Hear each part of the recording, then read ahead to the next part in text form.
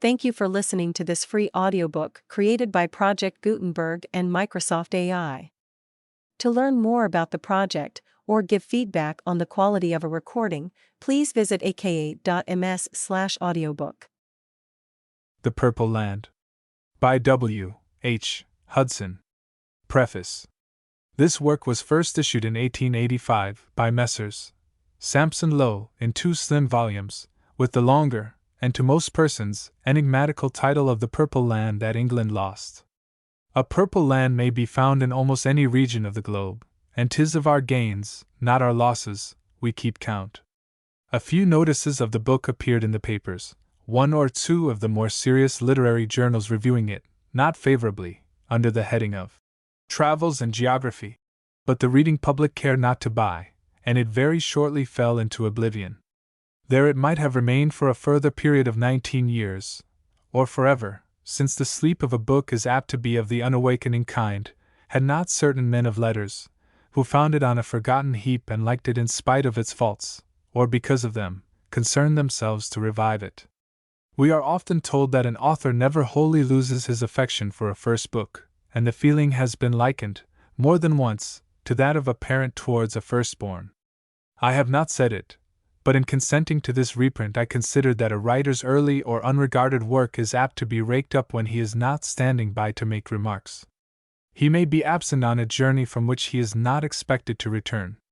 It accordingly seemed better that I should myself supervise a new edition, since this would enable me to remove a few of the numerous spots and pimples which decorate the ingenious countenance of the work before handing it on to posterity.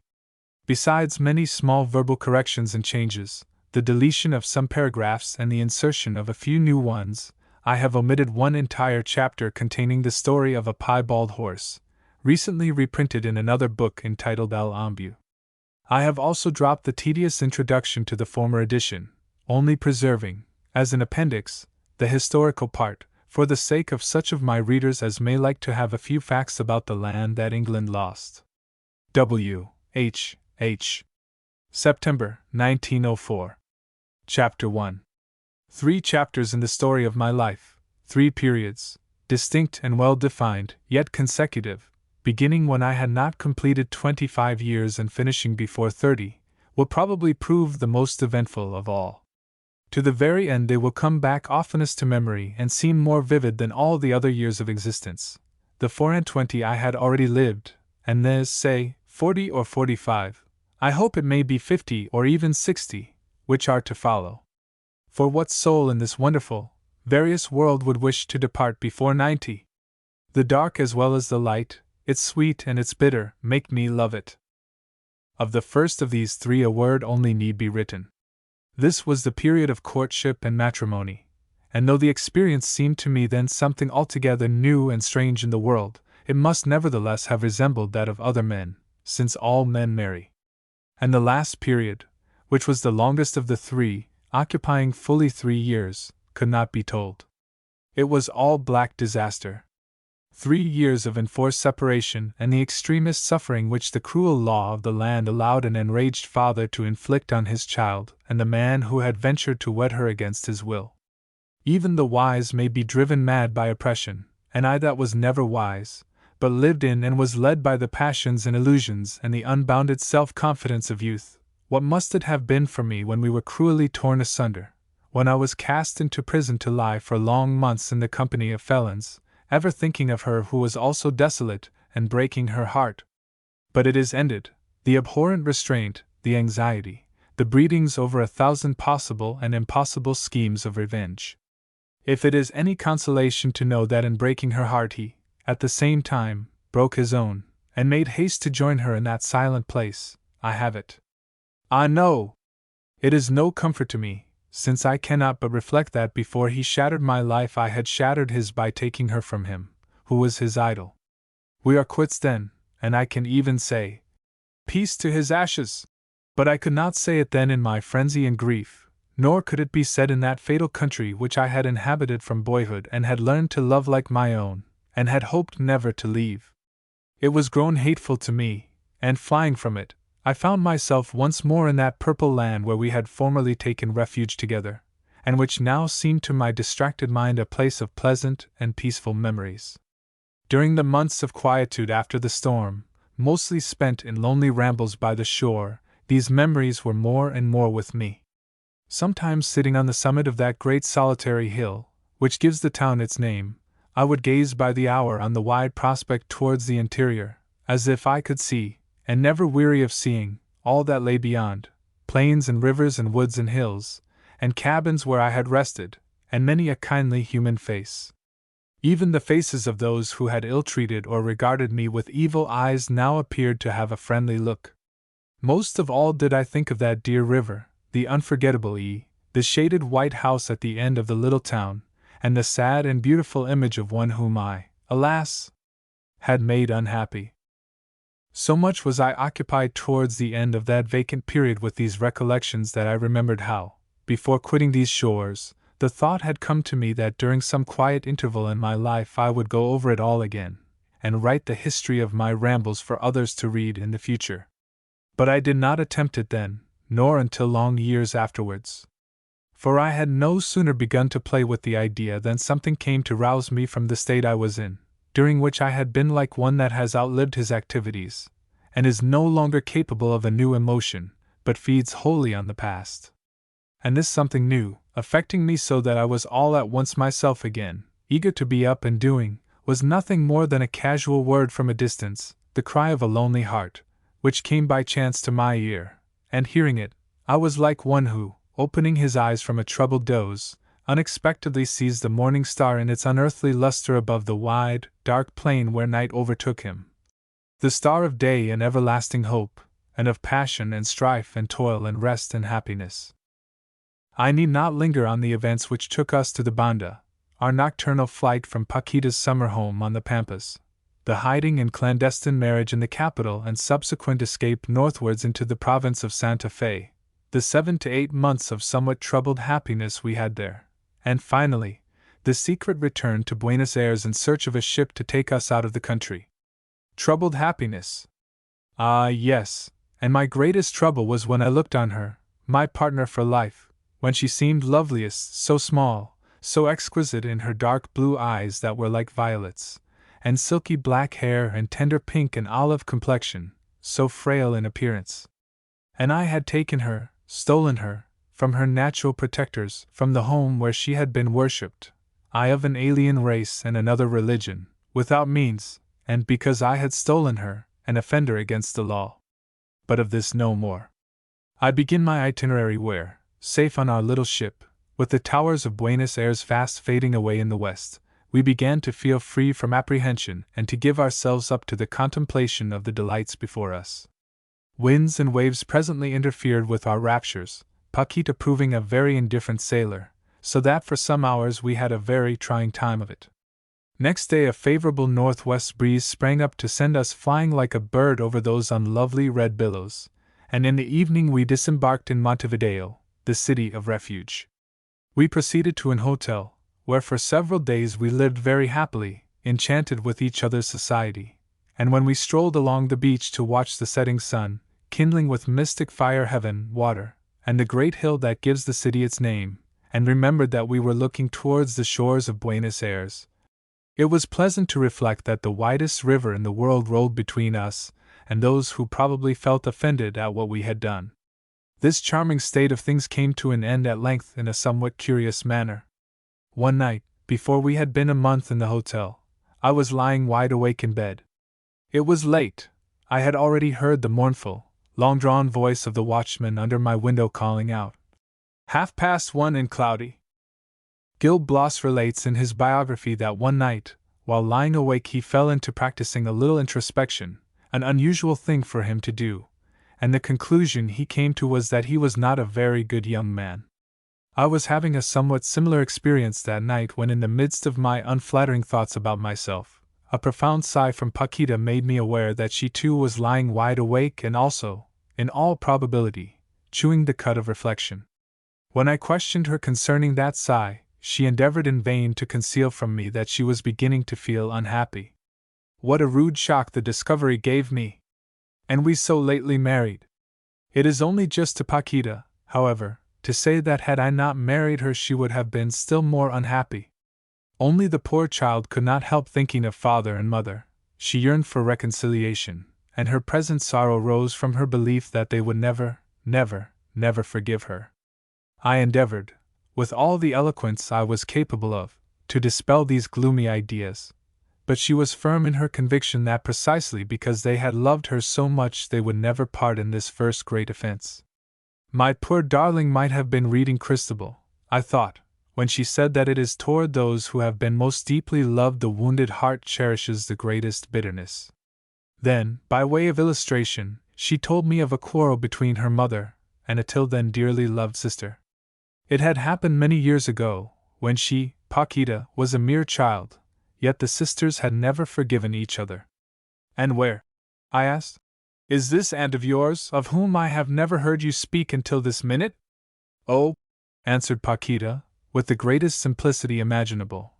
She left this country long, long ago, and you never heard of her because we were not even allowed to mention her name in the house. She went to live in Montevideo, and I believe she is there still, for several years ago I heard some person say that she had bought herself a house in that city. Soul of my life, said I, you have never left Buenos Aires in heart, even to keep your poor husband company. Yet I know, Paquita, that corporeally you are here in Montevideo, conversing with me at this very moment. True, said Paquita. I had somehow forgotten that we were in Montevideo. My thoughts were wandering, perhaps it is sleepiness. I swear to you, Paquita, I replied, that you shall see this aunt of yours tomorrow before set of sun, and I am positive, sweetest, that she will be delighted to receive so near and lovely a relation. How glad she will be of an opportunity of relating that ancient quarrel with her sister, and ventilating her mouldy grievances. I know these old dames, they are all alike. Paquita did not like the idea at first, but when I assured her that we were getting to the end of our money, and that her aunt might be able to put me in the way of obtaining employment, she consented, like the dutiful little wife she was. Next day I discovered her relation without very much trouble, Montevideo not being a large city. We found Dona Isidora, for that was the lady's name, living in a somewhat mean-looking house at the eastern extremity of the town, farthest away from the water. There was an air of poverty about the place, for the good dame, though well provided with means to live comfortably, made a pet of her gold. Nevertheless, she received us very kindly when we introduced ourselves and related our mournful and romantic story. A room was prepared for our immediate reception, and she even made me some vague promises of assistance. On a more intimate acquaintance with our hostess we found that I had not been very far out in guessing her character. For several days she could talk of nothing except her immemorial quarrel with her sister and her sister's husband, and we were bound to listen attentively and to sympathize with her, for that was the only return we could make for her hospitality.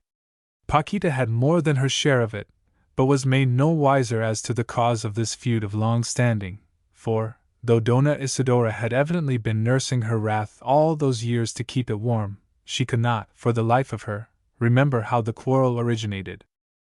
After breakfast each morning I would kiss her and hand her over to the tender mercies of her Isidora, then go forth on my fruitless perambulations about the town.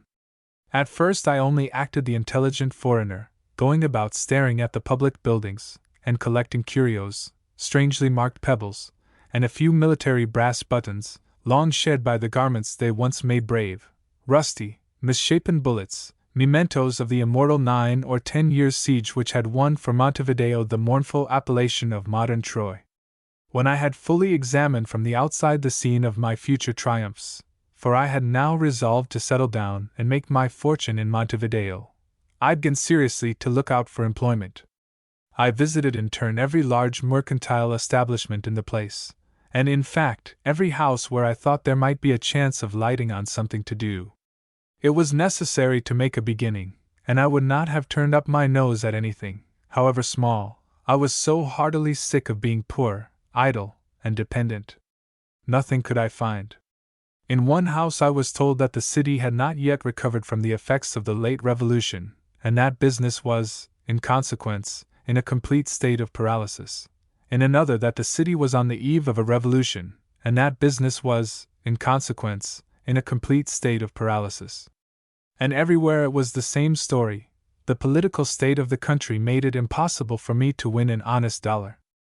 Feeling very much dispirited, and with the soles nearly worn off my boots, I sat down on a bench beside the sea, or river, for some call it one thing, some the other, and the muddied hue and freshness of the water, and the uncertain words of geographers, leave one in doubt as to whether Montevideo is situated on the shores of the Atlantic, or only near the Atlantic and on the shores of a river 150 miles wide at its mouth.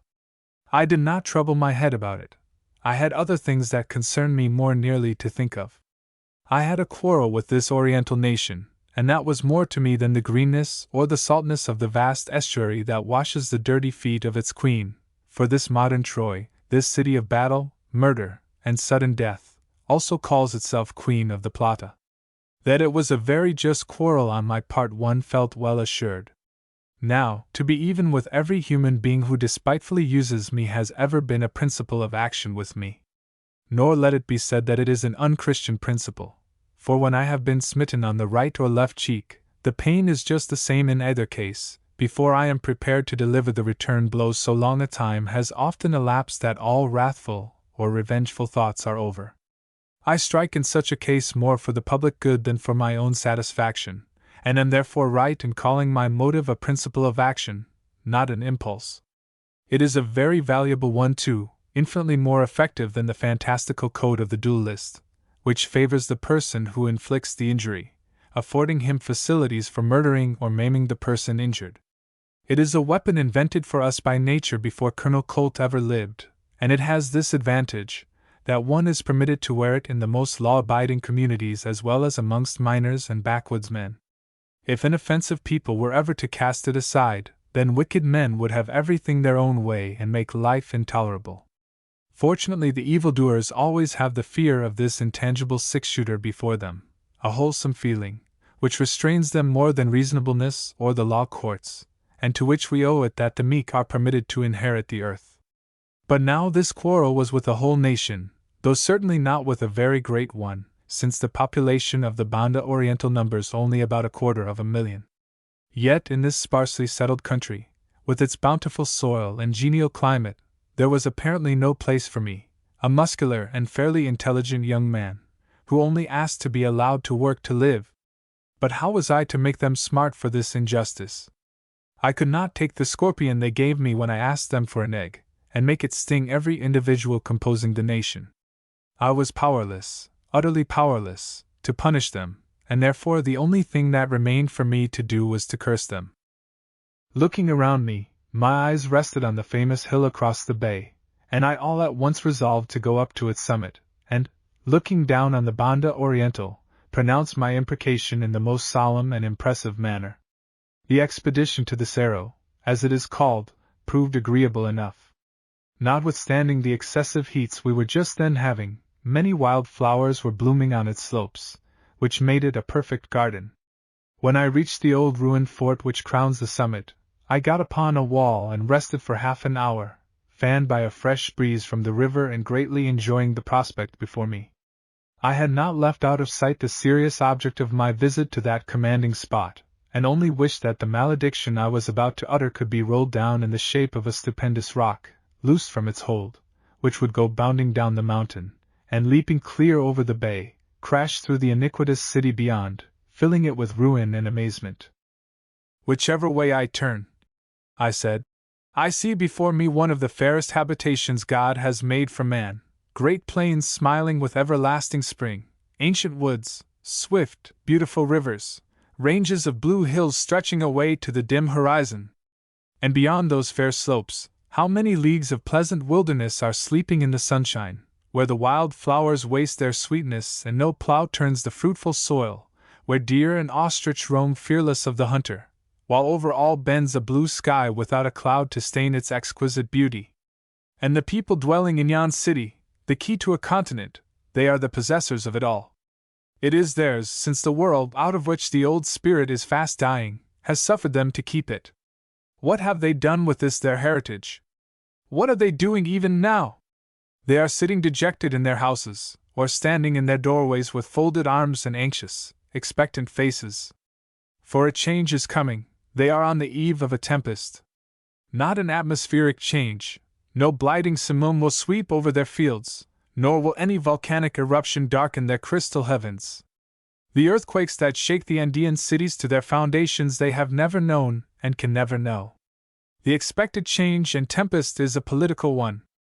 The plot is ripe, the daggers sharpened, the contingent of assassins hired, the throne of human skulls, styled in their ghastly facetiousness a presidential chair, is about to be assaulted. It is long, weeks or even months perhaps, since the last wave, crested with bloody froth, rolled its desolating flood over the country. It is high time, therefore, for all men to prepare themselves for the shock of the succeeding wave. And we consider it right to root up thorns and thistles, to drain malarious marshes, to extirpate rats and vipers. But it would be immoral, I suppose, to stamp out these people because their vicious natures are disguised in human shape, this people that in crimes have surpassed all others, ancient or modern, until because of them the name of a whole continent has grown to be a byword of scorn and reproach throughout the earth, and to stink in the nostrils of all men. I swear that I, too, will become a conspirator if I remain long on this soil. Oh, for 1,000 young men of Devon and Somerset here with me, every one of them with a brain on fire with thoughts like mine! What a glorious deed would be done for humanity! What a mighty cheer we would raise for the glory of the old England that is passing away! Blood would flow in yon streets as it never flowed before, or, I should say, as it only flowed in them once, and that was when they were swept clean by British bayonets. And afterwards there would be peace, and the grass would be greener and the flowers brighter for that crimson shower. Is it not then bitter as wormwood and gall to think that over these domes and towers beneath my feet, no longer than half a century ago, fluttered the holy cross of St. George? For never was there a holier crusade undertaken, never a nobler conquest planned, than that which had for its object the wresting this fair country from unworthy hands, to make it for all time part of the mighty English kingdom. What would it have been now, this bright, winterless land, and this city commanding the entrance to the greatest river in the world? And to think that it was won for England, not treacherously, or bought with gold, but in the old Saxon fashion with hard blows, and climbing over heaps of slain defenders, and after it was thus won, to think that it was lost, will it be believed, not fighting, but yielded up without a stroke by craven wretches unworthy of the name of Britons? Here, sitting alone on this mountain, my face burns like fire when I think of it. This glorious opportunity lost forever. We offer you your laws, your religion, and property under the protection of the British government, loftily proclaimed the invaders, Generals Beresford, Auchmuty, Whitelock, and their companions, and presently, after suffering one reverse, they, or one of them, lost heart and exchanged the country they had drenched in blood, and had conquered, for a couple of thousand British soldiers made prisoners in Buenos Aires across the water. Then, getting into their ships once more, they sailed away from the Plata forever. This transaction, which must have made the bones of our Viking ancestors rattle with indignation in their graves, was forgotten later on when we seized the rich Falklands. A splendid conquest and a glorious compensation for our loss. When yon Queen City was in our grasp, and the regeneration, possibly even the ultimate possession, of this green world before us, our hearts failed us and the prize dropped from our trembling hands. We left the sunny mainland to capture the desolate haunt of seals and penguins. And now let all those who in this quarter of the globe aspire to live under that British protection of which Auchmuty preached so loudly at the gates of yon capital, transport themselves to those lonely Antarctic islands to listen to the thunder of the waves on the grey shores and shiver in the bleak winds that blow from the frozen south. After delivering this comminatory address I felt greatly relieved, and went home in a cheerful frame of mind to supper, which consisted that evening of mutton scrag, boiled with pumpkin, sweet potatoes, and milky maize, not at all a bad dish for a hungry man. Chapter 2. Several days passed, and my second pair of boots had been twice resold before Dona Isidora's schemes for advancing my fortunes began to take form. Perhaps she was beginning to think us a burden on her somewhat niggardly establishment. Anyway, hearing that my preference was for a country life, she gave me a letter containing 6 lines of commendation addressed to the mayordomo of a distant cattle-breeding establishment, asking him to serve the writer by giving her nephew, as she called me, employment of some kind on the estancia. Probably she knew that this letter would really lead to nothing, and gave it merely to get me away into the interior of the country, so as to keep Paquita for an indefinite time to herself, for she had become extremely attached to her beautiful niece. The estancia was on the borders of the Paysandú department, and not less than 200 miles from Montevideo. It was a long journey, and I was advised not to attempt it without a tropilla, or troop of horses. But when a native tells you that you cannot travel 200 miles without a dozen horses, he only means that you cannot do the distance in 2 days, for it is hard for him to believe that one may be satisfied with less than 100 miles a day. I traveled on one horse, and it therefore took me several days to accomplish my journey. Before I reached my destination, called Estancia de la Virgen de los Desamparados, I met with some adventures worth relating, and began to feel as much at home with the Orientals as I had long been with the Argentinos. Fortunately, after I left the town, a west wind continued blowing all day, bringing with it many light, flying clouds to mitigate the sun, so that I was able to cover a good number of leagues before the evening. I took the road northwards through Camelon's department, and was well on into the Florida department when I put up for the night at the solitary mud rancho of an old herdsman, who lived with his wife and children in a very primitive fashion. When I rode up to the house, several huge dogs rushed out to attack me. One seized my horse by the tail, dragging the poor beast about this way and that, so that he staggered and could scarcely keep his legs. Another caught the bridle reins in his mouth, while a third fixed his fangs in the heel of my boot. After eyeing me for some moments, the grizzled old herdsman, who wore a knife a yard long at his waist, advanced to the rescue. He shouted at the dogs, and finding that they would not obey, sprang forward and with a few dexterous blows, dealt with his heavy whip handle, sent them away howling with rage and pain. Then he welcomed me with great courtesy, and very soon, when my horse had been unsaddled and turned loose to feed, we were sitting together enjoying the cool evening air and imbibing the bitter and refreshing mate his wife served to us. While we conversed, I noticed numberless fireflies flitting about. I had never seen them so numerous before, and they made a very lovely show. Presently one of the children, a bright little fellow of 7 or 8, came running to us with one of the sparkling insects in his hand, and cried, "Look, Tatita, I have caught a linterna. See how bright it is!" "The saints forgive you, my child," said the father. "Go, little son, and put it back on the grass, for if you should hurt it, the spirits would be angry with you, for they go about by night, and love the linterna that keeps them company." What a pretty superstition, I thought, and what a mild, merciful heart this old Oriental herdsman must possess to show so much tenderness towards one of God's tiny creatures. I congratulated myself on my good fortune in having fallen in with such a person in this lonely place. The dogs, after their rude behavior to me and the sharp punishment they had suffered in consequence, had returned, and were now gathered around us, lying on the ground. Here I noticed, not for the first time, that the dogs belonging to these lonely places are not nearly so fond of being noticed and caressed as are those of more populous and civilized districts. On attempting to stroke one of these surly brutes on the head, he displayed his teeth and growled savagely at me. Yet this animal, though so truculent in temper, and asking for no kindness from his master, is just as faithful to man as his better-mannered brother in the more settled country. I spoke on that subject to my gentle herdsman. "What you say is true," he replied. "I remember once during the siege of Montevideo, when I was with a small detachment sent to watch the movements of General Rivera's army, we one day overtook a man on a tired horse. Our officer, suspecting him to be a spy, ordered him to be killed, and after cutting his throat, we left his body lying on the open ground at a distance of about 250 yards from a small stream of water. A dog was with him, and when we rode off we called it to follow us, but it would not stir from its dead master's side.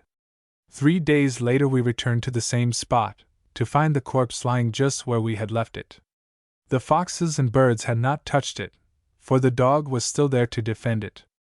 Many vultures were near, waiting for a chance to begin their feast. We alighted to refresh ourselves at the stream, then stood there for half an hour watching the dog. He seemed to be half famished with thirst, and came towards the stream to drink, but before he got halfway to it the vultures, by twos and threes, began to advance, when back he flew and chased them away, barking. After resting a few minutes beside the corpse, he came again towards the stream, till, seeing the hungry birds advance once more, he again flew back at them, barking furiously and foaming at the mouth. This we saw repeated many times, and at last, when we left, we tried once more to entice the dog to follow us, but he would not. 2 days after that we had occasion to pass by that spot again, and there we saw the dog lying dead beside his dead master. Good God! I exclaimed. How horrible must have been the feelings you and your companions experienced at such a sight! No, senor, not at all, replied the old man. Why, senor, I myself put the knife into that man's throat. For if a man did not grow accustomed to shed blood in this world, his life would be a burden to him. What an inhuman old murderer! I thought. Then I asked him whether he had ever in his life felt remorse for shedding blood. Yes, he answered. When I was a very young man, and had never before dipped weapon in human blood, that was when the siege began. I was sent with 6 men in pursuit of a clever spy, who had passed the lines with letters from the besieged. We came to a house where, our officer had been informed, he had been lying concealed. The master of the house was a young man about 22 years old. He would confess nothing. Finding him so stubborn, our officer became enraged, and bade him step out, and then ordered us to lance him. We galloped 40 yards off, then wheeled back. He stood silent, his arms folded on his breast, a smile on his lips. Without a cry, without a groan, with that smile still on his lips, he fell pierced through with our lances. 4 days afterwards his face was ever present to me. I could not eat, for my food choked me. When I raised a jug of water to my lips I could, senor, distinctly see his eyes looking at me from the water. When I lay down to sleep, his face was again before me, always with that smile that seemed to mock me on the lips. I could not understand it. They told me it was remorse, and that it would soon leave me, for there is no ill that time will not cure. They spoke truth, and when that feeling left me I was able to do all things. The old man's story so sickened me that I had little appetite for supper, and passed a bad night thinking, waking or sleeping, of that young man in this obscure corner of the world who folded his arms and smiled on his slayers when they were slaying him. Very early next morning I bade my host good-bye, thanking him for his hospitality, and devoutly hoping that I should never look upon his abhorred face again. I made little progress that day, the weather proving hot, and my horse lazier than ever. After riding about 5 leagues, I rested for a couple of hours, then proceeded again at a gentle trot till about the middle of the afternoon, when I dismounted at a wayside pulperia or store and public house all in one, where several natives were sipping rum and conversing. Standing before them was a brisk-looking old man, old I say, because he had a dark, dry skin, though his hair and mustache were black as jet, who paused in the discourse he appeared to be delivering, to salute me, then, after bestowing a searching glance on me out of his dark, hawk-like eyes, he resumed his talk. After calling for rum and water, to be in the fashion, I sat down on a bench, and, lighting a cigarette, prepared to listen.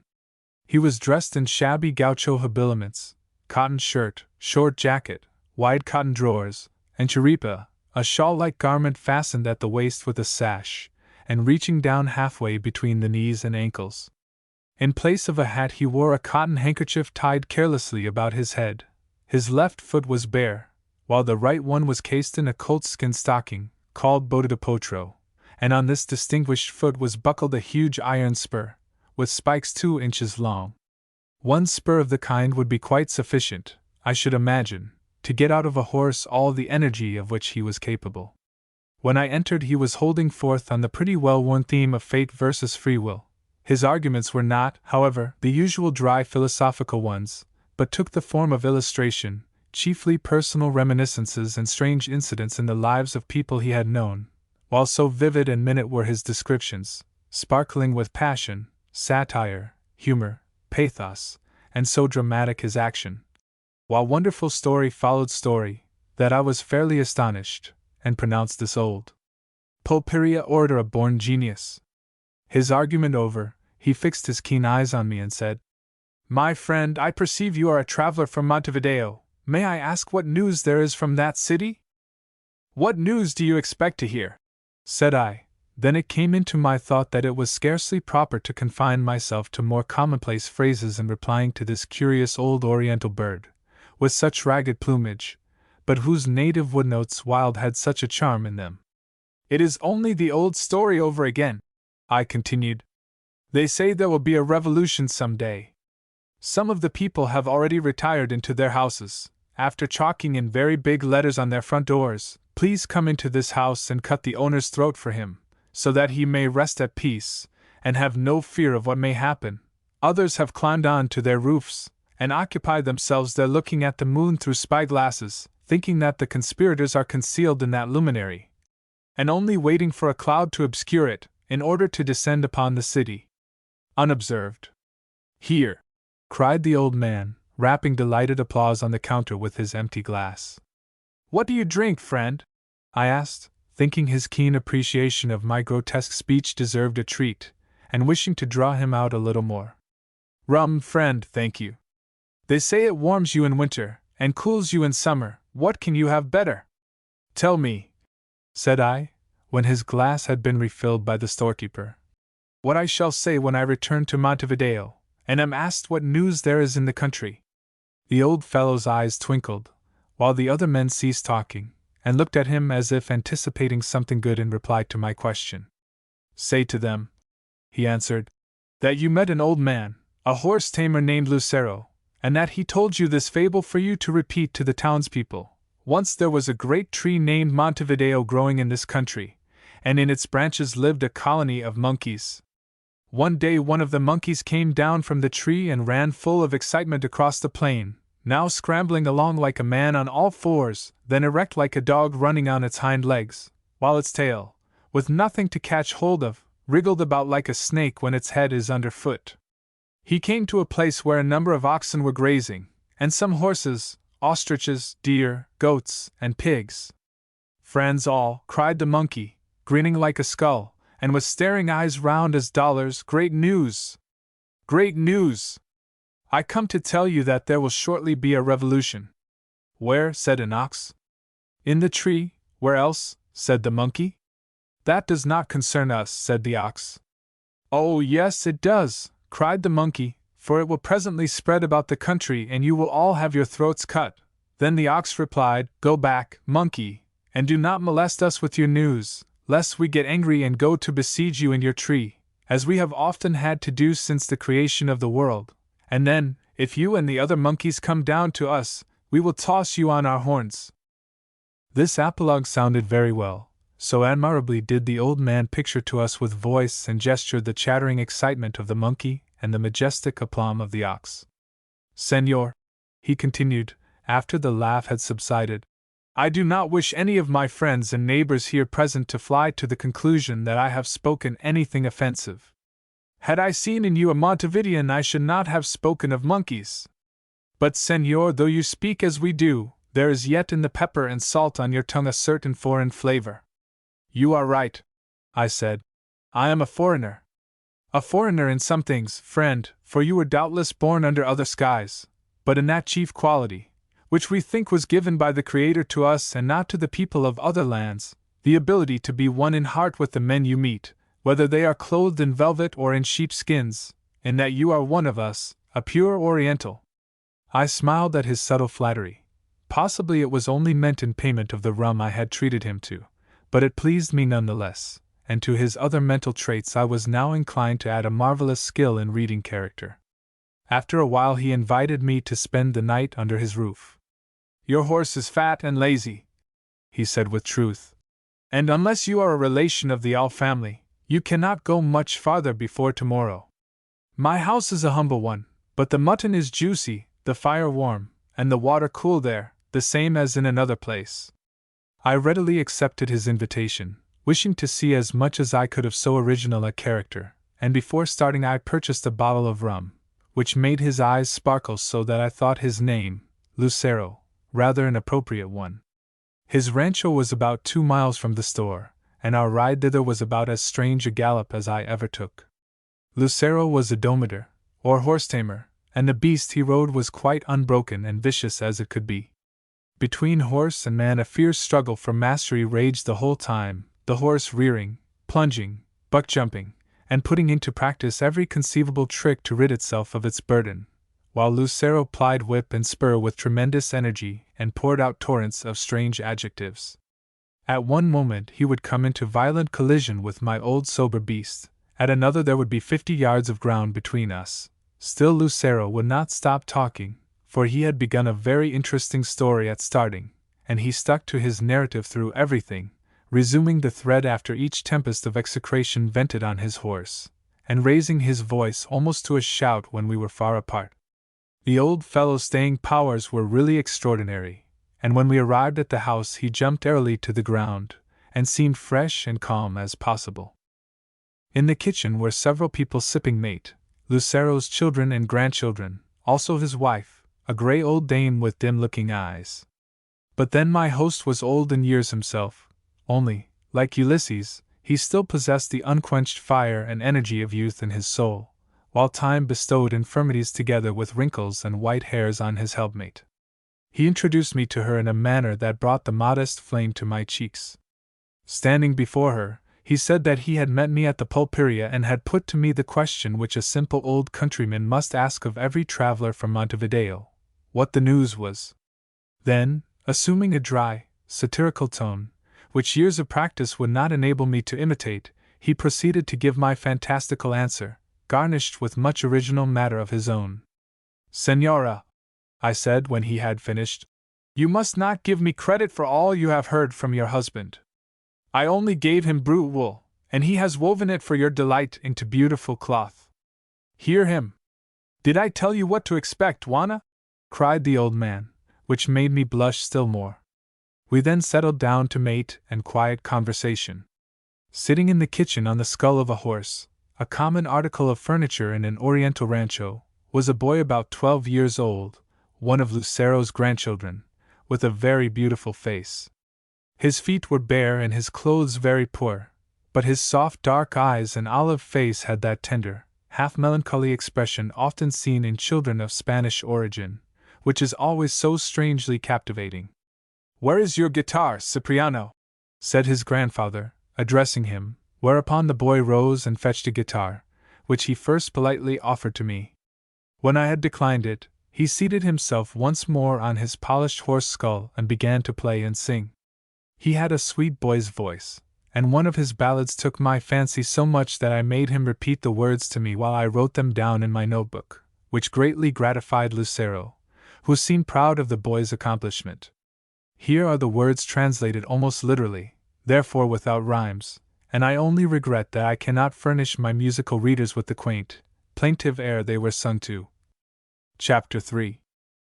Leaving the eloquent old horse-tamer's rancho early next morning, I continued my ride, jogging quietly along all day and, leaving the Florida department behind me, entered upon that of the Durazno. Here I broke my journey at an estancia where I had an excellent opportunity of studying the manners and customs of the Orientals, and where I also underwent experiences of a mixed character and greatly increased my knowledge of the insect world. This house, at which I arrived an hour before sunset to ask for shelter, permission to unsaddle, is the expression the traveler uses, was a long, low structure, thatched with rushes, but the low, enormously thick walls were built of stone from the neighboring sierras, in pieces of all shapes and sizes, and presenting, outwardly, the rough appearance of a stone fence. How these rudely piled up stones, without cement to hold them together, had not fallen down was a mystery to me, and it was more difficult still to imagine why the rough interior, with its innumerable dusty holes and interstices, had never been plastered. I was kindly received by a very numerous family, consisting of the owner, his hoary-headed old mother-in-law, his wife, 3 sons, and 5 daughters, all grown up. There were also several small children, belonging, I believe, to the daughters, notwithstanding the fact that they were unmarried. I was greatly amazed at hearing the name of one of these youngsters.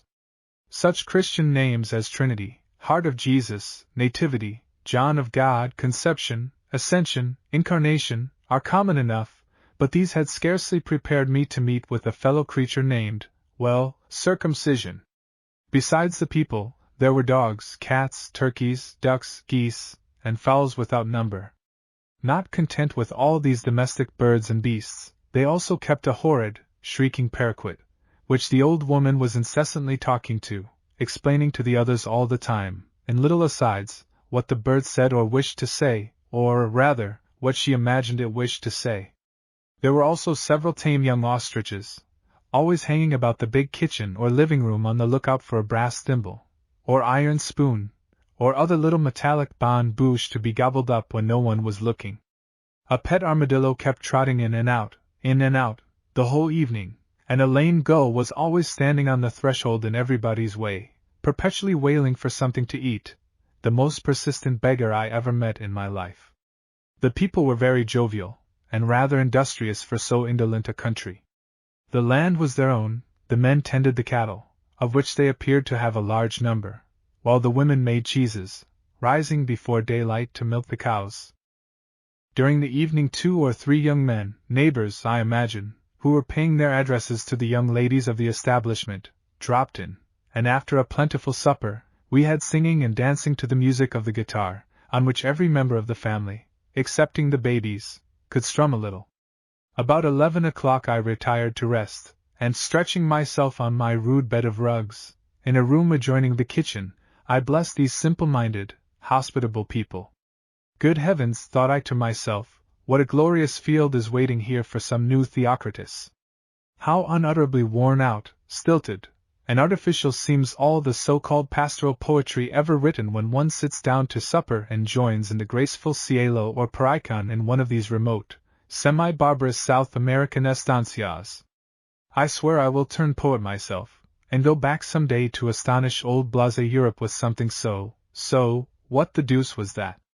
My sleepy soliloquy was suddenly brought to a most lame and impotent conclusion, for I had heard a sound of terror, the unmistakable zzzing of an insect's wings. It was the hateful vinchuca. Here was an enemy against which British pluck and six-shooters are of no avail, and in whose presence one begins to experience sensations which are not usually supposed to enter into the brave man's breast. Naturalists tell us that it is the Conerinus infectans, but, as that information leaves something to be desired, I will proceed in a few words to describe the beast.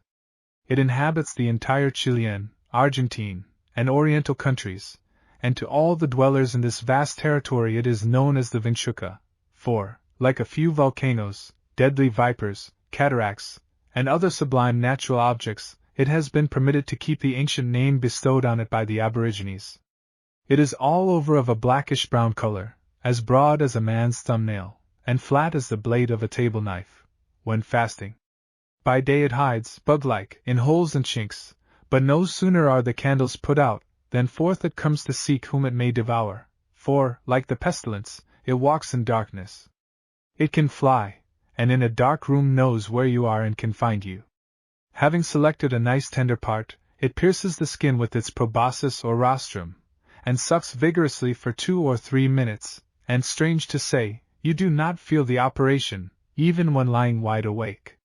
By that time the creature, so attenuated before, has assumed the figure, size, and general appearance of a ripe gooseberry, so much blood has it drawn from your veins.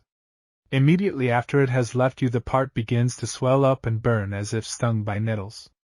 That the pain should come after and not during the operation is an arrangement very advantageous to the vinchuca, and I greatly doubt whether any other blood-sucking parasite has been equally favored by nature in this respect. Imagine then my sensations when I heard the sound of not 1, but 2 or 3 pairs of wings. I tried to forget the sound and go to sleep. I tried to forget about those rough old walls full of interstices. 100 years old they were, my host had informed me. Most interesting old house, thought I, and then very suddenly a fiery itching took possession of my great toe. There it is, said I, heated blood, late supper, dancing, and all that. I can almost imagine that something has actually bitten me, when of course nothing of that kind has happened. Then, while I was furiously rubbing and scratching it, feeling a badger-like disposition to gnaw it off, my left arm was pierced with red-hot needles. My attentions were quickly transferred to that part, but soon my busy hands were called elsewhere, like a couple of hard-worked doctors in a town afflicted with an epidemic, and so all night long, with only occasional snatches of miserable sleep, the contest went on. I rose early, and going to a wide stream, a quarter of a mile from the house, took a plunge which greatly refreshed me and gave me strength to go in quest of my horse. Poor brute! I had intended giving him a day's rest, so pleasant and hospitable had the people shown themselves, but now I shuddered at the thought of spending another night in such a purgatory.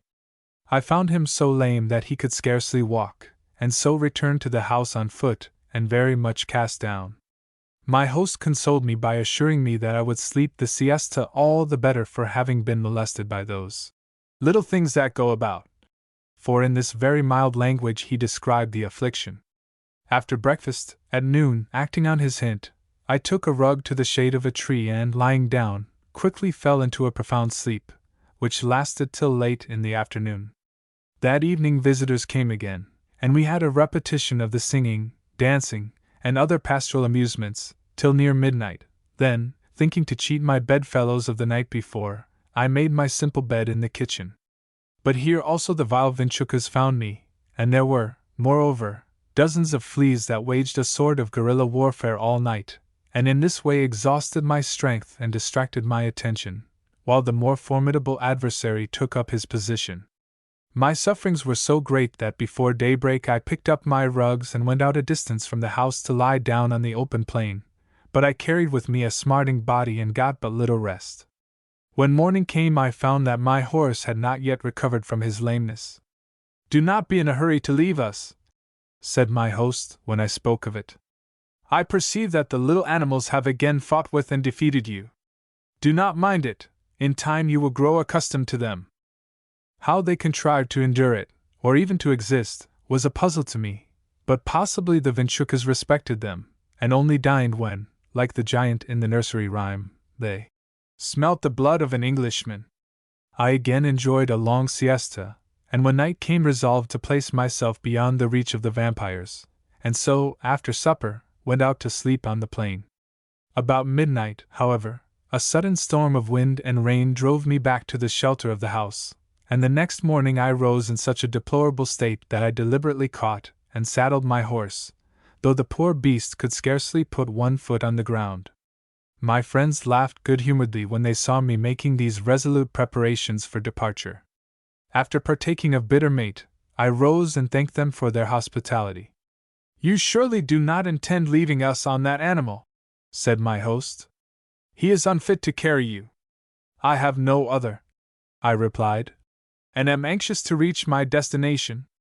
Had I known this I would have offered you a horse before," he returned, and then he sent one of his sons to drive the horses of the estancia into the corral. Selecting a good-looking animal from the herd, he presented it to me, and as I did not have money enough to buy a fresh horse whenever I wanted one, I accepted the gift very gladly. The saddle was quickly transferred to my new acquisition, and once more thanking these good people and bidding adieu, I resumed my journey.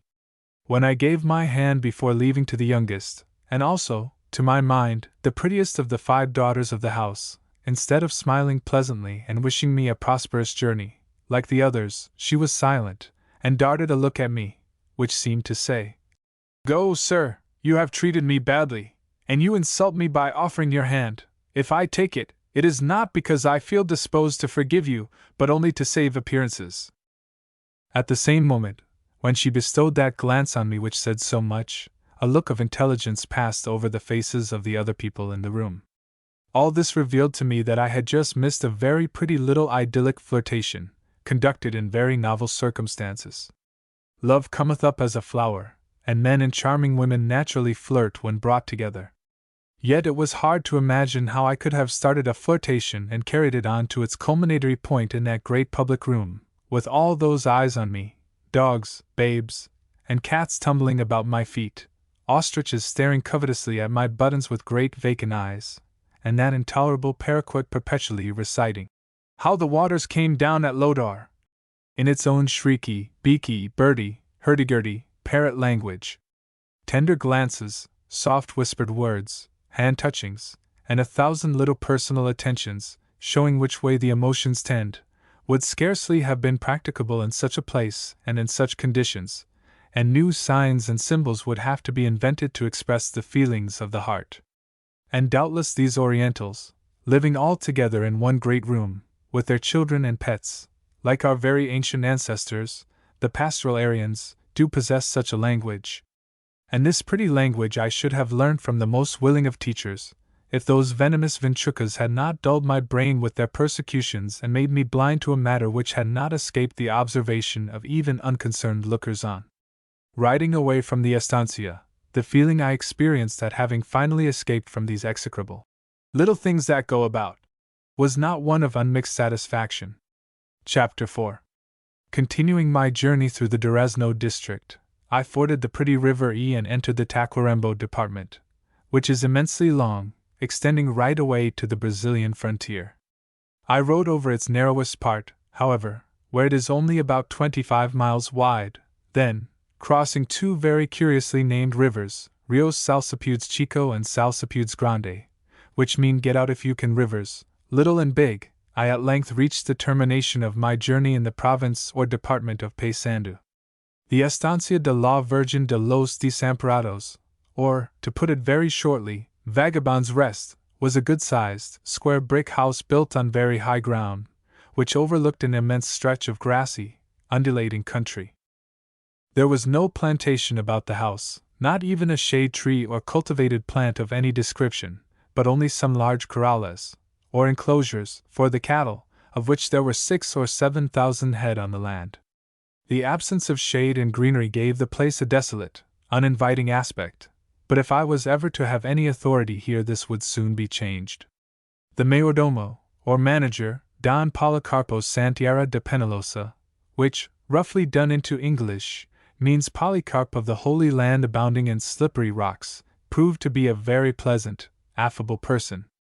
He welcomed me with that quiet Oriental politeness which is never cold and never effusive, and then perused the letter from Dona Isidora. Finally he said, "I am willing, my friend, to supply you with all the conveniences procurable at this elevation, and for the rest you know, doubtless, what I can say to you. A ready understanding requires few words. Nevertheless, there is here no lack of good beef, and to be short, you will do me a great favor by making this house with everything it contains your own, while you honor us by remaining in it."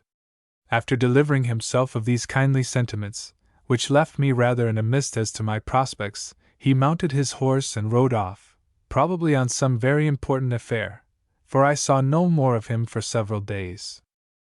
I at once proceeded to establish myself in the kitchen. No person in the house appeared ever to pay even a casual visit to any other room. This kitchen was vast and barn-like, 40 feet long at least, and proportionately wide. The roof was of reeds, and the hearth, placed in the center of the floor, was a clay platform, fenced round with cows' shank bones, half buried and standing upright. Some trivets and iron kettles were scattered about, and from the center beam, supporting the roof, a chain and hook were suspended to which a vast iron pot was fastened. One more article, a spit about 6 feet long for roasting meat, completed the list of cooking utensils. There were no chairs, tables, knives, or forks. Everyone carried his own knife, and at mealtime the boiled meat was emptied into a great tin dish, whilst the roast was eaten from the spit, each one laying hold with his fingers and cutting his slice. The seats were logs of wood and horse skulls. The household was composed of one woman, an ancient, hideously ugly, gray-headed negress, about 70 years old, and 18 or 19 men of all ages and sizes, and of all colors from parchment white to very old oak. There was a capataz, or overseer, and 7 or 8 paid peones, the others being all agregados, that is, supernumeraries without pay, or, to put it plainly, vagabonds who attach themselves like vagrant dogs to establishments of this kind, lured by the abundance of flesh, and who occasionally assist the regular peones at their work, and also do a little gambling and stealing to keep themselves in small change. At break of day everyone was up sitting by the hearth sipping bitter mate and smoking cigarettes. Before sunrise all were mounted and away over the surrounding country to gather up the herds. At midday they were back again to breakfast. The consumption and waste of meat was something frightful.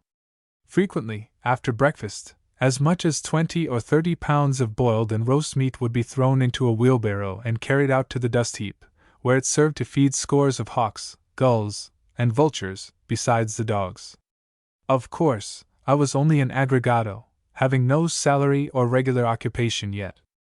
Thinking, however, that this would only be for a time, I was quite willing to make the best of things, and very soon became fast friends with my fellow aggregados, joining heartily in all their amusements and voluntary labors.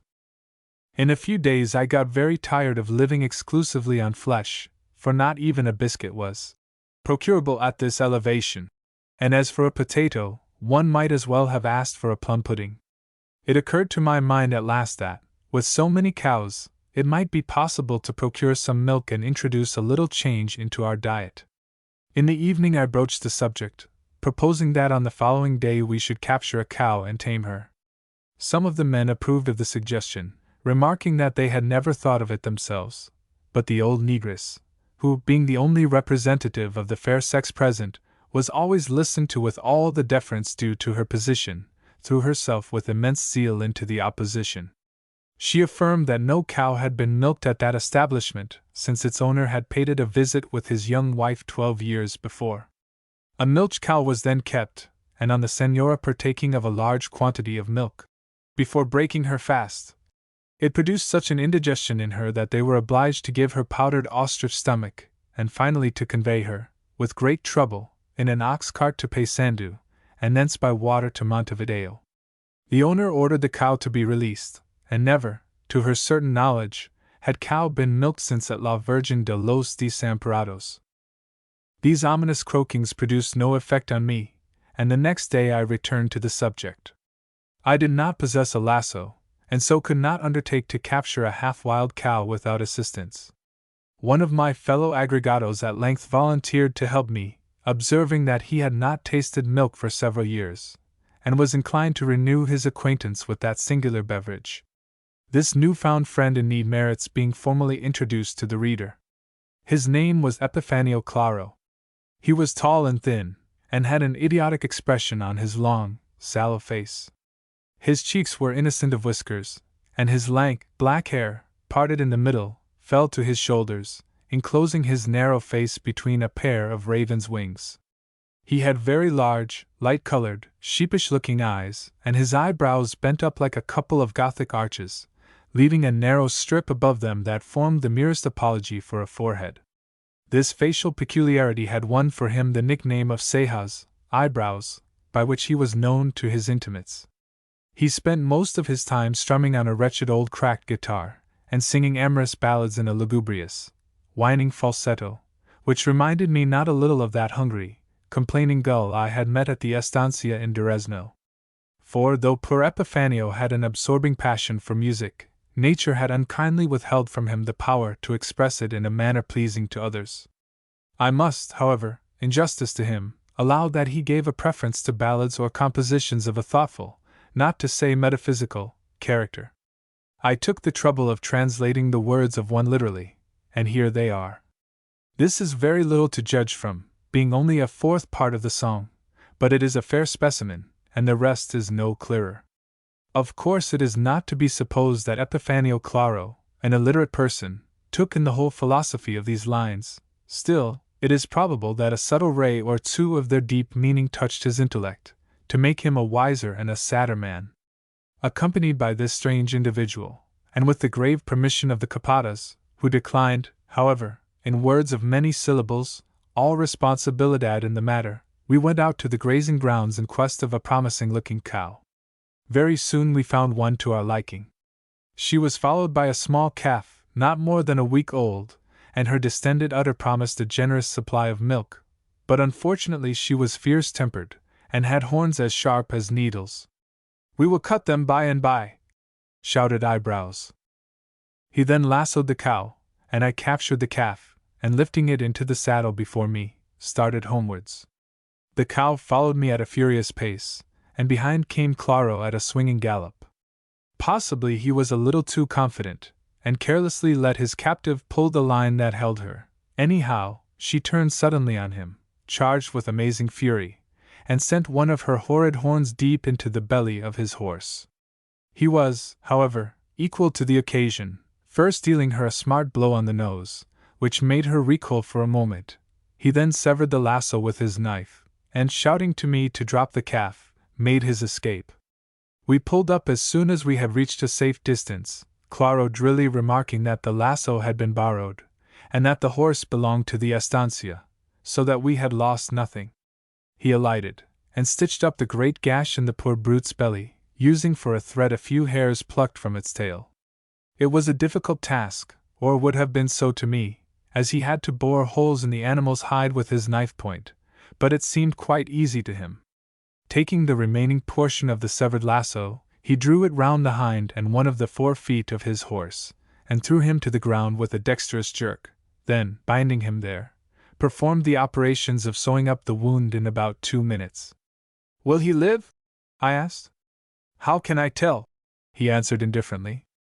"I only know that now he will be able to carry me home. If he dies afterwards, what will it matter?" We then mounted and rode quietly home. Of course, we were chaffed without mercy, especially by the old negress, who had foreseen all along, she told us, just how it would be. One would have imagined, to hear this old black creature talk, that she looked on milk drinking as one of the greatest moral offenses man could be guilty of, and that in this case Providence had miraculously interposed to prevent us from gratifying our depraved appetites. Eyebrows took it all very coolly. "Do not notice them," he said to me. "The lasso was not ours, the horse was not ours, what does it matter what they say?" The owner of the lasso, who had good-naturedly lent it to us, roused himself on hearing this. He was a very big, rough-looking man, his face covered with an immense shaggy black beard. I had taken him for a good-humored specimen of the giant kind before, but I now changed my opinion of him when his angry passions began to rise. Blas, or Barbudo, as we called the giant, was seated on a log sipping mate. "Perhaps you take me for a sheep, sirs, because you see me wrapped in skins," he observed. "But let me tell you this, the lasso I lent you must be returned to me." "These words are not for us," remarked Eyebrows, addressing me, "but for the cow that carried away his lasso on her horns, curse them for being so sharp." "No, sir," returned Barbudo. "Do not deceive yourself, they are not for the cow, but for the fool that lassoed the cow. And I promise you, Epifanio, that if it is not restored to me, this thatch over our heads will not be broad enough to shelter us both." "I am pleased to hear it," said the other, "for we are short of seats, and when you leave us, the one you now encumber with your carcass will be occupied by some more meritorious person. You can say what you like, for no one has yet put a padlock on your lips," said Barbudo, raising his voice to a shout. "But you are not going to plunder me, and if my lasso is not restored to me, then I swear I will make myself a new one out of a human hide." "Then," said Eyebrows, "the sooner you provide yourself with a hide for the purpose, the better, for I will never return the lasso to you, for who am I to fight against Providence, that took it out of my hands?" To this Barbudo replied furiously, "Then I will have it from this miserable starved foreigner, who comes here to learn to eat meat and put himself on an equality with men. Evidently he was weaned too soon, but if the starveling hungers for infant's food, let him in future milk the cats that warm themselves beside the fire, and can be caught without a lasso, even by a Frenchman." I could not endure the brute's insults, and sprang up from my seat. I happened to have a large knife in my hand, for we were just preparing to make an assault on the roasted ribs of a cow, and my first impulse was to throw down the knife and give him a blow with my fist. Had I attempted it, I should most probably have paid dearly for my rashness. The instant I rose, Barbudo was on me, knife in hand. He aimed a furious blow, which luckily missed me, and at the same moment I struck him, and he reeled back with a dreadful gash on his face. It was all done in a second of time, and before the others could interpose, in another moment they disarmed us, and set about bathing the barbarian's wound. During the operation, which I dare say was very painful, for the old negress insisted on having the wound bathed with rum instead of water, the brute blasphemed outrageously, vowing that he would cut out my heart, and eat it stewed with onions and seasoned with cumin seed and various other condiments. I have often since thought of that sublime culinary conception of Blas the barbarian. There must have been a spark of wild Oriental genius in his bovine brains.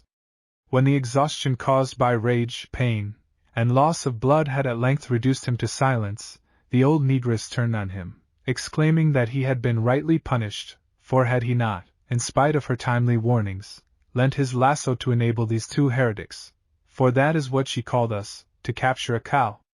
Well, his lasso was lost. Then his friends, with the gratitude only to be expected from milk drinkers, had turned round and well nigh killed him. After supper the Capotas got me alone, and with excessive friendliness of manner, and an abundance of circumlocutory phrases, advised me to leave the estancia, as it would not be safe for me to remain. I replied that I was not to blame, having struck the man in self-defense, also, that I had been sent to the estancia by a friend of the mayordomo, and was determined to see him and give him my version of the affair. The Capata shrugged his shoulders and lit a cigarette. At length Don Policarpo returned, and when I told him my story he laughed slightly, but said nothing. In the evening I reminded him of the subject of the letter I had brought from Montevideo, asking him whether it was his intention to give me some employment on the estancia.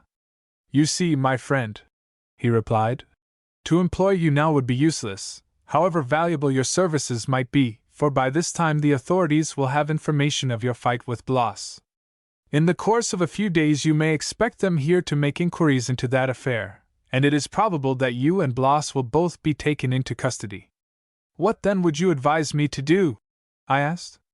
His answer was, that when the ostrich asked the deer what he would advise him to do when the hunters appeared, the deer's reply was, "Run away." I laughed at his pretty apologue, and answered that I did not think the authorities would trouble themselves about me, also that I was not fond of running away. Eyebrows, who had hitherto been rather inclined to patronize me and take me under his protection, now became very warm in his friendship, which was, however, dashed with an air of deference when we were alone together, but in company he was fond of parading his familiarity with me. I did not quite understand this change of manner at first, but by and by he took me mysteriously aside and became extremely confidential. "Do not distress yourself about Barbudo," he said. "He will never again presume to lift his hand against you, and if you will only condescend to speak kindly to him, he will be your humble slave and proud to have you wipe your greasy fingers on his beard. Take no notice of what the mayordomo says, he also is afraid of you. If the authorities take you, it will only be to see what you can give them. They will not keep you long, for you are a foreigner, and cannot be made to serve in the army. But when you are again at liberty it will be necessary for you to kill someone." Very much amazed, I asked him why. "You see," he replied, "your reputation as a fighter is now established in this department, and there is nothing men envy more. It is the same as in our old game of Pato, where the man that carries the duck away is pursued by all the others, and before they give up chasing him he must prove that he can keep what he has taken. There are several fighters you do not know, who have resolved to pick quarrels with you in order to try your strength. In your next fight you must not wound but kill, or you will have no peace." I was greatly disturbed at this result of my accidental victory over Bias the Bearded, and did not at all appreciate the kind of greatness my officious friend Claro seemed so determined to thrust upon me. It was certainly flattering to hear that I had already established my reputation as a good fighter in so warlike a department as Paysandu, but then the consequences entailed were disagreeable, to say the least of it, and so, while thanking Eyebrows for his friendly hint, I resolved to quit the estancia at once. I would not run away from the authorities, since I was not an evildoer, but from the necessity of killing people for the sake of peace and quietness I certainly would depart. And early next morning, to my friend's intense disgust, and without telling my plans to anyone, I mounted my horse and quitted Vagabond's Rest to pursue my adventures elsewhere. Chapter 5. Faith in the estancia as a field for my activities had been weak from the first. The mayordomo's words on his return had extinguished it altogether, and after hearing that ostrich parable I had only remained from motives of pride. I now determined to go back towards Montevideo, not, however, over the route I had come by, but making a wide circuit into the interior of the country, where I would explore a new field, and perhaps meet with some occupation at one of the estancias on the way. Riding in a southwesterly direction towards the Rio Marlo in the Tacuarembó department, I soon left the plains of Paysandú behind me, and being anxious to get well away from a neighborhood where I was expected to kill someone, I did not rest till I had ridden about 25 miles. At noon I stopped to get some refreshment at a little roadside pulperia. It was a wretched-looking place, and behind the iron bars protecting the interior, giving it the appearance of a wild beast's cage, lounged the storekeeper smoking a cigar. Outside the bar were two men with English-looking faces. One was a handsome young fellow with a somewhat worn and dissipated look on his bronze face. He was leaning against the counter, cigar in mouth, looking slightly tipsy, I thought, and wore a large revolver slung ostentatiously at his waist. His companion was a big, heavy man, with immense whiskers sprinkled with gray, who was evidently very drunk, for he was lying full length on a bench, his face purple and swollen, snoring loudly. I asked for bread, sardines, and wine, and, careful to observe the custom of the country I was in, duly invited the tipsy young man to join in the repast. An omission of this courtesy might, amongst proud and sensitive Orientals, involve one in a sanguinary quarrel, and of quarreling I had just then had enough. He declined with thanks, and entered into conversation with me. Then the discovery, quickly made, that we were compatriots gave us both great pleasure.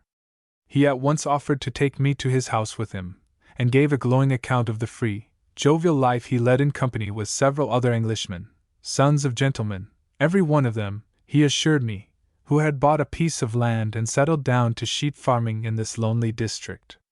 I gladly accepted the invitation, and when we had finished our glasses he proceeded to wake the sleeper. "Hello, I say, Cap, wake up, old boy!" shouted my new friend. "Quite time to go home, don't you know?" "That's right, up you come. Now let me introduce you to Mr. Lamb. I'm sure he's an acquisition. What, off again? Damn it, old Cloud, that's unreasonable, to say the least of it." At length, after a great deal of shouting and shaking, he succeeded in rousing his drunken companion, who staggered up and stared at me in an imbecile manner. "Now let me introduce you," said the other. "Mr. Lamb. My friend, Captain Cloudesley Riotously. Bravo! Steady, old cock, now shake hands."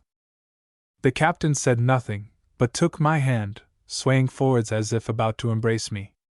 We then with considerable difficulty got him on to his saddle and rode off together, keeping him between us to prevent him from falling off. Half an hour's ride brought us to my host Mr. Vincent Winchcombe's house. I had pictured to myself a charming little homestead, buried in cool greenery and flowers, and filled with pleasant memories of dear old England. I was, therefore, grievously disappointed to find that his home was only a mean-looking rancho, with a ditch round it, protecting some plowed or dug-up ground, on which not one green thing appeared. Mr. Winchcombe explained, however, that he had not yet had time to cultivate much. "Only vegetables and such things, don't you know?" he said. "I don't see them," I returned. "Well, no, we had a lot of caterpillars and blister beetles and things, and they ate everything up, don't you know?" said he.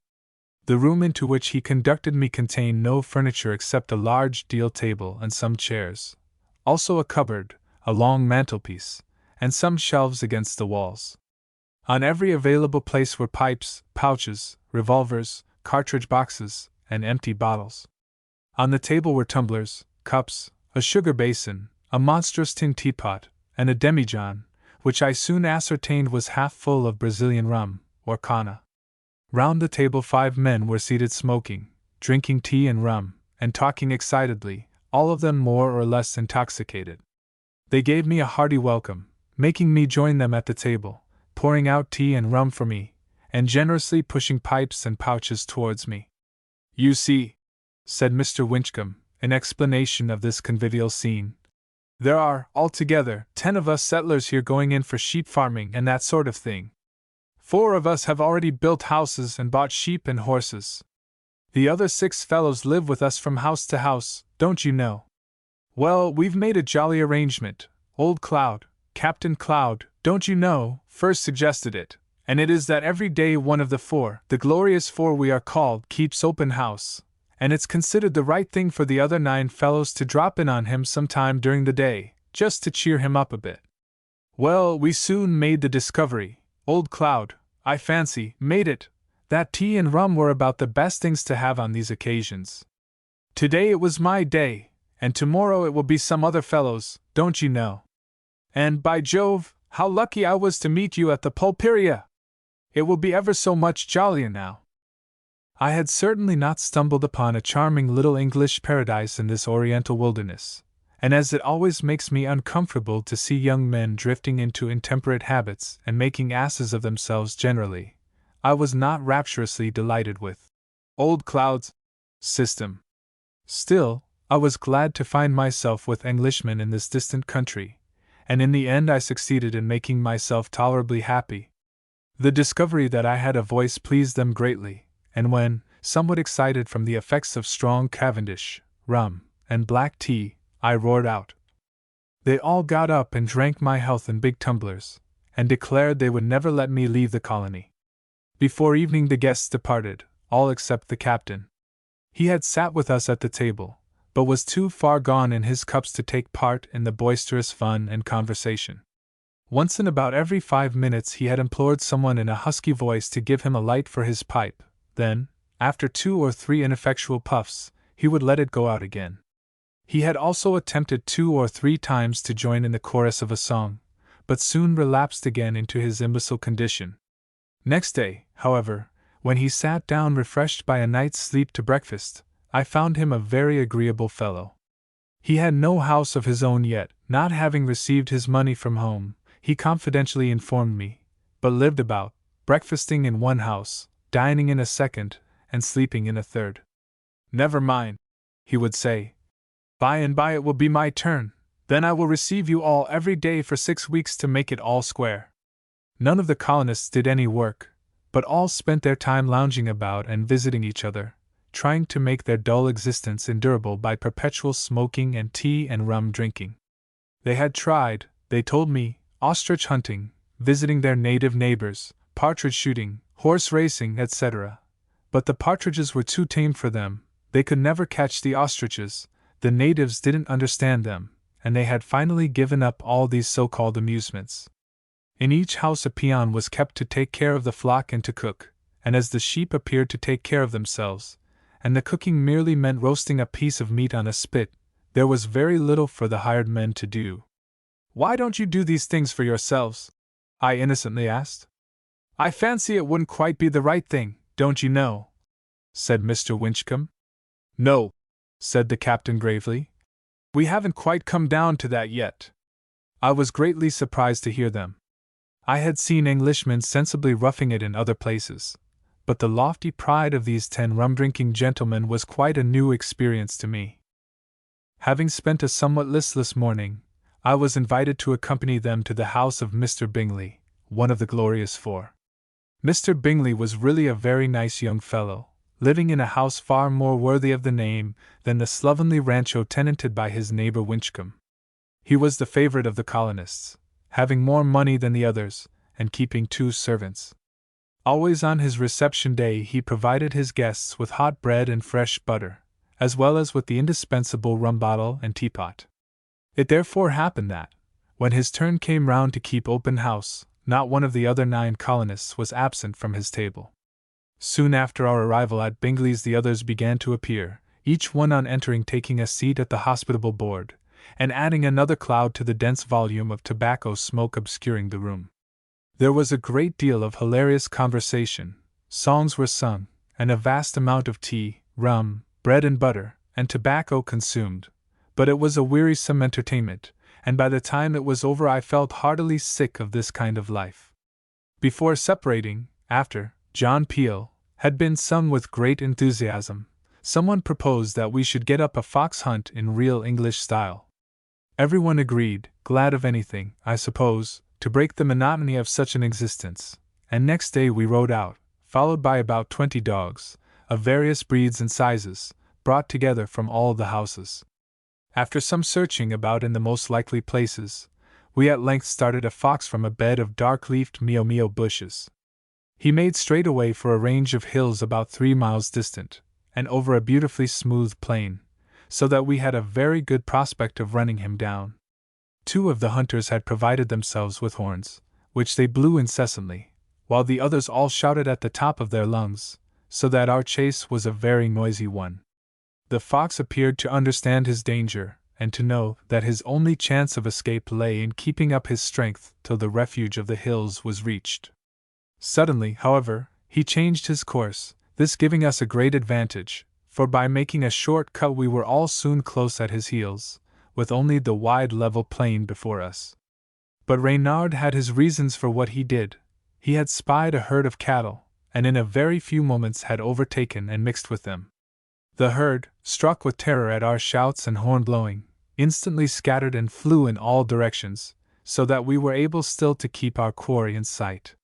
Far in advance of us the panic and the cattle ran on from herd to herd, swift as light, and we could see them miles away fleeing from us, while their hoarse bellowings and thundering tread came borne by the wind faintly to our ears.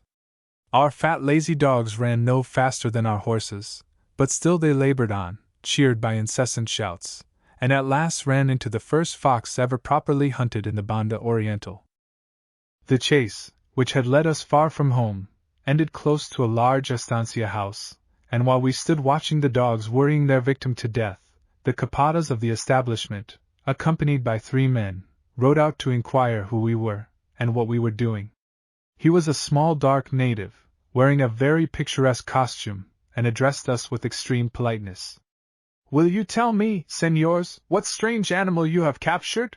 he asked. "A fox," shouted Mr. Bingley, triumphantly waving the brush, which he had just cut off, over his head. "In our country, in England, we hunt the fox with dogs, and we have been hunting after the manner of our country." The capata smiled, and replied that, if we were disposed to join him, it would afford him great pleasure to show us a hunt after the manner of the Banda Orientál. We consented gladly, and mounting our horses, set off at a swinging gallop after the capatas and his men. We soon came to a small herd of cattle. The capatas dashed after them, and unloosening the coils of his lasso, flung the noose dexterously over the horns of a fat heifer he had singled out, then started homewards at a tremendous pace. The cow, urged forward by the men, who rode close behind, and pricked it with their knives, rushed on, bellowing with rage and pain, trying to overtake the capatas, who kept just out of reach of its horns, and in this way we quickly reached the house. One of the men now flung his lasso and caught the beast's hind leg. Pulled in 2 opposite directions, it quickly came to a standstill. The other men, now dismounting, first hamstrung, then ran a long knife into its throat. Without removing the hide, the carcass was immediately cut up, and the choice pieces flung on to a great fire of wood, which one of the men had been making. In an hour's time we all sat down to a feast of carne con cuero, or meat roasted in the hide, juicy, tender, and exquisitely flavored. I must tell the English reader who is accustomed to eat meat and game which has been kept till it is tender, that before the tender stage is reached it has been permitted to get tough. Meat, game included, is never so tender or deliciously flavored as when cooked and eaten immediately after it is killed. Compared with meat at any subsequent stage, it is like a new-laid egg or a salmon with the cream on, compared with an egg or a salmon after a week's keeping. We enjoyed the repast immensely, though Captain Cloud bitterly lamented that we had neither rum nor tea to wash it down. When we had thanked our entertainer and were about to turn our horses' heads homewards, the polite capatas once more stepped out and addressed us. "Gentlemen," he said, "whenever you feel disposed to hunt, come to me and we will lasso and roast a heifer in the hide. It is the best dish the Republic has to offer the stranger, and it will give me great pleasure to entertain you. But I beg you will hunt no more foxes over the ground belonging to this estancia, for you have caused so great a commotion amongst the cattle I am placed here in charge of, that it will take my men 2 or 3 days to find them all and bring them back again." We gave the desired promise, plainly perceiving that fox hunting in the English fashion is not a sport adapted to the Oriental country. Then we rode back, and spent the remaining hours at the house of Mr. Girling, of the Glorious Four, drinking rum and tea, smoking unlimited pipes of Cavendish, and talking over our hunting experience. Chapter 6. I spent several days at the colony, and I suppose the life I led there had a demoralizing effect on me, for, unpleasant as it was, every day I felt less inclined to break loose from it, and sometimes I even thought seriously of settling down there myself. This crazy idea, however, would usually come to me late in the day, after a great deal of indulgence in rum and tea, a mixture that would very soon drive any man mad. One afternoon, at one of our convivial meetings, it was resolved to pay a visit to the little town of Tolosa, about 18 miles to the east of the colony. Next day we set out, every man wearing a revolver slung at his waist, and provided with a heavy poncho for covering, for it was the custom of the colonists to spend the night at Tolosa when they visited it. We put up at a large public house in the center of the miserable little town, where there was accommodation for man and beast, the last always faring rather better than the first. I very soon discovered that the chief object of our visit was to vary the entertainment of drinking rum and smoking at the colony by drinking rum and smoking at Tolosa. The bibulous battle raged till bedtime, when the only sober member of our party was myself, for I had spent the greater part of the afternoon walking about talking to the townspeople, in the hope of picking up some information useful to me in my search for occupation. But the women and old men I met gave me little encouragement. They seemed to be a rather listless set in Tolosa, and when I asked them what they were doing to make a livelihood, they said they were waiting. My fellow countrymen and their visit to the town was the principal topic of conversation. They regarded their English neighbors as strange and dangerous creatures, who took no solid food, but subsisted on a mixture of rum and gunpowder, which was the truth, and who were armed with deadly engines called revolvers, invented specially for them by their father the devil. The day's experience convinced me that the English colony had some excuse for its existence, since its periodical visits gave the good people of Tolosa a little wholesome excitement during the stagnant intervals between the revolutions. At night we all turned into a large room with a clay floor, in which there was not a single article of furniture. Our saddles, rugs, and ponchos had all been thrown together in a corner, and anyone wishing to sleep had to make himself a bed with his own horse gear and toggery as best he could. The experience was nothing new to me, so I soon made myself a comfortable nest on the floor, and pulling off my boots, coiled myself up like an opossum that knows nothing better and is friendly with fleas. My friends, however, were evidently bent on making a night of it, and had taken care to provide themselves with 3 or 4 bottles of rum. After conversation, with an occasional song, had been going on for some time, one of them, a Mr. Chillingworth, rose to his feet and demanded silence. "Gentlemen," he said, advancing into the middle of the room, where, by occasionally throwing out his arms to balance himself, he managed to maintain a tolerably erect position, "I am going to make a what do ye call it?" Furious cheers greeted this announcement, while one of the hearers, carried away with enthusiasm at the prospect of listening to his friend's eloquence, discharged his revolver at the roof, scattering confusion amongst a legion of long-legged spiders that occupied the dusty cobwebs above our heads. I was afraid the whole town would be up in arms at our carryings-on, but they assured me that they all fired off their revolvers in that room and that nobody came near them, as they were so well known in the town. "Gentlemen," continued Mr. Chillingworth, when order had been at length restored, "I've been thinking, that's what I've been doing. Now let's review the situation. Here we stand, a colony of English gentlemen. Here we are, don't you know, far from our homes and country and all that sort of thing. What says the poet? I dare say some of you fellows remember the passage. But what for, I ask? What, gentlemen, is the object of our being here? That's just what I'm going to tell you, don't you know. We are here, gentlemen, to infuse a little of our Anglo-Saxon energy, and all that sort of thing, into this dilapidated old tin pot of a nation." Here the orator was encouraged by a burst of applause. "Now, gentlemen," he continued, "isn't it hard, devilish hard, don't you know, that so little is made of us? I feel it, gentlemen, our lives are being frittered away. I don't know whether you fellows feel it. You see, we ain't a melancholy lot.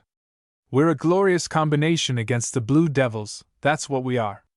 Only sometimes I feel, don't you know, that all the rum in the place can't quite kill them. I can't help thinking of jolly days on the other side of the water. Now, don't you fellows look at me as if you thought I was going to blubber.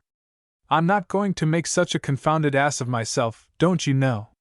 But what I want you fellows to tell me is this: are we to go on all our lives making beasts of ourselves, guzzling rum? I beg your pardon, gentlemen. I didn't mean to say that, really. Rum is about the only decent thing in this place. Rum keeps us alive.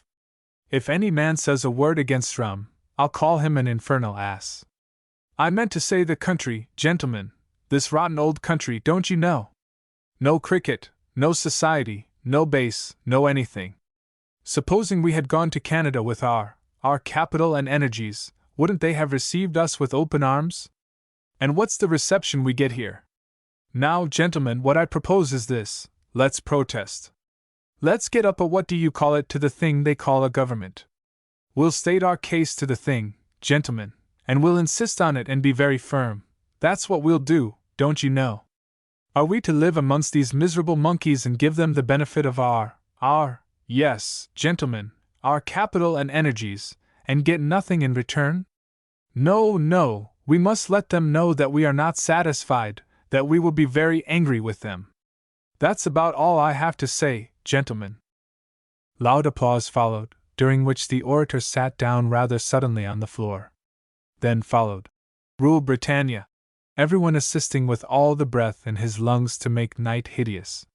When the psalm was finished, the loud snoring of Captain Riotously became audible.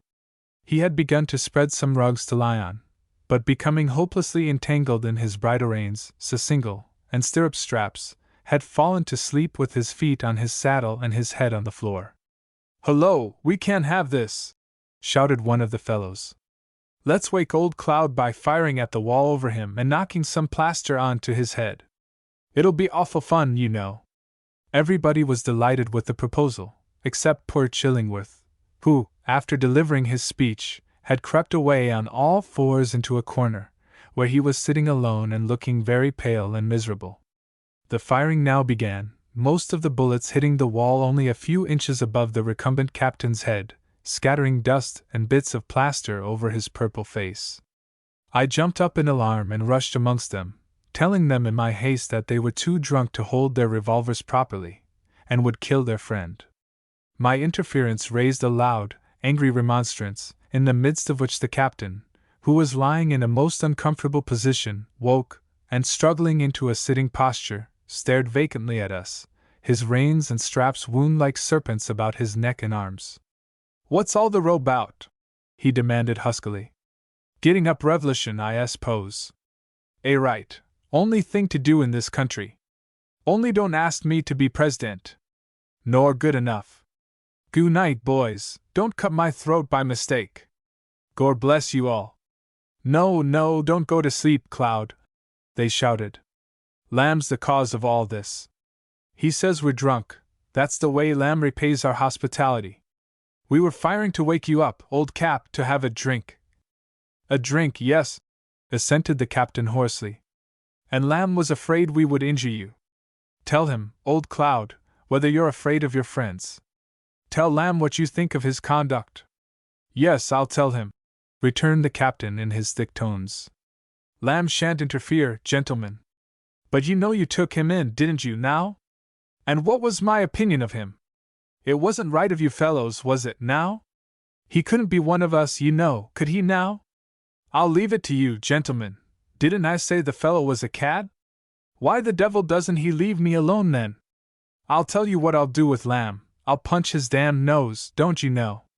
And here the gallant gentleman attempted to rise, but his legs refused to assist him, and tumbling back against the wall, he was only able to glare at me out of his watery eyes.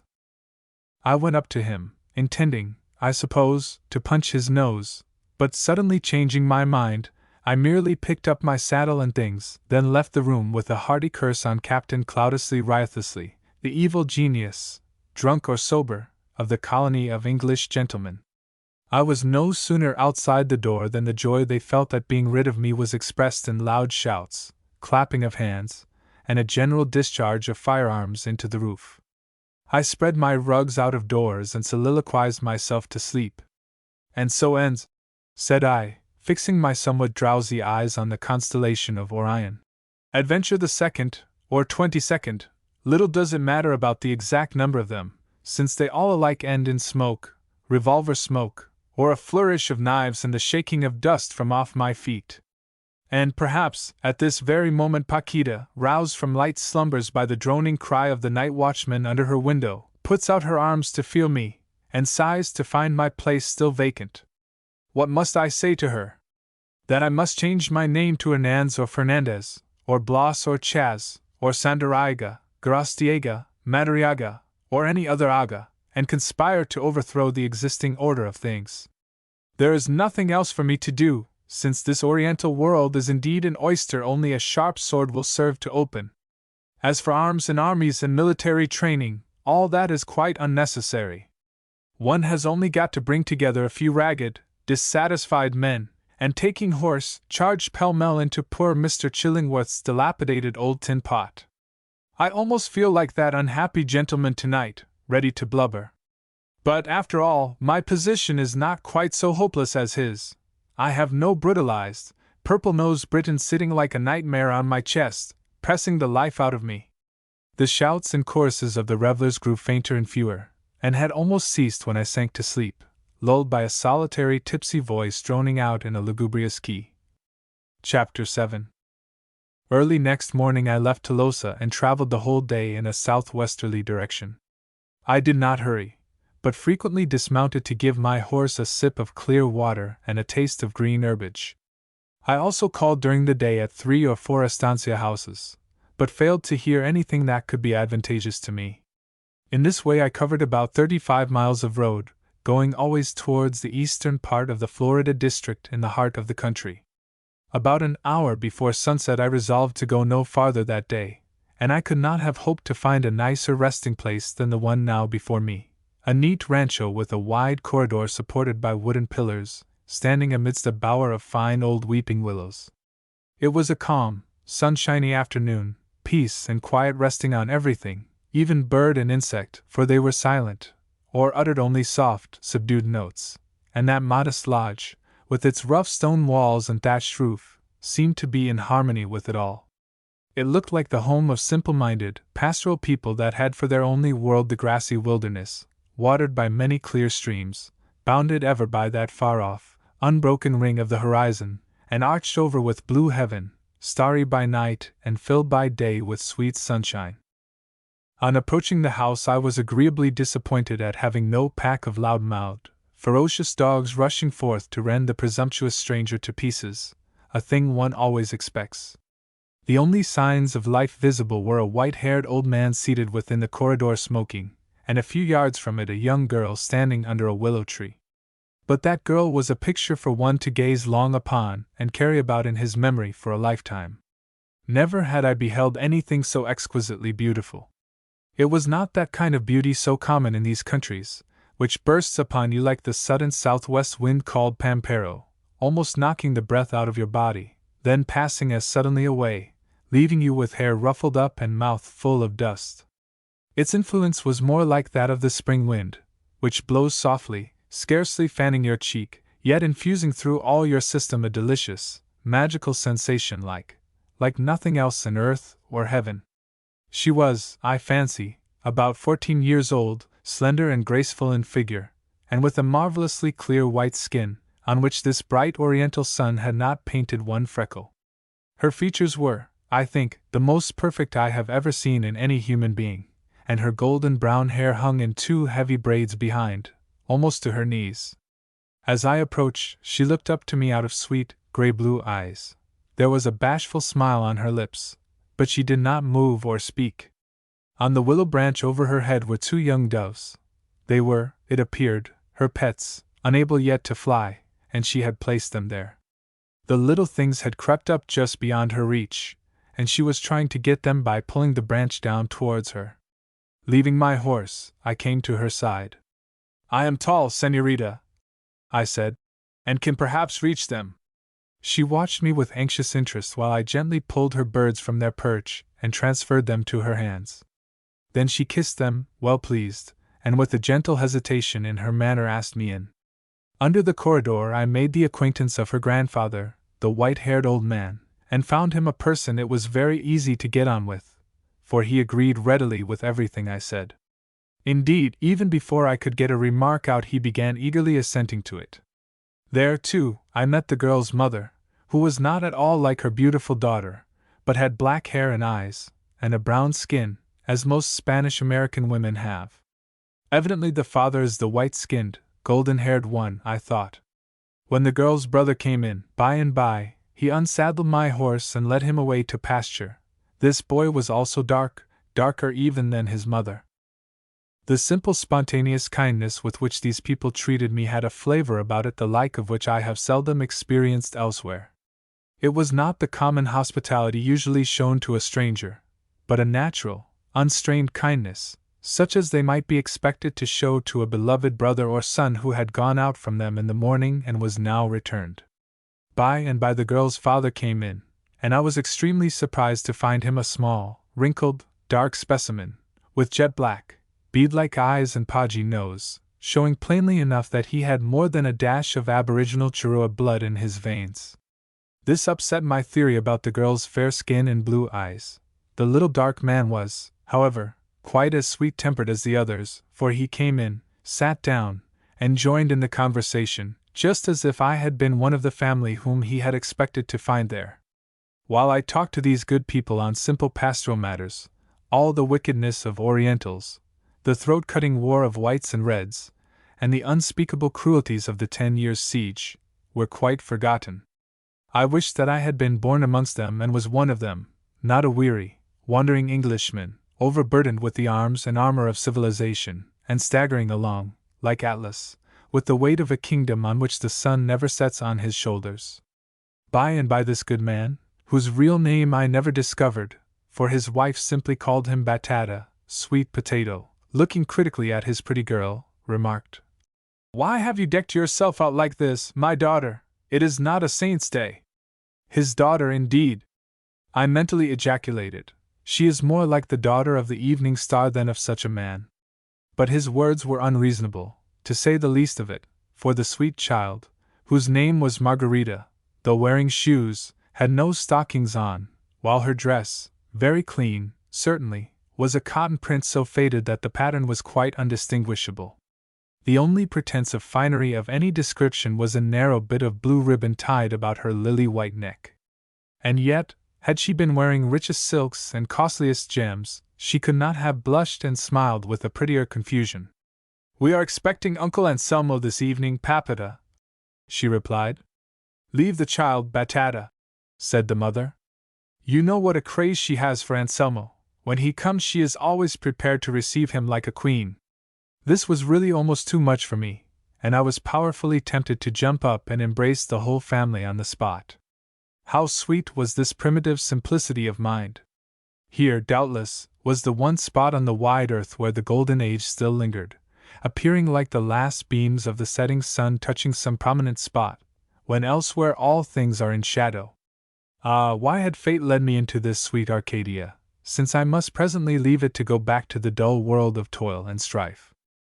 Had it not been for the thought of Paquita waiting for me over there in Montevideo, I could have said, "Oh, good friend Sweet Potato, and good friends all, let me remain forever with you under this roof, sharing your simple pleasures, and wishing for nothing better, forget that great crowded world where all men are striving to conquer nature and death and to win fortune, until, having wasted their miserable lives in their vain endeavors, they drop down and the earth is shoveled over them."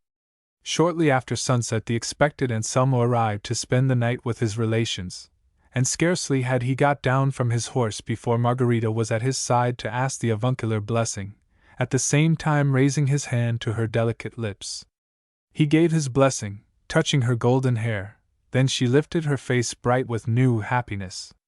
Anselmo was a fine specimen of the Oriental gaucho, dark and with good features, his hair and mustache intensely black.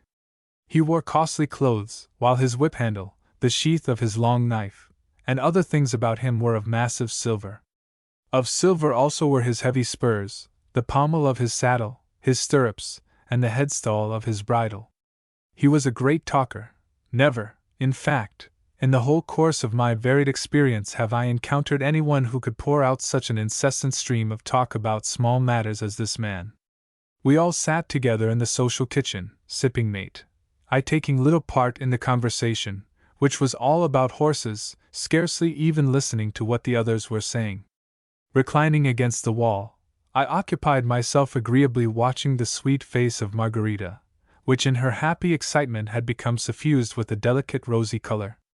I have always had a great love for the beautiful sunsets, wild flowers, especially verbenas, so prettily called margaritas in this country, and beyond everything the rainbow spanning the vast gloomy heavens, with its green and violet arch, when the storm cloud passes eastward over the wet sun-flushed earth. All these things have a singular fascination for my soul. But beauty, when it presents itself in the human form, is even more than these things.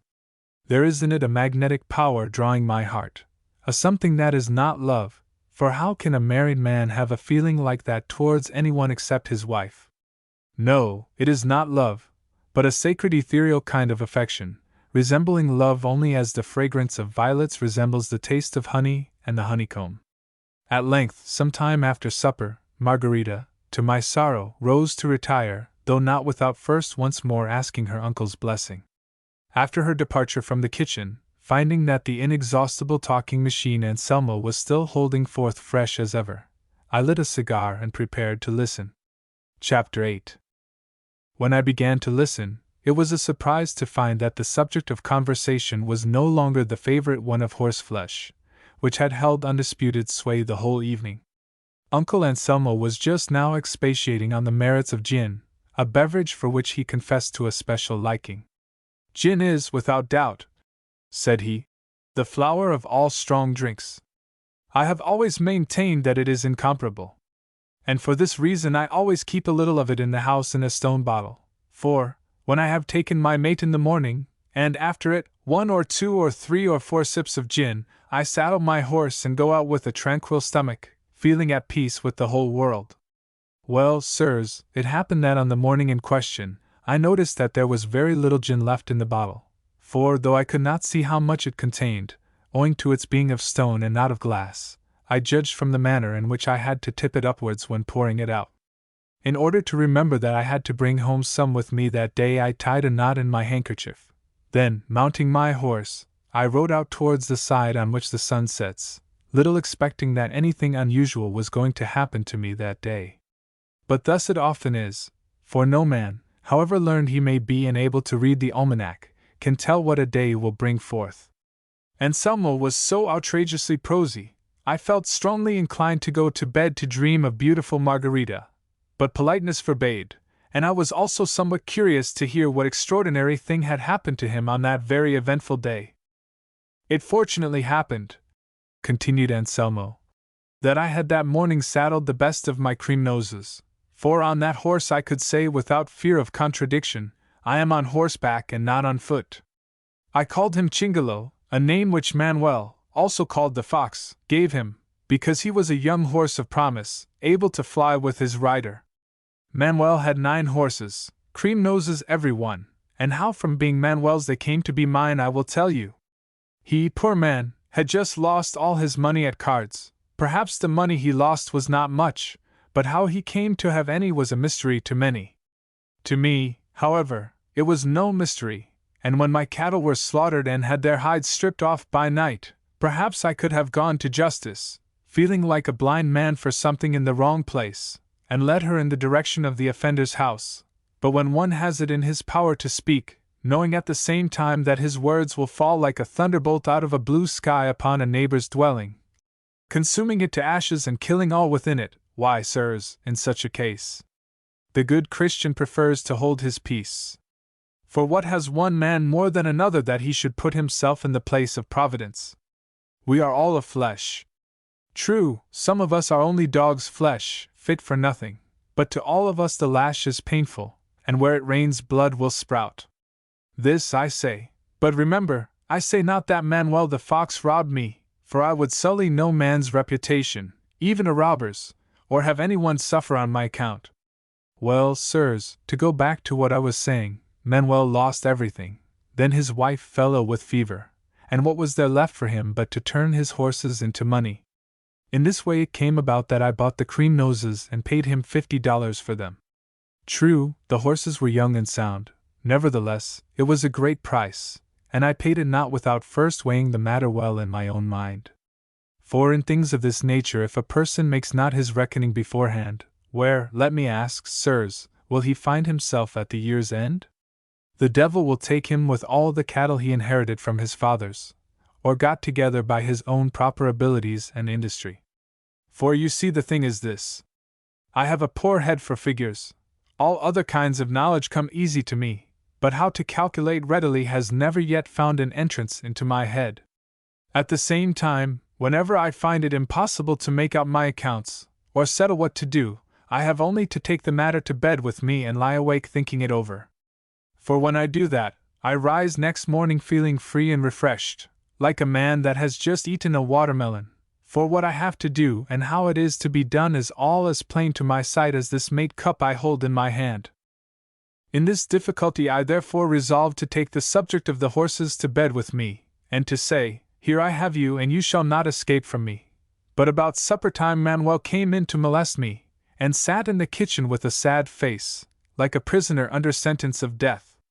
If Providence is angry against the entire human race, said he, and is anxious to make an example, I know not for what reason so harmless and obscure a person as I am should have been selected. What would you have, Manuel? I replied. Wise men tell us that Providence sends us misfortunes for our good. True, I agree with you, he said. It is not for me to doubt it, for what can be said of that soldier who finds fault with the measures of his commander?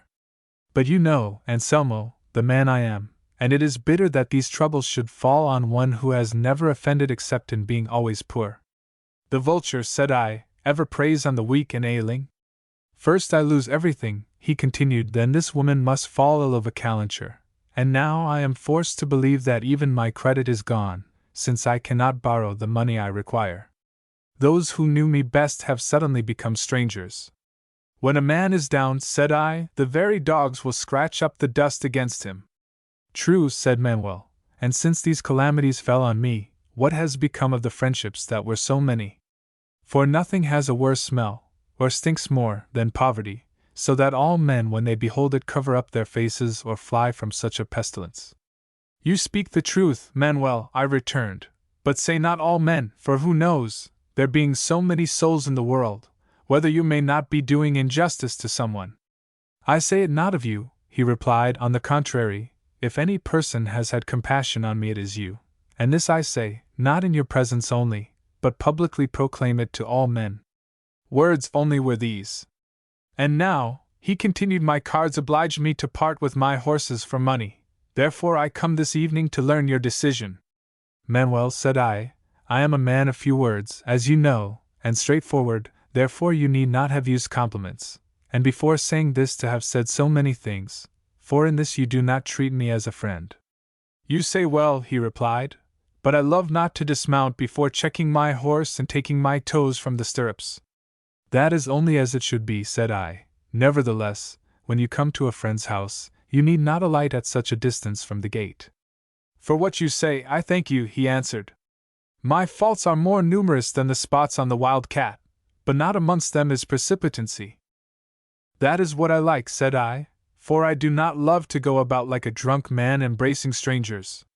But our acquaintance is not of yesterday, for we have looked into and know each other, even to the bowels and to the marrow in the bones.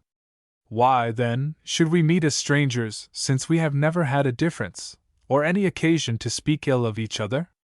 And how should we speak ill, replied Manuel, since it has never entered into either of us, even in a dream, to do the other an injury? Some there are, who, loving me badly, would blow up your head like a bladder with lies if they could, laying I know not what things to my charge, when, heaven knows, they themselves are perhaps the authors of all they so readily blame me for. If you speak, said I, of the cattle I have lost, trouble not yourself about such trifles, for if those who speak evil of you, only because they themselves are evil, were listening, they might say, this man begins to defend himself when no one has so much as thought of drawing against him. True, there is nothing they will not say of me, said Manuel. Therefore I am dumb, for nothing is to be gained by speaking. They have already judged me, and no man wishes to be made a liar. As for me, I said, I never doubted you, knowing you to be a man, honest, sober, and diligent. If in anything you had given offense I should have told you of it, so great is my frankness towards all men. All that you tell me I firmly believe, said he, for I know that you are not one that wears a mask like others. Therefore, relying on your great openness in all things, I come to you about these horses. For I love not dealing with those who shake you out a whole bushel of chaff for every grain of corn. But, Manuel, said I, you know that I am not made of gold, and that the mines of Peru were not left to me for an inheritance. You ask a high price for your horses? I do not deny it, he replied. But you are not one to stop your ears against reason and poverty when they speak. My horses are my only wealth and happiness, and I have no glory but them. Frankly, then, I answered, tomorrow I will tell you yes or no. Let it be as you say, but friend, if you will close with me tonight I will abate something from the price. If you wish to abate anything, said I, let it be tomorrow, for I have accounts to make up tonight, and 1,000 things to think of. After that Manuel got on to his horse and rode away. It was black and rainy, but he had never needed moon or lantern to find what he sought by night, whether his own house, or a fat cow, also his own, perhaps. Then I went to bed.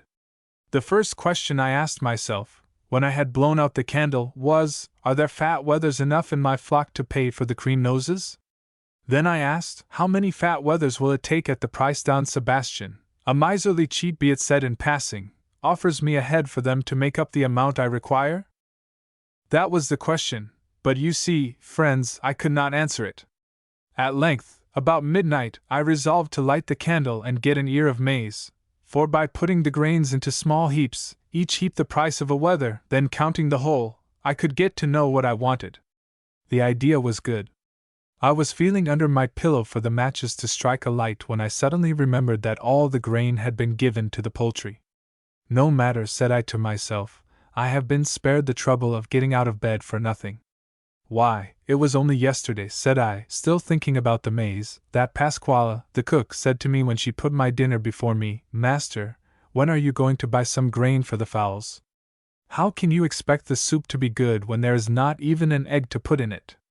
Then there is the black cock with the twisted toe, one of the second brood the spotted hen raised last summer, though the foxes carried off no less than 3 hens from the very bushes where she was sitting. He has been going round with drooping wings all day, so that I verily believe he is going to have the pip. And if any epidemic comes amongst the fowls as there was in neighbor Gimsinda's the year before last, you may be sure it will only be for want of corn. And the strangest thing is, and it is quite true, though you may doubt it, for neighbor Gimsinda told me only yesterday when she came to ask me for some parsley, because, as you know very well, her own was all rooted up when the pigs broke into her garden last October. Well, sir, she says the epidemic which swept off 27 of her best fowls in 1 week began by a black cock with a broken toe, just like ours, beginning to droop its wings as if it had the pip. May all the demons take this woman, I cried, throwing down the spoon I had been using, with her chatter about eggs and pip and neighbor Gimsinda, and I know not what besides. Do you think I have nothing to do but to gallop about the country looking for maize, when it is not to be had for its weight in gold at this season, and all because a sickly spotted hen is likely to have the pip? I have said no such thing, retorted Pasquala, raising her voice as women do. Either you are not paying proper attention to what I am telling you, or you pretend not to understand me.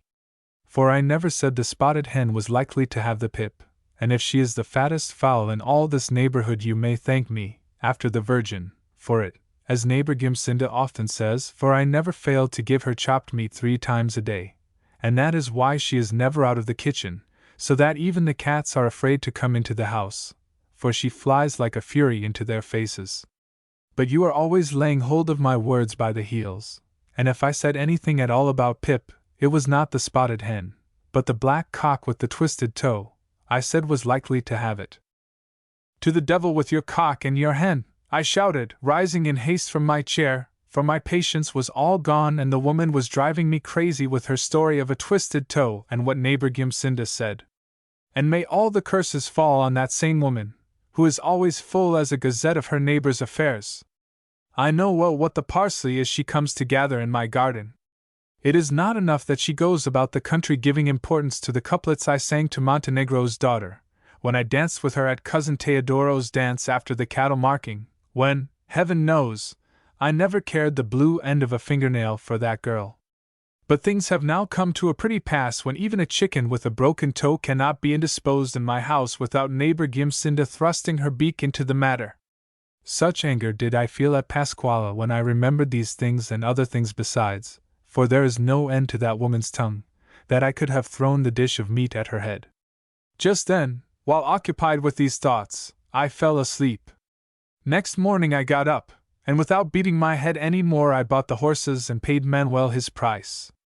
For there is in me this excellent gift: when I am puzzled in mind and in doubt about anything, night makes everything plain to me, and I rise refreshed and with my determination formed. Here ended Anselmo's story, without one word about those marvelous matters he had set out to tell. They had all been clean forgotten. He began to make a cigarette, and fearing that he was about to launch forth on some fresh subject, I hastily bade good night and retreated to my bed. Chapter 9. Early next morning Anselmo took his departure, but I was up in time to say good-bye to the worthy spinner of interminable yarns leading to nothing. I was, in fact, engaged in performing my morning ablutions in a large wooden bucket under the willows when he placed himself in the saddle. Then, after carefully arranging the drapery of his picturesque garments, he trotted gently away, the picture of a man with a tranquil stomach and at peace with the whole world, even neighbor Gimsinda included. I had spent a somewhat restless night, strange to say, for my hospitable hostess had provided me with a deliciously soft bed, a very unusual luxury in the Banda Orientál, and when I plunged into it there were no hungry bedfellows waiting my advent within its mysterious folds.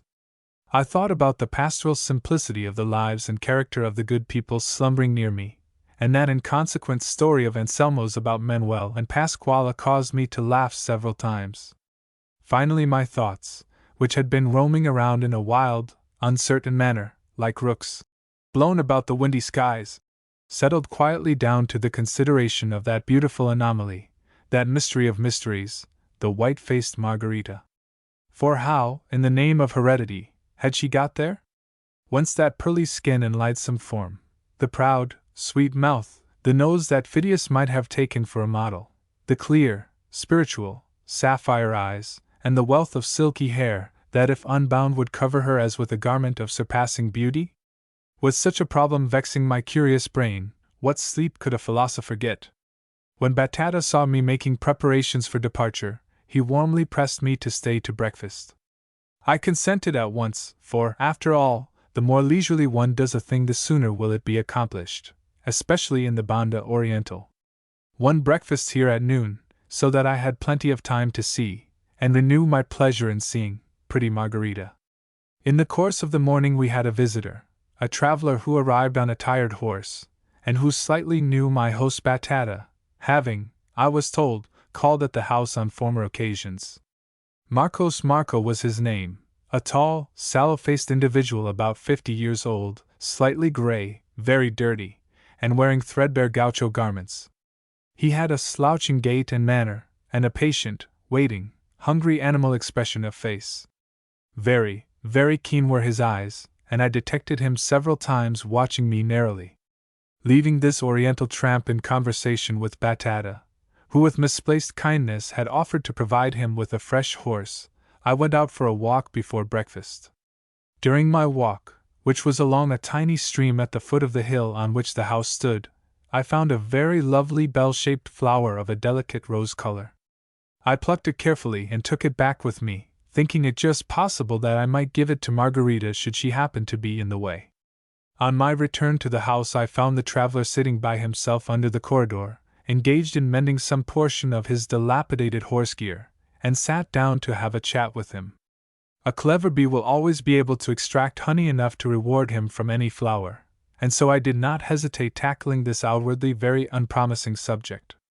"And so you are an Englishman," he remarked, after we had had some conversation, and I, of course, replied in the affirmative. "What a strange thing," he said. "And you are fond of gathering pretty flowers?" he continued, with a glance at my treasure. "All flowers are pretty," I replied. But surely, senor, some are prettier than others. Perhaps you have observed a particularly pretty one growing in these parts, the white margarita? Margarita is the Oriental vernacular for verbena. The fragrant white variety is quite common in the country, so that I was justified in ignoring the fellow's rather impudent meaning. Assuming as wooden an expression as I could, I replied, Yes, I have often observed the flower you speak of. It is fragrant, and to my mind surpasses in beauty the scarlet and purple varieties.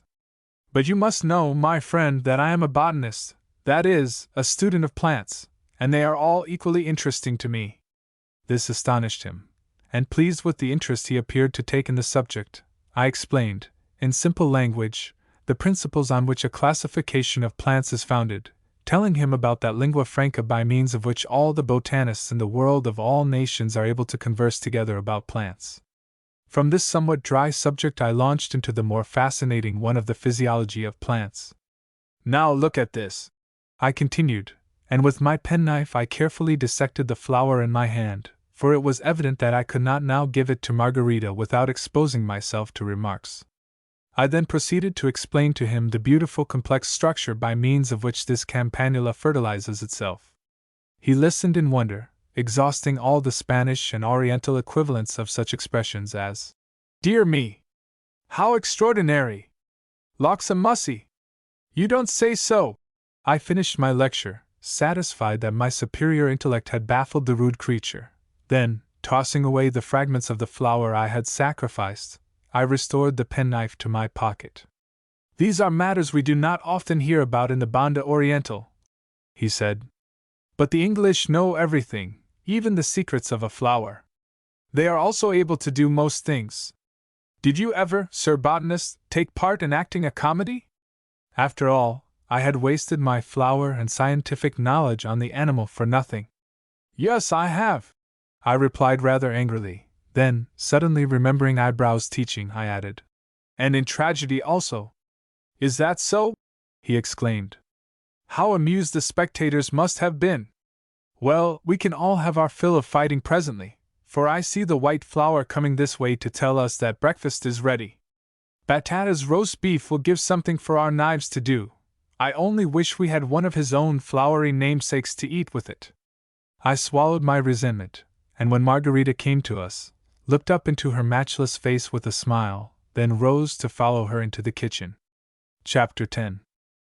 After breakfast I bade a reluctant goodbye to my kind entertainers, took a last lingering look at lovely Margarita, and mounted my horse. Scarcely was I in the saddle before Marco, who was also about to resume his journey on the fresh horse he had borrowed, remarked, You are traveling to Montevideo, good friend. I am also going in that direction, and will take you the shortest way. The road will show me the way, I rejoined curtly. The road, he said, is like a lawsuit, roundabout, full of puddles and pitfalls, and long to travel. It is only meant to be used by old half-blind men and drivers of bullock carts. I hesitated about accepting the guidance of this strange fellow, who appeared to have a ready wit under his heavy slouching exterior. The mixed contempt and humility in his speech every time he addressed me gave me an uncomfortable sensation. Then his poverty-stricken appearance and his furtive glances filled me with suspicion. I looked at my host, who was standing near, thinking to take my cue from the expression of his face. But it was only a stolid Oriental face that revealed nothing. An ancient rule in whist is to play trumps when in doubt. Now my rule of action is, when two courses are open to me and I am in doubt, to take the bolder one. Acting on this principle, I determined to go with Marcos, and accordingly we rode forth together. My guide soon struck away across country, leading me wide of the public road, through such lonely places that I at length began to suspect him of some sinister design against my person, since I had no property worth taking. Presently he surprised me by saying, You were right, my young friend, in casting away idle fears when you accepted my company. Why do you let them return to trouble your peace? Men of your blood have never inflicted injuries on me that cry out for vengeance. Can I make myself young again by shedding your life, or would there be any profit in changing these rags I now wear for your garments, which are also dusty and frayed? No, no, Sir Englishman, this dress of patience and suffering and exile, my covering by day and my bed by night, must soon be changed for brighter garments than you are wearing. This speech relieved me sensibly, and I smiled at the poor devil's ambitious dream of wearing a soldier's greasy red jacket, for I supposed that was what his words meant. Still, his shortest way to Montevideo continued to puzzle me considerably. For 2 or 3 hours we had been riding nearly parallel to a range of hills, or cuchilla, extending away on our left hand towards the southeast. But we were gradually drawing nearer to it, and apparently going purposely out of our way only to traverse a most lonely and difficult country.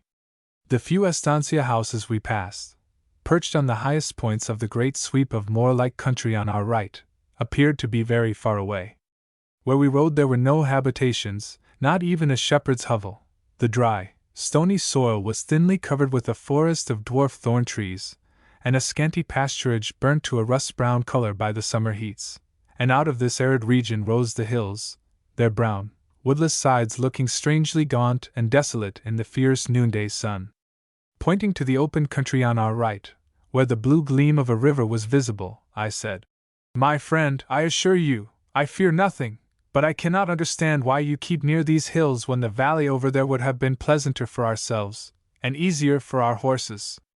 "I do nothing without a reason," he said, with a strange smile.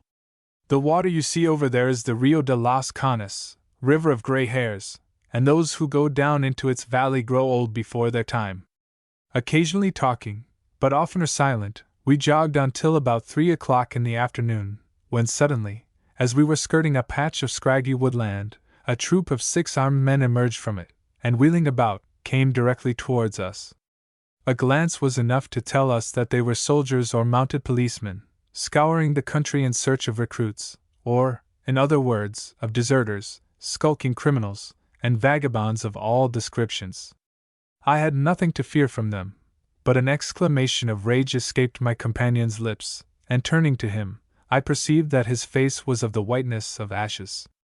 I laughed, for revenge is sweet, and I still smarted a little at his contemptuous treatment of me earlier in the day. "Is your fear so great?" I said. "You do not know what you say, boy," he returned fiercely. "When you have passed through as much hellfire as I have and have rested as sweetly with a corpse for a pillow, you will learn to curb your impertinent tongue when you address a man." An angry retort was on my lips, but a glance at his face prevented me from uttering it. It was, in its expression, the face of a wild animal worried by dogs. In another moment the men had cantered up to us, and one, their commander, addressing me, asked to see my passport. "I carry no passport," I replied. "My nationality is a sufficient protection, for I am an Englishman, as you can see." "We have only your word for that," said the man. "There is an English consul in the capital, who provides English subjects with passports for their protection, in this country. If you have not got one you must suffer for it, and no one but yourself is to blame. I see in you only a young man complete in all his members, and of such the Republic is in need. Your speech is also like that of one who came into the world under this sky. You must go with us." "I shall do nothing of the sort," I returned. "Do not say such a thing, master," said Marcos, astonishing me very much with the change in his tone and manner. "You know I warned you a month ago that it was imprudent to leave Montevideo without our passports. This officer is only obeying the orders he has received. Still, he might see that we are only what we represent ourselves to be." "Oh!" exclaimed the officer, turning to Marcos. "You are also an Englishman unprovided with a passport, I suppose? You might at least have supplied yourself with a couple of blue crockery eyes and a yellow beard for your greater safety." "I am only a poor son of the soil," said Marcos meekly. "This young Englishman is looking for an estancia to buy, and I came as his attendant from the capital. We were very careless not to get our passports before starting." "Then, of course, this young man has plenty of money in his pocket?" said the officer.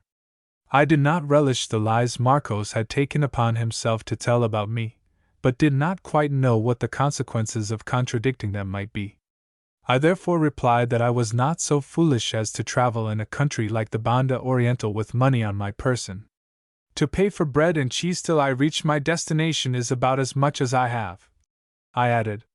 "The government of this country is a generous one," said the officer sarcastically, "and will pay for all the bread and cheese you will require.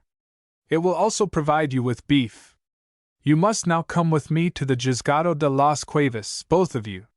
Seeing no help for it, we accompanied our captors at a swinging gallop over a rough, undulating country, and in about an hour and a half reached Las Cuevas, a dirty, miserable-looking village, composed of a few ranchos built round a large plaza overgrown with weeds. On one side stood the church, on the other a square stone building with a flagstaff before it. This was the official building of the Juez de Paz, or rural magistrate. Just now, however, it was closed, and with no sign of life about it except an old dead-and-alive-looking man sitting against the closed door, with his bare, mahogany-colored legs stretched out in the hot sunshine. "This is a very fine thing," exclaimed the officer, with a curse. "I feel very much inclined to let the men go." "You will lose nothing by doing so except, perhaps, a headache," said Marcos. "Hold your tongue till your advice is asked," retorted the officer, thoroughly out of temper. "Lock them up in the calabozo till the Juez comes tomorrow, Lieutenant," suggested the old man by the door, speaking through a bushy white beard and a cloud of tobacco smoke. "Do you not know that the door is broken, old fool?" said the officer. "Lock them up! Here I am neglecting my own affairs to serve the state, and this is how I am treated. We must now take them to the Juez at his own house and let him look after them. Come on, boys." We were then conducted out of Las Cuevas to a distance of about 2 miles, where the Señor Juez resided in the bosom of his family. His private residence was a very dirty, neglected-looking estancia house, with a great many dogs, fowls, and children about. We dismounted, and were immediately taken into a large room, where the magistrate sat at a table on which lay a great number of papers. Goodness knows what they were about. The Juez was a little hatchet-faced man, with bristly gray whiskers, standing out like a cat's mustache, and angry eyes, or rather with one angry eye, for over the other a cotton handkerchief was tied. No sooner had we all entered than a hen, leading a brood of a dozen half-grown chickens, rushed into the room after us, the chickens instantly distributing themselves about the floor in quest of crumbs, while the mother, more ambitious, flew on the table, scattering the papers right and left with the wind she created. "1,000 demons take the fowls!" cried the Juez, starting up in a fury. "Man, go and bring your mistress here this instant. I command her to come." This order was obeyed by the person who had ushered us in, a greasy-looking, swarthy-faced individual, in threadbare military clothes, and in 2 or 3 minutes he returned, followed by a very fat, slatternly woman, looking very good-tempered, however, who immediately subsided, quite exhausted, into a chair. "What is it, Fernando?" she panted. "What is it? How can you have the courage to ask such a question, Toribia? Look at the confusion your pestilent fowls are creating amongst my papers, papers that concern the safety of the Republic. Woman, what measures are you going to take to stop this before I have your fowls all killed on the spot? What can I do, Fernando? They are hungry, I suppose. I thought you wanted to ask my advice about these prisoners, poor fellows. And here you are with your hens." Her placid manner acted like oil on the fire of his wrath.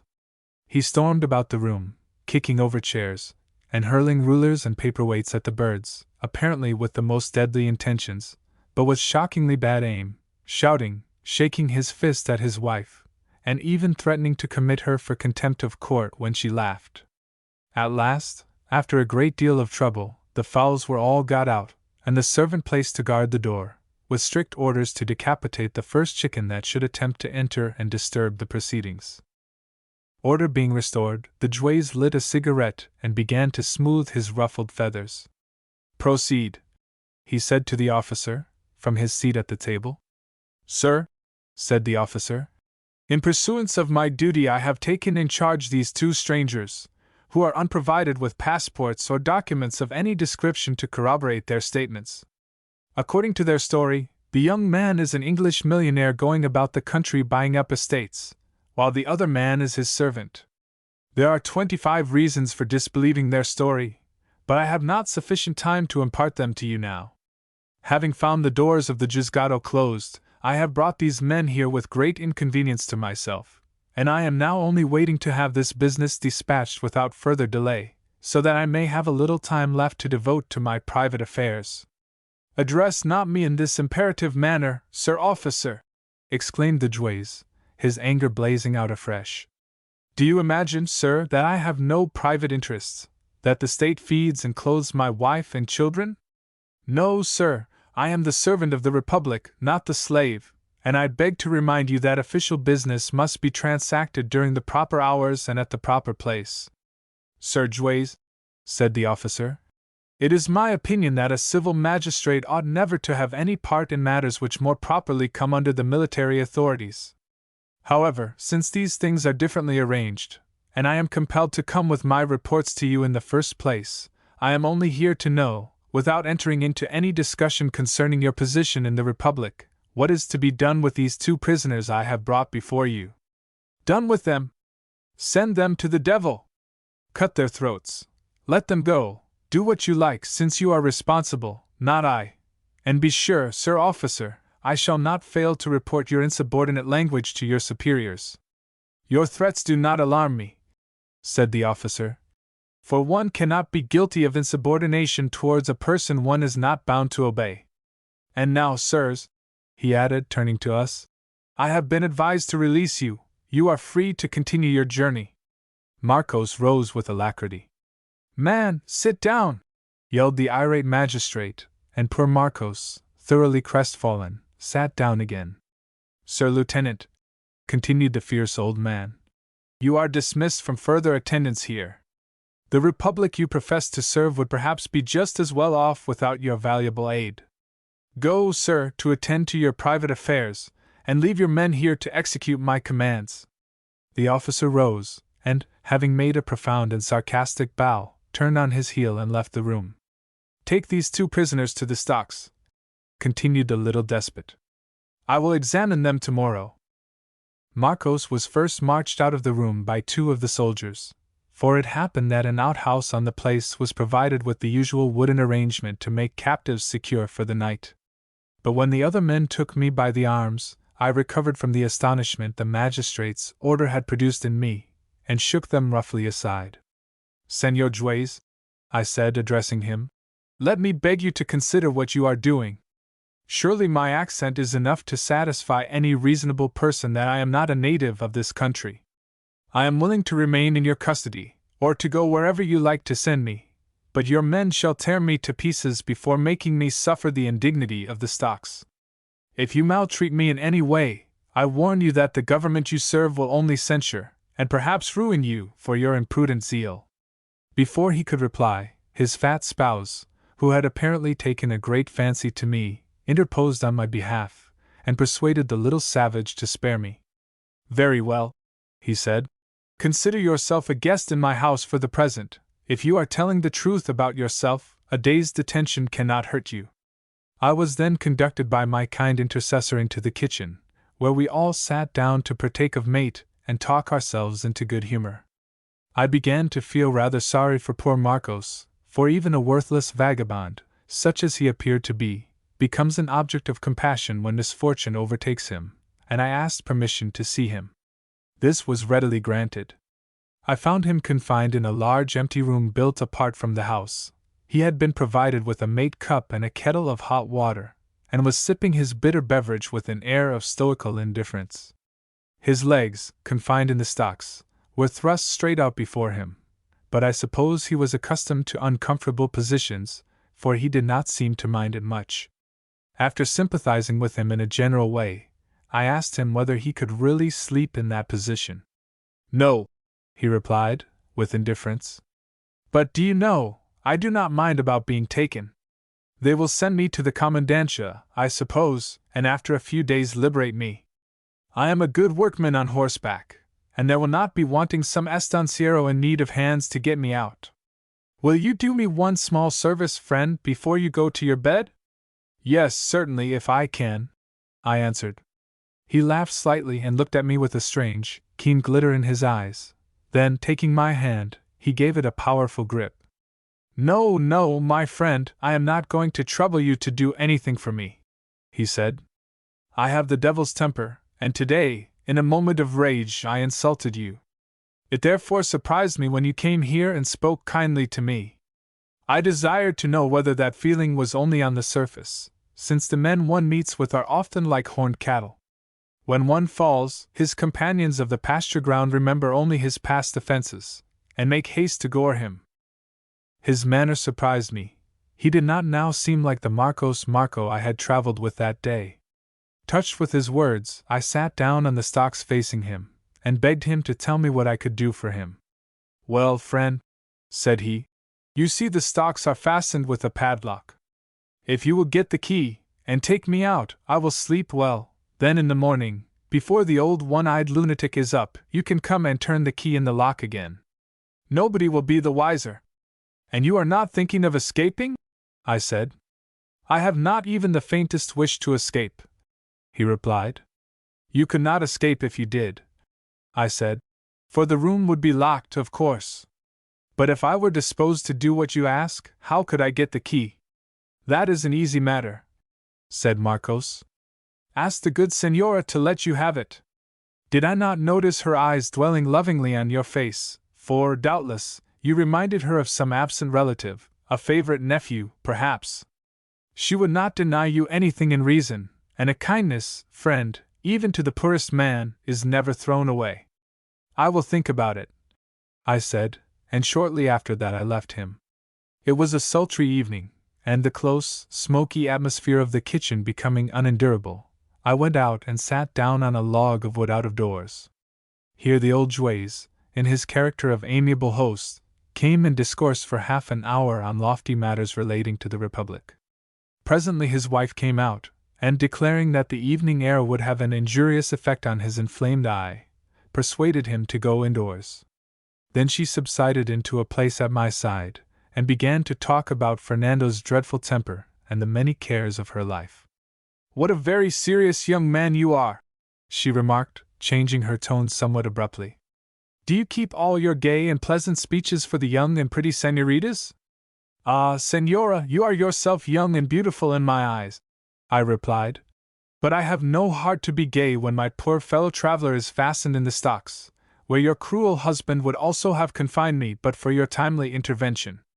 You are so kind-hearted, cannot you have his poor tired legs taken out in order that he may also rest properly tonight? Ah, little friend, she returned. I could not attempt such a thing. Fernando is a monster of cruelty, and would immediately put out my eyes without remorse. Poor me, what I have to endure! And here she placed her fat hand on mine. I drew my hand away somewhat coldly. A born diplomatist could not have managed the thing better. Madam, I said, you are amusing yourself at my expense. When you have done me a great favor, will you now deny me this small thing? If your husband is so terrible a despot, surely you can do this without letting him know. Let me get my poor Marcos out of the stocks, and I give you my word of honor that the Juez will never hear of it, for I will be up early to turn the key in the lock before he is out of his bed. And what will my reward be? She asked, again putting her hand on mine.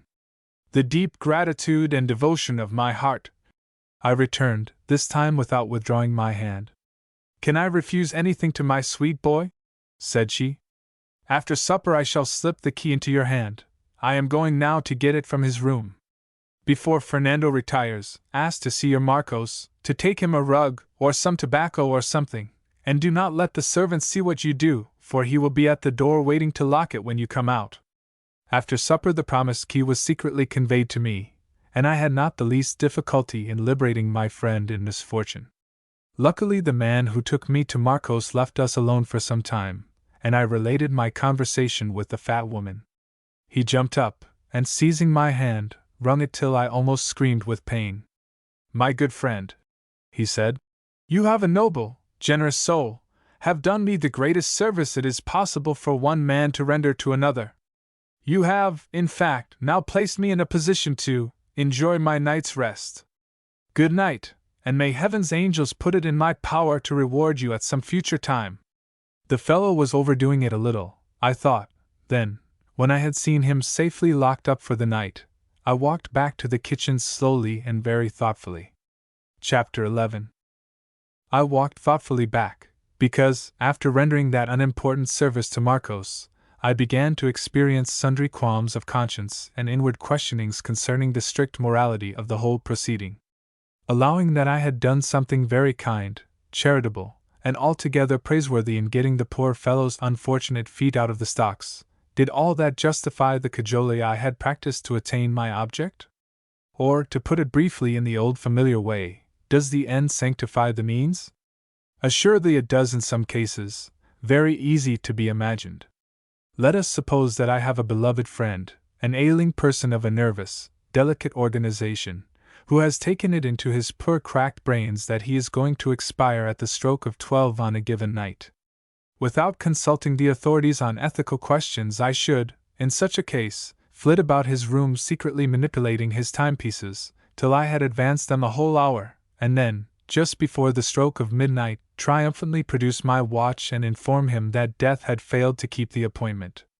Such an acted lie as that would weigh nothing on the conscience of any man. The fact of the matter is, the circumstances must always be considered and every case judged on its own particular merits. Now, this affair of getting the key was not one for me to judge since I had been a chief actor in it, but rather for some acute and learned casuist. I therefore made a mental note of it, with the intention of putting it impartially before the first person of that description I should meet. Having thus disposed of a troublesome matter, I felt greatly relieved in mind, and turned into the kitchen once more. I had scarcely sat down, however, before I found that one disagreeable consequence of my performance, the fat Señora's claim on my undying devotion and gratitude, had yet to be faced. She greeted my entrance with an effusive smile, and the sweetest smiles of some people one meets are less endurable than their black looks. In self-defense I assumed as drowsy and vacant an expression as I could summon on the instant to a countenance by nature almost too ingenuous. I pretended not to hear, or to misunderstand, everything that was said to me. Finally I grew so sleepy that I was several times on the point of falling off my chair. Then, after each extravagant nod, I would start up and stare vacantly around me. My grim little host could scarcely conceal a quiet smile, for never had he seen a person so outrageously sleepy before. At length he mercifully remarked that I seemed fatigued, and advised me to retire. Very gladly I made my exit, followed in my retreat from the kitchen by a pair of sad, reproachful eyes. I slept soundly enough in the comfortable bed, which my obese Gulner had provided for me, until the numerous cocks of the establishment woke me shortly after daybreak with their crowing. Remembering that I had to secure Marcos in the stocks before the irascible little magistrate should appear on the scene, I rose and hastily dressed myself. I found the greasy man of the brass buttons already in the kitchen sipping his matutinal Matamargo, and asked him to lend me the key of the prisoner's room, for this was what I had been instructed to do by the Señora. He got up and went with me to open the door himself, not caring, I suppose, to trust me with the key. When he threw the door open we stood silently gazing for some time into the empty apartment. The prisoner had vanished, and a large hole cut in the thatch of the roof showed how and where he had made his exit. I felt very much exasperated at the shabby trick the fellow had played on us, on me especially, for I was in a measure responsible for him.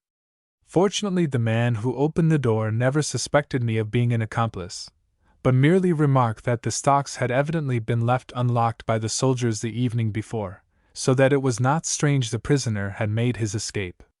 When the other members of the household got up, the matter was discussed with little excitement, or even interest, and I soon concluded that the secret of the escape would remain between the lady of the house and myself. She watched for an opportunity to speak to me alone, then, shaking her fat forefinger at me in playful anger, whispered, "Ah, deceiver, you planned it all with him last evening and only made me your instrument." "Señora," I protested with dignity, "I assure you on the word of honor of an Englishman, I never suspected the man had any intention of escaping. I am very angry it has happened. What do you suppose I care about his escaping?" she replied laughingly. "For your sake, sweet friend, I would gladly open the doors of every prison in the Banda if I had the power." "Ah, how you flatter!" But I must now go to your husband to learn from him what he intends doing with the prisoner who has not attempted to escape. With this excuse I got away from her. The wretched little Juez, when I spoke to him, put me off with a number of vague, meaningless phrases about his responsible position, the peculiar nature of his functions, and the unsettled state of the Republic, as if it had ever known or was ever likely to know any other state. He then mounted his horse and rode away to Las Cuevas, leaving me with that dreadful woman, and I verily believe that in doing so he was only carrying out her private instructions. The only comfort he gave me was the promise he made before going that a communication respecting me would be forwarded to the commandante of the district in the course of the day, which would probably result in my being passed on to that functionary. In the meanwhile he begged me to make free use of his house and everything in it. Of course, the misguided little wretch had no intention of throwing his fat wife at my head, still, I had no doubt that it was she who inspired these complimentary phrases, telling him, perhaps, that he would lose nothing by a courteous treatment of the English millionaire. When he rode away he left me sitting on the gate, feeling very much disgusted, and almost wishing that, like Marcos Marco, I had run away during the night. Never had I taken so sudden and violent a dislike to anything as I then and there did to that estancia, where I was an honored, albeit a compulsory guest. The hot, brilliant morning sun shone down on the discolored thatch and mud-plastered walls of the sordid-looking building, while all about wherever I cast my eyes they rested on weeds, old bones, broken bottles, and other rubbish, eloquent witnesses of the dirty, idle, thriftless character of the inmates. Meanwhile my sweet, angelic child-wife, with her violet eyes dim with tears, was waiting for me far away in Montevideo, wondering at my long absence, and even now perhaps shading her face with her lily hand and looking out on the white dusty road watching for my arrival. And here I was compelled to sit, idly swinging my legs on the gate, because that abominable fat woman had taken a fancy to keep me by her. Feeling mad with indignation, I suddenly jumped down from the gate with an exclamation not intended for ears polite, causing my hostess to jump also and utter a scream, for there she was, confound her, standing just behind me. "The saints defend me!" she exclaimed, recovering herself and laughing. "What made you startle me so?" I apologized for the strong expression I had used, then added, "Senora, I am a young man full of energy and accustomed to take a great deal of exercise every day, and I am getting very impatient sitting here basking in the sunshine, like a turtle on a bank of mud." "Why, then, do you not take a walk?" she said with kind concern. I said I would gladly do so, and thanked her for the permission. Then she immediately offered to accompany me. I protested very ungallantly that I was a fast walker, and reminded her that the sun was excessively hot, and I should also have liked to add that she was excessively fat. She replied that it did not matter, so polite a person as myself would know how to accommodate his pace to that of his companion. Unable to shake her off, I started for my walk in a somewhat unamiable mood, the stout lady resolutely trudging on at my side, perspiring abundantly. Our path led us down to a little Canada, or valley, where the ground was moist and abounding with numerous pretty flowers and feathery grasses, very refreshing to look at after leaving the parched yellow ground about the estancia house. "You seem to be very fond of flowers," observed my companion. "Let me help you gather them. To whom will you give your nosegay when it is made?"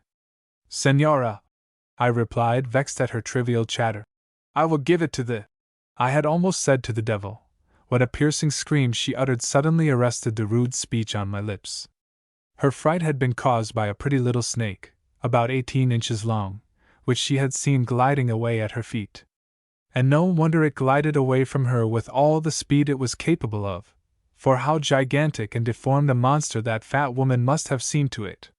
The terror of a timid little child at the sight of a hippopotamus, robed in flowing bed curtains and walking erect on its hind legs, would perhaps be comparable to the panic possessing the shallow brain of the poor speckled thing when that huge woman came striding over it.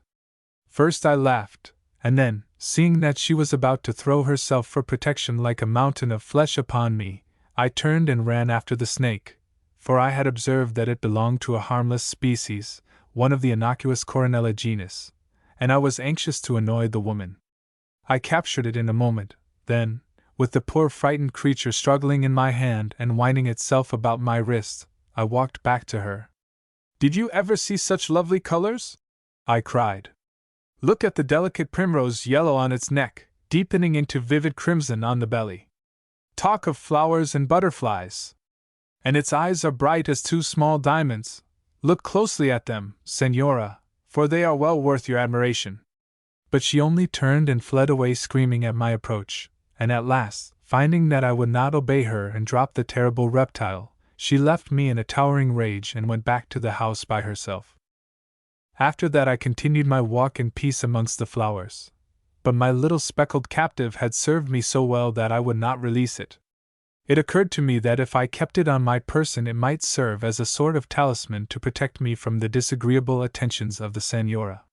Finding that it was a very sly little snaky, and like Marco in captivity, full of subtle deceit, I put it into my hat, which, when firmly pressed onto my head, left no opening for the little arrowy head to insinuate itself through. After spending 2 or 3 hours botanizing in the Canada, I returned to the house. I was in the kitchen refreshing myself with a bitter mate, when my hostess came in beaming with smiles, for she had, I suppose, forgiven me by this time. I politely rose and removed my hat. Unfortunately I had forgotten the snake, when out it dropped on the floor, then followed screams, confusion and scuttling out of the kitchen by madam, children, and servants. After that I was compelled to carry the snake out and give it back its liberty, which no doubt tasted very sweet to it after its close confinement. On my return to the house, one of the servants informed me that the Senora was too much offended to sit in the same room with me again, so that I was obliged to have my breakfast alone, and for the remainder of the time during which I was a prisoner I was avoided by everyone, except Brass Buttons, who appeared indifferent to everything on earth, as if I had been a leper or a dangerous lunatic. They thought, perhaps, that I still had other reptiles concealed about my person. Of course, one always expects to find a cruel, unreasoning prejudice against snakes amongst ignorant people, but I never knew before to what ridiculous lengths it will carry them. The prejudice makes me angry, but on this occasion it had a use, for it enabled me to pass the day unmolested. In the evening the Juez returned, and I soon heard him loud in a stormy altercation with his wife. Perhaps she wanted him to have me decapitated. How it ended I cannot say, but when I saw him his manner towards me was freezing, and he retired without giving me an opportunity of speaking to him. Next morning I got up resolved not to be put off any longer. Something would have to be done, or I would know the reason why. On stepping out I was very much surprised to see my horse standing saddled at the gate. I went into the kitchen and asked Brass Buttons, the only person up, what it meant. "Who knows?" he returned, giving me a mate. "Perhaps the Juez desires you to leave the house before he is up." "What did he say?" I demanded. "Say? Nothing. What should he say?" "But you saddled the horse, I suppose?" "Of course. Who else would do it?" "Were you told to do so by the Juez?" "Told? Why should he tell me? How, then, am I to know that he wishes me to leave his beautiful house?" I asked, getting angry. "The question," he returned, shrugging his shoulders. "How do you know when it is going to rain?"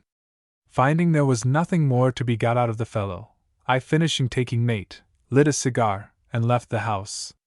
It was a lovely morning, without a cloud, and the heavy dew sparkled on the grass like drops of rain. What a pleasant thing it was to be able to ride forth again free to go where I liked.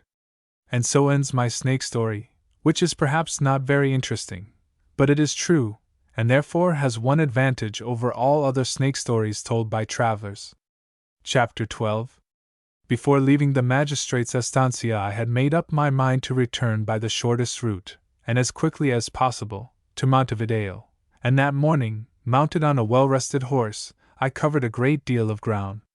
By 12 o'clock, when I stopped to rest my horse and get some refreshment at a wayside pulperia, I had got over about 8 leagues. This was traveling at an imprudent pace, of course, but in the Banda Oriental it is so easy to pick up a fresh horse that one becomes somewhat reckless. My journey that morning had taken me over the eastern portion of the Durazno district, and I was everywhere charmed with the beauty of the country, though it was still very dry, the grass on the higher lands being burnt to various shades of yellow and brown. Now, however, the summer heats were over, for the time was near the end of February. The temperature, without being oppressive, was deliciously warm, so that traveling on horseback was delightful. I might fill dozens of pages with descriptions of pretty bits of country I passed that day, but must plead guilty of an unconquerable aversion to this kind of writing. After this candid confession, I hope the reader will not quarrel with me for the omission. Besides, anyone who cares for these things, and knows how evanescent are the impressions left by word pictures on the mind, can sail the seas and gallop round the world to see them all for himself.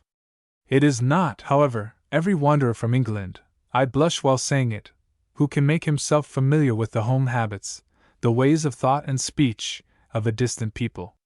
Bid me discourse of lowly valley, lofty height, a barren waste, shady wood, or cooling stream where I have drunk and been refreshed.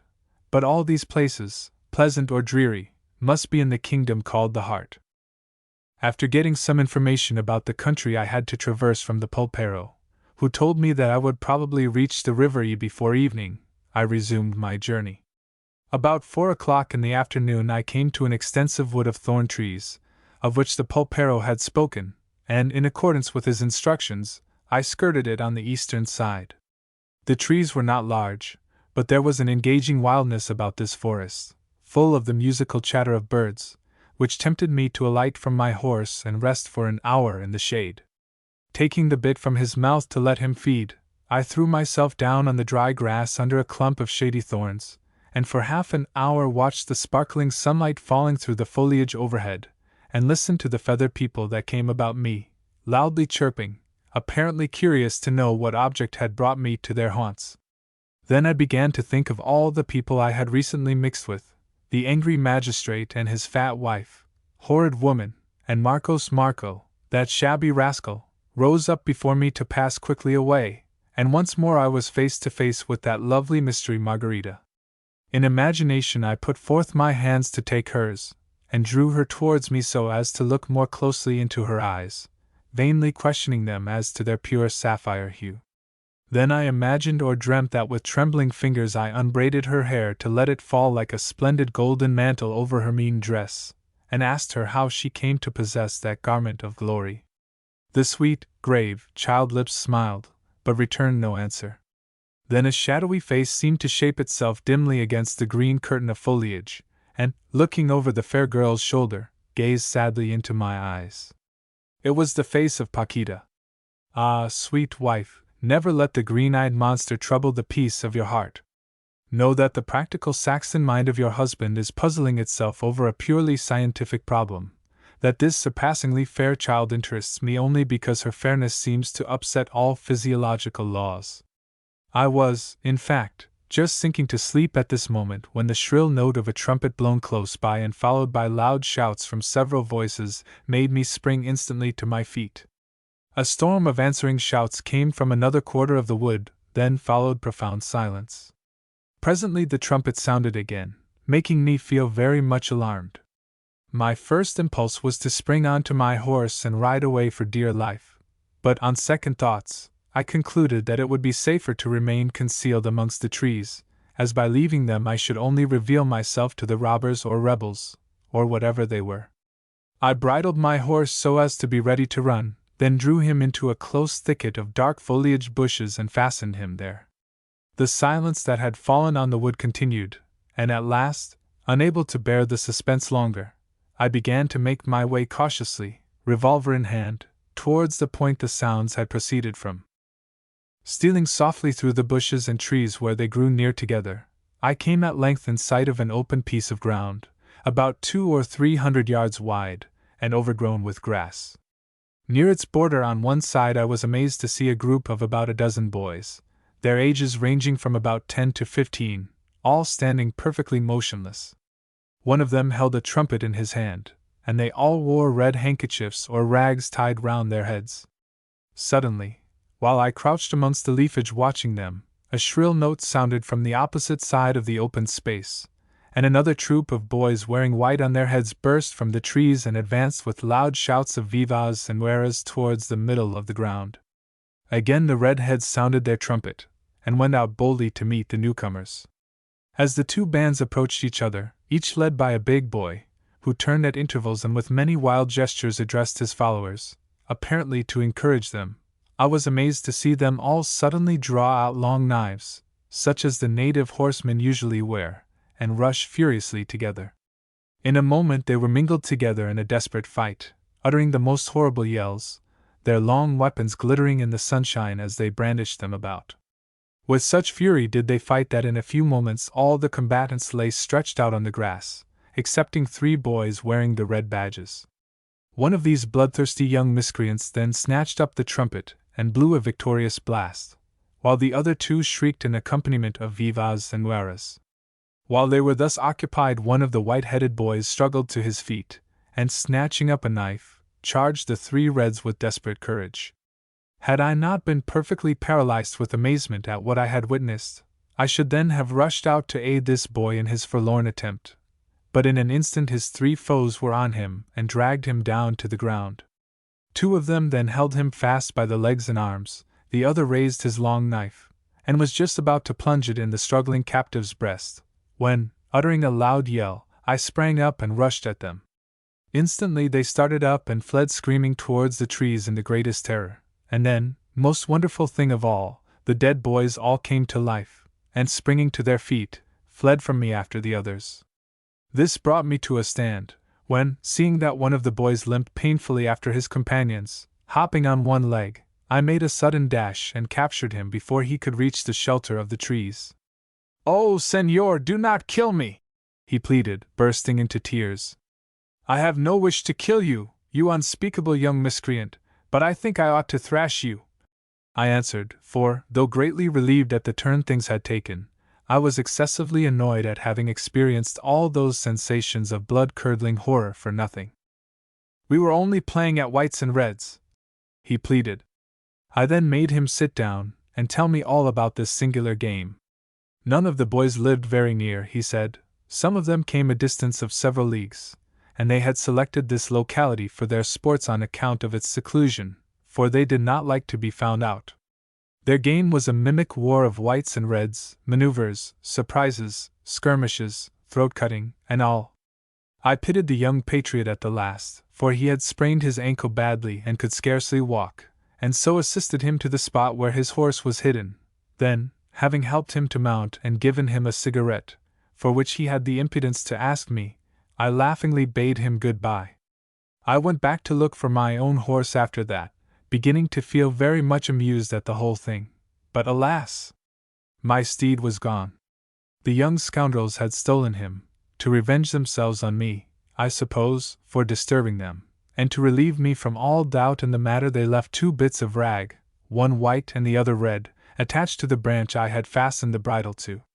For some time I wandered about the wood, and even shouted aloud in the wild hope that the young fiends were not going to carry things so far as to leave me without a horse in that solitary place.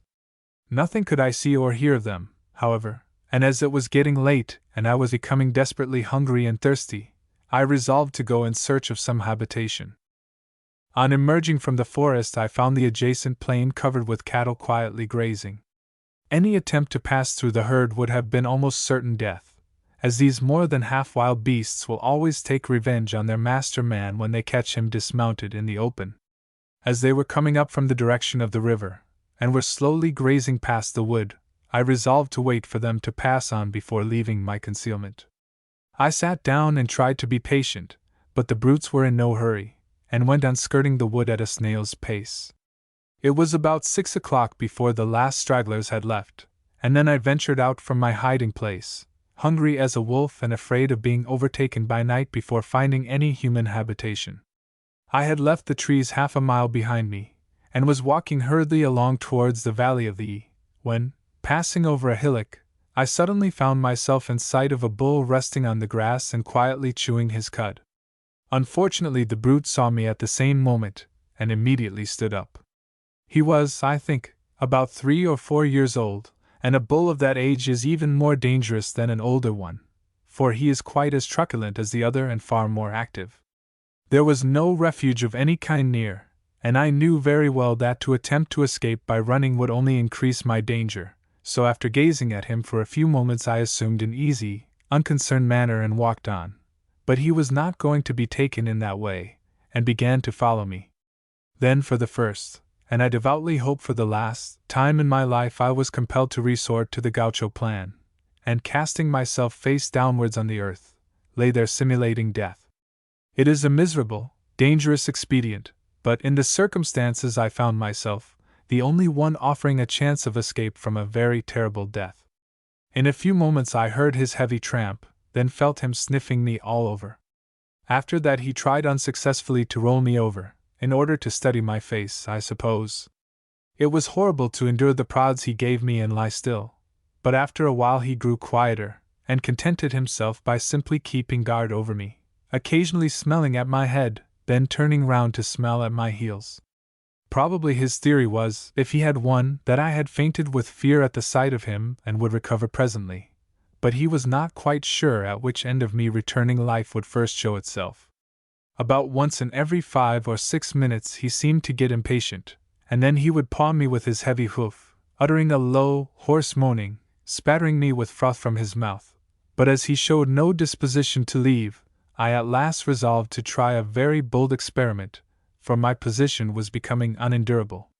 I waited till the brute's head was turned from me, then worked my hand cautiously down to my revolver.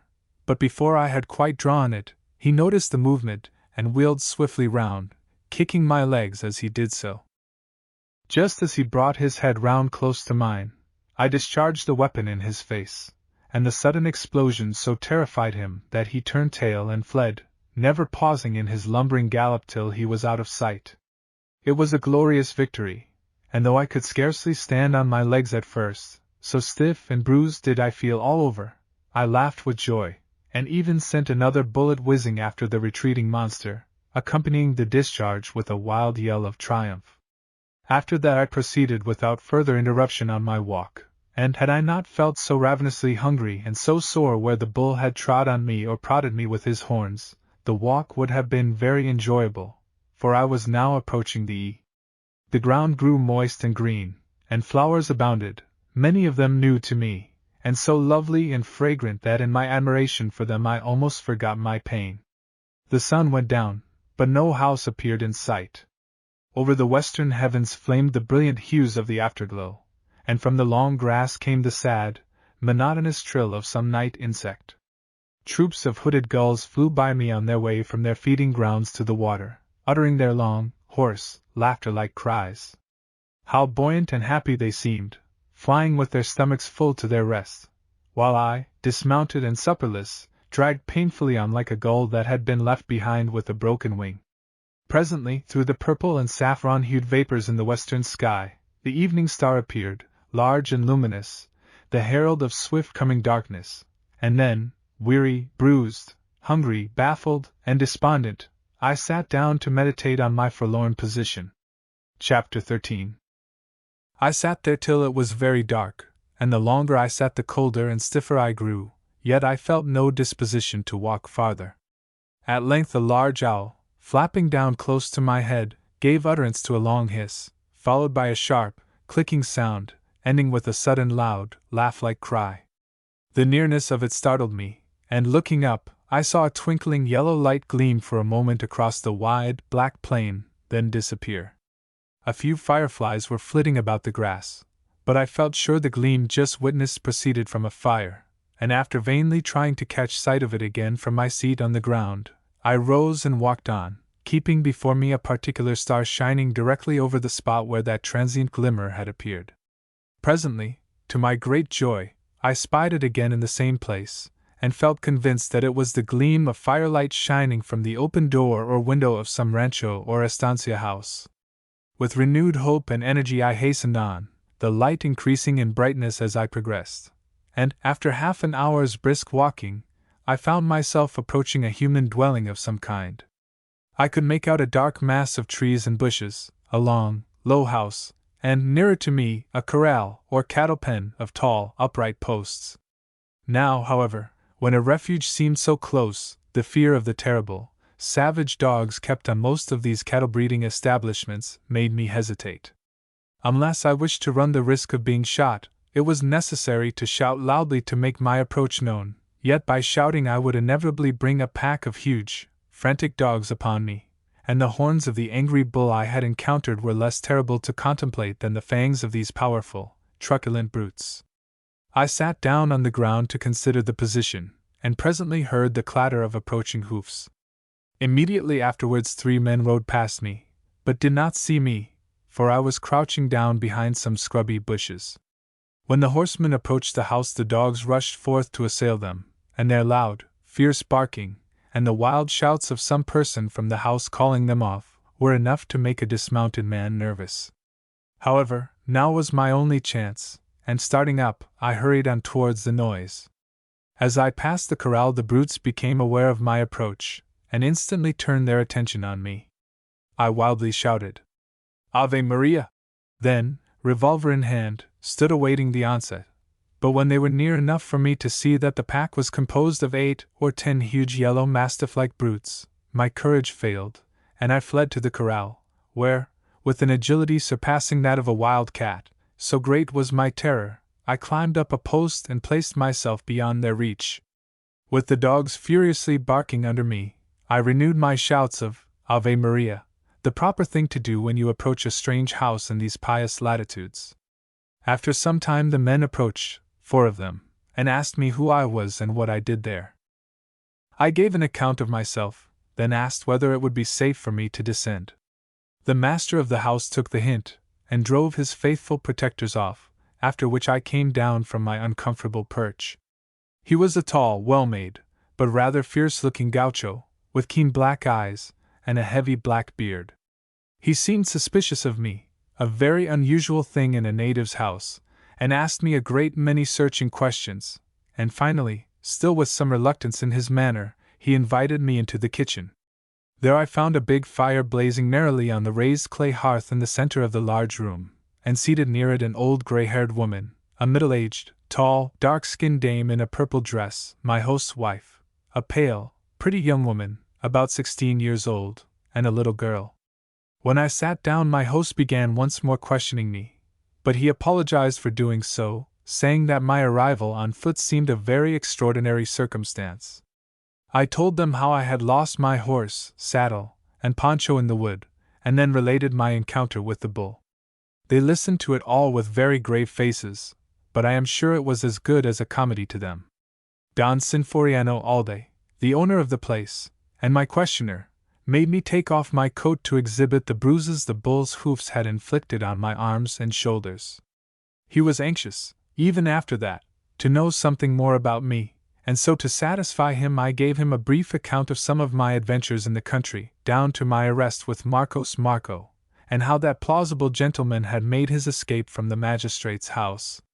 That made them all laugh, and the 3 men I had seen arrive, and who appeared to be casual visitors, became very friendly, frequently passing me the rum bottle with which they were provided.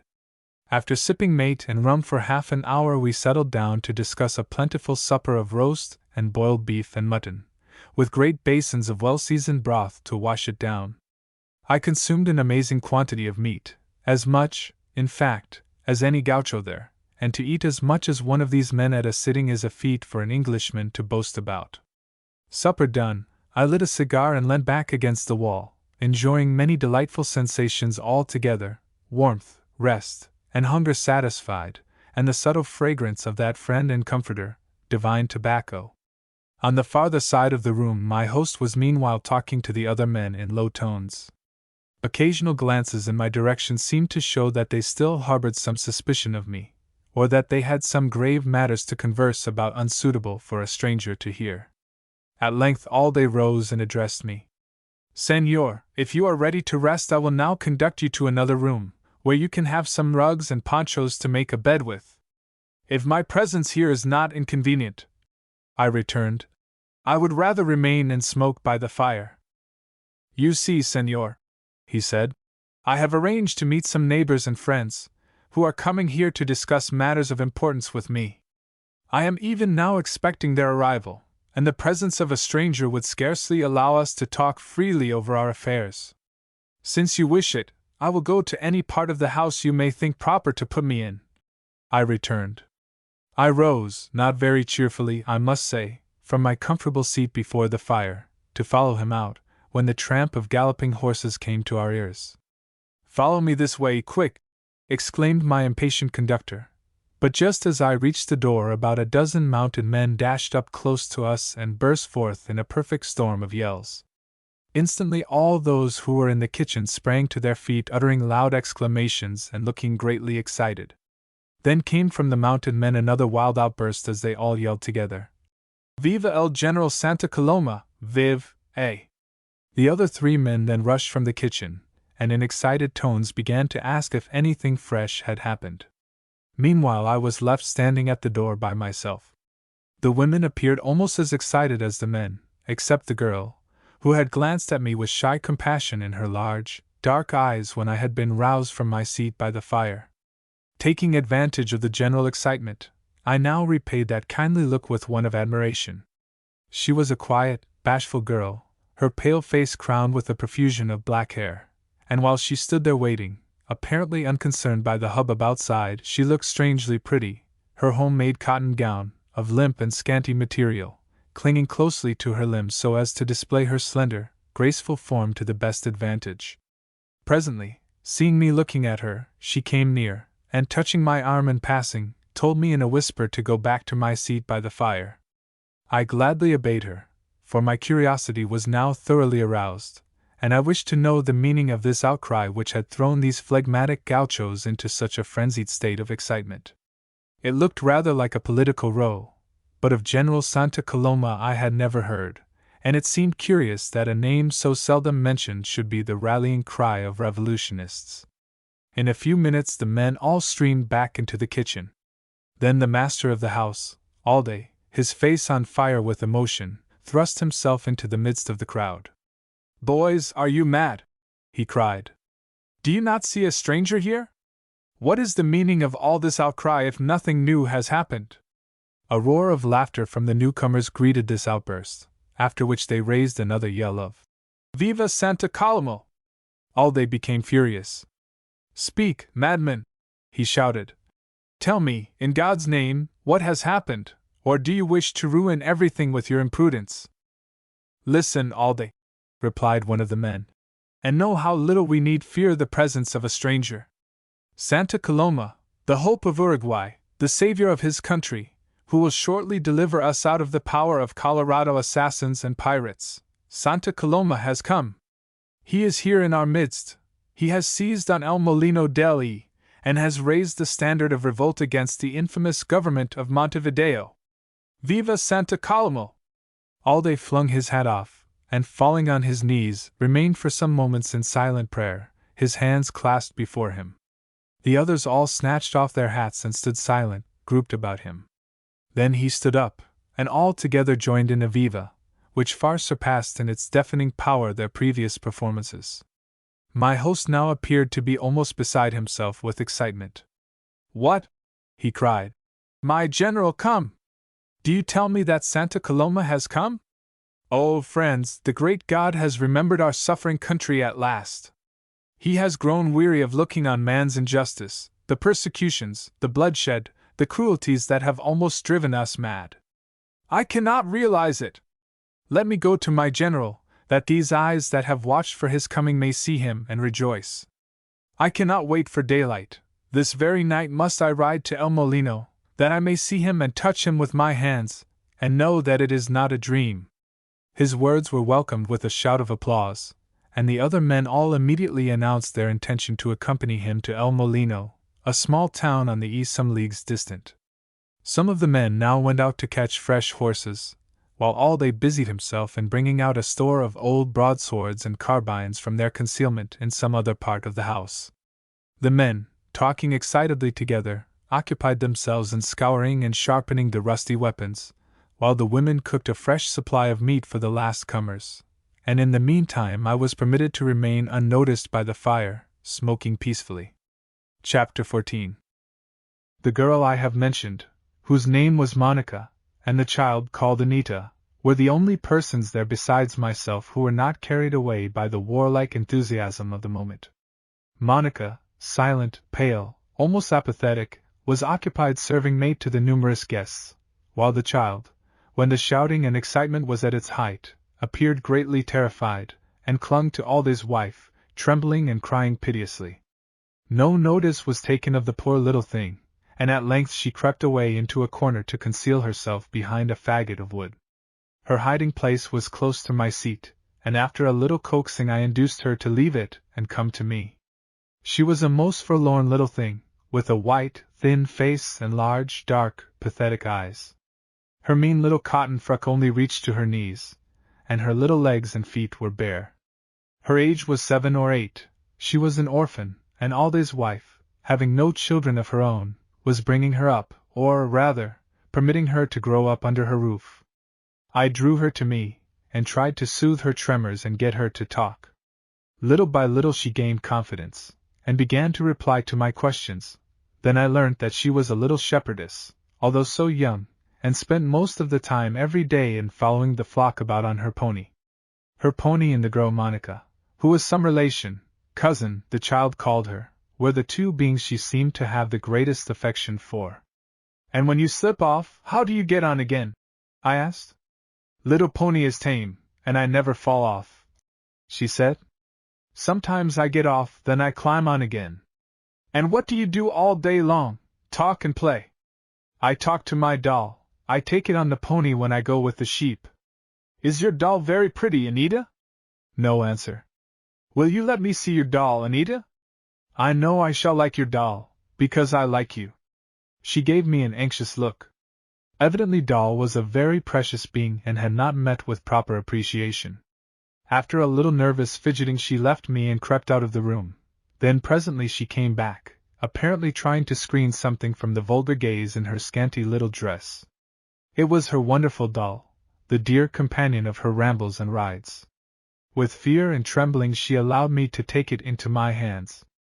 It was, or consisted of, the forefoot of a sheep, cut off at the knee. On the top of the knee part a little wooden ball wrapped in a white rag represented the head, and it was dressed in a piece of red flannel, a satyr-like doll, with one hairy leg and a cloven foot. I praised its pleasing countenance, its pretty gown and dainty little boots, and all I said sounded very precious to Anita, filling her with emotions of the liveliest pleasure. "And do you never play with the dogs and cats and little lambs?" I asked. "Not with the dogs and cats. When I see a very little lamb asleep I get down and go softly, softly and catch it. It tries to get away, then I put my finger in its mouth, and it sucks and sucks, then it runs away." "And what do you like best to eat?" "Sugar. When Uncle buys sugar, Aunt gives me a lump. I make doll eat some, and bite off one small piece and put it in Pony's mouth." "Which would you rather have, Anita, a great many lumps of sugar, or a beautiful string of beads, or a little girl to play with?" This question was rather too much for her neglected little brain, which had fed itself with such simple fare, so I was obliged to put it in various ways, and at last, when she understood that only one of the three things could be chosen, she decided in favor of a little girl to play with. Then I asked her if she liked to hear stories. This also puzzled her, and after some cross-questioning I discovered that she had never heard a story, and did not know what it meant. "Listen, Anita, and I will tell you a story," I said. "Have you seen the white mist over the E in the morning, a light, white mist that flies away when the sun gets hot?" Yes, she often saw the white mist in the morning, she told me. "Then I will tell you a story about the white mist and a little girl named Alma. Little Alma lived close to the river E, but far, far from here, beyond the trees and beyond the blue hills, for the E is a very long river. She lived with her grandmother and with 6 uncles, all big tall men with long beards, and they always talked about wars, and cattle, and horse racing, and a great many other important things that Alma could not understand. There was no one to talk to Alma and for Alma to talk to or to play with. And when she went out of the house where all the big people were talking, she heard the cocks crowing, the dogs barking, the birds singing, the sheep bleating, and the trees rustling their leaves over her head, and she could not understand one word of all they said. At last, having no one to play with or talk to, she sat down and began to cry.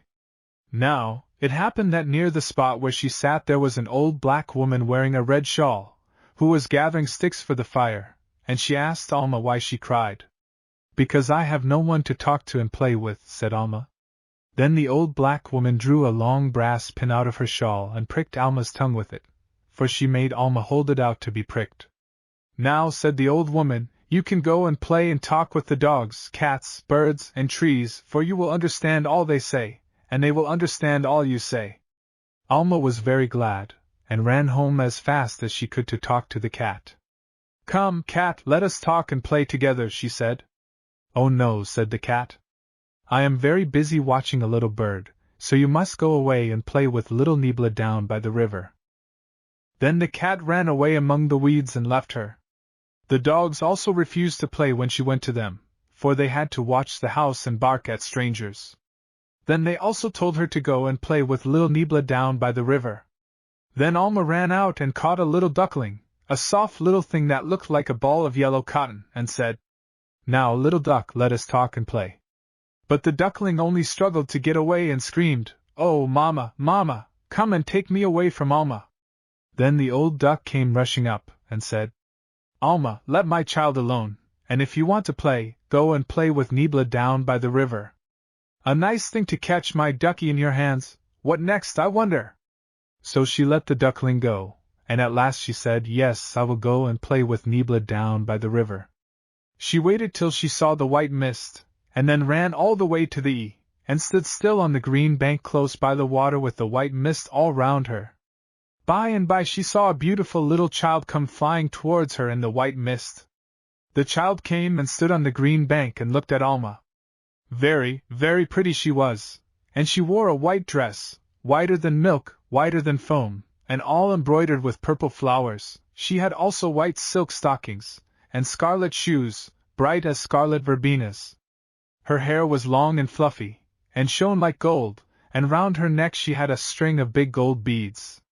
Then Alma said, Oh, beautiful little girl, what is your name? To which the little girl answered, Niebla. Will you talk to me and play with me? Said Alma. Oh, no, said Niebla, how can I play with a little girl dressed as you are and with bare feet? For you know poor Alma only wore a little old frock that came down to her knees, and she had no shoes and stockings on. Then little Niebla rose up and floated away, away from the bank and down the river, and at last, when she was quite out of sight in the white mist, Alma began to cry. When it got very hot she went and sat down, still crying, under the trees. There were 2 very big willow trees growing near the river. By and by the leaves rustled in the wind and the trees began talking to each other, and Alma understood everything they said. Is it going to rain, do you think? Said one tree. Yes, I think it will, some day, said the other. There are no clouds, said the first tree. No, there are no clouds today, but there were some the day before yesterday, said the other. Have you got any nests in your branches? Said the first tree. Yes, one, said the other. It was made by a little yellow bird, and there are 5 speckled eggs in it. Then the first tree said, There is little Alma sitting in our shade. Do you know why she is crying, neighbor? The other tree answered, Yes, it is because she has no one to play with. Little Niebla by the river refused to play with her because she is not beautifully dressed. Then the first tree said, Ah, she ought to go and ask the fox for some pretty clothes to wear. The fox always keeps a great store of pretty things in her hole. Alma had listened to every word of this conversation. She remembered that a fox lived on the hillside not far off, for she had often seen it sitting in the sunshine with its little ones playing round it, and pulling their mother's tail in fun. So Alma got up and ran till she found the hole, and putting her head down it, she cried out, Fox! Fox! But the fox seemed cross, and only answered, without coming out, Go away, Alma, and talk to little Niebla. I am busy getting dinner for my children, and have no time to talk to you now. Then Alma cried, Oh, Fox, Niebla will not play with me because I have no pretty things to wear. Oh, Fox, will you give me a nice dress and shoes and stockings and a string of beads? After a little while the fox came out of its hole with a big bundle done up in a red cotton handkerchief and said, Here are the things, Alma, and I hope they will fit you. But you know, Alma, you really ought not to come at this time of day, for I am very busy just now cooking the dinner, an armadillo roasted and a couple of partridges stewed with rice, and a little omelette of turkey's eggs. I mean plover's eggs, of course. I never touched turkey's eggs. Alma said she was very sorry to give so much trouble. Oh, never mind, said the fox. How is your grandmother? She is very well, thank you, said Alma, but she has a bad headache. I am very sorry to hear it, said the fox.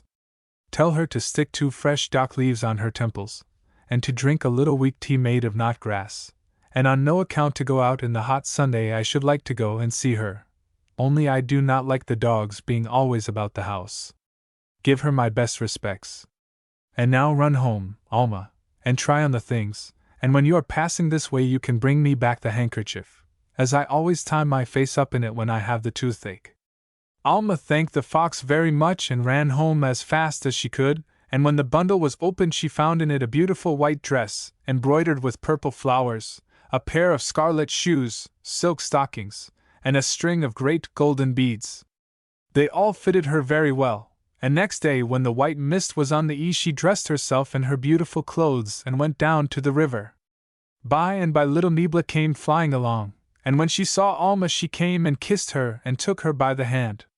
All the morning they played and talked together, gathering flowers and running races over the green sward, and at last Niebla bade her goodbye and flew away, for all the white mist was floating off down the river. But every day after that Alma found her little companion by the E, and was very happy, for now she had someone to talk to and to play with. After I had finished the story, Anita continued gazing into my face with an absorbed expression in her large, wistful eyes. She seemed half scared, half delighted at what she had heard, but presently, before the little thing had said a word, Monica, who had been directing shy and wondering glances towards us for some time, came, and taking her by the hand, led her away to bed. I was getting sleepy then, and, as the clatter of talk and warlike preparation showed no signs of abating, I was glad to be shown into another room, where some sheepskins, rugs, and a couple of ponchos were given to me for a bed. During the night all the men took their departure, for in the morning, when I went into the kitchen, I only found the old woman and Alde's wife sipping bitter mate. The child, they informed me, had disappeared from the house an hour before, and Monica had gone out to look for her. Alde's wife was highly indignant at the little one's escapade, for it was high time for Anita to go out with the flock. After taking mate I went out, and looking towards the E, veiled in a silvery mist, I spied Monica leading the culprit home by the hand, and went to meet them. Poor little Anita! Her face stained with tears, her little legs and feet covered with clay and scratched by sharp reeds in 50 places, her dress soaking wet with the heavy mist, looked a most pitiful object. "Where did you find her?" I asked the girl, beginning to fear that I had been the indirect cause of the poor child's misfortunes. "Down by the river looking for little Niebla. I knew she would be there when I missed her this morning." "How did you know that?" I asked. "You did not hear the story I told her. I made her repeat it all to me last night," said Monica. After that little Anita was scolded, shaken, washed and dried, then fed, and finally lifted on to the back of her pony and sent to take care of the sheep.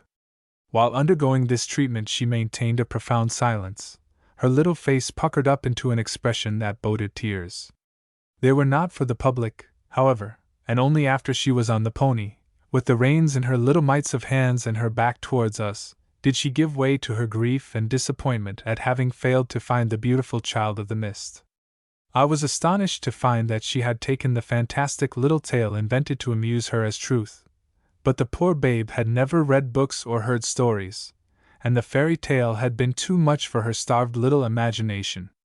I remember that once on another occasion I told a pathetic story of a little child, lost in a great wilderness, to a girl about Anita's age, and just as unaccustomed to this kind of mental fare. Next morning her mother informed me that my little listener had spent half the night sobbing and begging to be allowed to go and look for that lost child I had told her about. Hearing that Alde would not return till evening or till the following day, I asked his wife to lend or give me a horse to proceed on my journey. This, however, she could not do. Then she added, very graciously, that while all the men were away my presence in the house would be a comfort to her, a man always being a great protection. The arrangement did not strike me as one very advantageous to myself, but, as I could not journey very well to Montevideo on foot, I was compelled to sit still and wait for Alday's return. It was dull work talking to those two women in the kitchen. They were both great talkers, and had evidently come to a tacit agreement to share their one listener fairly between them, for first one, then the other would speak with a maddening monotony. Alday's wife had 6 favorite, fine-sounding words: elements, superior, division, prolongation, justification, and disproportion. One of these she somehow managed to drag into every sentence, and sometimes she succeeded in getting in 2. Whenever this happened, the achievement made her so proud that she would, in the most deliberate, cold-blooded way, repeat the sentence again, word for word. The strength of the old woman lay in dates. Not an occurrence did she mention, whether it referred to some great public event or to some trivial domestic incident in her own rancho, without giving the year, the month, and the day. The duet between these two confounded barrel organs, one grinding out rhetoric, the other chronology, went on all the morning, and often I turned to Monica, sitting over her sewing, in hopes of a different tune from her more melodious instrument, but in vain, for never a word dropped from those silent lips. Occasionally her dark, luminous eyes were raised for a moment, only to sink abashed again when they encountered mine. After breakfast I went for a walk along the river, where I spent several hours hunting for flowers and fossils, and amusing myself as best I could. There were legions of duck, coot, rosy spoonbills, and black-necked swans disporting themselves in the water, and I was very thankful that I had no gun with me, and so was not tempted to startle them with rude noises, and send any of them away to languish wounded amongst the reeds. At length, after having indulged in a good swim, I set out to walk back to the estancia. When still about a mile from the house, as I walked on, swinging my stick and singing aloud in lightness of heart, I passed a clump of willow trees, and looking up, saw Monica under them watching my approach. She was standing perfectly motionless, and when I caught sight of her, cast her eyes demurely down, apparently to contemplate her bare feet, which looked very white on the deep green turf. In one hand she held a cluster of stalks of the large, crimson, autumnal lilies which had just begun to blossom. My singing ceased suddenly, and I stood for some moments gazing admiringly at the shy, rustic beauty. "What a distance you have walked to gather lilies, Monica!" I said, approaching her. "Will you give me one of your stalks?" "They were gathered for the Virgin, so I cannot give away any of these," she replied. "If you will wait here under the trees, I will find one to give you." I agreed to wait for her, then, placing the clusters she had gathered on the grass, she left me. Before long she returned with a stalk, round, polished, slender, like a pipe stem, and crowned with its cluster of 3 splendid crimson flowers. When I had sufficiently thanked her and admired it, I said, "What boon are you going to ask from the Virgin, Monica, when you offer her these flowers, safety for your lover in the wars?" "No, senor, I have no offering to make, and no boon to ask. They are for my aunt. I offered to gather them for her, because I wish to meet you here." "To meet me, Monica, what for?" "To ask for a story, senor," she replied, coloring and with a shy glance at my face. "Ah, we have had stories enough," I said. "Remember poor Anita running away this morning to look for a playmate in the wet mist. She is a child, I am a woman. Then, Monica, you must have a lover who will be jealous if you listen to stories from a stranger's lips in this lonely spot. No person will ever know that I met you here," she returned, so bashful yet so persistent. "I have forgotten all my stories," I said. "Then, senor, I will go and find you another rainbow of lilies while you think of one to tell me." "No," I said. "You must get no more lilies for me. Look, I will give you back these you gave me." And saying that, I fastened them in her black hair, where by contrast they looked very splendid, and gave the girl a new grace. "Ah, Monica, they make you look too pretty. Let me take them out again." But she would not have them taken. "I will leave you now to think of a story for me," she said, blushing and turning away. Then I took her hands and made her face me. "Listen, Monica," I said. "Do you know that these lilies are full of strange magic? See how crimson they are. That is the color of passion, for they have been steeped in passion, and turned my heart to fire. If you bring me any more of them, Monica, I shall tell you a story that will make you tremble with fear, tremble like the willow leaves and turn pale as the mist over thee." She smiled at my words. It was like a ray of sunlight falling through the foliage on her face. Then, in a voice that was almost a whisper, she said, "What will the story be about, Señor? Tell me, then I shall know whether to gather lilies for you or not." "It will be about a stranger meeting a sweet, pale girl standing under the trees, her dark eyes cast down, and red lilies in her hand, and how she asked him for a story, but he could speak to her of nothing but love, love, love." When I finished speaking, she gently withdrew her hands from mine and turned away amongst the trees, doubtless to fly from me, trembling at my words, like a frightened young fawn from the hunter. So for a moment I thought. But no, there lay the lilies gathered for a religious purpose at my feet, and there was nothing reproachful in the shy, dark eyes when they glanced back for a moment at me, for, in spite of those warning words, she had only gone to find more of those perilous crimson flowers to give me. Not then, while I waited for her return with palpitating heart, but afterwards in calmer moments, and when Monica had become a pretty picture in the past, did I compose the following lines.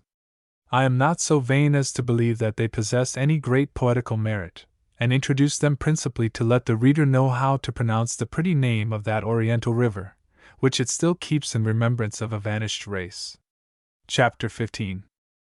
In the evening Alday returned with a couple of his friends, and, as soon as an opportunity offered, I took him aside and begged him to let me have a horse to continue my journey to Montevideo. He answered evasively that the horse I had lost in the neighboring forest would probably be recovered in the course of 2 or 3 days. I replied that if he would let me have a horse, the one I had lost, together with saddle, poncho, etc., could be claimed by him whenever they turned up. He then said that he could not very well give me a horse with saddle and bridle also. It looked as if he wanted to keep me in his house for some purpose of his own, and this made me all the more determined to leave it immediately, in spite of the tender, reproachful glances which Monica flashed on me from under her long, drooping eyelashes.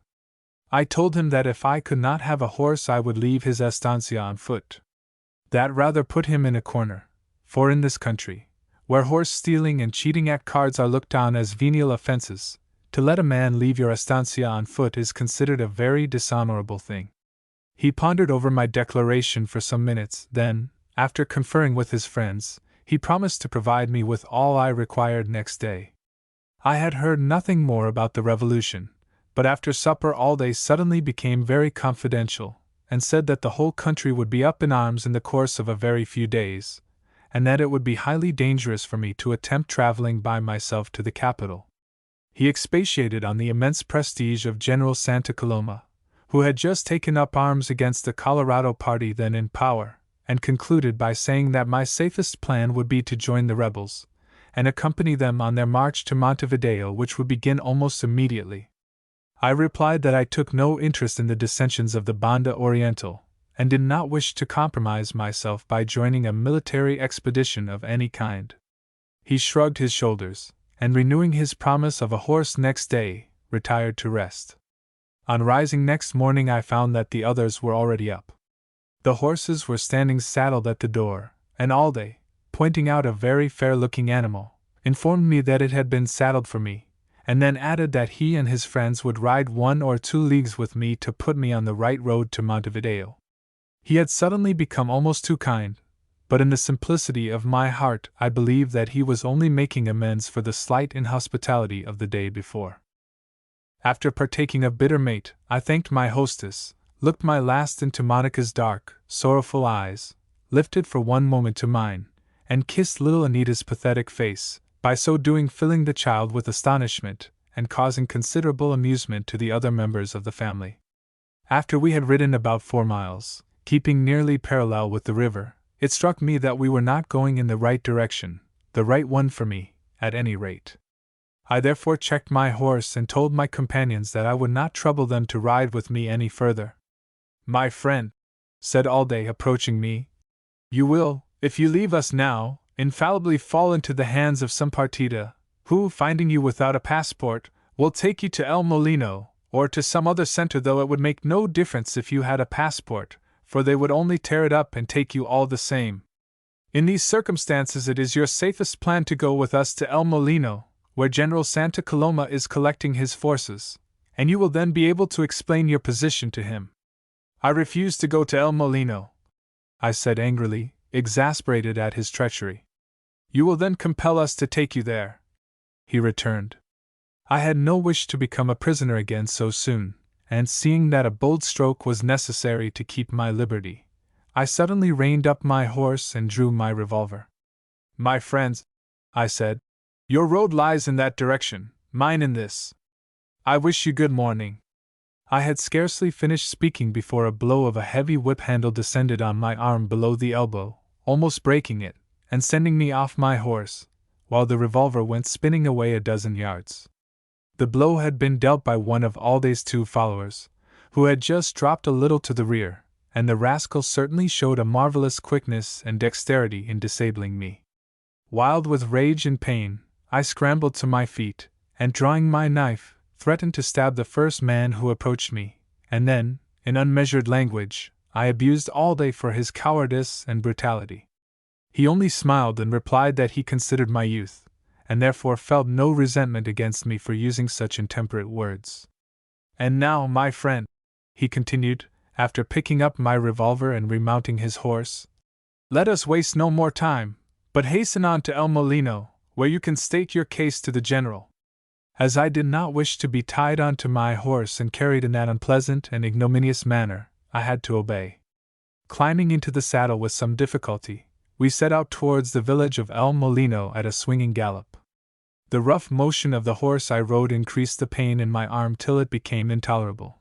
Then one of the men mercifully bound it up in a sling, after which I was able to travel more comfortably, though still suffering a great deal. The day was excessively warm, and we did not reach our destination till about 3 o'clock in the afternoon. Just before entering the town we rode through a little army of gauchos encamped on the adjacent plain.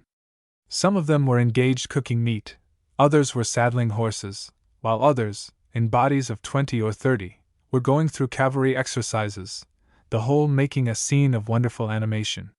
Very nearly all the men wore the ordinary gaucho costume, and those who were exercising carried lances, to which were attached little white, fluttering bannerets. Passing through the encampment, we clattered into the town, composed of about 70 or 80 houses of stone or mud, some thatched, others with tiled roofs, and every house with a large garden attached to it. At the official building facing the plaza a guard of 10 men, armed with carbines, was stationed. We dismounted and went into the building, only to hear that the general had just left the town, and was not expected back till the following day.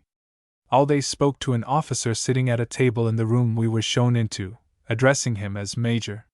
He was a thin, elderly man, with calm gray eyes and a colorless face, and looked like a gentleman. After hearing a few words from Alday, he turned to me and said courteously that he was sorry to tell me I should have to remain in El Molino till the general's return, when I could give an account of myself to him. We do not, he said in conclusion, wish to compel any foreigner, or any Oriental even, to join our forces, but we are naturally suspicious of strangers, having already caught 2 or 3 spies in the neighborhood. Unfortunately, you are not provided with a passport, and it is best that the general should see you.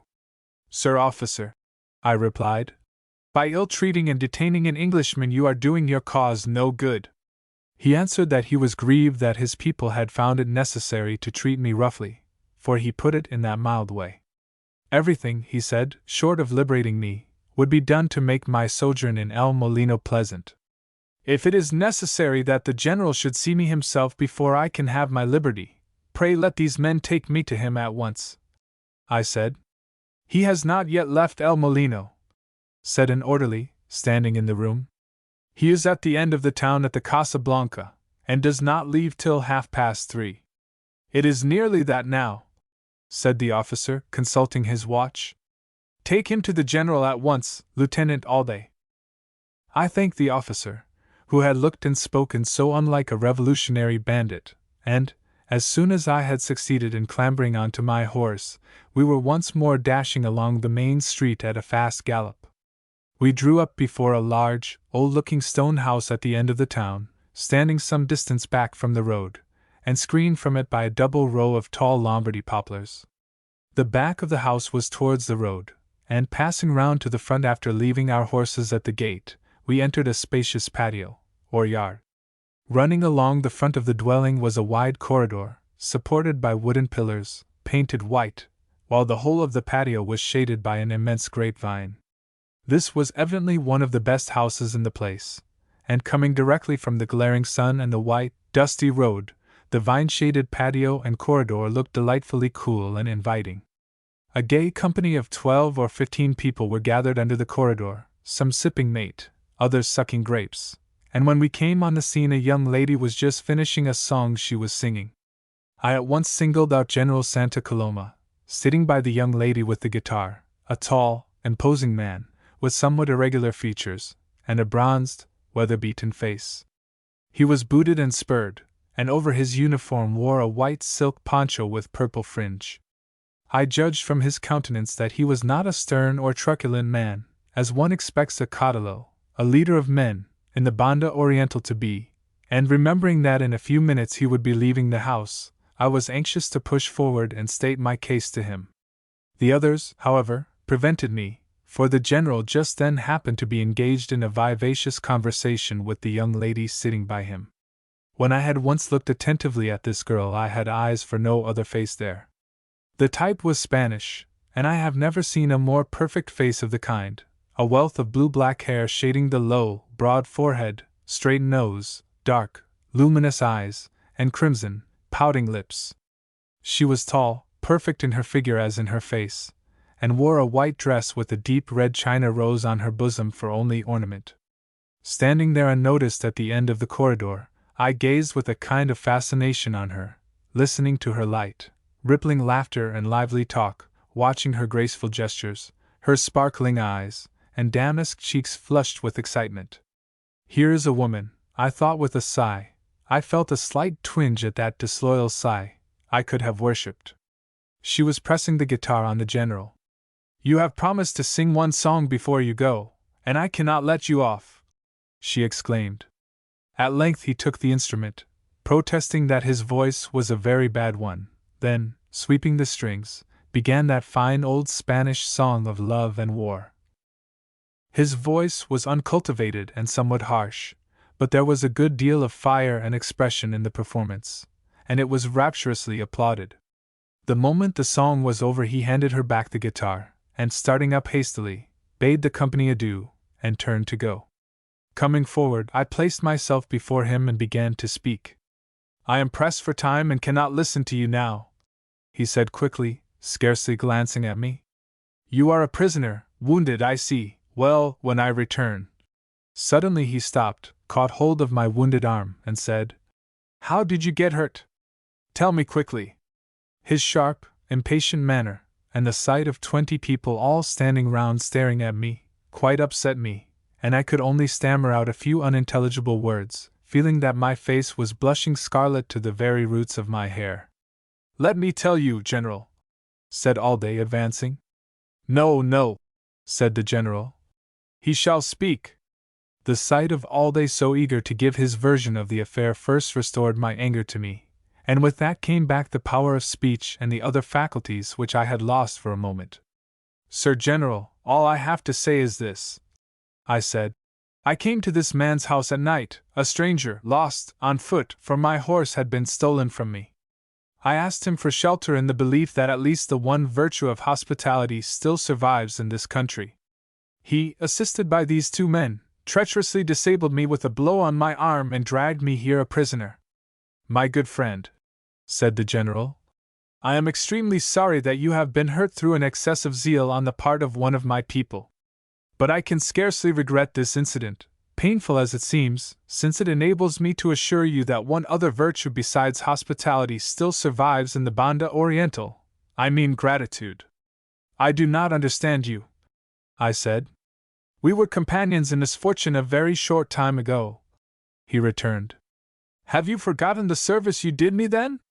I stared at him, astonished at his words, and while I looked into his face, suddenly that scene at the magistrate's estancia, when I went with the key to let my fellow traveler out of the stocks, and he jumped up and seized my hand, flashed on me. Still I was not quite sure, and half whispered tentatively, What, Marco? Yes, he returned, smiling. That was my name at that moment. My friends, he continued, resting a hand on my shoulder and speaking to the others, I have met this young Englishman before. A few days ago, when I was on my way hither, I was arrested at Las Cuevas in his company. It was by means of his assistance that I succeeded in making my escape. He did this good deed, believing at the time that he was helping a poor peasant, and not expecting any return. I might have reminded him that only after he had given me a solemn assurance that he did not intend attempting to make his escape, did I consent to get his legs out of the stocks. However, as he thought proper to forget that part of the affair, I was not going to recall it to him. There were many surprised exclamations from the bystanders, and glancing at that beautiful girl, who was standing near with the others, I found her dark eyes fixed on my face with an expression of tenderness and sympathy in them that sent the blood rushing to my heart. They have hurt you badly, I fear, said the general, addressing me again. To continue your journey now would be imprudent. Let me beg of you to remain where you are, in this house, till your arm is better. Then, turning to the young lady, he said, Dolores, will you and your mother take charge of my young friend till I return, and see that his injured arm is attended to? My general, you will make us happy by leaving him in our care, she replied, with a bright smile. He then introduced me as Don Ricardo simply, for he did not know my surname, to the lovely Señorita, Dolores Zelaya, after which he again bade us adieu and hurried away. When he had gone, all they advanced, hat in hand, and gave me back my revolver, which I had forgotten all about. I took it with my left hand, and put it in my pocket. He then apologized for having treated me roughly. The Major had taught him that word, but without the faintest trace of civility in his speech or manner, and after that he offered me his hand. Which will you have? I said. The hand you have injured or the left hand? He immediately dropped his own hand to his side, then, bowing, said he would wait till I had recovered the use of my right hand. Turning to go, he added with a smile that he hoped the injury would soon heal, so that I would be able to wield the sword in my friend Santa Coloma's cause. His manner, I thought, was a little too independent. Pray take back your horse now, I said, as I have no further use for it, and accept my thanks for conducting me thus far on my journey. Do not mention it, he replied, with a dignified wave of his hand. I am pleased to have been able to render you this small service. Chapter 16. When all they had left us, the charming señorita, in whose care I was well pleased to find myself, led me into a cool, spacious room, dimly lighted, scantily furnished, and with a floor of red tiles. It was a great relief to drop into a sofa there, for I now felt fatigued and suffered great pain from my arm. In a few moments I had the señorita, her mother, Dona Mercedes, and an old serving woman all round me. Gently drawing off my coat, they subjected my wounded arm to a minute examination, their compassionate fingertips, those of the lovely Dolores especially, feeling like a soft, cooling rain on the swollen, inflamed part, which had become quite purple. Ah, how barbarous of them to hurt you like that! A friend, too, of our general!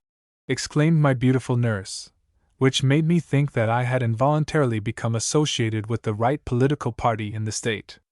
They rubbed the arm with sweet oil, while the old servant brought in a bundle of rue from the garden, which, being bruised in a mortar, filled the room with a fresh, aromatic smell. With this fragrant herb she made a cooling cataplasm. Having dressed my arm, they placed it in a sling, then in place of my coat a light Indian poncho was brought for me to wear. I think you are feverish, said Dona Mercedes, feeling my pulse. We must send for the doctor. We have a doctor in our little town, a very skillful man. I have little faith in doctors, señora, I said, but great faith in women and grapes. If you will give me a cluster from your vine to refresh my blood, I promise to be well very soon. Dolores laughed lightly and left the room, only to return in a few minutes with a dish full of ripe, purple clusters. They were delicious, and did seem to allay the fever I felt, which had probably been caused as much by angry passions as by the blow I had received. While I reclined luxuriously, sucking my grapes, the two ladies sat on each side of me, ostensibly fanning themselves, but only, I think, trying to make the air cooler for me. Very cool and pleasant they made it, certainly, but the gentle attentions of Dolores were at the same time such as might well create a subtler kind of fever in a man's veins, a malady not to be cured by fruit, fans, or phlebotomy. Who would not suffer blows for such compensation as this? I said. Do not say such a thing! Exclaimed the señorita, with wonderful animation. Have you not rendered a great service to our dear general, to our beloved country? If we had it in our power to give you everything your heart might desire, it would be nothing, nothing. We must be your debtors forever. I smiled at her extravagant words, but they were very sweet to hear, none the less. Your ardent love of your country is a beautiful sentiment, I remarked somewhat indiscreetly. But is General Santa Coloma so necessary to its welfare? She looked offended and did not reply. You are a stranger in our country, señor, and do not quite understand these things, said the mother gently. Dolores must not forget that. You know nothing of the cruel wars we have seen and how our enemies have conquered only by bringing in the foreigner to their aid. Ah, señor, the bloodshed, the proscriptions, the infamies which they have brought on this land. But there is one man they have never yet succeeded in crushing. Always from boyhood he has been foremost in the fight, defying their bullets, and not to be corrupted by their Brazilian gold. Is it strange that he is so much to us, who have lost all our relations, and have suffered many persecutions, being deprived almost of the means of subsistence that hirelings and traders might be enriched with our property? To us in this house he is even more than to others. He was my husband's friend and companion in arms. He has done us 1,000 favors, and if he ever succeeds in overthrowing this infamous government, he will restore to us all the property we have lost. But aka.ms, I cannot see deliverance yet. Mamita, do not say such a thing, exclaimed her daughter. Do you begin to despair now when there is most reason to hope? Child, what can he do with this handful of ill-armed men? Returned the mother sadly. He has bravely raised the standard, but the people do not flock to it. Ah, when this revolt is crushed, like so many others, we poor women will only have to lament for more friends slain and fresh persecutions. And here she covered her eyes with her handkerchief. Dolores tossed her head back and made a sudden gesture of impatience. Do you, then, expect to see a great army formed before the ink is dry on the general's proclamation?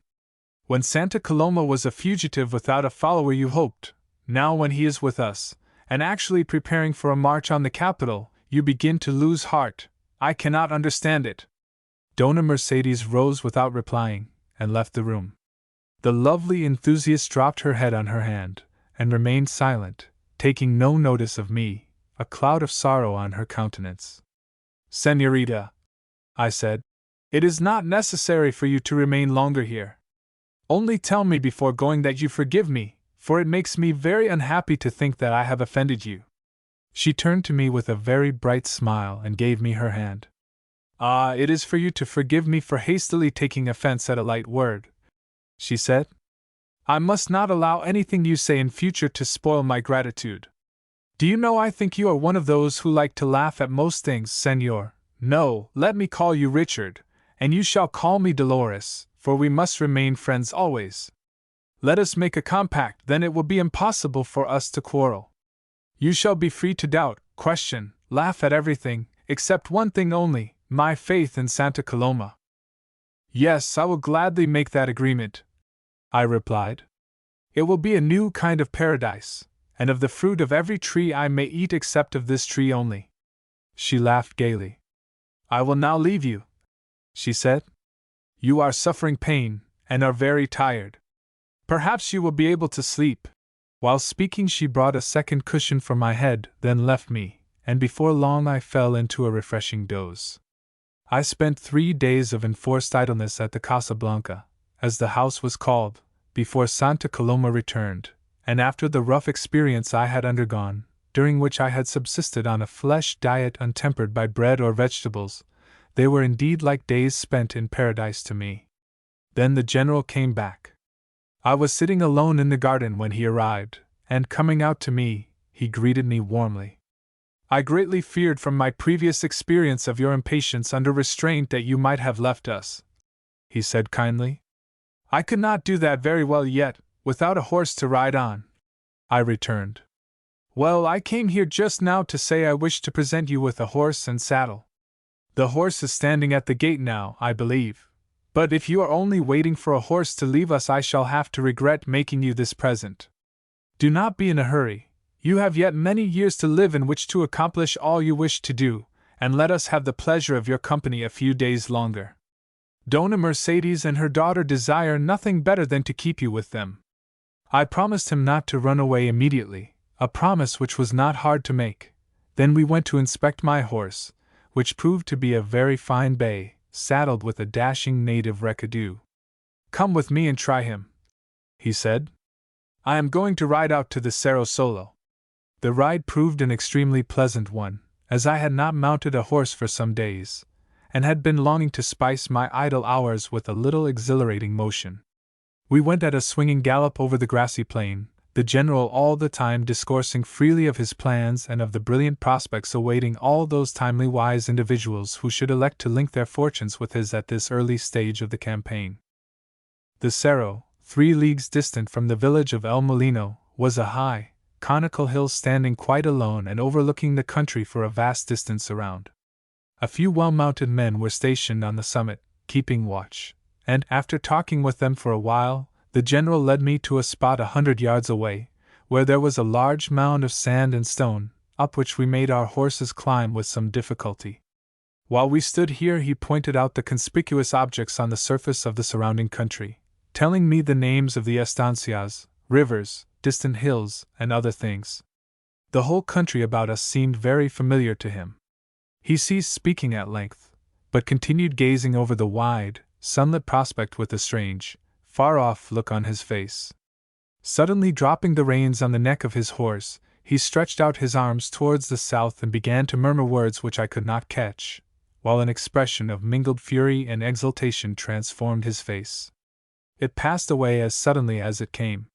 Then he dismounted, and stooping till his knee touched the ground, he kissed the rock before him, after which he sat down and quietly invited me to do the same.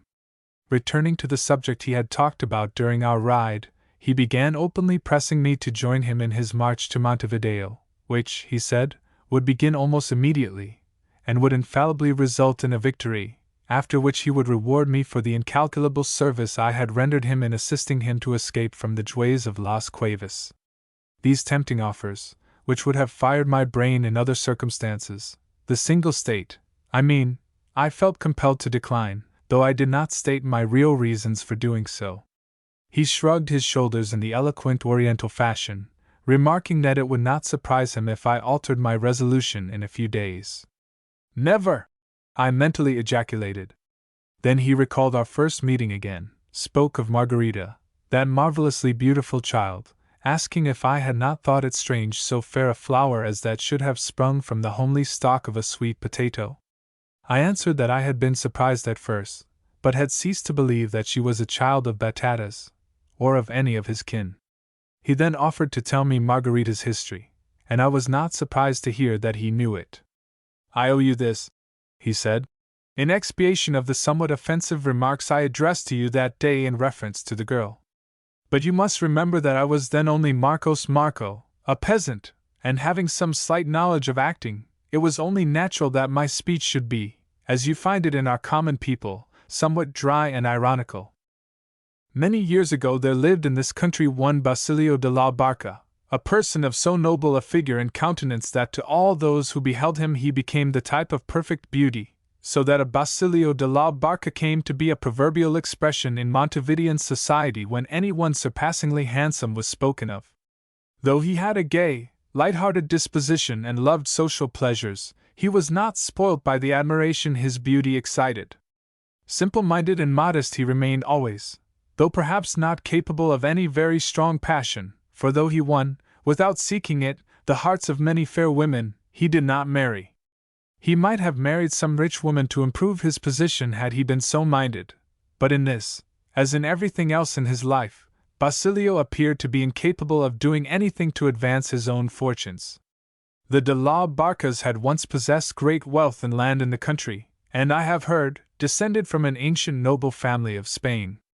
during the long, disastrous wars this country has suffered, when it was conquered in turn by England, Portugal, Spain, Brazil, and the Argentines, the family became impoverished, and at last appeared to be dying out.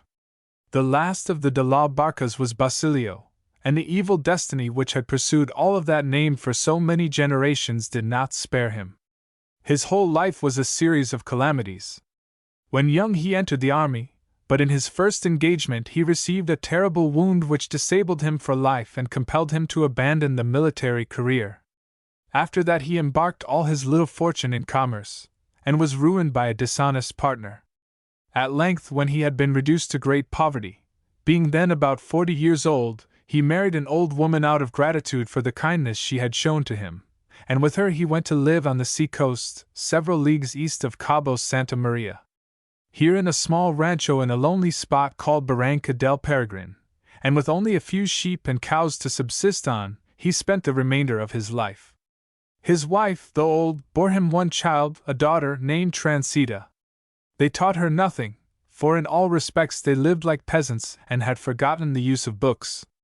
The situation was also wild and solitary, and they very seldom saw a strange face.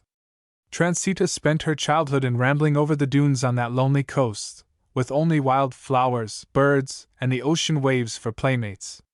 One day, her age being then about 11, she was at her usual pastimes, her golden hair blowing in the wind, her short dress and bare legs wet with the spray, chasing the waves as they retired, or flying with merry shouts from them as they hurried back towards the shore, flinging a cloud of foam over her retreating form, when a youth, a boy of 15, rode up and saw her there. He was hunting ostriches, when, losing sight of his companions, and finding himself near the ocean, he rode down to the shore to watch the tide coming in. "Yes, I was that boy, Richard. You are quick in making conclusions." This he said not in reply to any remark I had made, but to my thoughts, which he frequently guessed very aptly. The impression this exquisite child made on me it would be impossible to convey in words. I had lived much in the capital, had been educated in our best college, and was accustomed to associate with pretty women. I had also crossed the water and had seen all that was most worthy of admiration in the Argentine cities. And remember that with us a youth of 15 already knows something of life. This child, playing with the waves, was like nothing I had seen before. I regarded her not as a mere human creature. She seemed more like some being from I know not what far-off celestial region who had strayed to earth, just as a bird of white and azure plumage, and unknown to our woods, sometimes appears, blown hither from a distant tropical country or island, filling those who see it with wonder and delight. Imagine, if you can, Margarita with her shining hair loose to the winds, swift and graceful in her motions as the waves she plays with, her sapphire eyes sparkling like sunlight on the waters, the tender tints of the seashell in her ever-changing countenance, with a laughter that seems to echo the wild melody of the sandpiper's note. Margarita has inherited the form, not the spirit, of the child Transita. She is an exquisite statue endowed with life. Transita, with lines equally graceful and colors just as perfect, had caught the spirit of the wind and sunshine and was all freedom, motion, fire, a being half human, half angelic. I saw her only to love her, nor was it a common passion she inspired in me. I worshipped her, and longed to wear her on my bosom, but I shrank then and for a long time after from breathing the hot breath of love on so tender and heavenly a blossom. I went to her parents and opened my heart to them. My family being well known to Basilio, I obtained his consent to visit their lonely rancho whenever I could, and I, on my part, promised not to speak of love to Transita till her 16th year. 3 years after I had found Transita, I was ordered to a distant part of the country, for I was already in the army then, and fearing that it would not be possible for me to visit them for a long time, I persuaded Basilio to let me speak to his daughter, who was now 14. She had by this time grown extremely fond of me, and she always looked forward with delight to my visits, when we would spend days together rambling along the shore, or seated on some cliff overlooking the sea, talking of the simple things she knew, and of that wonderful, faraway city life of which she was never tired of hearing. When I opened my heart to her, she was at first frightened at these new strange emotions I spoke of. Soon, however, I was made happy by seeing her fear grow less. In one day she ceased to be a child, the rich blood mantled her cheeks, to leave her the next moment pale and tremulous. Her tender lips were toying with the rim of the honeyed cup. Before I left her she had promised me her hand, and at parting even clung to me, with her beautiful eyes wet with tears. 3 years passed before I returned to seek her. During that time I sent scores of letters to Basilio, but received no reply. Twice I was wounded in fight, once very seriously. I was also a prisoner for several months. I made my escape at last, and, returning to Montevideo, obtained leave of absence.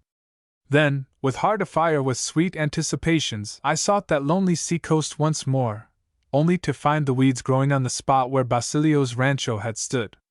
In the neighborhood I learnt that he had died 2 years before, and that after his death the widow had returned to Montevideo with Transita. After long inquiry in that city I discovered that she had not long survived her husband, and that a foreign señora had taken Transita away, no one knew whither.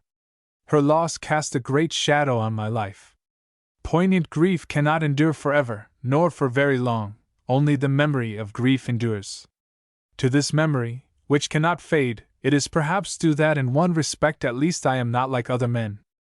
I feel that I am incapable of passion for any woman. No, not if a new Lucrezia Borgia were to come my way, scattering the fiery seeds of adoration upon all men, could they blossom to love in this arid heart. Since I lost Transita I have had one thought, one love, one religion, and it is all told in one word: Patria. Years passed. I was captain in General Oribe's army at the siege of my own city. One day a lad was captured in our lines, and came very near being put to death as a spy. He had come out from Montevideo, and was looking for me. He had been sent, he said, by Transita de la Barca, who was lying ill in the town, and desired to speak to me before she died. I asked and obtained permission from our general, who had a strong personal friendship for me, to penetrate into the town. This was, of course, dangerous, and more so for me, perhaps, than it would have been for many of my brother officers, for I was very well known to the besieged. I succeeded, however, by persuading the officers of a French sloop of war, stationed in the harbor, to assist me. These foreigners at that time had friendly relations with the officers of both armies, and 3 of them had at one time visited our general to ask him to let them hunt ostriches in the interior. He passed them on to me, and taking them to my own estancia, I entertained them and hunted with them for several days. For this hospitality they had expressed themselves very grateful, inviting me repeatedly to visit them on board, and also saying that they would gladly do me any personal service in the town, which they visited constantly. I love not the French, believing them to be the most vain and egotistical, consequently the least chivalrous, of mankind, but these officers were in my debt, and I resolved to ask them to help me. Under cover of night I went on board their ship, I told them my story, and asked them to take me on shore with them disguised as one of themselves.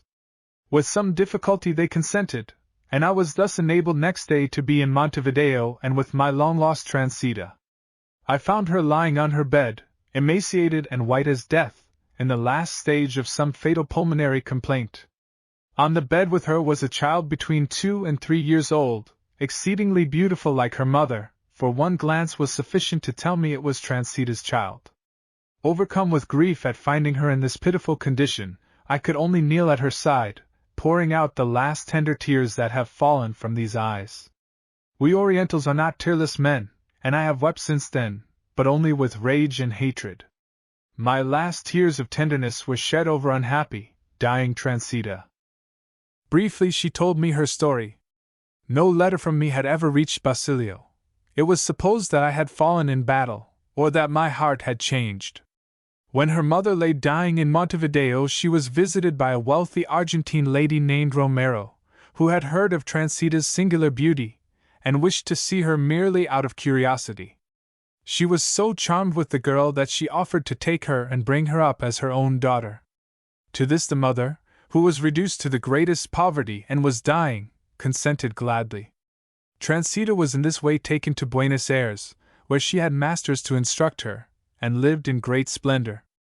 The novelty of this life charmed her for a time. The pleasures of a large city, and the universal admiration her beauty excited, occupied her mind and made her happy. When she was 17, the Senora Romero bestowed her hand on a young man of that city, named Andrada, a wealthy person. He was a fashionable man, a gambler, and a sybarite, and having conceived a violent passion for the girl, he succeeded in winning over the Senora to aid his suit. Before marrying him, Transita told him frankly that she felt incapable of great affection for him. He cared nothing for that, he only wished, like the animal he was, to possess her for her beauty. Shortly after marrying her, he took her to Europe, knowing very well that a man with a full purse, and whose spirit is a compound of swine and goat, finds life pleasanter in Paris than in the Plata. In Paris, Transita lived a gay, but an unhappy life. Her husband's passion for her soon passed away, and was succeeded by neglect and insult. After 3 miserable years, he abandoned her altogether to live with another woman, and then, in broken health, she returned with her child to her own country. When she had been several months in Montevideo, she heard casually that I was still alive and in the besieging army, and anxious to impart her last wishes to a friend, had sent for me. Could you, my friend, could any man, divine the nature of that dying request Transita wished to make? Pointing to her child, she said, "Do you not see that Margarita inherits that fatal gift of beauty which won for me a life of splendor, with extreme bitterness of heart and early death? Soon, before I die, perhaps, there will not be wanting some new Senora Romero to take charge of her, who will at last sell her to some rich, cruel man, as I was sold, for how can her beauty remain long concealed?" It was with very different views for her that I secretly left Paris and returned here. During all the miserable years I spent there, I thought more and more of my childhood on that lonely coast, until, when I fell ill, I resolved to go back there to spend my last days on that beloved spot where I had been so happy. It was my intention to find some peasant family there who would be willing to take Margarita and bring her up as a peasant's child, with no knowledge of her father's position and of the life men live in towns. The siege and my failing health made it impossible for me to carry out that plan. I must die here, dear friend, and never see that lonely coast where we have sat together so often watching the waves. But I think only of poor little Margarita now, who will soon be motherless. Will you not help me to save her? Promise me that you will take her away to some distant place, where she will be brought up as a peasant's child, and where her father will never find her. If you can promise me this, I will resign her to you now, and face death without even the sad consolation of seeing her by me to the last. I promised to carry out her wishes, and also to see the child as often as circumstances would allow, and when she grew up to find her a good husband. But I would not deprive her of the child then. I told her that if she died, Margarita would be conveyed to the French ship in the harbor, and afterwards to me, and that I knew where to place her with good-hearted, simple peasants who loved me, and would obey my wishes in all things. She was satisfied, and I left her to make the necessary arrangements to carry out my plans. A few weeks later Transita expired, and the child was brought to me. I then sent her to Batata's house, where, ignorant of the secret of her birth, she has been brought up as her mother wished her to be. May she never, like the unhappy Transita, fall into the power of a ravening beast in man's shape. Amen! I exclaimed. But surely if this child will be entitled to a fortune some day, it will only be right that she should have it. We do not worship gold in this country, he replied. With us the poor are just as happy as the rich, their wants are so few, and easily satisfied. It would be too much to say that I love the child more than I love anyone else. I think only of Transita's wishes. That for me is the only right in the matter. Had I failed to carry them out to the letter, then I should have suffered a great remorse.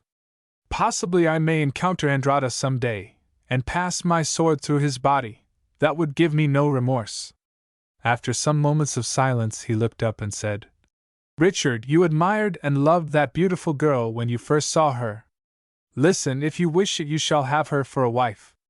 She is simple-minded, ignorant of the world, affectionate, and where she is told to love she will love. Batata's people will obey my wishes in everything. I shook my head, smiling somewhat sorrowfully when I thought that the events of the last few days had already half obliterated Margarita's fair image from my mind.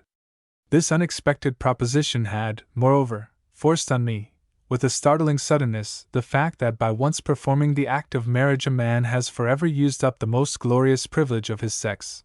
Of course, I mean in countries where he is only allowed to have one wife.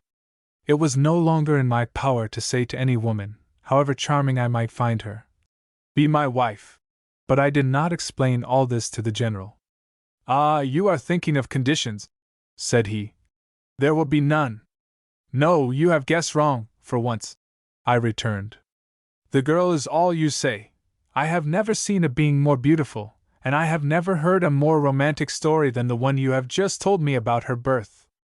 I can only echo your prayer that she may not suffer as her mother did. In name she is not a de la Barca, and perhaps destiny will spare her on that account." He glanced keenly at me and smiled. "Perhaps you are thinking more of Dolores than of Margarita just now," he said. "Let me warn you of your danger there, my young friend. She is already promised to another." Absurdly unreasonable as it may seem, I felt a jealous pang at that information. But then, of course, we are not reasonable beings, whatever the philosophers say. I laughed, not very gaily, I must confess, and answered that there was no need to warn me, as Dolores would never be more to me than a very dear friend.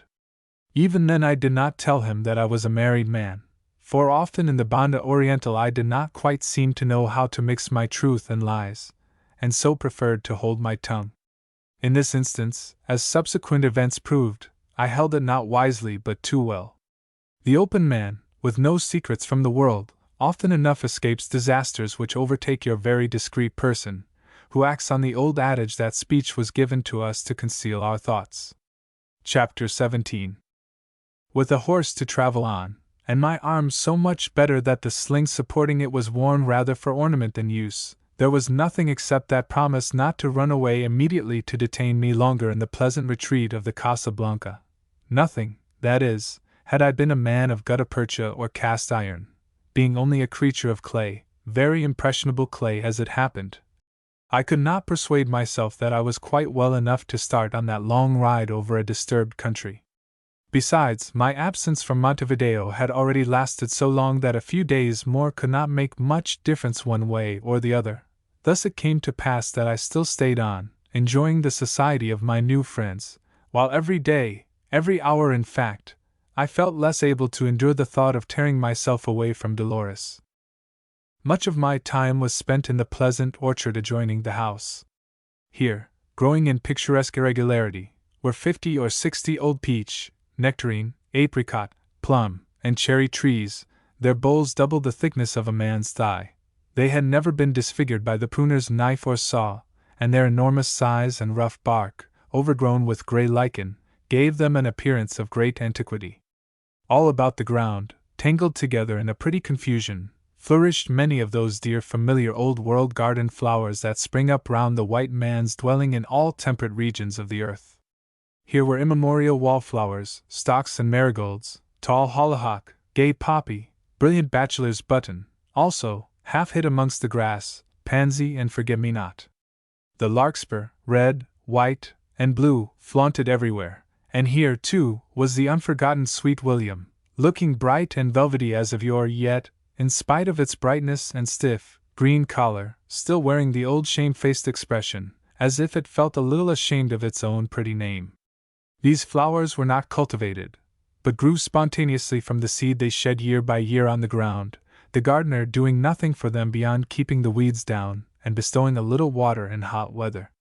The solstitial heats being now over, during which European garden flowers ceased to bloom for a season, they were again in gayest livery to welcome the long second spring of autumn, lasting from February to May. At the farther end of this wilderness of flowers and fruit trees was an aloe hedge, covering a width of 20 to 30 yards with its enormous, disorderly, stave-like leaves. This hedge was like a strip of wild nature placed alongside of a plot of man's improved nature, and here, like snakes hunted from the open, the weeds and wildings which were not permitted to mix with the flowers had taken refuge. Protected by that rude bastion of spikes, The hemlock opened feathery clusters of dark leaves and whitish umbels wherever it could reach up to the sunshine. There also grew the nightshade, with other solanaceous weeds, bearing little clusters of green and purple berries, wild oats, foxtail grass, and nettles. The hedge gave them shelter, but no moisture, so that all these weeds and grasses had a somewhat forlorn and starved appearance, climbing up with long stringy stems among the powerful aloes. The hedge was also rich in animal life. There dwelt mice, cavies, and elusive little lizards. Crickets sang all day long under it, while in every open space the green epiras spread their geometric webs. Being rich in spiders, it was a favorite hunting ground of those insect desperadoes, the mason wasps, that flew about loudly buzzing in their splendid gold and scarlet uniform. There were also many little shy birds here, and my favorite was the wren, for in its appearance and its scolding, jerky, gesticulating ways it is precisely like our house wren, though it has a richer and more powerful song than the English bird. On the other side of the hedge was the potrero, or paddock, where a milch cow with 2 or 3 horses were kept. The manservant, whose name was Nepomuceno, presided over orchard and paddock, also to some extent over the entire establishment. Nepomuceno was a pure Negro, a little old round-headed, blear-eyed man, about 5 feet 4 in height, the short lumpy wool on his head quite gray, slow in speech and movements, his old black or chocolate-colored fingers all crooked, stiff-jointed, and pointing spontaneously in different directions.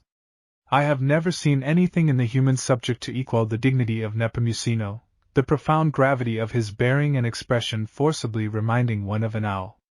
Apparently he had come to look upon himself as the sole head and master of the establishment, and the sense of responsibility had more than steadied him. The negrine propensity to frequent explosions of inconsequent laughter was not, of course, to be expected in such a sober-minded person, but he was, I think, a little too sedate for a black, for, although his face would shine on warm days like polished ebony, it did not smile.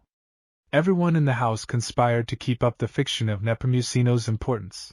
They had, in fact, conspired so long and so well, that it had very nearly ceased to be a fiction. Everybody addressed him with grave respect. Not a syllable of his long name was ever omitted.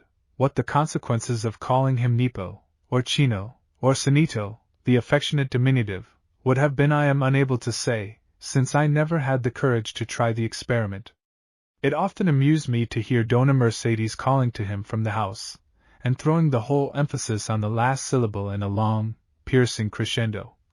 Any, pa, mu, ci, no, oh. Sometimes, when I sat in the orchard, he would come, and placing himself before me, discourse gravely about things in general, clipping his words and substituting R for L in the Negro fashion, which made it hard for me to repress a smile. After winding up with a few appropriate moral reflections, he would finish with the remark, "For though I am black on the surface, senor, my heart is white." And then he would impressively lay one of his old crooked fingers on the part where the physiological curiosity was supposed to be. He did not like being told to perform menial offices, preferring to anticipate all requests of that kind and do whatever was necessary by stealth. Sometimes I would forget this peculiarity of the old black, and tell him that I wanted him to polish my boots. He would ignore the request altogether, and talk for a few minutes of political matters, or on the uncertainty of all things mundane, and by, glancing at my boots, would remark incidentally that they required polishing, offering somewhat ostentatiously to have them done for me. Nothing would make him admit that he did these things himself. Once I tried to amuse Dolores by mimicking his speech to her, but quickly she silenced me, saying that she loved Nepomuceno too well to allow even her best friend to laugh at him. He had been born when blacks were slaves in the service of her family, had carried her in his arms when she was an infant, and had seen all the male members of the house of Zelaya swept away in the wars of reds and whites. But in the days of their adversity his faithful, dog-like affection had never failed them. It was beautiful to see her manner towards him. If she wanted a rose for her hair or dress she would not pluck it herself or allow me to get it for her, but Nepomuceno must be asked to get it. Then every day she would find time to sit down in the garden by his side to tell him all the news of the village and of the country at large, discuss the position of affairs with him, and ask his advice about everything in the house. Indoors or out, I generally had Dolores for a companion, and I could certainly not have had a more charming one. The Civil War, though the little splutter on the E scarcely deserved that name yet, was her unfailing theme. She was never weary of singing her hero Santa Coloma's praises, his dauntless courage and patience in defeat, his strange romantic adventures, the innumerable disguises and stratagems he had resorted to when going about in his own country, where a price was set on his head, ever laboring to infuse fresh valor into his beaten, disheartened followers. That the governing party had any right to be in power, or possessed any virtue of any kind, or were, in fact, anything but an incubus and a curse to the Banda Orientál, she would not for one moment admit. To her mind her country always appeared like Andromeda bound on her rock and left weeping and desolate to be a prey to the abhorred Colorado monster, while ever to the deliverance of this lovely being came her glorious Perseus, swift as the winds of heaven, the lightnings of terrible vengeance flashing from his eyes, the might of the immortals in his strong right arm.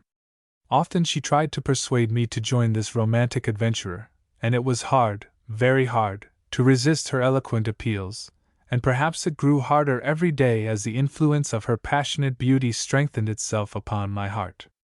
Invariably I took refuge in the argument that I was a foreigner, that I loved my country with an ardor equal to hers, and that by taking arms in the Banda Orientál I should at once divest myself of all an Englishman's rights and privileges. She scarcely had patience to listen to this argument, it seemed so trivial to her, and when she demanded other better reasons I had none to offer.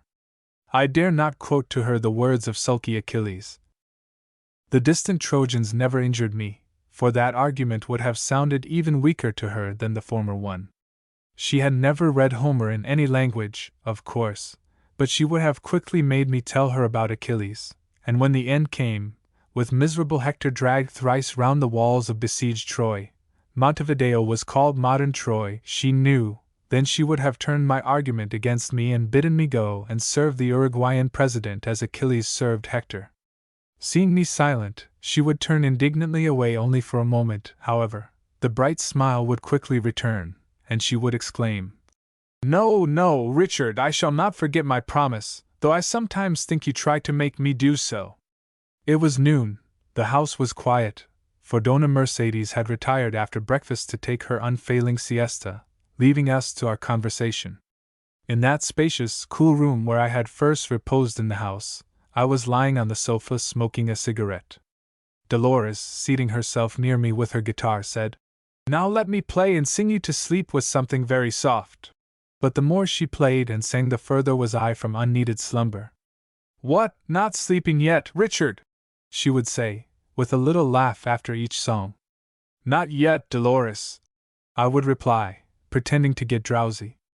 "But my eyes are getting heavy now. One more song will send me to the region of dreams. Sing me that sweet favorite." At length, finding that my sleepiness was all pretense, she refused to sing any more, and presently we drifted once more into the old subject. "Ah, yes," she replied to that argument about my nationality, which was my only shield. "I have always been taught to believe foreigners a cold, practical, calculating kind of people, so different from us. You never seemed to me like a foreigner. Ah, Richard, why will you make me remember that you are not one of us? Tell me, dear friend, if a beautiful woman cried out to you to deliver her from some great misfortune or danger, would you stop to ask her nationality before going to her rescue? No, Dolores, you know that if you, for instance, were in distress or danger I would fly to your side and risk my life to save you. I believe you, Richard. But tell me, is it less noble to help a suffering people cruelly oppressed by wicked men who have succeeded by crimes and treachery and foreign aid in climbing into power? Will you tell me that no Englishman has drawn a sword in a cause like that? Oh, friend, is not my mother country more beautiful and worthy to be helped than any woman?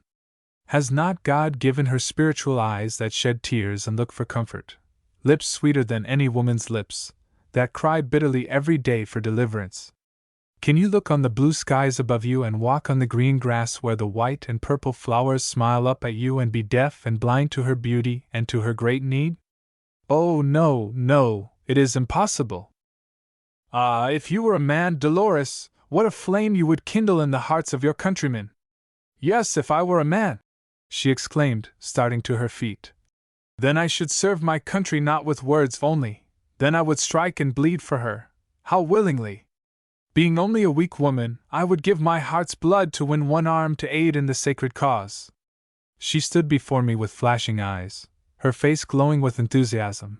Then I also rose to my feet and took her hands in mine, for I was intoxicated with her loveliness and almost ready to throw all restraints to the winds. Dolores, I said, are not your words extravagant?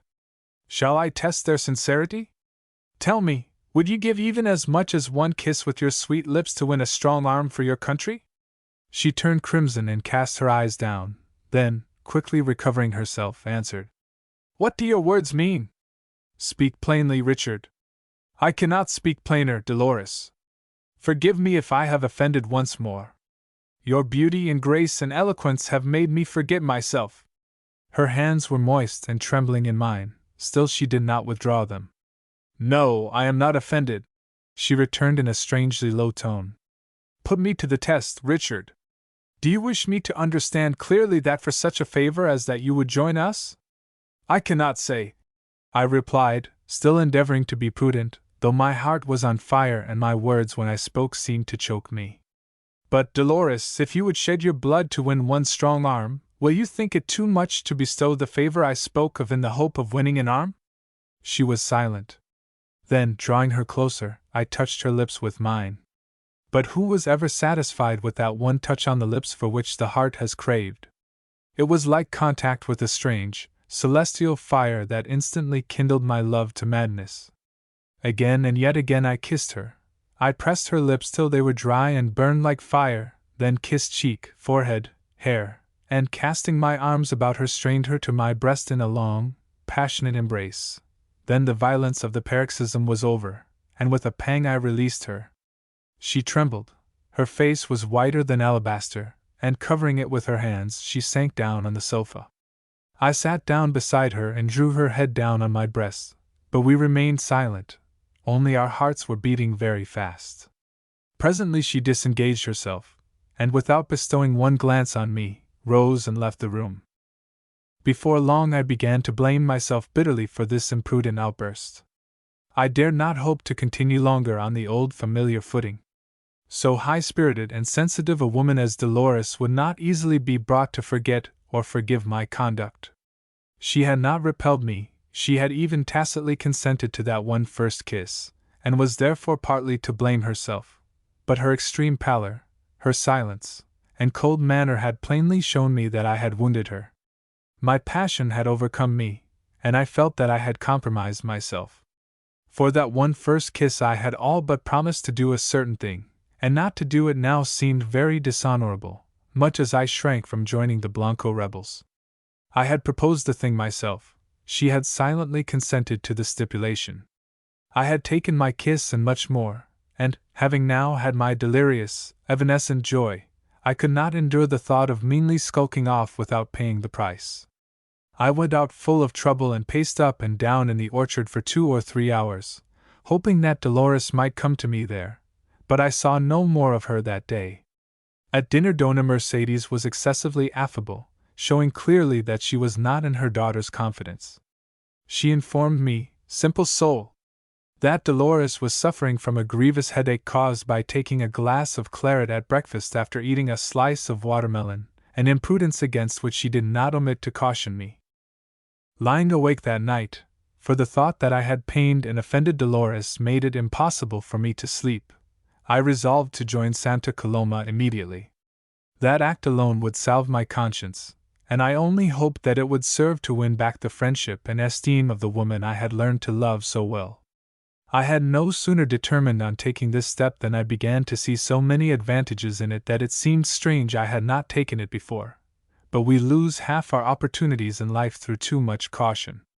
A few more days of adventure, all the pleasanter for being spiced with danger, and I would be once more in Montevideo with a host of great and grateful friends to start me in some career in the country.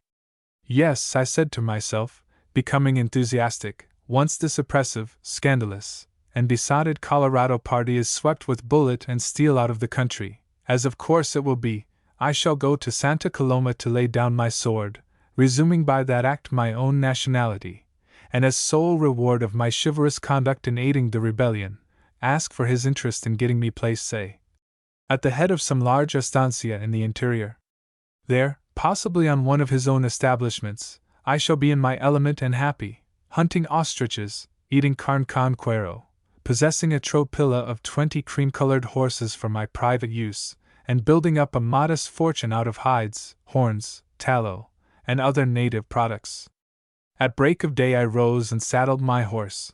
Then, finding the dignified Nepomuceno, who was the early blackbird, of the establishment, told him to inform his mistress that I was going to spend the day with General Santa Coloma. After taking a mate from the old fellow, I mounted and galloped out of the village of Molino. Arrived at the camp, which had been moved to a distance of 4 or 5 miles from El Molino, I found Santa Coloma just ready to mount his horse to start on an expedition to a small town 8 or 9 leagues distant. He at once asked me to go with him, and remarked that he was very much pleased, though not surprised, at my having changed my mind about joining him. We did not return till late in the evening, and the whole of the following day was spent in monotonous cavalry exercises. I then went to the general and requested permission to visit the Casa Blanca to bid adieu to my friends there. He informed me that he intended going to El Molino the next morning himself, and would take me with him. The first thing he did on our arrival at the village was to send me to the principal storekeeper in the place, a man who had faith in the Blanco leader, and was rapidly disposing of a large stock of goods at a splendid profit, receiving in payment sundry slips of paper signed by Santa Coloma. This good fellow, who mixed politics with business, provided me with a complete and much-needed outfit, which included a broadcloth suit of clothes, soft brown hat rather broad in the brim, long riding boots, and poncho. Going back to the official building or headquarters in the plaza, I received my sword, which did not harmonize very well with the civilian costume I wore, but I was no worse off in this respect than 49 out of every 50 men in our little army. In the afternoon we went together to see the ladies, and the general had a very hearty welcome from both of them, as I also had from Dona Mercedes, while Dolores received me with the utmost indifference, expressing no pleasure or surprise at seeing me wearing a sword in the cause which she had professed to have so much at heart. This was a sore disappointment, and I was also nettled at her treatment of me. After dinner, over which we sat talking some time, the general left us, telling me before doing so to join him in the plaza at 5 o'clock next morning. I then tried to get an opportunity of speaking to Dolores alone, but she studiously avoided me, and in the evening there were several visitors, ladies from the town with 3 or 4 officers from the camp, and dancing and singing were kept up till towards midnight. Finding that I could not speak to her, and anxious about my appointment at 5 in the morning, I at length retired sorrowful and baffled to my apartment. Without undressing I threw myself on my bed, and being very much fatigued with so much riding about, I soon fell asleep. When I woke, the brilliant light of the moon, shining in at open window and door, made me fancy it was already daylight, and I quickly sprang up. I had no means of telling the time, except by going into the large living room, where there was an old 8-day clock. Making my way thither, I was amazed to see, on entering it, Dolores in her white dress sitting beside the open window in a dejected attitude. She started and rose up when I entered, the extreme pallor of her face heightened by contrast with her long, raven-black hair hanging unbound on her shoulders. "Dolores, do I find you here at this hour?" I exclaimed. "Yes," she returned coldly, sitting down again. "Do you think it very strange, Richard?" "Pardon me for disturbing you," I said. "I came here to find out the time from your clock. It is 2 o'clock. Is that all you came for? Did you imagine I could retire to sleep without first knowing what your motive was in returning to this house? Have you then forgotten everything?" I came to her and sat down by the window before speaking. "No, Dolores," I said. "Had I forgotten, you would not have seen me here enlisted in a cause which I looked on only as your cause. Ah, then you have honored the Casa Blanca with this visit not to speak to me, that you considered unnecessary, but merely to exhibit yourself wearing a sword." I was stung by the extreme bitterness of her tone. You are unjust to me, I said. Since that fatal moment when my passion overcame me, I have not ceased thinking of you, grieving that I had offended you. No, I did not come to exhibit my sword, which is not worn for ornament. I came only to speak to you, Dolores, and you purposely avoided me. Not without reason, she retorted quickly. Did I not sit quietly by you after you had acted in that way towards me, waiting for you to speak, to explain, and you were silent? Well, senor, I am here now, waiting again. This, then, is what I have to say, I replied. After what passed, I considered myself bound in honor to join your cause, Dolores. What more can I say except to implore your forgiveness? Believe me, dear friend, in that moment of passion I forgot everything, forgot that your hand was already given to another. Given to another? What do you mean, Richard? Who told you that? General Santa Coloma. The general? What right has he to occupy himself with my affairs? This is a matter that concerns myself only, and it is presumption on his part to interfere in it. Do you speak in that tone of your hero, Dolores? Remember that he only warned me of my danger out of pure friendship. But his warning was thrown away. My unhappy passion, the sight of your loveliness, your own incautious words, were too much for my heart. She dropped her face on her hands and remained silent. I have suffered for my fault, and must suffer more. Will you not say you forgive me, Dolores? I said, offering my hand. She took it, but continued silent. Say, dearest friend, that you forgive me, that we part friends. Oh, Richard, must we part then? She murmured. Yes, now, Dolores, for, before you are up, I must be on horseback and on my way to join the troops. The march to Montevideo will probably commence almost immediately. Oh, I cannot bear it, she suddenly exclaimed, taking my hands in both hers. Let me open my heart to you now. Forgive me, Richard, for being so angry with you, but I did not know the general had said such a thing. Believe me, he imagines more than he knows. When you took me in your arms and held me against your breast, it was a revelation to me. I cannot love or give my hand to any other man. You are everything in the world to me now, Richard. Must you leave me to mingle in this cruel civil strife in which all my dearest friends and relations have perished? She had had her revelation.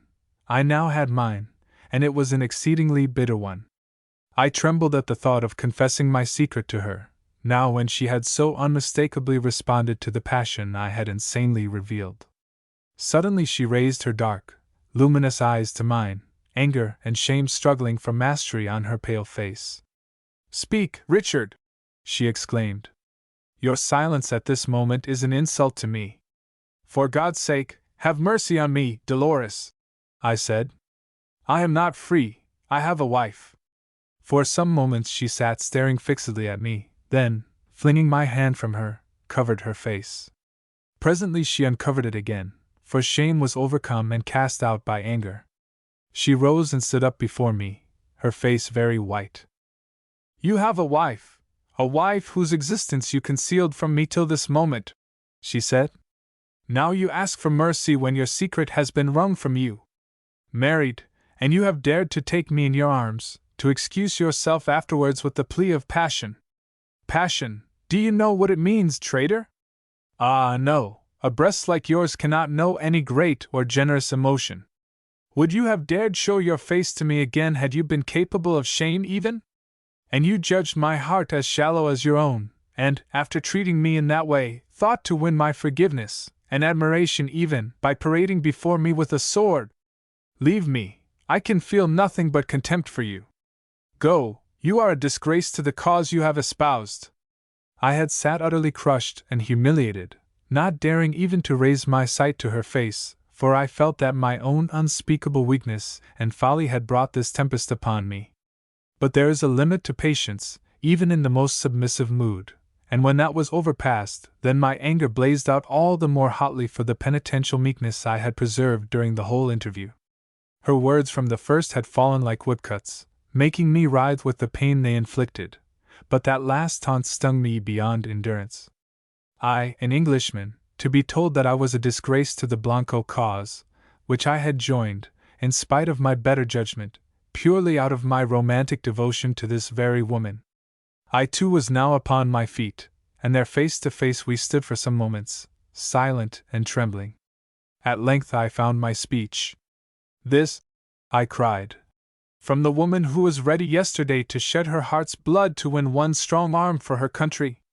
I have renounced everything, allied myself with abhorred robbers and cutthroats, only to learn that her one desire is everything to her, her divine, beautiful country nothing. I wish that a man had spoken those words to me, Dolores, so that I might have put this sword you speak of to one good use before breaking it and flinging it from me like the vile thing it is. Would to God the earth would open and swallow up this land forever, though I sank down into hell with it for the detestable crime of taking part in its pirate wars." She stood perfectly still, gazing at me with widely dilated eyes, a new expression coming into her face. Then when I paused for her to speak, expecting only a fresh outburst of scorn and bitterness, a strange, sorrowful smile flitted over her lips, and coming close to me, she placed her hand on my shoulder. "Oh," she said, "what a strength of passion you are capable of! Forgive me, Richard, for I have forgiven you. Ah, we were made for each other, and it can never, never be."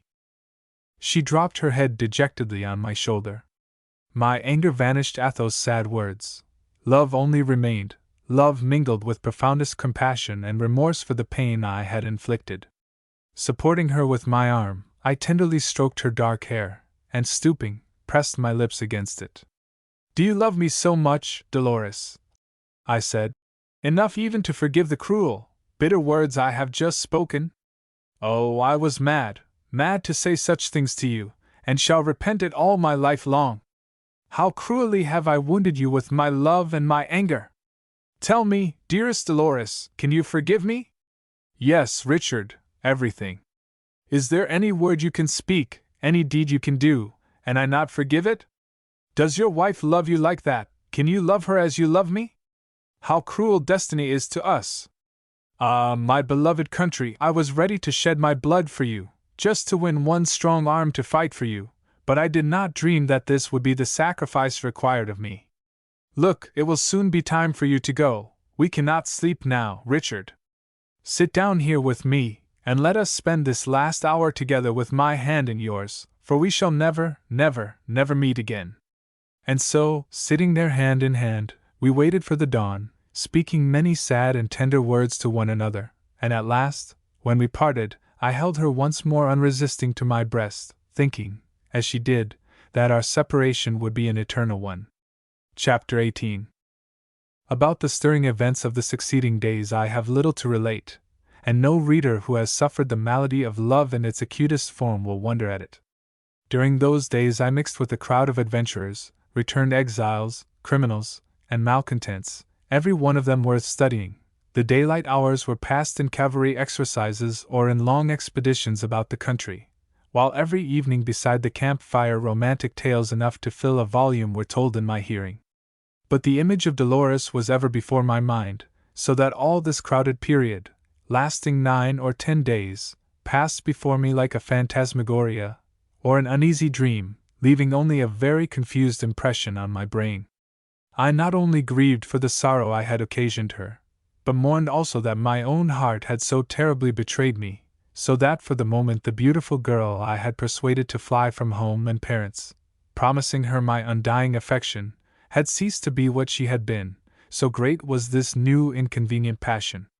The general had offered me a commission in his tatterdemalion gathering, but, as I had no knowledge of military matters, I had prudently declined it, only requesting, as a special favor, that I might be employed constantly on the expeditions he sent out over the surrounding country to beat up recruits, seize arms, cattle, and horses, and to depose the little local authorities in the villages, putting creatures of his own in their places. This request had been granted, so that morning, noon, and night I was generally in the saddle.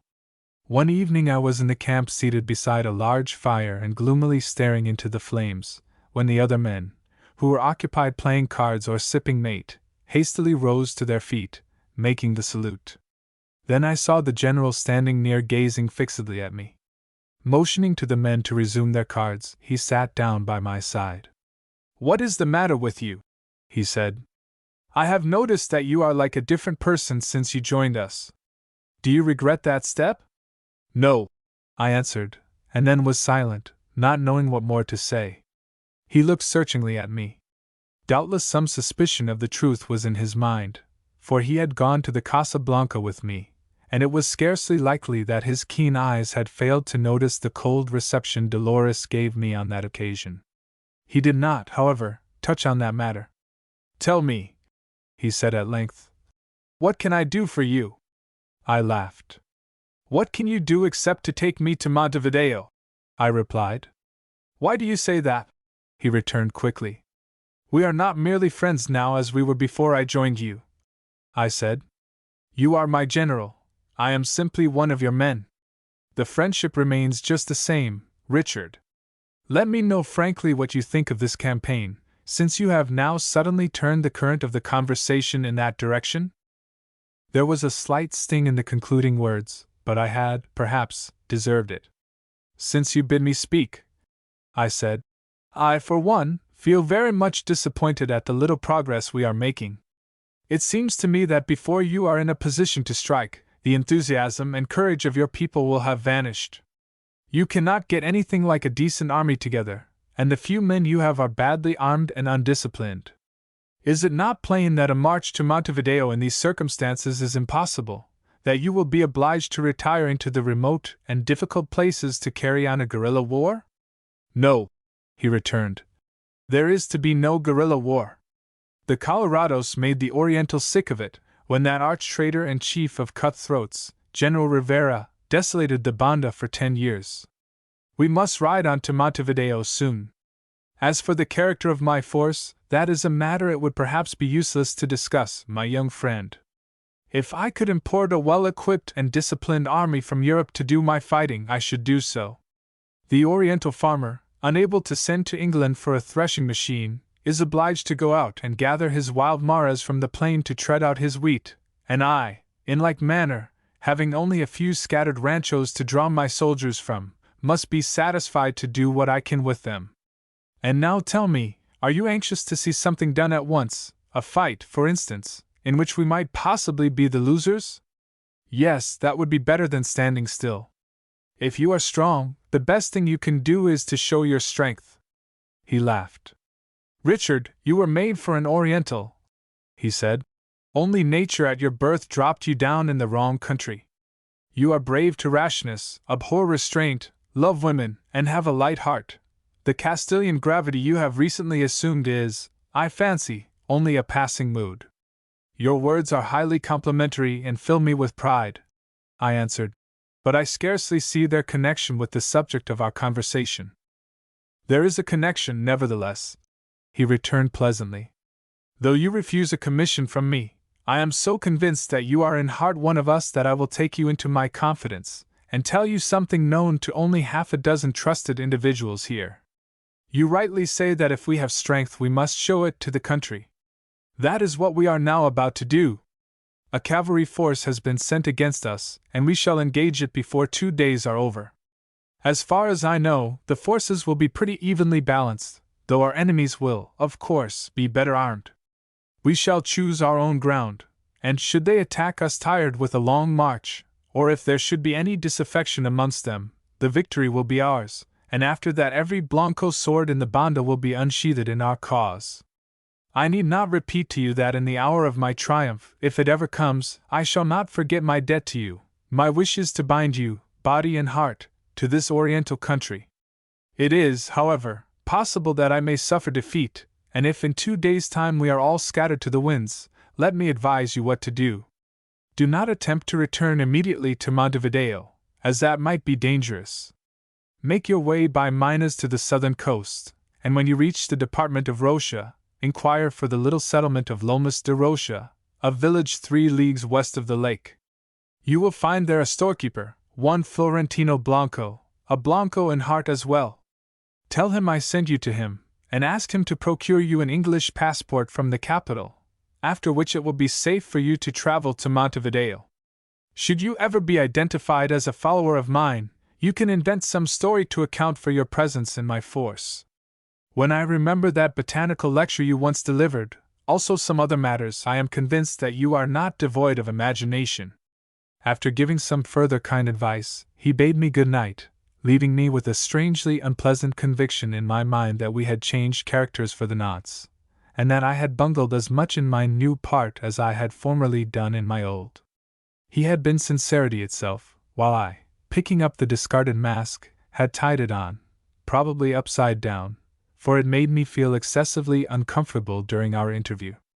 To make matters worse, I was also sure that it had quite failed to hide my countenance, and that he knew as well as I knew myself the real cause of the change he had noticed in me. These disagreeable reflections did not trouble me long, and then I began to feel considerable excitement at the prospect of a brush with the government troops. My thoughts kept me awake most of the night.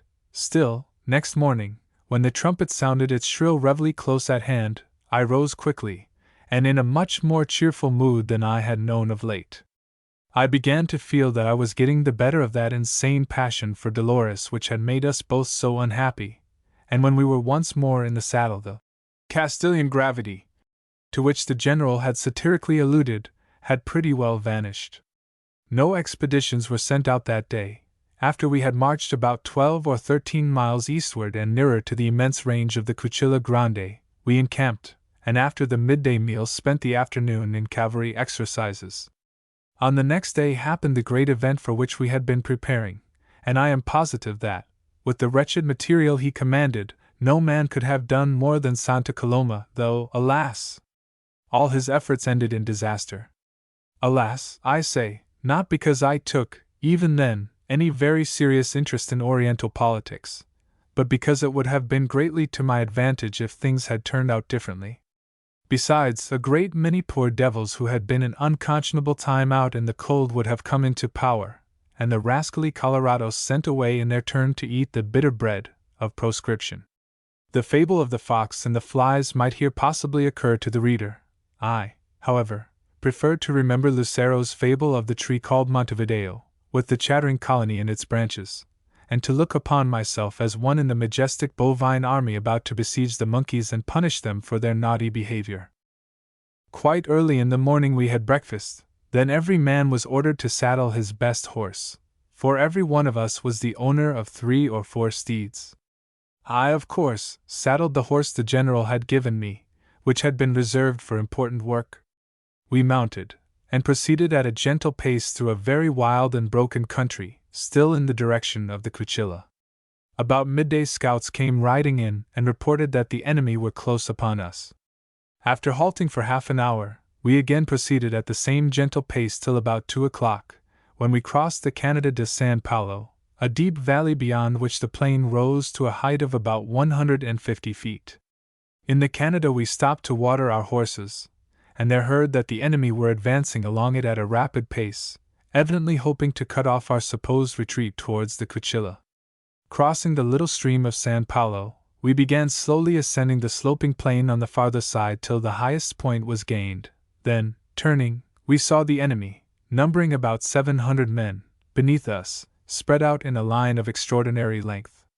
Up from the valley they came towards us at a brisk trot. We were then rapidly disposed in 3 columns, the center one numbering about 250 men, the others about 200 men each. I was in one of the outside columns, within about 4 men from the front. My fellow soldiers, who had hitherto been very light-hearted and chatty, had suddenly become grave and quiet, some of them even looking pale and scared. On one side of me was an irrepressible scamp of a boy about 18 years old, a dark little fellow, with a monkey face and a feeble, falsetto voice like a very old woman.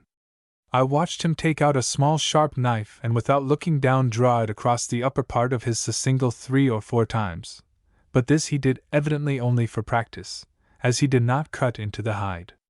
Seeing me watching, he grinned mysteriously and made a sign with head and shoulders thrust forward in imitation of a person riding away at full speed, after which he restored his knife to its sheath. "You intend cutting your single and running away, little coward?" I said. "And what are you going to do?" he returned. "Fight," I said. "It is the best thing you can do, Sir Frenchman," said he, with a grin. "Listen," I said. "When the fight is over, I will look you up to thrash you for your impertinence in calling me a Frenchman. After the fight!" he exclaimed, with a funny grimace. "Do you mean next year?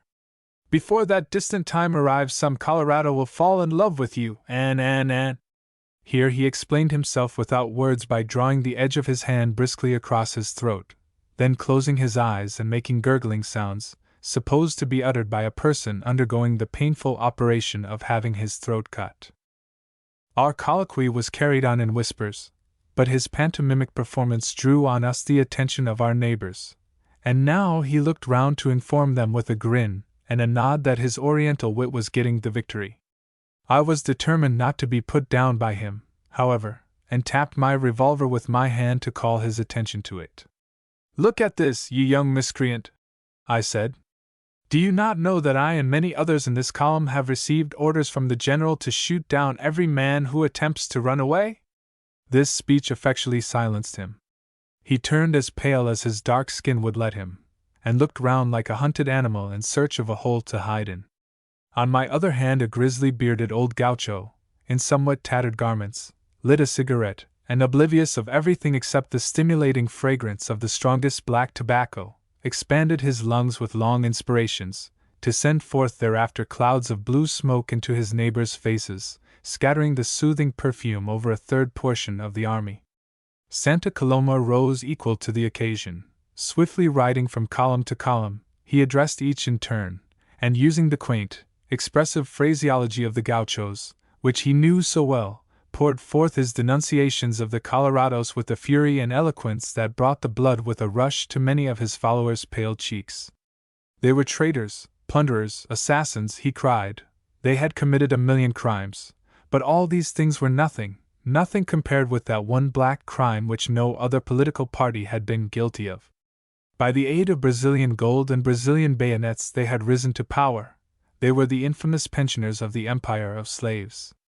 He compared them to the man who marries a beautiful wife and sells her to some rich person so as to live luxuriously on the wages of his own dishonor. The foul stain which they had brought on the honor of the Banda Oriental could only be washed away with their blood. Pointing to the advancing troops, he said that when those miserable hirelings were scattered like thistledown before the wind, the entire country would be with him, and the Banda Oriental, after half a century of degradation, free at last and forever from the Brazilian curse. Waving his sword, he galloped back to the front of his column, greeted by a storm of vivas. Then a great silence fell upon our ranks, while up the slope, their trumpets sounding merrily, trotted the enemy, till they had covered about 300 yards of the ascending ground, threatening to close us round in an immense circle, when suddenly the order was given to charge, and led by Santa Coloma, we thundered down the incline upon them. Soldiers reading this plain, unvarnished account of an Oriental battle might feel inclined to criticize Santa Coloma's tactics, for his men were, like the Arabs, horsemen and little else. They were, moreover, armed with lance and broadsword, weapons requiring a great deal of space to be used effectively. Yet, considering all the circumstances, I am sure that he did the right thing. He knew that he was too weak to meet the enemy in the usual way, pitting man against man, also that if he failed to fight, his temporary prestige would vanish like smoke and the rebellion collapse. Having decided to hazard all, and knowing that in a stand-up fight he would infallibly be beaten, his only plan was to show a bold front, mass his feeble followers together in columns, and hurl them upon the enemy, hoping by this means to introduce a panic amongst his opponents, and so snatch the victory. A discharge of carbines with which we were received did us no damage. I, at any rate, saw no saddles empty near me, and in a few moments we were dashing through the advancing lines. A shout of triumph went up from our men, for our cowardly foes were flying before us in all directions. On we rode in triumph till we reached the bottom of the hill, then we reined up, for before us was the stream of San Paulo, and the few scattered men who had crossed it, and were scuttling away like hunted ostriches scarcely seemed worth chasing. Suddenly, with a great shout, a large body of Colorados came thundering down the hill on our rear and flank, and dismay seized upon us. The feeble efforts made by some of our officers to bring us round to face them proved unavailing. I am utterly unable to give any clear account of what followed immediately after that, for we were all, friends and foes, mixed up for some minutes in the wildest confusion, and how I ever got out of it all without a scratch is a mystery to me. More than once I was in violent collision with Colorado men, distinguished from ours by their uniform, and several furious blows with sword and lance were aimed at me, but somehow I escaped them all. I emptied the 6 chambers of my Colt's revolver, but whether my bullets did any execution or not I cannot pretend to say. In the end I found myself surrounded by 4 of our men who were furiously spurring their horses out of the fight. "Whip up, Captain! Come with us this way!" shouted one of them who knew me, and who always insisted on giving me a title to which I had no right. As we rode away, skirting the hill towards the south, he assured me that all was lost, in proof of which he pointed to scattered bodies of our men flying from the field in all directions. Yes, we were defeated, that was plain to see, and I needed little encouragement from my fellow runaways to spur my horse to its utmost speed. Had the falcon eye of Santa Coloma rested on me at that moment, he might have added to the list of Oriental traits he had given me the un-English faculty of knowing when I was beaten. I was quite as anxious, I believe, to save my skin, throat, we say in the Banda Oriental, as any horseman there, not even excepting the monkey-faced boy with the squeaky voice.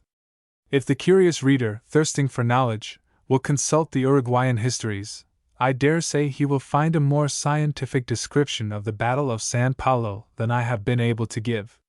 My excuse must be that it was the only battle, pitched or other, at which I have ever assisted, also that my position in the Blanco forces was a very humble one. Altogether I am not over-proud of my soldiering performances. Still, as I did no worse than Frederick the Great of Prussia, who ran away from his first battle, I do not consider that I need blush furiously. My companions took our defeat with the usual Oriental resignation. "You see," said one in explanation of his mental attitude, "there must always be one side defeated in every fight, for had we gained the day, then the Colorados would have lost." There was in this remark a sound practical philosophy. It could not be controverted, it burdened our brains with no new thing, and it made us all very cheerful. For myself, I did not care very much, but could not help thinking a great deal of Dolores, who would now have a fresh grief to increase her pain. For a distance of 3 or 4 miles we rode at a fast gallop. On the slopes of the Cuchilla paused to breathe our horses, and dismounting, stood for some time gazing back over the wide landscape spread out before us. At our backs rose the giant green and brown walls of the Sierras, the range stretching away on either hand in violet and deep blue masses. At our feet lay the billowy green and yellow plain, vast as ocean, and channeled by innumerable streams, while one black patch on a slope far away showed us that our foes were camping on the very spot where they had overcome us. Not a cloud appeared in the immense heavens.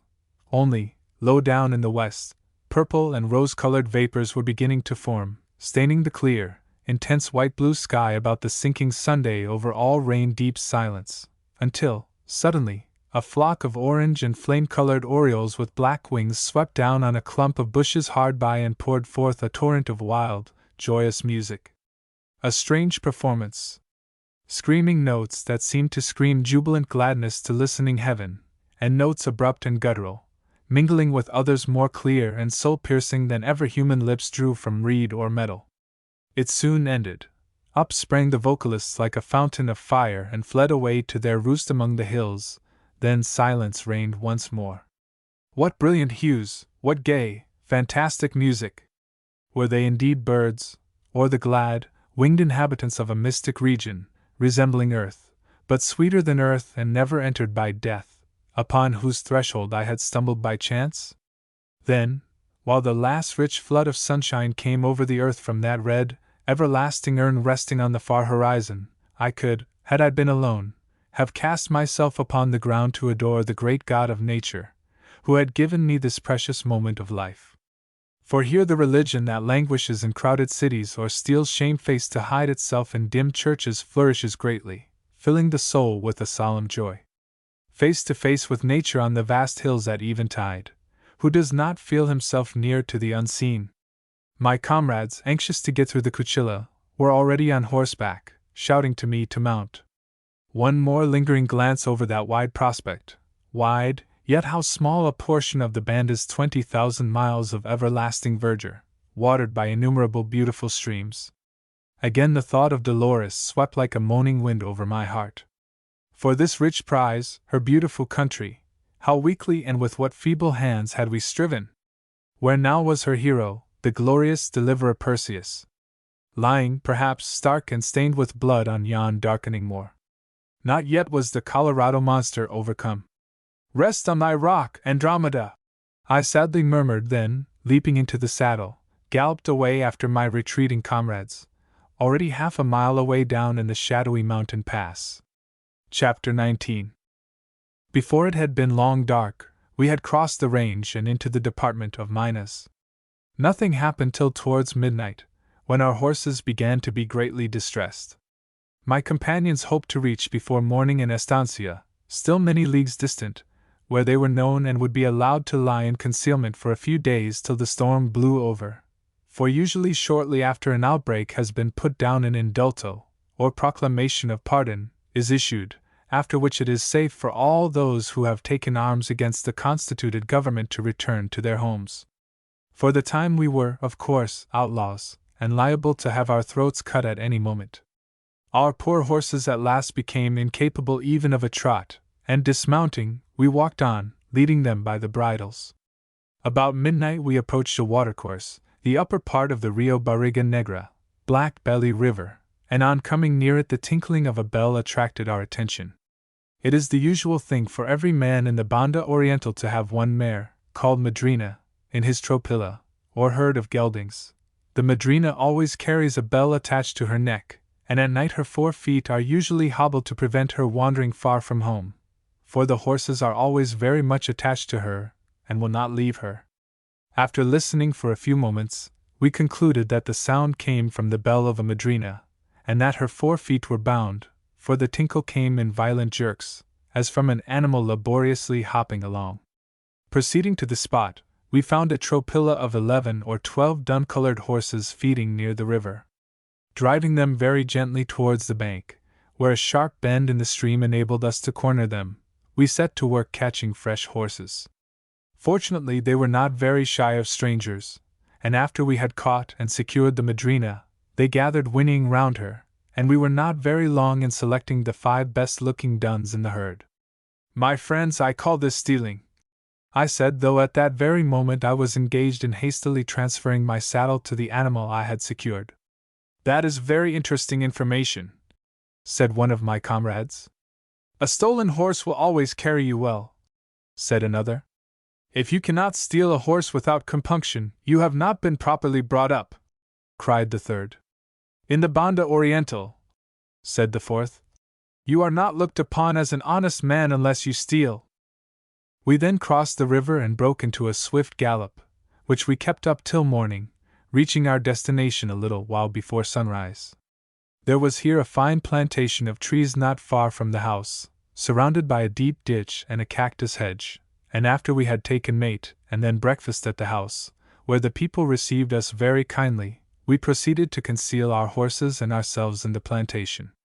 We found a comfortable little grassy hollow, partly shaded with the surrounding trees, and here we spread our rugs, and fatigued with our exertions, soon dropped into a deep sleep which lasted pretty well all day. It was a pleasant day for me, for I had waking intervals during which I experienced that sensation of absolute rest of mind and body which is so exceedingly sweet after a long period of toil and anxiety. During my waking intervals I smoked cigarettes, and listened to the querulous pipings of a flock of young black-headed siskins flying about from tree to tree after their parents, and asking to be fed. Occasionally the long, clear cry of the ventivio, a lemon-colored bird with black head and long beak like a kingfisher, rang through the foliage, or a flock of pecho amarillos, olive-brown birds with bright yellow vests, would visit the trees and utter their confused chorus of gay notes. I did not think very much about Santa Coloma. Probably he had escaped, and was once more a wanderer disguised in the humble garments of a peasant, but that would be no new experience to him. The bitter bread of expatriation had apparently been his usual food, and his periodical descents upon the country had so far always ended in disaster. He had still an object to live for. but when I remembered Dolores lamenting her lost cause and vanished peace of mind, then, in spite of the bright sunshine flecking the grass, the soft, warm wind fanning my face and whispering in the foliage overhead, and the merry-throated birds that came to visit me, a pang was in my heart, and tears came to my eyes. When evening came, we were all wide awake, and sat till a very late hour round the fire we had made in the hollow, sipping mate and conversing. We were all in a talkative mood that evening, and after the ordinary subjects of Banda Oriental conversation had been exhausted, we drifted into matters extraordinary, wild creatures of strange appearance and habits, apparitions, and marvelous adventures. The manner in which the lampalagua captures its prey is very curious, said one of the company, named Riverola, a stout man with an immense, fierce-looking black beard and mustache, but who was very mild-eyed and had a gentle, cooing voice. We had all heard of the lampalagua, a species of boa found in these countries, with a very thick body and extremely sluggish in its motions. It preys on the larger rodents, and captures them, I believe, by following them into their burrows, where they cannot escape from its jaws by running.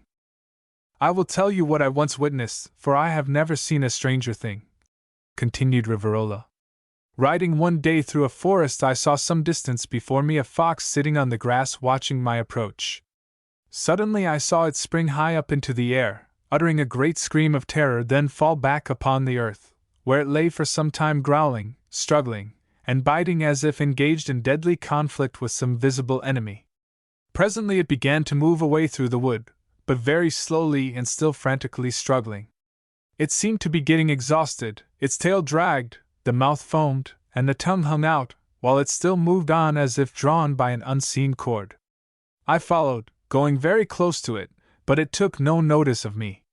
Sometimes it dug its claws into the ground or seized a twig or stalk with its teeth, and it would then remain resting for a few moments till the twig gave away, when it would roll over many times on the ground, loudly yelping, but still drag onwards.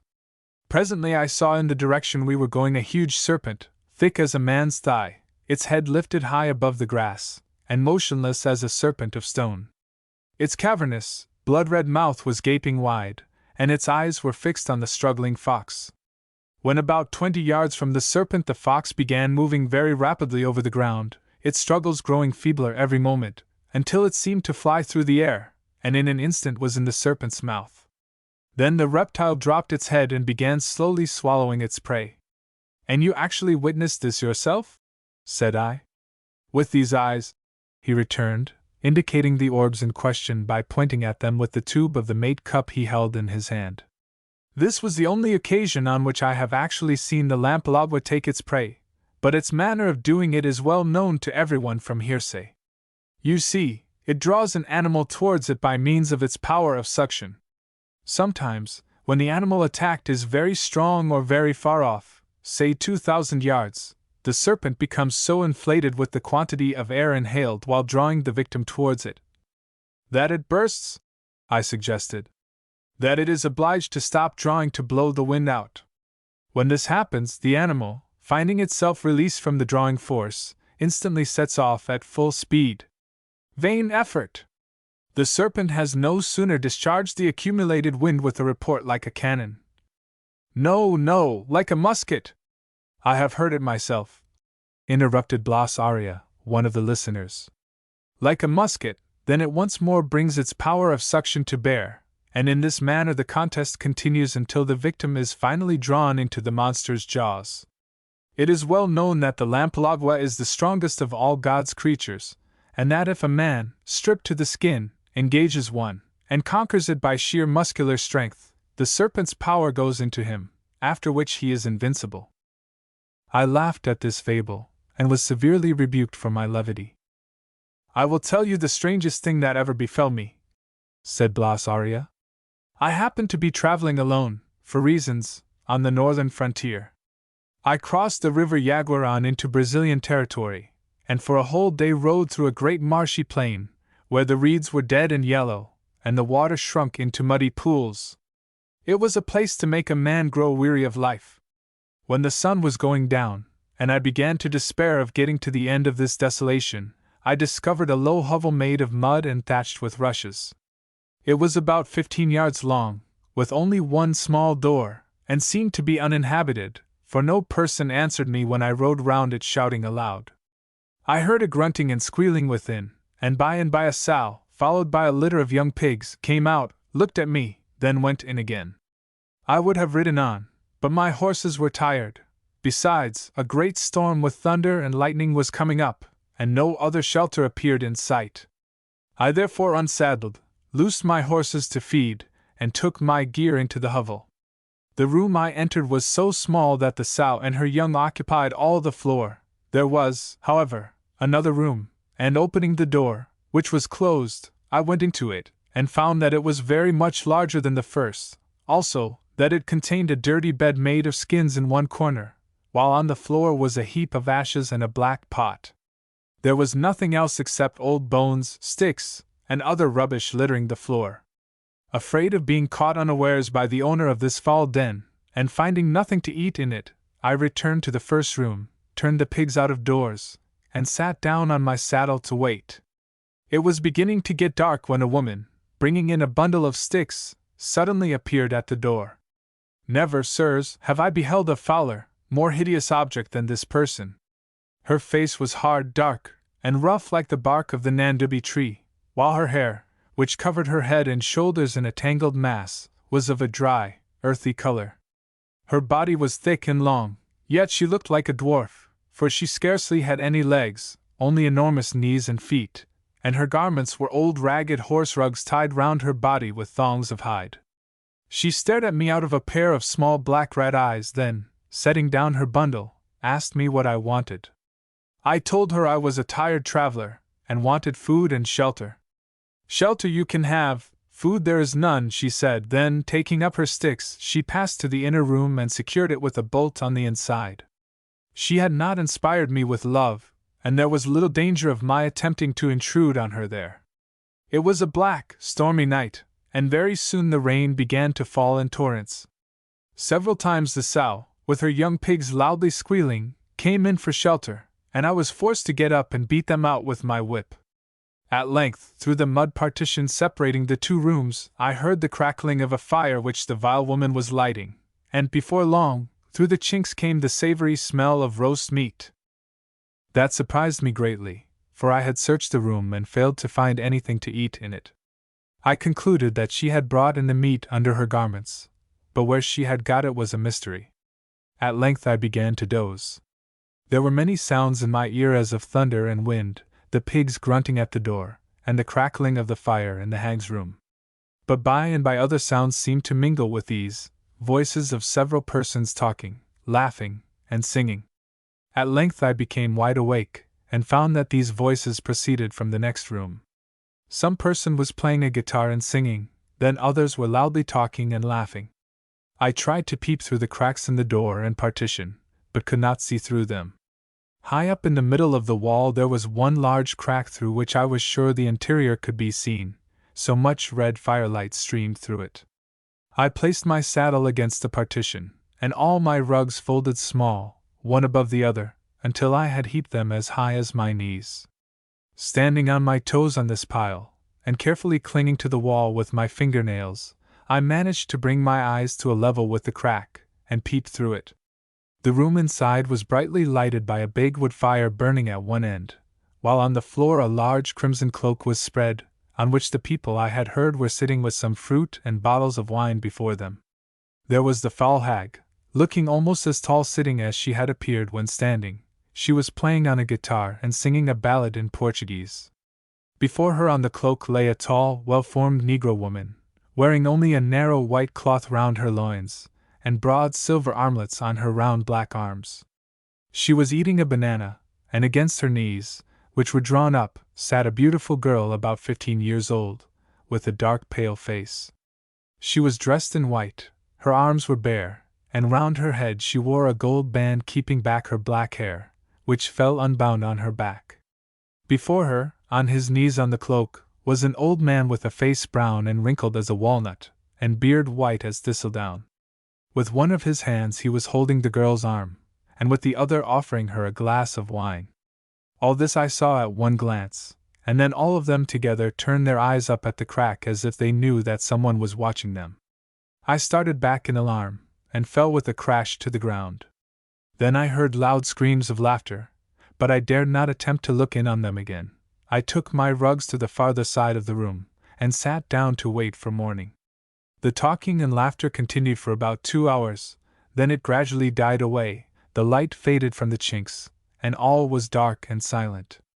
No person came out, and at last, overcome with drowsiness, I fell asleep. It was day when I woke. I rose and walked round the hovel, and finding a crack in the wall, I peered into the hag's room. It looked just as I had seen it the day before. There was the pot and pile of ashes, and in the corner the brutish woman lying asleep in her skins. After that I got onto my horse and rode away.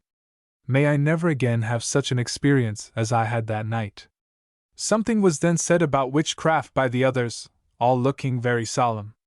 You were very hungry and tired that night, I ventured to remark. And perhaps after the woman locked her door you went to sleep and dreamed all that about people eating fruit and playing on the guitar. Our horses were tired and we were flying for our lives yesterday, returned Blas contemptuously. Perhaps it made us dream that we caught 5 dun horses to carry us. When a person is incredulous, it is useless arguing with him, said Mariano, a small dark gray-haired man. I will now tell you a strange adventure I had when I was a young man.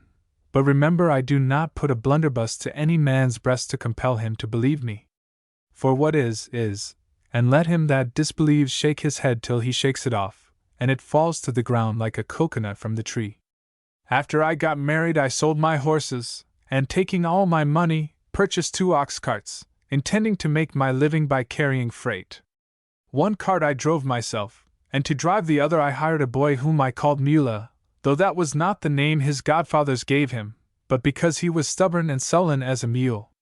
His mother was a poor widow, living near me, and when she heard about the ox carts she came to me with her son and said, Neighbor Mariano, for your mother's sake, take my son and teach him to earn his bread, for he is a boy that loves not to do anything.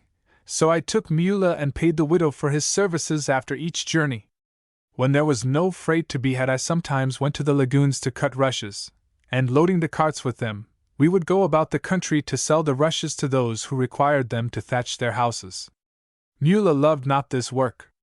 Often when we were all day wading up to our thighs in the water, cutting the rushes down close to their roots, then carrying them in large bundles on our shoulders to land, he would cry, complaining bitterly of his hard lot. Sometimes I thrashed him, for it angered me to see a poor boy so fastidious. Then he would curse me and say that some day he would have his revenge. When I am dead, he often told me, my ghost will come to haunt and terrify you for all the blows you have given me. This always made me laugh. At last, one day, while crossing a deep stream, swollen with rains, my poor Mula fell down from his perch on the shaft and was swept away by the current into deep water and drowned. Well, sirs, about a year after that event I was out in search of a couple of strayed oxen when night overtook me a long distance from home. Between me and my house there was a range of hills running down to a deep river, so close that there was only a narrow passage to get through, and for a long distance there was no other opening. When I reached the pass I fell into a narrow path with bushes and trees growing on either side. Here, suddenly, the figure of a young man stepped out from the trees and stood before me. It was all in white, poncho, chiripa, drawers, even its boots, and wore a broad-brimmed straw hat on its head. My horse stood still trembling, nor was I less frightened, for my hair rose up on my head like bristles on a pig's back, and the sweat broke out on my face like raindrops. Not a word said the figure, only it remained standing still with arms folded on its breast, preventing me from passing. Then I cried out, in heaven's name, who are you? And what do you want with Mariano Montes de Oca, that you bar his path? At this speech it laughed. Then it said, What, does my old master not know me? I am Mula. Did I not often tell you that some day I should return to pay you out for all the thrashings you gave me? Ah, Master Mariano, you see I have kept my word. Then it began to laugh again. May 10,000 curses light on your head, I shouted. If you wish for my life, Mula, take it and be forever damned. Or else let me pass, and go back to Satan, your master, and tell him from me to keep a stricter watch on your movements. For why should the stench of purgatory be brought to my nostrils before my time? And now, hateful ghost, what more have you got to say to me?" At this speech the ghost shouted with laughter, slapping its thighs, and doubling itself up with mirth. At last, when it was able to speak, it said, "Enough of this fooling, Mariano. I did not intend frightening you so much, and it is no great matter if I have laughed a little at you now, for you have often made me cry. I stopped you because I had something important to say.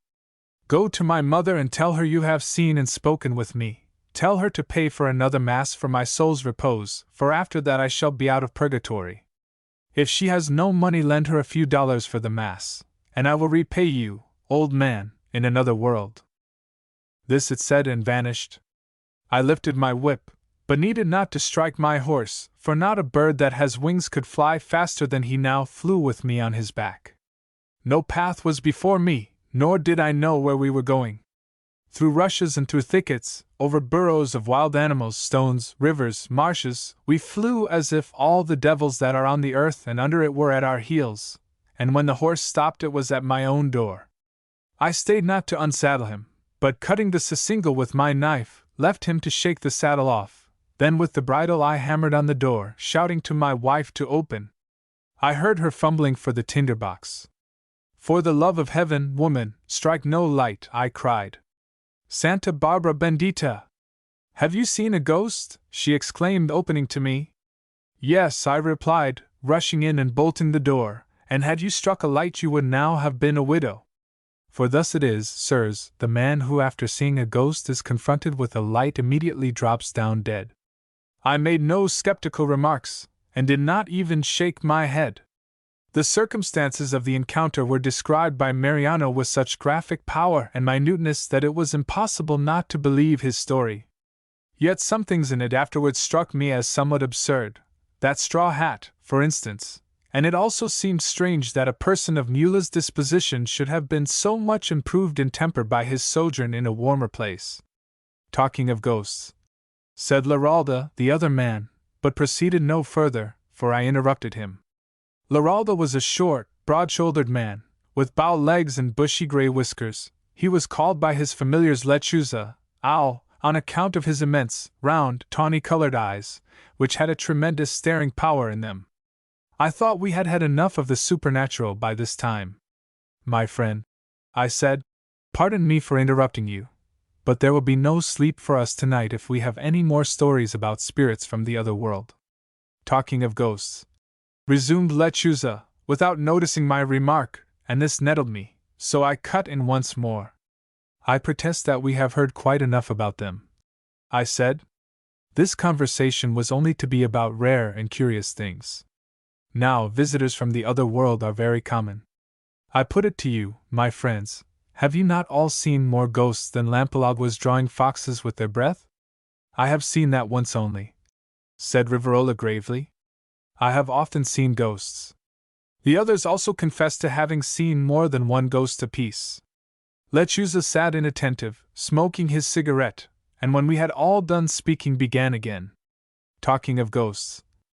Nobody interrupted him this time, though he seemed to expect it, for he made a long, deliberate pause. "Talking of ghosts," he repeated, staring around him triumphantly. "I once had an encounter with a strange being that was not a ghost. I was a young man then, young and full of the fire, strength, and courage of youth, for what I am now going to relate happened over 20 years ago. I had been playing cards at a friend's house, and left it at midnight to ride to my father's house, a distance of 5 leagues.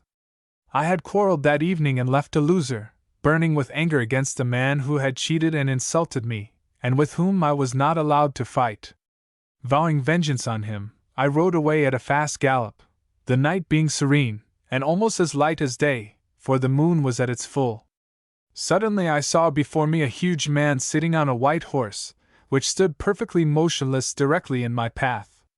I dashed until I came near him, then shouted aloud, "Out of my path, friend, lest I ride over you," for I was still raging in my heart. Seeing that he took no notice of my words, I dug my spurs into my horse and hurled myself against him.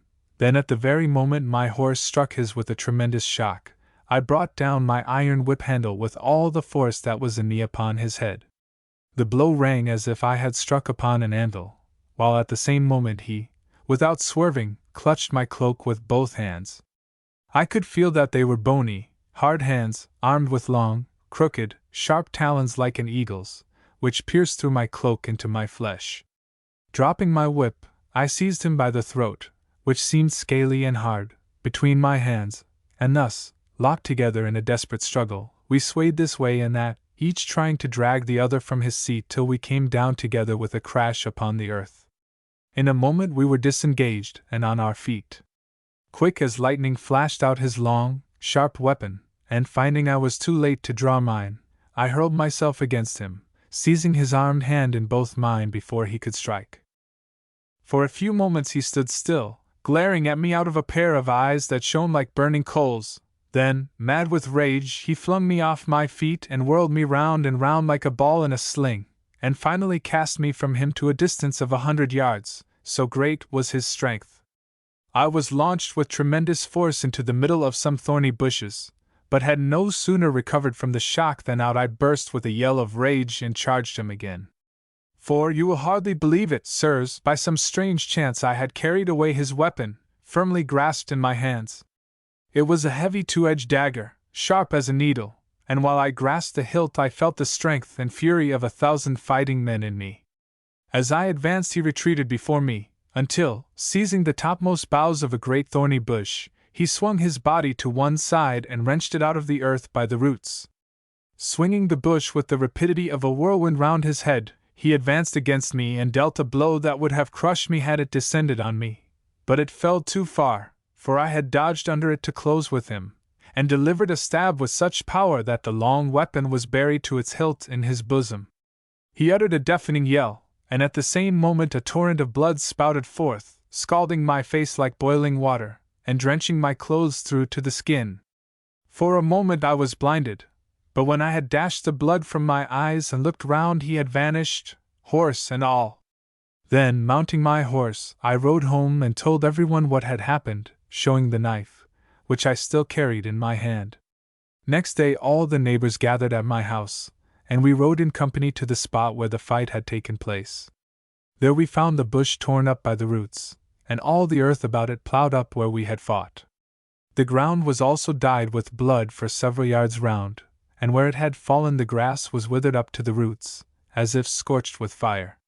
We also picked up a cluster of hairs, long, wiry, crooked hairs, barbed at the ends like fish hooks, also 3 or 4 scales like fish scales, only rougher, and as large as doubloons. The spot where the fight took place is now called La Canada del Diablo, and I have heard that since that day the devil has never appeared corporeally to fight any man in the Banda Orientál. Lechu's narrative gave great satisfaction. I said nothing, feeling half stupid with amazement, for the man apparently told it in the full conviction that it was true, while the other listeners appeared to accept every word of it with the most implicit faith. I began to feel very melancholy, for evidently they expected something from me now, and what to tell them I knew not. It went against my conscience to be the only liar amongst these exceedingly veracious Orientals, and so I could not think of inventing anything.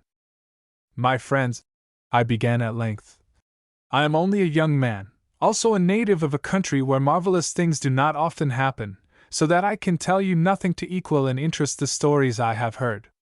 I can only relate a little incident which happened to me in my own country before I left it.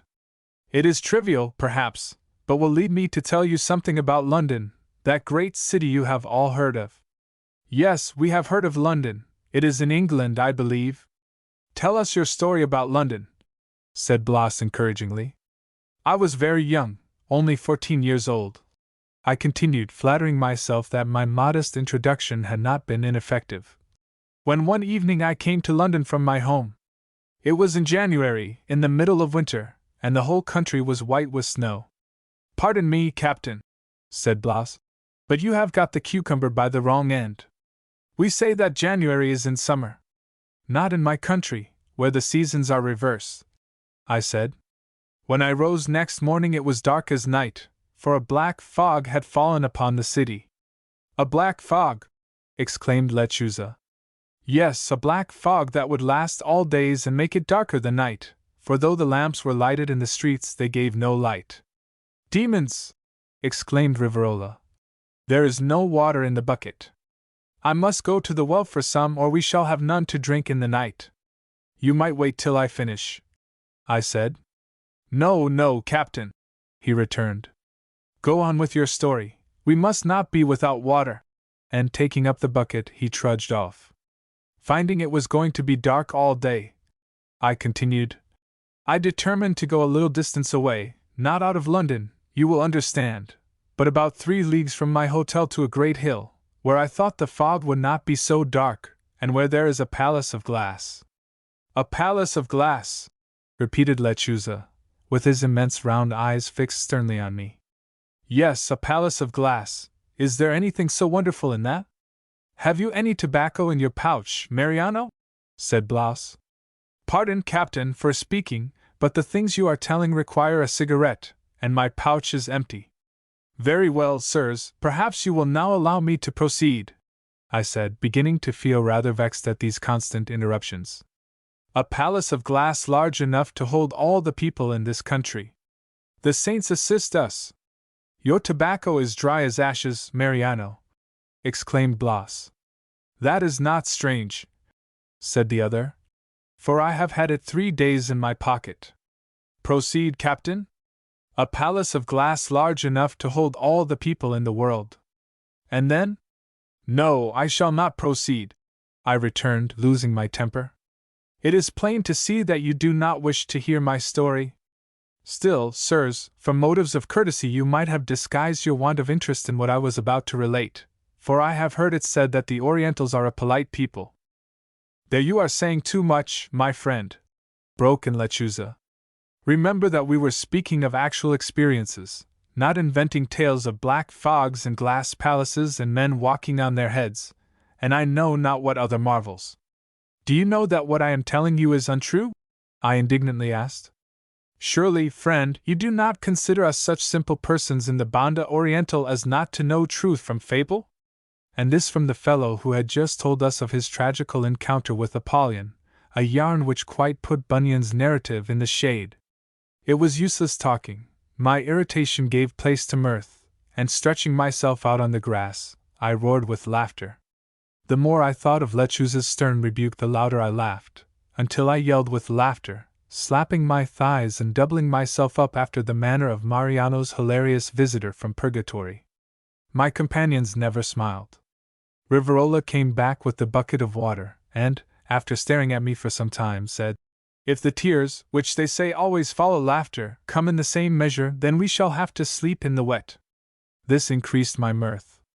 If the whole country is to be informed of our hiding place, said Blas the timid, we were putting ourselves to an unnecessary trouble by running away from San Paulo. Fresh screams of laughter greeted this protest. I once knew a man, said Mariano, who had a most extraordinary laugh. You could hear it a league away, it was so loud. His name was Aniceto, but we called him El Burro on account of his laugh, which sounded like the braying of an ass. Well, sirs, he one day burst out laughing, like the captain here, at nothing at all, and fell down dead. You see, the poor man had aneurysm of the heart. At this I fairly yelled, then, feeling quite exhausted, I looked apprehensively at Lechuza, for this important member of the quartet had not yet spoken. With his immense, unspeakably serious eyes fixed on me, he remarked quietly, And this, my friends, is the man who says it is wrong to steal horses. But I was past shrieking now. Even this rich specimen of topsy-turvy Banda Oriental morality only evoked a faint gurgling as I rolled about on the grass, my sides aching, as if I had received a good bruising. Chapter 20. Day had just dawned when I rose to join Mariano at the fire he had already kindled to heat the water for his early mate. I did not like the idea of lying there concealed amongst the trees like some hunted animal for an indefinite time. Moreover, I had been advised by Santa Coloma to proceed directly to the Lomas de Rocha, on the south coast, in the event of a defeat, and this now seemed to me the best thing to do. It had been very pleasant lying there, under the greenwood tree, while those voracious stories of hags, lampalaguas, and apparitions had proved highly entertaining. But a long spell, a whole month perhaps, of that kind of life was not to be thought of, and if I did not get to Rocha now, before the rural police were set to catch runaway rebels, it would perhaps be impossible to do so later on. I determined, therefore, to go my own way, and, after drinking bitter mate, I caught and saddled the dun horse. I really had not deserved the severe censure Lechuza had passed on me the previous evening in reference to horse stealing, for I had taken the dun with very little more compunction than one is accustomed to feel in England when borrowing an umbrella on a rainy day. To all people in all parts of the world, a time comes when to appropriate their neighbor's goods is held not only justifiable, but even meritorious. To Israelites in Egypt, Englishmen under a cloud in their own moist island, and to Orientals running away after a fight. By keeping the dun over 30 hours in my possession, I had acquired a kind of prescriptive right to it, and now began to look on it as my very own. Subsequent experience of his endurance and other good qualities enables me to endorse the Oriental saying that a stolen horse carries you well. Bidding farewell to my companions in defeat, who had certainly not been frightened out of their imaginations, I rode forth just when it was beginning to grow light. Roads and houses I studiously avoided, traveling on at an easy gallop, which took me about 10 miles an hour, till noon. Then I rested at a small rancho, where I fed and watered my horse and recruited my own energies with roast beef and bitter mate. On again till dark. By that time I had covered about 40 miles, and began to feel both hungry and tired. I had passed several ranchos and estancia houses, but was shy of seeking entertainment at any of them, and so went farther, only to fare worse. When the brief twilight was darkening to night, I came upon a broad cart track, leading, I suppose, to Montevideo from the eastern part of the country, and seeing a long, low rancho near it, which I recognized as a pulperia, or store, by the flagstaff planted before it, I resolved to purchase some refreshment for myself, then to ride on a mile or two and spend the night under the stars, a safe roof if an airy one.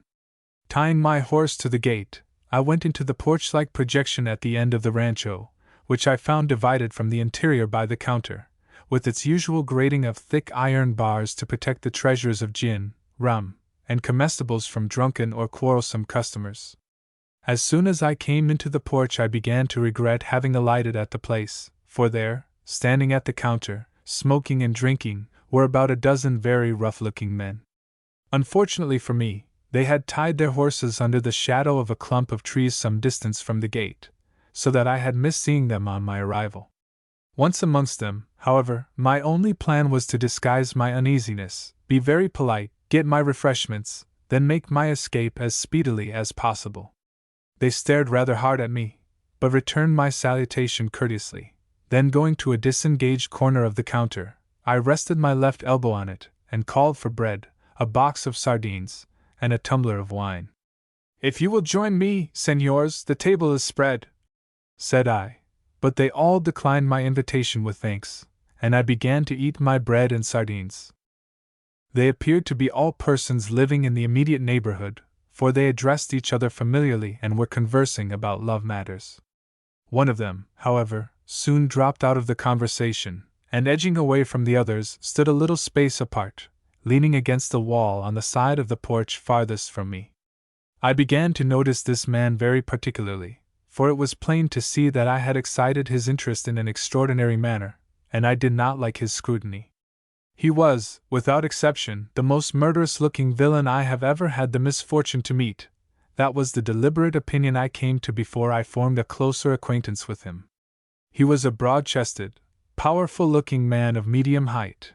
His hands he kept concealed under the large cloth poncho he wore, and he had on a slouch hat that just allowed his eyes to be seen under the rim. They were truculent, yellowish-green eyes, that seemed to grow fiery and dim and fiery again by turns, yet never for a single instant were they averted from my face. His black hair hung to his shoulders, and he also had a bristly mustache, which did not conceal his brutal mouth, nor was there any beard to hide his broad, swarthy jowl. His jaws were the only part of him that had any motion, while he stood there, still as a bronze statue, watching me. At intervals he ground his teeth, after which he would slap his lips together 2 or 3 times, while a slimy froth, most sickening to see, gathered at the corners of his mouth. "Gandara, you are not drinking," said one of the gauchos, turning to him. He shook his head slightly without speaking or taking his eyes off my face, whereupon the man who had spoken smiled and resumed his conversation with the others. The long, intense, soul-trying scrutiny this brutal wretch had subjected me to came to a very sudden end. Quick as lightning a long, broad knife flashed out from its concealment under his poncho, and with one cat-like bound he was before me, the point of his horrid weapon touching my poncho just over the pit of my stomach. "Do not move, rebel," he said in a husky voice. "If you move 1 hair's breadth, that moment you die." The other men all ceased talking and looked on with some interest, but did not offer to interfere or make any remark. For one moment I felt as if an electric shock had gone through me, and then instantly I was calm. Never, in fact, have I felt more calm and collected than at that terrible moment. 'Tis a blessed instinct of self-preservation which nature has provided us with. Feeble, timid men possess it in common with the strong and brave, as weak, persecuted wild animals have it as well as those that are fierce and bloodthirsty. It is the calm which comes without call when death suddenly and unexpectedly rises up to stare us in the face. It tells us that there is one faint chance which a premature attempt to escape, or even a slight agitation, will destroy. "I have no wish to move, friend," I said, "but I am curious to know why you attack me?" "Because you are a rebel. I have seen you before, you are one of Santa Coloma's officers. Here you shall stand with this knife touching you till you are arrested, or else with this knife in you here you shall die." "You are making a mistake," I said. "Neighbors," said he, speaking to the others, but without taking his eyes from my face, "will you tie this man hand and foot while I stand before him to prevent him from drawing any weapon he may have concealed under his poncho?" "We have not come here to arrest travelers," returned one of the men. "If he is a rebel, it is no concern of ours." "Perhaps you are mistaken, Gandara." "No, no, I am not mistaken," he returned. "He shall not escape. I saw him at San Paulo with these eyes. When did they ever deceive me? If you refuse to assist me, then go one of you to the alcalde's house and tell him to come without delay, while I keep guard here." After a little discussion, one of the men offered to go and inform the alcalde. When he had left, I said, "My friend, may I finish my meal? I am hungry, and had just begun to eat when you drew your knife against me." "Yes, eat," he said. "Only keep your hands well up so that I can see them. Perhaps you have a weapon at your waist." "I have not," I said, "for I am an inoffensive person and do not require weapons." "Tongues were made to lie," he returned, "truly enough. If I see you drop your hand lower than the counter, I shall rip you up. We shall then be able to see whether you digest your food or not." I began to eat and sip my wine, still with those brutal eyes on my face and the keen knife point touching my poncho. There was now a ghastly look of horrible excitement on his face, while his teeth-grinding performances became more frequent, and the slimy froth dropped continually from the corners of his mouth onto his bosom. I dared not look at the knife, because a terrible impulse to wrest it out of his hands kept rising in me.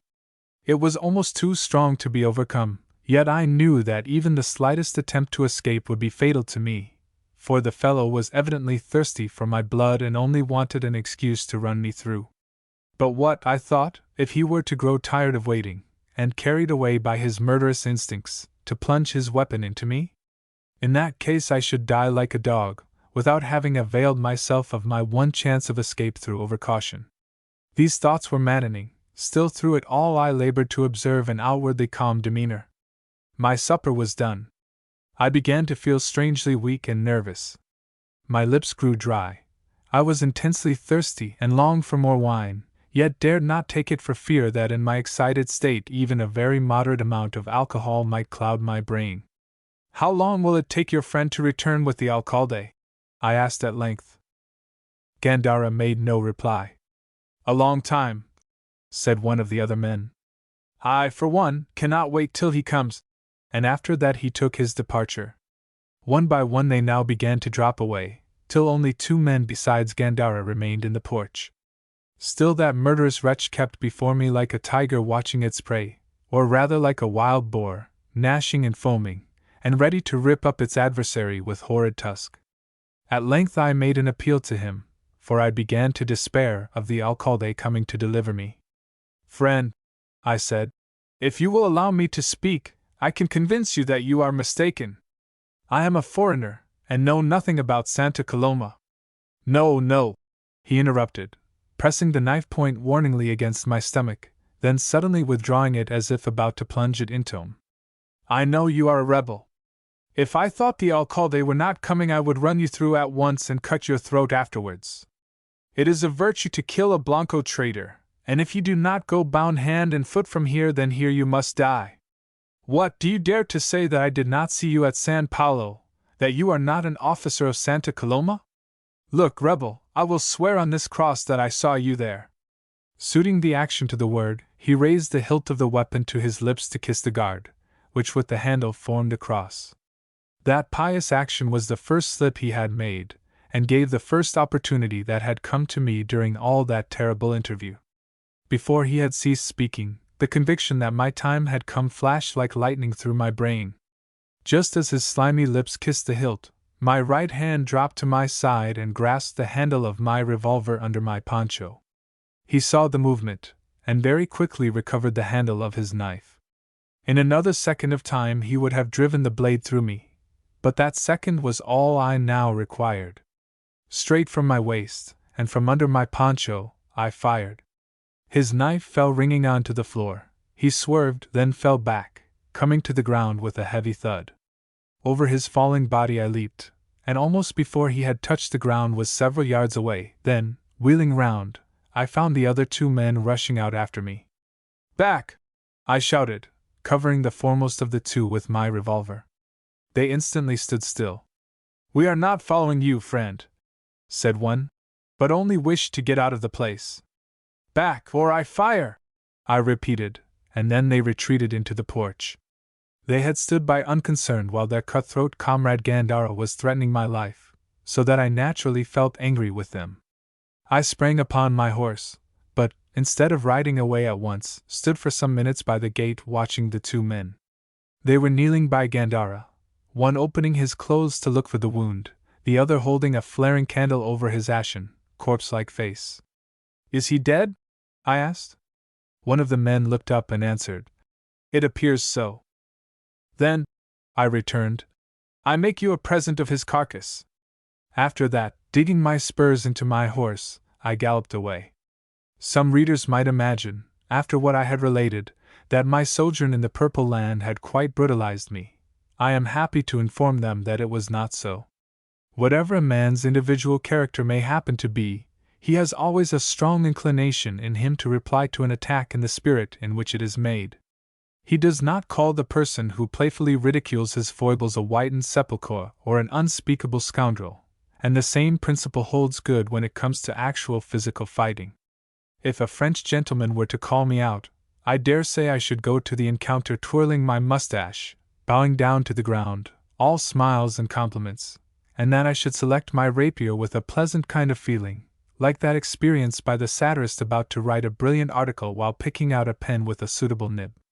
On the other hand, if a murderous brute with truculent eyes and gnashing teeth attempts to disembowel me with a butcher's knife, the instinct of self-preservation comes out in all its old original ferocity, inspiring the heart with such implacable fury that after spilling his blood I could spurn his loathsome carcass with my foot. I do not wonder at myself for speaking those savage words. That he was past recall seemed certain, yet not a shade of regret did I feel at his death. Joy at the terrible retribution I had been able to inflict on the murderous wretch was the only emotion I experienced when galloping away into the darkness, such joy that I could have sung and shouted aloud had it not seemed imprudent to indulge in such expression of feeling. Chapter 21. After my terrible adventure I did not rest badly that night, albeit I slept on an empty stomach, the sardines counting as nothing, and under the vast, void sky, powdered with innumerable stars. And when I proceeded next day on my journey, God's light, as the pious Orientals call the first wave of glory with which the rising sun floods the world, had never seemed so pleasant to my eyes, nor had earth ever looked fresher or lovelier, with the grass and bushes everywhere hung with starry lace, sparkling with countless dewy gems, which the epiras had woven overnight. Life seemed very sweet to me on that morning, so softening my heart that when I remembered the murderous wretch who had endangered it, I almost regretted that he was now probably blind and deaf to nature's sweet ministrations. Before noon I came to a large thatched house, with clumps of shady trees growing near it, also surrounded with brushwood fences and sheep and cattle enclosures. The blue smoke curling peacefully up from the chimney, and the white gleam of the walls through the shady trees, for this rancho actually boasted a chimney and whitewashed walls, looked exceedingly inviting to my tired eyes. How pleasant a good breakfast, with a long siesta in the shade after it, would be, thought I. But alas! Was I not pursued by the awful phantoms of political vengeance? Uncertain whether to call or not, my horse jogged straight on towards the house, for a horse always knows when his rider is in doubt, and never fails at such times to give his advice. It was lucky for me that on this occasion I condescended to take it.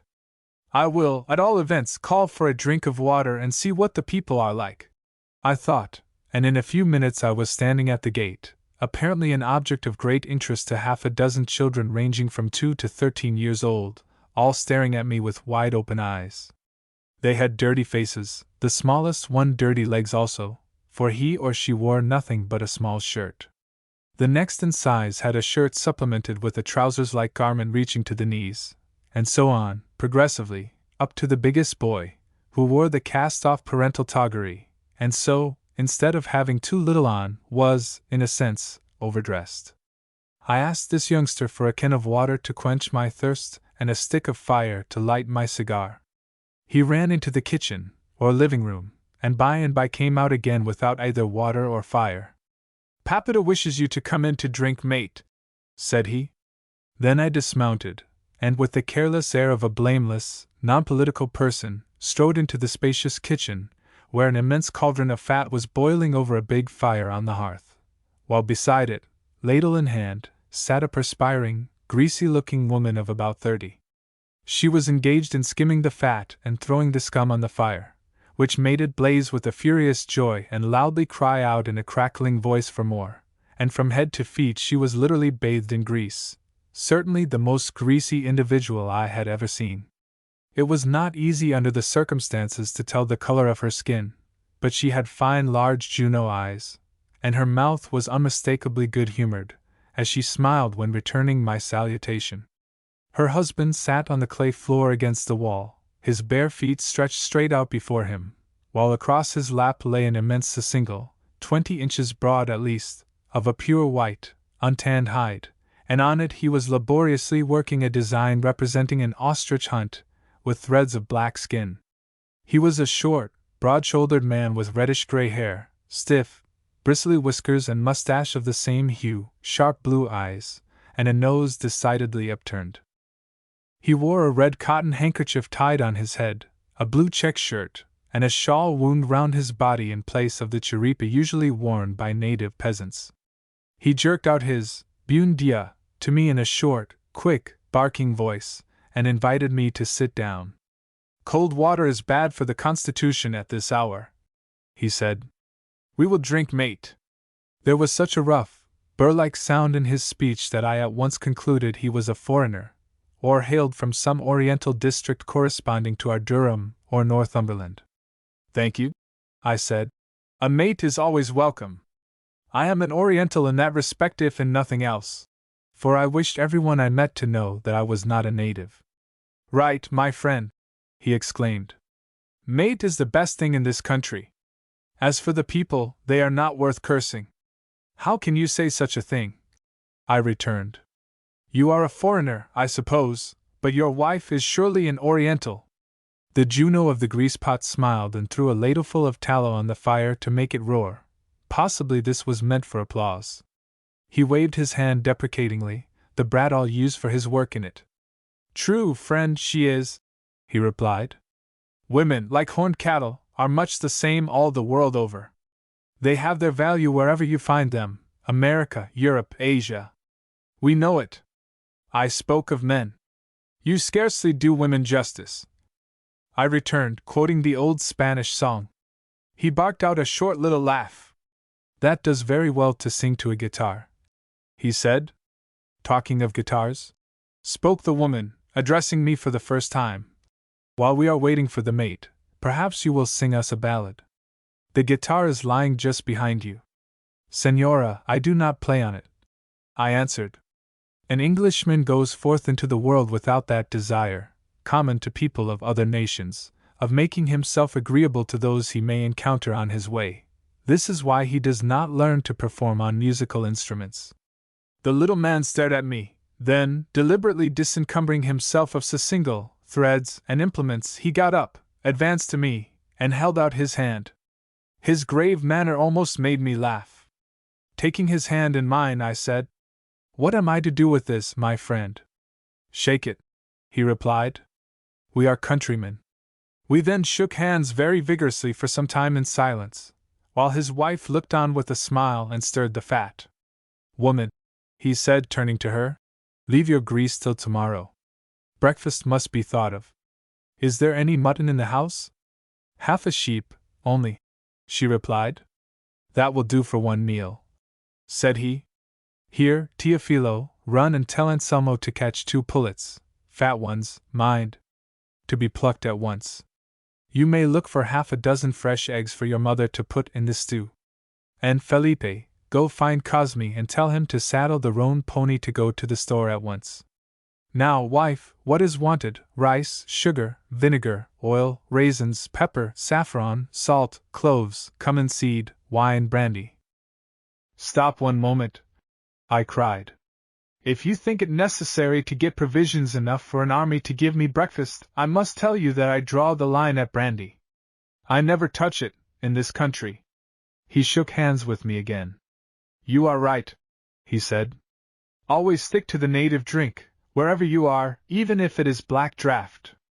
Whiskey in Scotland, in the Banda Oriental rum, that's my rule." The place was now in a great commotion, the children saddling ponies, shouting in pursuit of fugitive chickens, and my energetic host ordering his wife about. After the boy was dispatched for the things and my horse taken care of, we sat for half an hour in the kitchen sipping mate and conversing very agreeably. Then my host took me out into his garden behind the house to be out of his wife's way while she was engaged cooking breakfast, and there he began talking in English. "25 years I have been on this continent," said he, telling me his history. 18 of them in the Banda Oriental. "Well, you have not forgotten your language," I said. "I suppose you read?" "Read? What? I would as soon think of wearing trousers. No, my friend, never read. Leave politics alone. When people molest you, shoot 'em, those are my rules. Edinburgh was my home. Had enough reading when I was a boy, heard enough psalm singing, saw enough scrubbing and scouring to last me my lifetime. My father was a bookseller in the High Street, near the Cowgate, you know. Mother, she was pious, they were all pious. Uncle, a minister, lived with us. That was all worse than purgatory to me. I was educated at the high school, intended for the ministry, ha. My only pleasure was to get a book of travels in some savage country, skulk into my room, throw off my boots, light a pipe, and lie on the floor reading, locked up from everyone. Sundays just the same, they called me a sinner, said I was going to the devil, fast. It was my nature. They didn't understand, kept on ding-donging in my ears. Always scrubbing, scouring, you might have eaten your dinner off the floor, always singing psalms, praying, scolding. Couldn't bear it, ran away at 15, and have never heard a word from home since. What happened? I came here, worked, saved, bought land, cattle, married a wife, lived as I like to live, am happy. There's my wife, mother of 6 children, you have seen her yourself, a woman for a man to be proud of. No ding-donging, black looks, scouring from Monday to Saturday, you couldn't eat your dinner off my kitchen floor. There are my children, 6 of them, all told, boys and girls, healthy, dirty as they like to be, happy as the day's long, and here am I, John Carrickfergus, Don Juan all the country over, my surname no native can pronounce, respected, feared, loved, A man his neighbor can rely on to do him a good turn, one who never hesitates about putting a bullet in any vulture, wild cat, or assassin that crosses his path. Now you know all. An extraordinary history, I said, but I suppose you teach your children something? Teach 'em nothing, he returned with emphasis.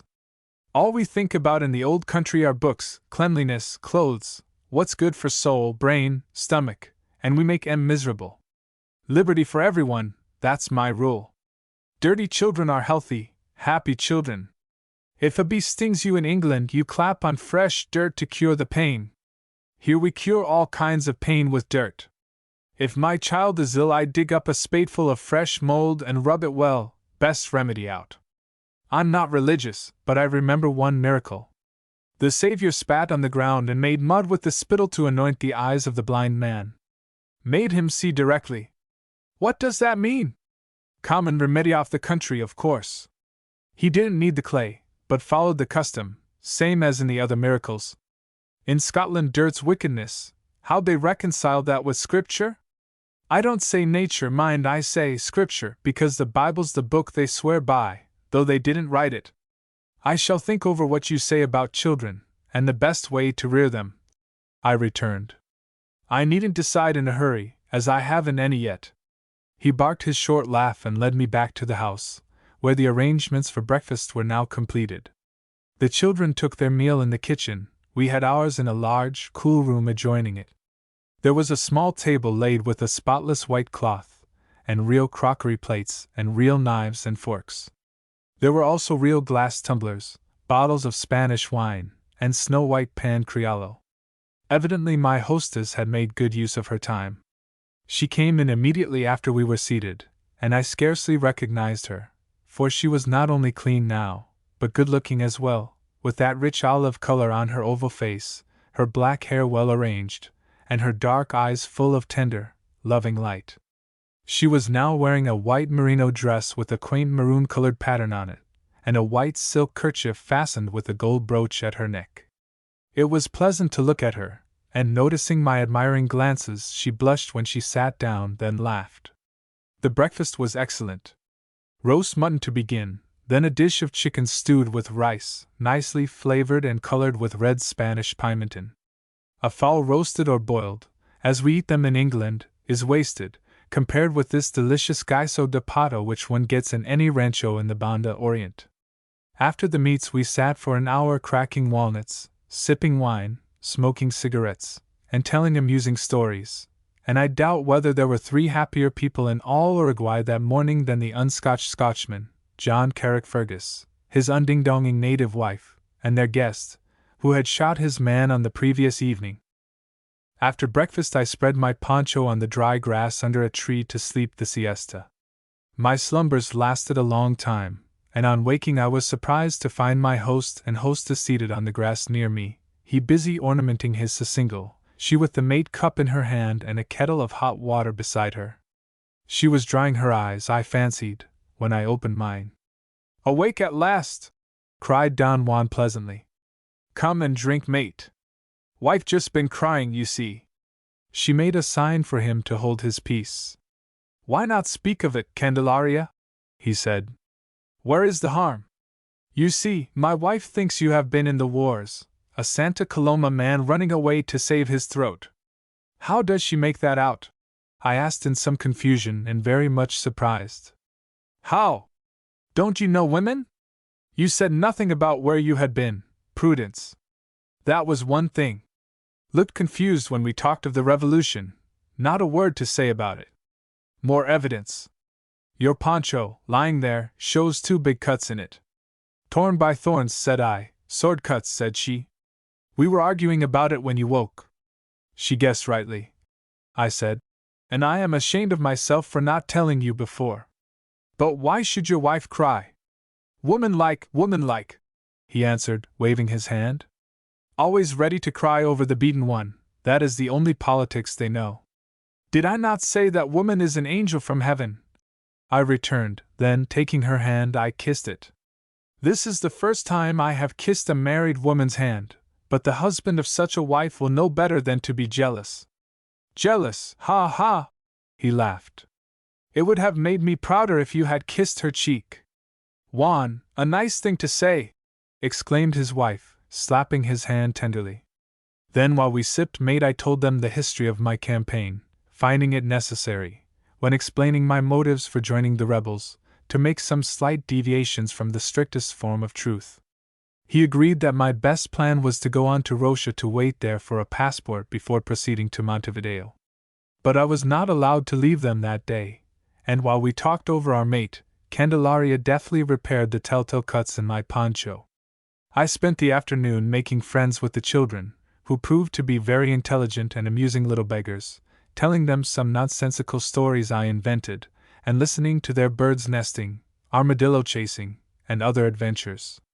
Then came a late dinner, after which the children said their prayers and retired. Then we smoked and sang songs without an accompaniment, and I finished a happy day by sinking to sleep in a soft, clean bed.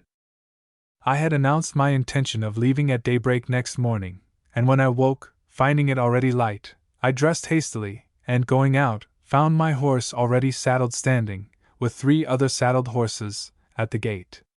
In the kitchen I found Don Juan, his wife, and the 2 biggest boys having their early mate. My host told me that he had been up an hour, and was only waiting to wish me a prosperous journey before going out to gather up his cattle. He at once wished me goodbye, and with his 2 boys went off, leaving me to partake of poached eggs and coffee, quite an English breakfast. I then rose and thanked the good Señora for her hospitality. "One moment," she said, when I held out my hand, and drawing a small silk bag from her bosom, she offered it to me. "My husband has given me permission to present you with this at parting. It is only a small gift, but while you are in this trouble and away from all your friends it perhaps might be of use to you." I did not wish to take money from her after all the kind treatment I had received, and so allowed the purse to lie on my open hand where she had placed it. "And if I cannot accept it," I began. "Then you will hurt me very much," she replied. "Could you do that after the kind words you spoke yesterday?" I could not resist, but, after putting the purse away, took her hand and kissed it. "Goodbye, Candelaria," I said. "You have made me love your country, and repent every harsh word I have ever spoken against it." Her hand remained in mine. She stood smiling, and did not seem to think the last word had been spoken yet. Then, seeing her there looking so sweet and loving, and remembering the words her husband had spoken the day before, I stooped and kissed her cheek and lips. "Adieu, my friend, and God be with you," she said. I think there were tears in her eyes when I left her, but I could not see clearly, for mine also had suddenly grown dim. And only the day before I had felt amused at the sight of this woman sitting hot and greasy over her work, and had called her Juno of the grease pot. Now, after an acquaintance of about 18 hours, I had actually kissed her, a wife and the mother of 6 children, bidding her adieu with trembling voice and moist eyes. I know that I shall never forget those eyes, full of sweet, pure affection and tender sympathy, looking into mine. All my life long shall I think of Candelaria, loving her like a sister. Could any woman in my own ultra-civilized and excessively proper country inspire me with a feeling like that in so short a time? I fancy not. Oh, civilization, with your million conventions, soul and body withering prudishnesses, vain education for the little ones, going to church in best black clothes, unnatural craving for cleanliness, feverish striving after comforts that bring no comfort to the heart, are you a mistake altogether? Candelaria and that genial runaway John Carrickfergus make me think so. Ah, yes, we are all vainly seeking after happiness in the wrong way. It was with us once in ours, but we despised it, for it was only the old, common happiness which nature gives to all her children, and we went away from it in search of another grander kind of happiness which some dreamer, Bacon or another, assured us we should find. We had only to conquer nature, find out her secrets, make her our obedient slave, then the earth would be Eden, and every man Adam and every woman Eve. We are still marching bravely on, conquering nature, but how weary and sad we are getting! The old joy in life and gaiety of heart have vanished, though we do sometimes pause for a few moments in our long forced march to watch the labors of some pale mechanician seeking after perpetual motion and indulge in a little dry, cackling laugh at his expense. Chapter 22. After leaving John and Candelaria's home of liberty and love, nothing further worth recording happened till I had nearly reached the desired haven of the Lomas de Rocha, a place which I was, after all, never destined to see except from a great distance. A day unusually brilliant even for this bright climate was drawing to a close, it being within about 2 hours of sunset, when I turned out of my way to ascend a hill with a very long, ridge-like summit, falling away at one end, appearing like the last sierra of a range just where it dies down into the level plain, only in this instance the range itself did not exist. The solitary hill was covered with short tussocks of yellow, wiry grass, with occasional bushes, while near the summit large slabs of sandstone appeared just above the surface, looking like gravestones in some old village churchyard, with all their inscriptions obliterated by time and weather. From this elevation, which was about 100 feet above the plain, I wished to survey the country before me, for I was tired and hungry, so was my horse, and I was anxious to find a resting place before night. Before me the country stretched away in vast undulations towards the ocean, which was not, however, in sight. Not the faintest stain of vapor appeared on the immense crystalline dome of heaven, while the stillness and transparency of the atmosphere seemed almost preternatural. A blue gleam of water, southeast of where I stood and many leagues distant, I took to be the Lake of Rocha. On the western horizon were faint blue cloud-like masses with pearly peaks. They were not clouds, however, but the sierras of the range weirdly named Cuchilla de los Animas, ghost-haunted mountains. At length, like a person who puts his binocular into his pocket and begins to look about him, I recalled my vision from its wanderings over illimitable space to examine the objects close at hand. On the slope of the hill, 60 yards from my standpoint, were some deep green, dwarf bushes, each bush looking in that still brilliant sunshine as if it had been hewn out of a block of malachite, and on the pale purple solanaceous flowers covering them some humble bees were feeding. It was the humming of the bees coming distinctly to my ears that first attracted my attention to the bushes, for so still was the atmosphere that at that distance apart, 60 yards, 2 persons might have conversed easily without raising their voices. Much farther down, about 200 yards from the bushes, a harrier hawk stood on the ground, tearing at something it had captured, feeding in that savage, suspicious manner usual with hawks, with long pauses between the bites.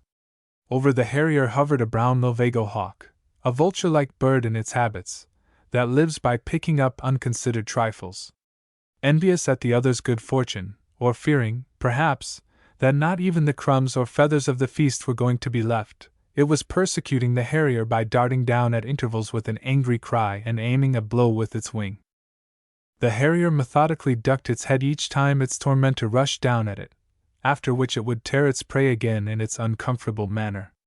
Farther away, in the depression running along at the foot of the hill, meandered a small stream so filled with aquatic grasses and plants that the water was quite concealed, its course appearing like a vivid green snake, miles long, lying there basking in the sunshine.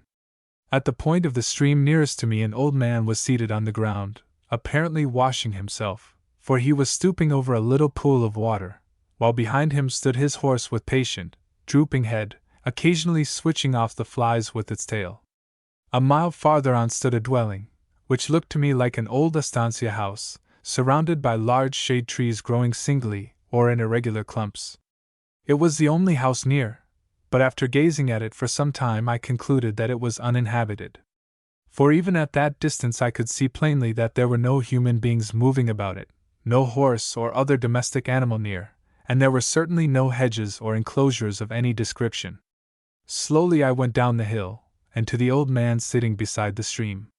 I found him engaged in the seemingly difficult operation of disentangling a luxuriant crop of very long hair, which had somehow, possibly from long neglect, got itself into great confusion. He had dipped his head into the water, and with an old comb, boasting about 7 or 8 teeth, was laboriously and with infinite patience drawing out the long hairs, a very few at a time.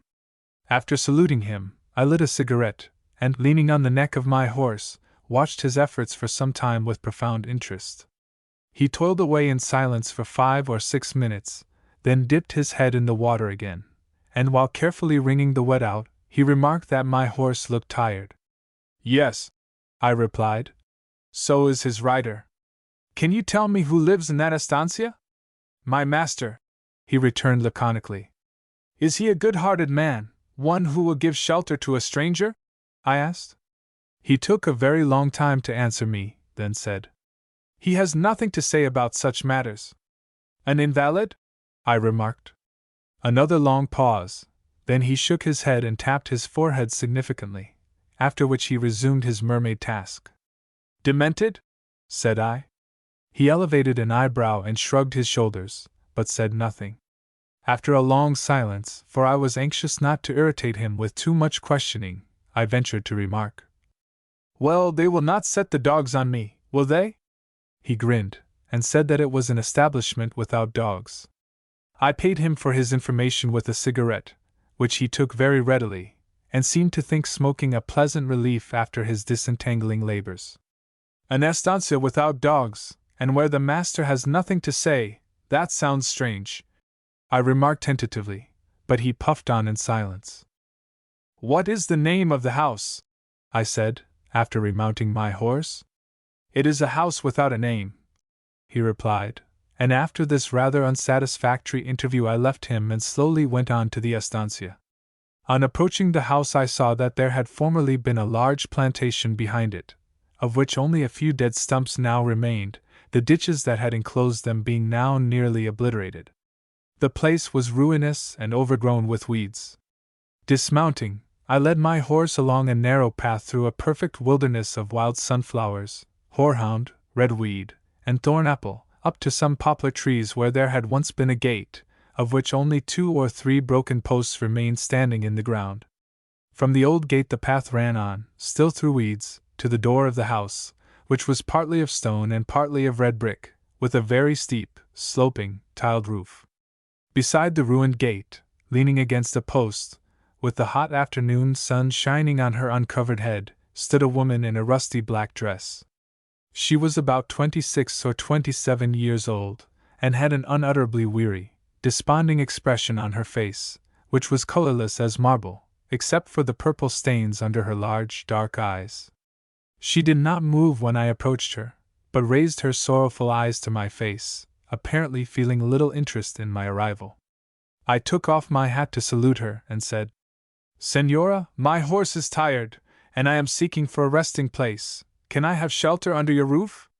Yes, caballero, why not? She returned in a voice even more significant of sorrow than her countenance.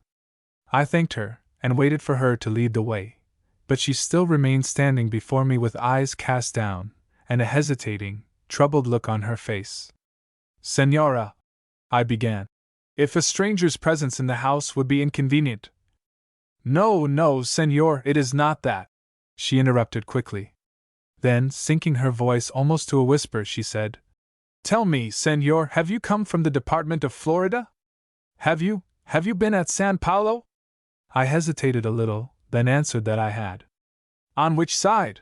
She asked quickly, with a strange eagerness in her voice.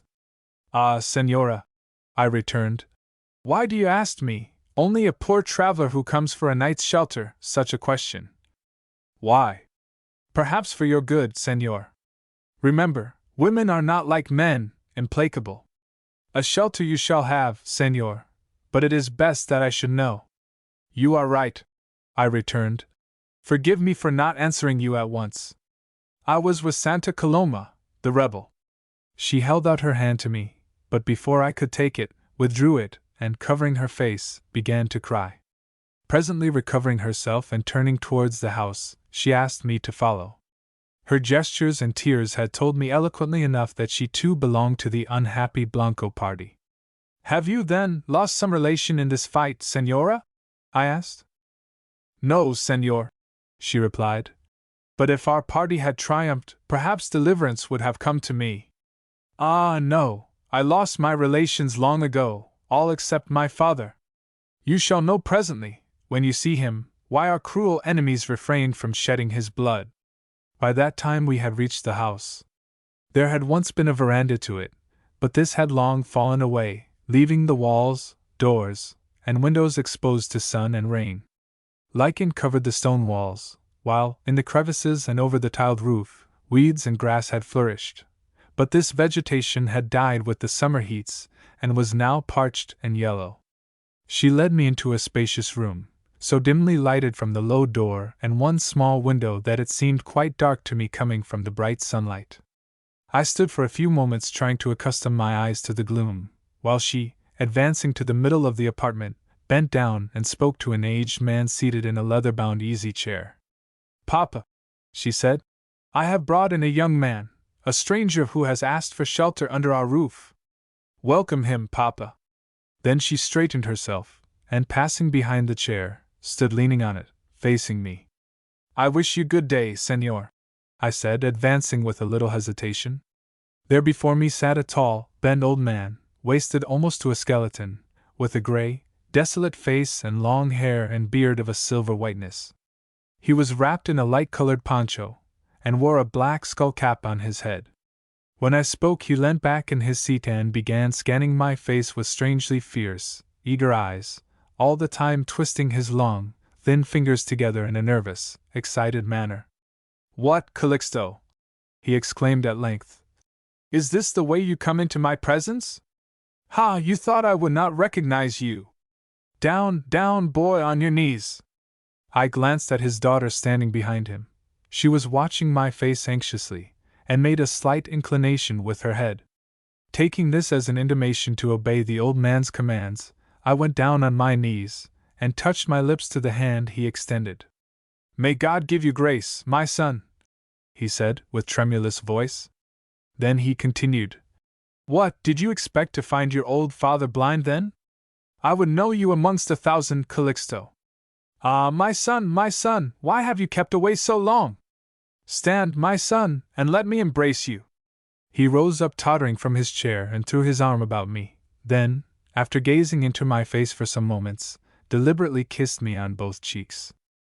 "Ha, Calixto," he continued, putting his trembling hands upon my shoulders and gazing into my face out of his wild, sunken eyes, "do I need ask where you have been? Where should a Peralta be but in the smoke of the battle, in the midst of carnage, fighting for the Banda Oriental? I did not complain of your absence, Calixto. Demetria will tell you that I was patient through all these years, for I knew you would come back to me at last wearing the laurel wreath of victory. And I, Calixto, what have I worn, sitting here? A crown of nettles! Yes, for 100 years I have worn it. You are my witness, Demetria, my daughter, that I have worn this crown of stinging nettles for 100 years. He sank back, apparently exhausted, in his chair, and I uttered a sigh of relief, thinking the interview was now over. But I was mistaken. His daughter placed a chair for me at his side. "Sit here, Señor, and talk to my father, while I have your horse taken care of," she whispered, and then quickly glided from the room. This was rather hard on me, I thought, but while whispering those few words she touched my hand lightly and turned her wistful eyes with a grateful look on mine, and I was glad for her sake that I had not blundered. Presently the old man roused himself again and began talking eagerly, asking me 100 wild questions, to which I was compelled to reply, still trying to keep up the character of the long-lost son just returned victorious from the wars. "Tell me where you have fought and overcome the enemy," he exclaimed, raising his voice almost to a scream. "Where have they flown from you like chaff before the wind? Where have you trodden them down under your horse's hoofs? Name the places and the battles to me, Calixto." I felt strongly inclined just then to jump up and rush out of the room, so trying was this mad conversation to my nerves. But I thought of his daughter Demetria's white, pathetic face, and restrained the impulse. Then in sheer desperation I began to talk madly as himself. I thought I would make him sick of warlike subjects. Everywhere, I cried, we had defeated, slaughtered, scattered to the four winds of heaven, the infamous Colorados. From the sea to the Brazilian frontier we have been victorious. With sword, lance, and bayonet we have stormed and taken every town from Tacuarembó to Montevideo. Every river from the Yaguaran to the Uruguay had run red with Colorado blood. In forests and sierras we had hunted them, flying like wild beasts from us. We had captured them in thousands, only to cut their throats, crucify them, blow them from guns, and tear them limb by limb to pieces with wild horses. I was only pouring oil on the blazing fire of his insanity. Aha! He shouted, his eyes sparkling, while he wildly clutched my arm with his skinny, claw-like hands. Did I not know? Have I not said it? Did I not fight for 100 years, wading through blood every day, and then at last send you forth to finish the battle? And every day our enemies came and shouted in my ears, Victory! Victory! They told me you were dead, Calixto, that their weapons had pierced you, that they had given your flesh to be devoured of wild dogs. And I shouted with laughter to hear them. I laughed in their faces, and clapped my hands and cried out, Prepare your throats for the sword, traitors, slaves, assassins, for a Peralta, even Calixto, devoured of wild dogs, is coming to execute vengeance. What, will God not leave one strong arm to strike at the tyrant's breast, one Peralta in all this land? Fly, miscreants! Die, wretches!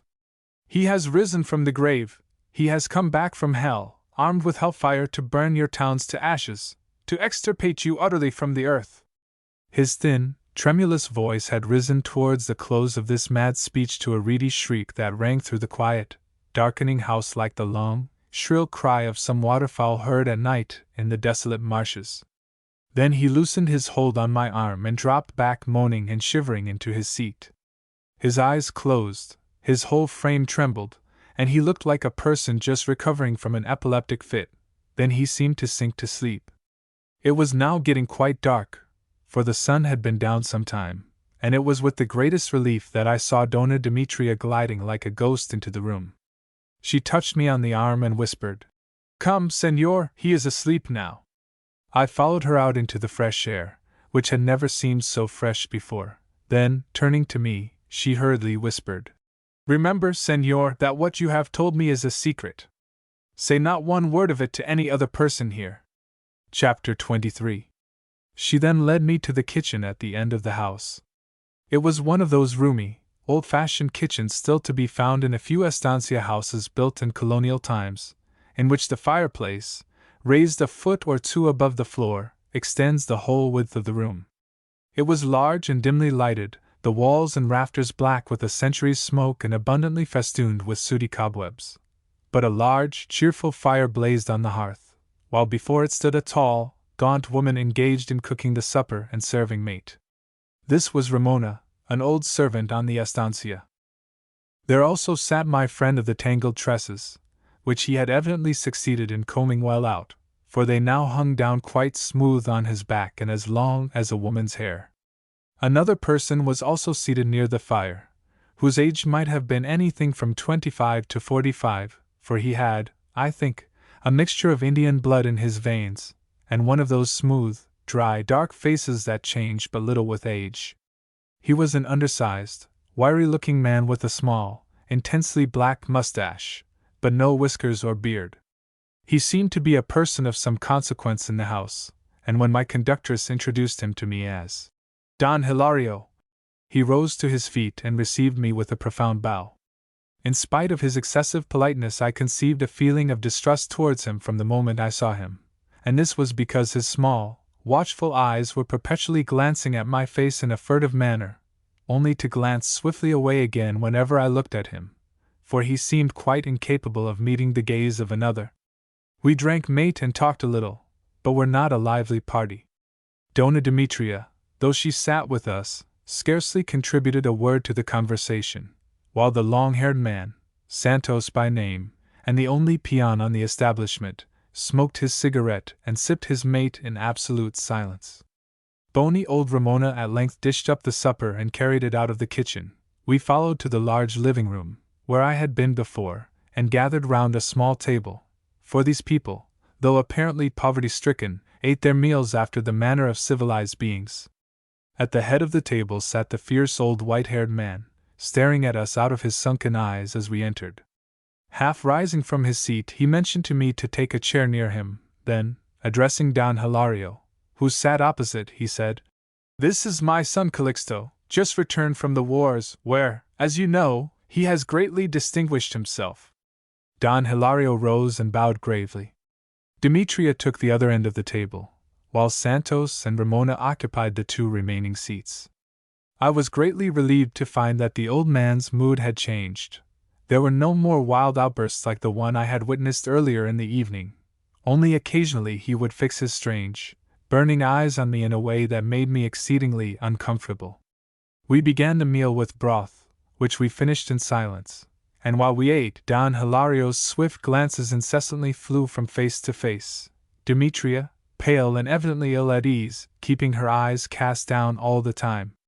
"Is there no wine this evening, Ramona?" asked the old man in querulous tones when the old woman rose to remove the broth basins. "The master has not ordered me to put any on the table," she replied with asperity, and strongly emphasizing the obnoxious word. "What does this mean, Don Hilario?" said the old man, turning to his neighbor. "My son has just returned after a long absence. Are we to have no wine for an occasion like this?" Don Hilario, with a faint smile on his lips, drew a key from his pocket and passed it silently to Ramona. She rose, muttering, from the table and proceeded to unlock a cupboard, from which she took a bottle of wine. Then, going round the table, she poured out half a tumblerful for each person, excepting herself and Santos, who, to judge from his stolid countenance, did not expect any. "No, no," said old Peralta. "Give Santos wine, and pour yourself out a glass also, Ramona. You have both been good, faithful friends to me, and have nursed Calixto in his infancy. It is right that you should drink his health and rejoice with us at his return." She obeyed with alacrity, and old Santos' wooden face almost relaxed into a grin when he received his share of the purple fluid. I can scarcely call it juice, which mocketh glad the heart of man. Presently old Peralta raised his glass and fixed his fierce, insane eyes on me. "Calixto, my son, we will drink your health," he said. "And may the curse of the Almighty fall on our enemies. May their bodies lie where they fall, till the hawks have consumed their flesh, and their bones have been trodden into dust by the cattle, and may their souls be tormented with everlasting fire." Silently they all raised their glasses to their lips, but when they set them down again, the points of Don Hilario's black mustache were raised as if by a smile, while Santos smacked his lips in token of enjoyment. After this ghastly toast nothing more was spoken by anyone at the table. In oppressive silence we consumed the roast and boiled meat set before us, for I dared not hazard even the most commonplace remark for fear of rousing my volcanic host into a mad eruption. When we had finished eating, Demetria rose and brought her father a cigarette. It was the signal that supper was over, and immediately afterwards she left the room, followed by the two servants. Don Hilario politely offered me a cigarette and lit one for himself. For some minutes we smoked in silence, until the old man gradually dropped asleep in his chair, after which we rose and went back to the kitchen. Even that somber retreat now seemed cheerful after the silence and gloom of the dining room. Presently Don Hilario got up, and with many apologies for leaving me, explaining that he had been invited to assist at a dance at a neighboring estancia, took himself off. Soon afterwards, though it was only about 9 o'clock, I was shown to a room where a bed had been prepared for me. It was a large, musty-smelling apartment, almost empty, there being only my bed and a few tall, upright chairs bound with leather and black with age. The floor was tiled, and the ceiling was covered with a dusty canopy of cobwebs, on which flourished a numerous colony of long-legged house spiders. I had no disposition to sleep at that early hour, and even envied Don Hilario, away enjoying himself with the Rocha beauties. My door, looking out to the front, was standing wide open. The full moon had just risen and was filling the night with its mystic splendor. Putting out my candle, for the house was now all dark and silent, I softly went out for a stroll. Under a clump of trees not far off I found an old rustic bench, and sat down on it, for the place was all such a tangled wilderness of great weeds that walking was scarcely practicable and very unpleasant. The old, half-ruined house in the midst of the dusky desolation began to assume in the moonlight a singularly weird and ghost-like appearance. Near me on one side was an irregular row of poplar trees, and the long, dark lines cast from them by the moon fell across a wide, open space where the rank-growing thorn-apples predominated. In the spaces between the broad bands made by the poplar trees' shadows, the foliage appeared of a dim, hoary blue, starred over with the white blossoms of this night-flowering weed. About these flowers several big, gray moths were hovering, suddenly appearing out of the black shadows and when looked for, noiselessly vanishing again in their mysterious ghost-like manner. Not a sound disturbed the silence except the faint, melancholy trill of one small night-singing cicada from somewhere near, a faint, aerial voice that seemed to be wandering lost in infinite space, rising and floating away in its loneliness, while earth listened, hushed into preternatural stillness. Presently a large owl came noiselessly flying by, and perching on the topmost boughs of a neighboring tree, began hooting a succession of monotonous notes, sounding like the baying of a bloodhound at a vast distance. Another owl by and by responded from some far-off quarter, and the dreary duet was kept up for half an hour.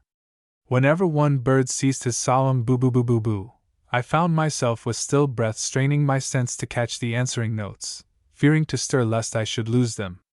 A phosphorescent gleam swept by close to my face, making me start at its sudden appearance, then passed away, trailing a line of faint light over the dusky weeds. The passing fireflies served to remind me that I was not smoking, and the thought then occurred to me that a cigar might possibly have the effect of relieving me from the strange, indefinable feeling of depression that had come over me. I put my hand into my pocket and drew out a cigar, and bit the end off, but when about to strike a vesta on my matchbox, I shuddered and dropped my hand. The very thought of striking a loud, exploding match was unendurable to me, so strangely nervous did I feel. Or possibly it was a superstitious mood I had fallen into. It seemed to me at that moment that I had somehow drifted into a region of mystery, peopled only by unearthly, fantastic beings. The people I had supped with did not seem like creatures of flesh and blood. The small, dark countenance of Don Hilario, with its shifty glances and Mephistophelian smile, Demetria's pale, sorrowful face, and the sunken, insane eyes of her old, white-haired father, were all about me in the moonlight and amongst the tangled greenery. I dared not move, I scarcely breathed. The very weeds with their pale, dusky leaves were like things that had a ghostly life. And while I was in this morbid condition of mind, with that irrational fear momentarily increasing on me, I saw at a distance of about 30 yards a dark object, which seemed to move, fluttering in an uncertain way towards me. I gazed intently on it, but it was motionless now, and appeared like a black, formless shadow within the shade of the trees. Presently it came again towards me, and passing into the clear moonlight, revealed a human figure. It flitted across the bright space and was lost in the shade of other trees, but it still approached, a waving, fluttering figure, advancing and receding, but always coming nearer. My blood turned cold in my veins. I could feel my hair standing up on my head, until, unable to endure the terrible suspense longer, I jumped up from my seat. A loud exclamation of terror came from the figure, and then I saw that it was Demetria. I stammered out an apology for frightening her by jumping up, and, finding that I had recognized her, she advanced to me. "Ah, you are not asleep, senor," said she quietly. "I saw you from my window come out here more than an hour ago. Finding you did not return, I began to grow anxious, and thought that, tired with your journey, you had fallen asleep out here. I came to wake you, and to warn you that it is very dangerous to lie sleeping with your face exposed to the full moon." I explained that I had felt restless and disinclined to sleep, regretted that I had caused her anxiety, and thanked her for her thoughtful kindness. Instead of leaving me then, she sat quietly down on the bench. "Senor," she said, "if it is your intention to continue your journey tomorrow, let me advise you not to do so. You can safely remain here for a few days, for in this sad house we have no visitors." I told her that, acting on Santa Coloma's advice, given to me before the fight, I was going on to the Lomas de Rocha to see a person named Florentino Blanco in that place, who would probably be able to procure me a passport from Montevideo. "How fortunate it is that you have told me this," she replied. "Every stranger now entering the Lomas is rigorously examined, and you could not possibly escape arrest if you went there. Remain with us, senor. It is a poor house, but we are well disposed towards you. Tomorrow Santos shall go with a letter from you to Don Florentino, who is always ready to serve us, and he will do what you wish without seeking you." I thanked her warmly and accepted the offer of a refuge in her house. Somewhat to my surprise, she still remained seated on the bench. Presently she said, "It is natural, Señor, that you should not be glad to remain in a house so triste. But there will be no repetition of all you were obliged to endure on first entering it. Whenever my father sees a young man, a stranger to him, he receives him as he received you today, mistaking him for his son. After the first day, however, he loses all interest in the new face, becoming indifferent, and forgetting all he has said or imagined." This information relieved me, and I remarked that I supposed the loss of his son had been the cause of his malady. "You are right. Let me tell you how it happened," she replied. "For this estancia must seem to you a place unlike all others in the world, and it is only natural that a stranger should wish to know the reason of its sad condition. I know that I can speak without fear of these things to one who is a friend to Santa Coloma. And to you, I hope, Señorita," I said. "Thank you, Señor. All my life has been spent here. When I was a child, my brother went into the army, then my mother died, and I was left here alone, for the siege of Montevideo had begun and I could not go there. At length my father received a terrible wound in action and was brought here to die, as we thought. For months he lay on his bed, his life trembling in the balance. Our enemies triumphed at last, the siege was over, the Blanco leaders dead or driven into exile. My father had been one of the bravest officers in the Blanco forces, and could not hope to escape the general persecution. They only waited for his recovery to arrest him and convey him to the capital, where, doubtless, he would have been shot. While he lay in this precarious condition, every wrong and indignity was heaped upon us. Our horses were seized by the commander of the department, our cattle slaughtered or driven off and sold, while our house was searched for arms and visited every week by an officer who came to report on my father's health.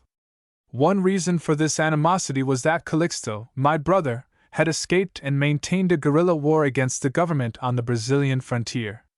At length my father recovered so far from his wounds as to be able to creep out for an hour every day leaning on someone for support. Then 2 armed men were sent to keep guard here to prevent his escape. We were thus living in continual dread when one day an officer came and produced a written order from the commandante. He did not read it to me, but said it was an order for every person in the Rocha department to display a red flag on his house in token of rejoicing at a victory won by the government troops. I told him that we did not wish to disobey the commandante's orders, but had no red flag in the house to hang up. He answered that he had brought one for that purpose with him. He unrolled it and fastened it to a pole. Then, climbing to the roof of the house, he raised and made it fast there. Not satisfied with these insults, he ordered me to wake my father, who was sleeping, so that he also might see the flag over his house. My father came out leaning on my shoulder, and when he had cast up his eyes and seen the red flag, he turned and cursed the officer. "Go back," he cried, "to the dog, your master, and tell him that Colonel Peralta is still a Blanco in spite of your dishonorable flag. Tell that insolent slave of Brazil that when I was disabled I passed my sword on to my son Calixto, who knows how to use it, fighting for his country's independence." The officer, who had mounted his horse by this time, laughed, and tossing the order from the commandant at our feet, bowed derisively and galloped away. My father picked up the paper and read these words: "Let there be displayed on every house in this department a red flag, in token of joy at the happy tidings of a victory won by the government troops, in which that recreant son of the Republic, the infamous assassin and traitor, Calixto Peralta, was slain." Alas, Señor, loving his son above all things, hoping so much from him, and enfeebled by long suffering, my poor father could not resist this last blow. From that cruel moment he was deprived of reason, and to that calamity we owe it that he was not put to death, and that our enemies ceased to persecute us. Demetria shed some tears when telling me this tragical story. Poor woman, she had said little or nothing about herself, yet how great and enduring must have been her grief. I was deeply moved, and taking her hand, told her how deeply her sad story had pained me. Then she rose and bade me good night with a sad smile, sad, but the first smile that had visited her grief-clouded countenance since I had seen her. I could well imagine that even the sympathy of a stranger must have seemed sweet to her in that dreary isolation. After she left me, I lit my cigar. The night had lost its ghostly character and my fantastic superstitions had vanished. I was back once more in the world of men and women, and could only think of the inhumanity of man to man, and of the infinite pains silently endured by many hearts in that purple land. The only mystery still unsolved in that ruinous estancia was Don Hilario, who locked up the wine and was called master with bitter irony by Ramona, and who had thought it necessary to apologize to me for depriving me of his precious company that evening. Chapter 24. I spent several days with the Peraltas at their desolate, kindless cattle farm, which was known in the country round simply as Estancia or Campos de Peralta. Such wearisome days they proved to me, and so anxious was I getting about Paquita away in Montevideo, that I was more than once on the point of giving up waiting for the passport, which Don Florentino had promised to get for me, and boldly venture forth without even that fig leaf into the open. Demetria's prudent counsels, however, prevailed, so that my departure was put off from day to day. The only pleasure I experienced in the house arose from the belief I entertained that my visit had made an agreeable break in the sad, monotonous life of my gentle hostess.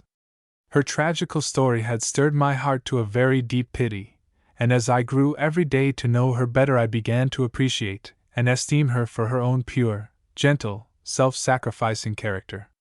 Notwithstanding the dreary seclusion in which she had lived, seeing no society, and with only those old servants, so primitive in their ways, for company, there was not the slightest trace of rusticity in her manner. That, however, is not saying much for Demetria, since in most ladies, most women I might almost say, of Spanish origin there is a natural grace and dignity of manner one only expects to find in women socially well placed in our own country. When we were all together at meals, or in the kitchen sipping mate, she was invariably silent, always with that shadow of some concealed anxiety on her face. But when alone with me, or when only old Santos and Ramona were present, the cloud would be gone, her eyes would lighten up and the rare smile come more frequently to her lips. Then, at times, she would become almost animated in conversation, listening with lively interest to all I told her about the great world of which she was so ignorant, and laughing, too, at her own ignorance of things known to every town-bred child. When these pleasant conversations took place in the kitchen, the two old servants would sit gazing at the face of their mistress, apparently absorbed in admiration. They evidently regarded her as the most perfect being that had ever been created, and though there was a ludicrous side to their simple idolatry, I ceased to wonder at it when I began to know her better. They reminded me of two faithful dogs always watching a beloved master's face, and showing in their eyes, glad or pathetic, how they sympathize with all his moods. As for old Colonel Peralta, he did nothing to make me uneasy. After the first day he never talked to me, scarcely even noticing my presence except to salute me in a ceremonious manner when we met at table.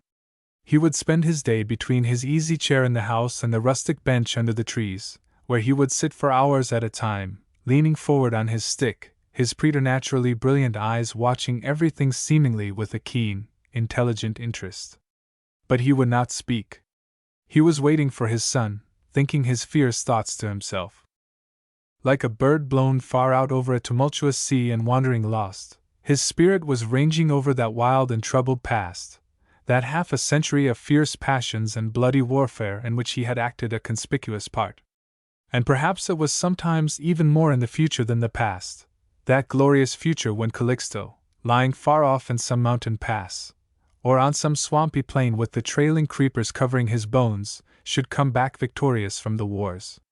My conversations with Demetria were not frequent, and before long they ceased altogether, for Don Hilario, who was not in harmony with us, was always there, polite, subdued, watchful, but not a man that one could take into his heart. The more I saw of him the less I liked him, and though I am not prejudiced about snakes, as the reader already knows, believing as I do that ancient tradition has made us very unjust towards these interesting children of our universal mother, I can think of no epithet except snaky to describe this man. Wherever I happened to be about the place he had a way of coming upon me, stealing through the weeds on his belly as it were, then suddenly appearing unawares before me, while something in his manner suggested a subtle, cold-blooded, venomous nature. Those swift glances of his, which perpetually came and went with such bewildering rapidity, reminded me, not of the immovable, stony gaze of the serpent's lidless eyes, but of the flickering little forked tongue, that flickers, vanishes and flickers again, and is never for one moment at rest. Who was this man, and what did he there? Why was he, though manifestly not loved by anyone, absolute master of the estancia? He never asked me a question about myself, for it was not in his nature to ask questions, but he had evidently formed some disagreeable suspicions about me that made him look on me as a possible enemy. After I had been a few days in the house he ceased going out, and wherever I went he was always ready to accompany me, or when I met Demetria and began conversing with her, there he would be to take part in our conversation. At length the piece of paper so long waited for came from the Lomas de Rocha, and with that sacred document, testifying that I was a subject of Her Britannic Majesty, Queen Victoria, all fears and hesitation were dismissed from my mind and I prepared to depart for Montevideo. The instant Don Hilario heard that I was about to leave the estancia his manner toward me changed. He became, in a moment, excessively friendly, pressing me to prolong my visit, also to accept a horse from him as a gift, and saying many kind things about the agreeable moments he had spent in my company. He completely reversed the old saying about welcome the coming, speed the parting, guest, but I knew very well that he was anxious enough to see the last of me. After supper on the eve of my departure he saddled his horse and rode off to attend a dance or gathering of some kind at a neighboring estancia, for now that he had recovered from his suspicions he was very eager to resume the social pleasures my presence had interfered with. I went out to smoke a cigar amongst the trees, it being a very lovely autumnal evening, with the light of an unclouded new moon to temper the darkness. I was walking up and down in a narrow path amongst the weeds, thinking of my approaching meeting with Paquita, when old Santos came out to me and mysteriously informed me that Dona Demetria wished to see me. He led me through the large room where we always had our meals, then through a narrow, dimly lighted passage into another room I had not entered before. Though the rest of the house was now in darkness, the old colonel having already retired to bed, it was very light here, there being about half a dozen candles placed about the room. In the center of the floor, with her old face beaming with delighted admiration, stood Ramona, gazing on another person seated on the sofa. And on this individual I also gazed silently for some time, for though I recognized Demetria in her, she was so changed that astonishment prevented me from speaking. The rusty grub had come forth as a splendid green and gold butterfly. She had on a grass-green silk dress, made in a fashion I had never seen before, extremely high in the waist, puffed out on the shoulders, and with enormous bell-shaped sleeves reaching to the elbows, the whole garment being plentifully trimmed with very fine cream-colored lace. Her long, thick hair, which had hitherto always been worn in heavy plaits on her back, was now piled up in great coils on her head and surmounted by a tortoise-shell comb a foot high at least, and about 15 inches broad at the top, looking like an immense crest on her head. In her ears were curious gold filigree pendants reaching to her bare shoulders. She also wore a necklet of half doubloons linked together in a chain, and heavy gold bracelets on her arms. It was extremely quaint. Possibly this finery had belonged to her grandmother 100 years ago, and I dare say that bright green was not the proper tint for Demetria's pallid complexion. Still, I must confess, at the risk of being set down as a barbarian in matters of taste, that it gave me a shock of pleasure to see her. She saw that I was very much surprised, and a blush of confusion overspread her face. Then, recovering her usual quiet, self-possessed manner, she invited me to sit on the sofa by her. I took her hand and complimented her on her appearance. She laughed a little shy laugh, then said that, as I was going to leave her next day, she did not wish me to remember her only as a woman in rusty black. I replied that I would always remember her not for the color and fashion of her garments, but for her great, unmerited misfortunes, her virtuous heart, and for the kindness she had shown to me. My words evidently pleased her, and while we sat together conversing pleasantly, before us were Ramona and Santos, one standing, the other seated, both feasting their eyes on their mistress in her brilliant attire. Their delight was quite open and childlike, and gave an additional zest to the pleasure I felt. Demetria seemed pleased to think she looked well, and was more light-hearted than I had seen her before. That antique finery, which would have been laughable on another woman, somehow or other seemed appropriate to her, possibly because the strange simplicity and ignorance of the world displayed in her conversation, and that gentle dignity of manner natural to her, would have prevented her from appearing ridiculous in any costume. At length, after we had partaken of mates served by Ramona, the old servants retired from the room, not without many lingering glances at their metamorphosed mistress. Then somehow or other our conversation began to languish, Demetria becoming constrained in manner, while that anxious shadow I had grown so familiar with came again like a cloud over her face. Thinking that it was time to leave her, I rose to go, and thanked her for the pleasant evening I had spent, and expressed a wish that her future would be brighter than her past had been. "Thank you, Richard," she returned, her eyes cast down, and allowing her hand to rest in mine. "But must you leave me so soon? There is so much I wish to say to you." "I will gladly remain and hear it," I said, sitting down again by her side. "My past has been very sad, as you say, Richard, but you do not know all." And here she put her handkerchief to her eyes. There were, I noticed, several beautiful rings on her fingers, and the handkerchief she held to her eyes was a dainty little embroidered thing with a lace border, for everything in her make-up was complete and in keeping that evening.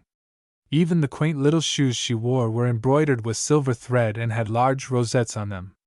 After removing the handkerchief from her face, she continued silent, and with eyes cast down, looking very pale and troubled. "Demetria," I said, "tell me how I can serve you. I cannot guess the nature of the trouble you speak of, but if it is one I can help you out of, speak to me without reserve." "Perhaps you can help me, Richard. It was of this matter I wished to speak this evening. But now, how can I speak of it? Not to one who is your friend, Demetria? I wish you could think that the spirit of your lost brother Calixto was here in me, for I am as ready to help you as he would have been, and I know, Demetria, that you were very dear to him." Her face flushed, and for a moment her eyes met mine, then, casting them down again, she replied sadly, "It is impossible. I can say no more to you now. My heart oppresses me so that my lips refuse to speak. Tomorrow, perhaps. Tomorrow morning I leave you, and there will be no opportunity of speaking," I said. "Don Hilario will be here watching you, and though he is so much in the house, I cannot believe that you trust him." She started at the name of Don Hilario, and cried a little in silence. Then suddenly she rose and gave me her hand to bid good night. "You shall know everything tomorrow, Richard," she said. "Then you will know how much I trust you and how little I trust him. I cannot speak myself, but I can trust Santos, who knows everything, and he shall tell you all." There was a sad, wistful look in her eyes when we parted that haunted me for hours afterwards. Coming into the kitchen, I disturbed Ramona and Santos deep in a whispered consultation. They started up, looking somewhat confused. Then, when I had lit a cigar and turned to go out, they got up and went back to their mistress. While I smoked, I pondered over the strange evening I had passed, wondering very much what Demetria's secret trouble could be. The mystery of the green butterfly, I called it, but it was really all too sad even for a mental joke, though a little timely laughter is often the best weapon to meet trouble with, sometimes having an effect like that of a gay sunshade suddenly opened in the face of an angry bull. Unable to solve the riddle, I retired to my room to sleep my last sleep under Peralta's dreary roof. Chapter 25.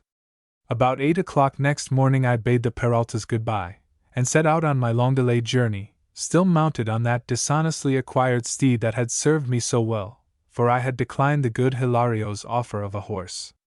Though all my toils, wanderings, and many services to the cause of liberty, or whatever people fight for in the Banda, had not earned me one copper coin, it was some comfort to think that Candelaria's never-to-be-forgotten generosity had saved me from being penniless. I was, in fact, returning to Paquita well-dressed, on a splendid horse, and with dollars enough in my pocket to take us comfortably out of the country. Santos rode out with me, ostensibly to put me on the right road to Montevideo. Only I knew, of course, that he was the bearer of an important communication from Demetria. When we had ridden about half a league without any approach to the subject on his part, in spite of sundry hints I threw out, I asked him plainly if he had a message for me. After pondering over the question for as long a time as would be necessary to work out a rather difficult mathematical problem, he answered that he had. Then, said I, let me hear it. He grinned. Do you think, he said, that it is a thing to be spoken in half a dozen words? I have not come all this distance merely to say that the moon came in dry, or that yesterday, being Friday, Donna Demetria tasted no meat. It is a long story, senor. How many leagues long? Do you intend it to last all the way to Montevideo?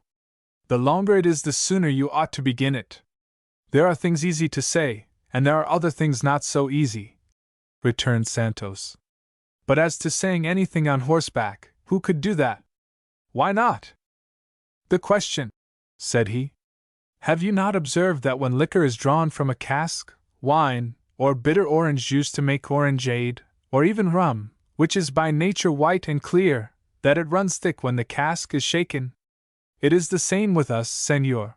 Our brain is the cask out of which we draw all the things we say. And the spigot. That is so, he struck in, pleased with my ready intelligence. The mouth is the spigot. I should have thought the nose more like the spigot, I replied. No, he gravely returned. You can make a loud noise with the nose when you snore or blow it in a handkerchief, but it has no door of communication with the brain. The things that are in the brain flow out by the mouth. Very well, said I, getting impatient. Call the mouth spigot, bunghole, or what you like, and the nose merely an ornament on the cask. The thing is this, Donna Demetria has entrusted you with some liquor to pass on to me. Now pass it, thick or clear. Not thick, he answered stubbornly. Very well, clear then, I shouted. To give it to you clear I must give it off and not on my horse, sitting still and not moving. Anxious to have it over without more beating about the bush, I reined up my horse, jumped off, and sat down on the grass without another word. He followed my example, and after seating himself in a comfortable position, deliberately drew out his tobacco pouch and began making a cigarette. I could not quarrel with him for this further delay, for without the soothing, stimulating cigarette an Oriental finds it difficult to collect his thoughts. Leaving him to carry out his instructions in his own laborious fashion, I vented my irritation on the grass, plucking it up by handfuls. Why do you do that? He asked with a grin. Pluck grass? What a question! When a person sits down on the grass, what is the first thing he does? Makes a cigarette, he returned. In my country he begins plucking up the grass, I said.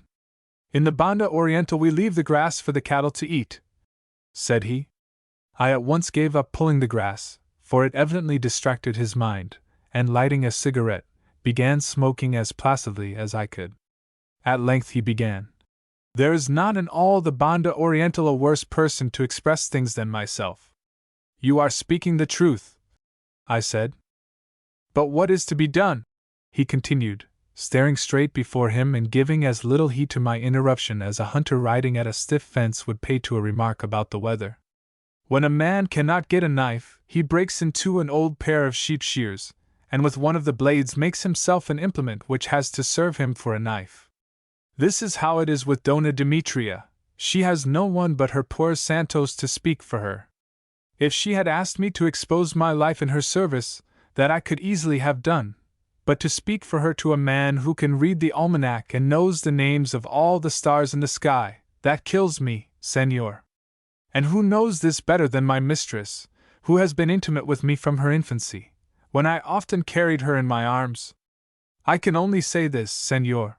When I speak, remember my poverty and that my mistress has no instrument except my poor tongue to convey her wishes. Words has she told me to say to you, but my devil of a memory has lost them all. What am I to do in this case? If I wished to buy my neighbor's horse, and went to him and said, "Sell me your horse, neighbor, for I have fallen in love with it, and my heart is sick with desire, so that I must have it at any price," would that not be madness, senor? Yet I must be like that imprudent person. I come to you for something, and all her expressions, which were like rare flowers culled from a garden, have been lost by the way. Therefore I can only say this thing which my mistress desires, putting it in my own brute words, which are like wild flowers I have myself gathered on the plain, that have neither fragrance nor beauty to recommend them. This quaint exordium did not advance matters much, but it had the effect of rousing my attention and convincing me that the message entrusted to Santos was one of very grave import. He had finished his first cigarette, and now began slowly making himself a second one. But I waited patiently for him to speak. My irritation had quite vanished. Those wild flowers of his were not without beauty, and his love and devotion for his unhappy mistress made them smell very sweet. Presently he resumed. Senor, you have told my mistress that you are a poor man, that you look upon this country life as a free and happy one, that above all things you would like to possess an estancia where you could breed cattle and race horses and hunt ostriches. All this she has revolved in her mind, and because it is in her power to offer you the things you desire, does she now ask you to aid her in her trouble. And now, senor, let me tell you this. The Peralta property extends all the way to the Rocha waters, 5 leagues of land, and there is none better in this department. It was formerly well stocked. There were thousands of cattle and mares, for my master's party then ruled in the country. The Colorados were shut up in Montevideo, and that cutthroat Frutos Rivera never came into this part. Of the cattle only a remnant remains, but the land is a fortune for any man, and when my old master dies, Dona Demetria inherits all. Even now it is hers, since her father has lost his calabash, as you have seen. Now let me tell you what happened many years ago. Don Hilario was at first a peon, a poor boy the colonel befriended. When he grew up he was made capataz, then mayordomo. Don Calixto was killed and the colonel lost his reason. Then Don Hilario made himself all-powerful, doing what he liked with his master, and setting Dona Demetria's authority aside. Did he protect the interests of the estancia? On the contrary, he was one with our enemies, and when they came like dogs for our cattle and horses he was behind them. This he did to make friends of the reigning party, when the Blancos had lost everything. Now he wishes to marry Dona Demetria to make himself owner of the land. Don Calixto is dead, and who is there to bell the cat? Even now he acts like the only owner. He buys and sells and the money is his. My mistress is scarcely allowed clothes to wear, she has no horse to ride on and is a prisoner in her own house. He watches her like a cat watching a bird shut in a room. If he suspected her of an intention to make her escape he would murder her. He has sworn to her that unless she marries him he will kill her. Is not this sad? Senor, she asked you to deliver her from this man. Her words I have forgotten, but imagine that you see her before you a suppliant on her knees, and that you know what the thing is she asks, and see her lips move, though you do not hear her words. Tell me how I can deliver her, I said, feeling very much moved at what I had heard. How? By carrying her off forcibly, do you understand? Is it not in your power to return in a few days' time with 2 or 3 friends to do this thing? You must come disguised and armed. If I am in the way I will do what I can to protect her, but you will easily knock me down and stun me, do you understand? Don Hilario must not know that we are in the plot. From him fear nothing, for though he is brave enough to threaten a woman with death, before armed men he is like a dog that hears thunder. You can then take her to Montevideo and conceal her there. The rest will be easy. Don Hilario will fail to find her. Ramona and I will take care of the colonel, and when his daughter is out of his sight perhaps he will forget her. Then, senor, there will be no trouble about the property, for who can resist a legal claim? I do not understand you, Santos, said I. If Demetria wishes me to do what you say, and there is no other way to save her from Don Hilario's persecutions, I will do it. I will do anything to serve her, and I have no fear of that dog Hilario.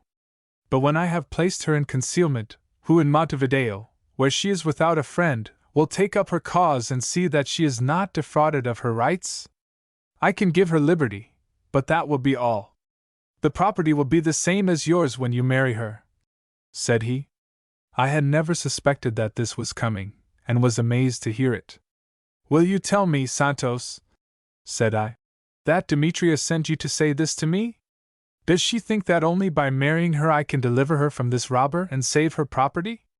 There is, of course, no other way, said he. If it could be done by other means, would she not have spoken last night and explained everything to you?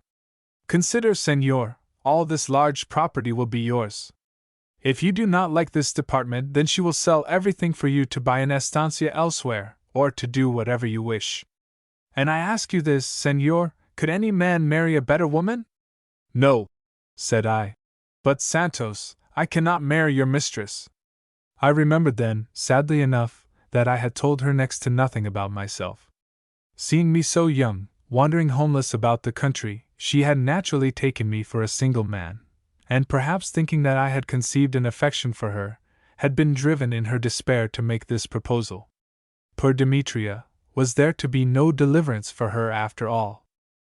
Friend, said Santos, dropping the ceremonious senor in his anxiety to serve his mistress, never speak without first considering all things. There is no woman like her. If you do not love her now, you will love her when you know her better. No good man could help feeling affection for her.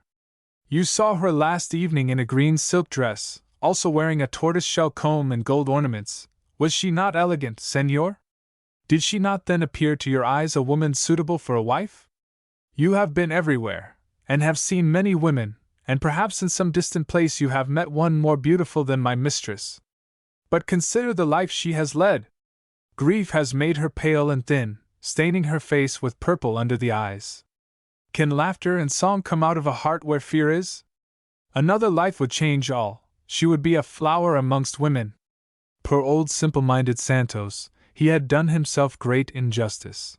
His love for his mistress had inspired him with an eloquence that went to my heart. And poor Demetria, driven by her weary, desolate life and torturing fears to make in vain this unwomanly proposal to a stranger. And after all, it was not unwomanly, for in all countries where they are not abject slaves it is permissible for women in some circumstances to propose marriage. Even in England it is so, where society is like a huge Clapham junction, with human creatures moving like trucks and carriages on cast iron, conventional rails, which they can only leave at the risk of a destructive collision. And a proposal of the kind was never more justifiable than in this case. Shut away from the sight of men in her dreary seclusion, haunted by nameless fears, her offer was to bestow her hand along with a large property on a penniless adventurer. Nor had she done this before she had learned to love me, and to think, perhaps, that the feeling was returned. She had waited, too, till the very last moment, only making her offer when she had despaired of its coming from me. This explained the reception of the previous evening, the ancient, splendid attire which she had worn to win favor in my sight, the shy, wistful expression of her eyes, the hesitation she could not overcome.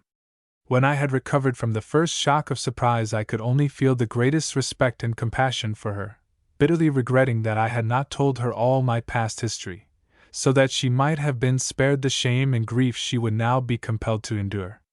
These sad thoughts passed through my mind while Santos expatiated on the advantages of the proposed alliance until I stopped him. Say no more, I said, for I swear to you, Santos, that were it possible I would gladly take Demetria for a wife, so greatly do I admire and esteem her. But I am married. Look at this, it is my wife's portrait. And taking from my bosom the miniature which I always wore round my neck, I handed it to him. He stared at me in silent astonishment for a few moments, then took the portrait into his hand, and while he gazed admiringly at it I pondered over what I had heard. I could not now think of leaving this poor woman, who had offered herself with all her inheritance to me, without some attempt to rescue her from her sad position. She had given me a refuge when I was in trouble and danger, and the appeal she had just made to me, accompanied by so convincing a proof of her trust and affection, would have gone to the heart of the most cold-blooded man in existence, to make him, in spite of his nature, her devoted champion. At length Santos handed back the miniature, with a sigh. Such a face as that my eyes have never seen, he remarked. There is nothing more to be said. There is a great deal more to be said, I returned. I have thought of an easy plan to help your mistress. When you have reported this conversation, tell her to remember the offer of assistance made to her last night. I said I would be a brother to her, and I shall keep my promise. You three cannot think of any better scheme to save Demetria than this one you have told me, but it is after all a very poor scheme, full of difficulty and danger to her. My plan is a simpler and safer one. Tell her to come out tonight at midnight, after the moon has set, to meet me under the trees behind the house. I shall be there waiting with a horse for her, and will take her away to some safe place of concealment where Don Hilario will never find her. When she is once out of his power, it will be time enough to think of some way to turn him out of the estancia and to arrange matters. See that she does not fail to meet me, and let her take a few clothes and some money, if she has any, also her jewels, for it would not be safe to leave them in the house with Don Hilario. Santos was delighted with my scheme, which was so much more practical, though less romantic, than the one hatched by those three simple-minded conspirators.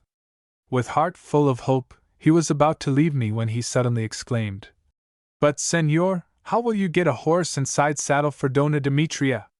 "Leave it all to me," I said. Then we separated, he to return to his mistress, who was no doubt anxiously waiting to know the result of our conversation, I to get through the next 15 hours in the best way I could. Chapter 26. After leaving Santos, I rode on to a belt of wood about 2 miles east of the road, and passing through it, surveyed the country lying beyond. The only habitation near it was a shepherd's lonely rancho, standing on an open plain of yellow grass, over which a scattered flock of sheep and a few horses were grazing. I determined to remain in the wood till near noon, then proceed to the rancho to get breakfast, and commence my search for a horse and side saddle in the neighborhood. After unsaddling my horse and tying him to a tree, where there were some pickings of grass and herbage about the roots, I lit a cigar and made myself comfortable on my rugs in the shade. Presently I had some visitors in a flock of urracas, or magpies, as they are called in the vernacular, or gira cuckoos, a graceful, loquacious bird resembling a magpie, only with a longer tail and a bold, red beak. These ill-mannered birds skulked about in the branches over me all the time I remained in the wood, scolding me so incessantly in their intolerably loud, angry, rattling notes, varied occasionally with shrill whistlings and groans, that I could scarcely even hear myself think. They soon succeeded in bringing all the other birds within hearing distance to the spot to take part in the demonstration.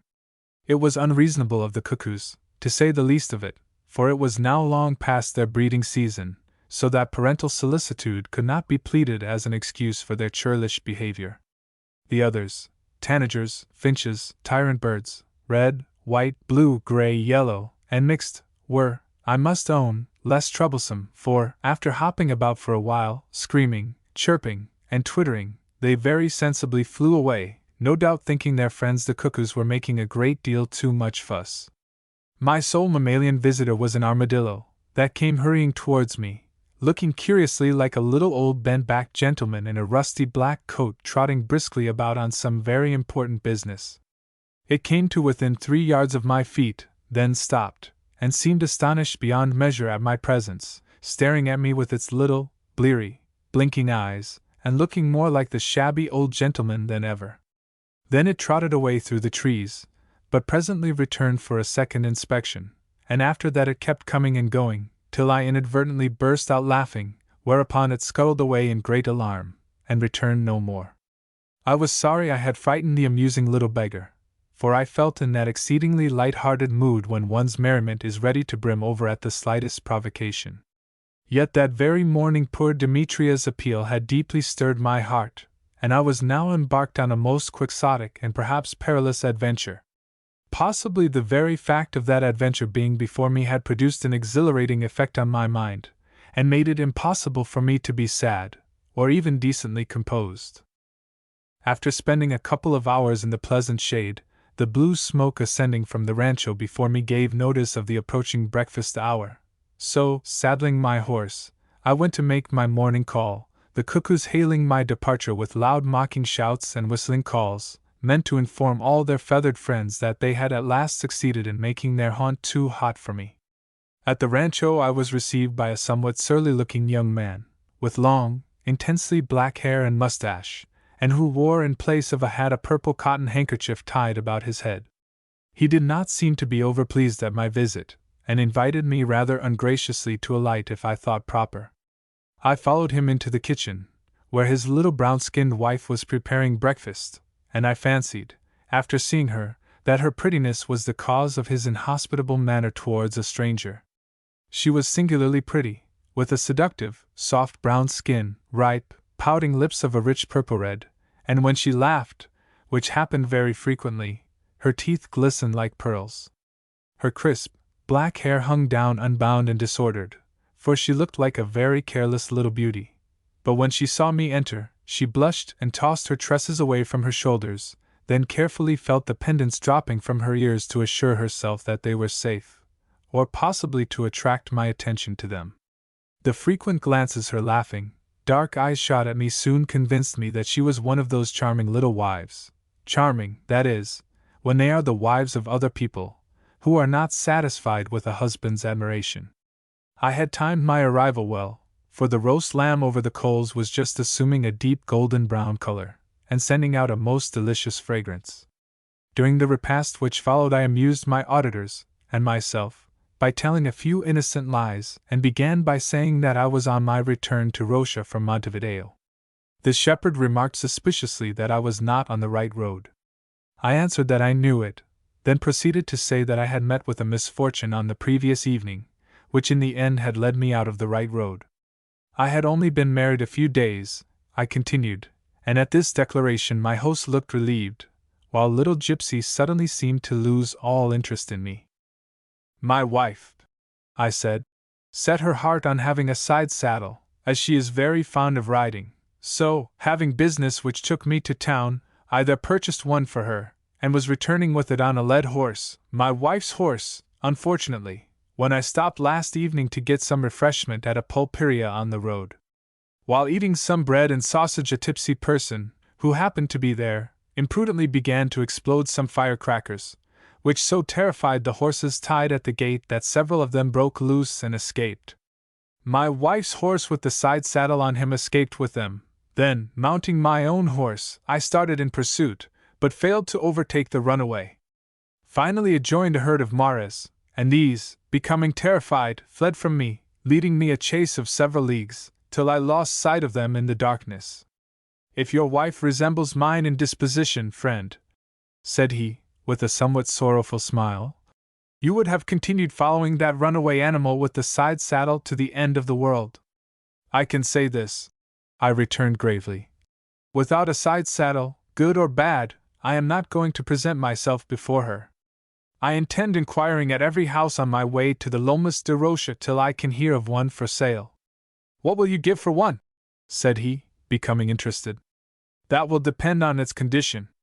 If it is as good as new, I will give the amount it cost and $2 profit besides. I know of a side saddle that cost $10 a year ago, but it has never been used.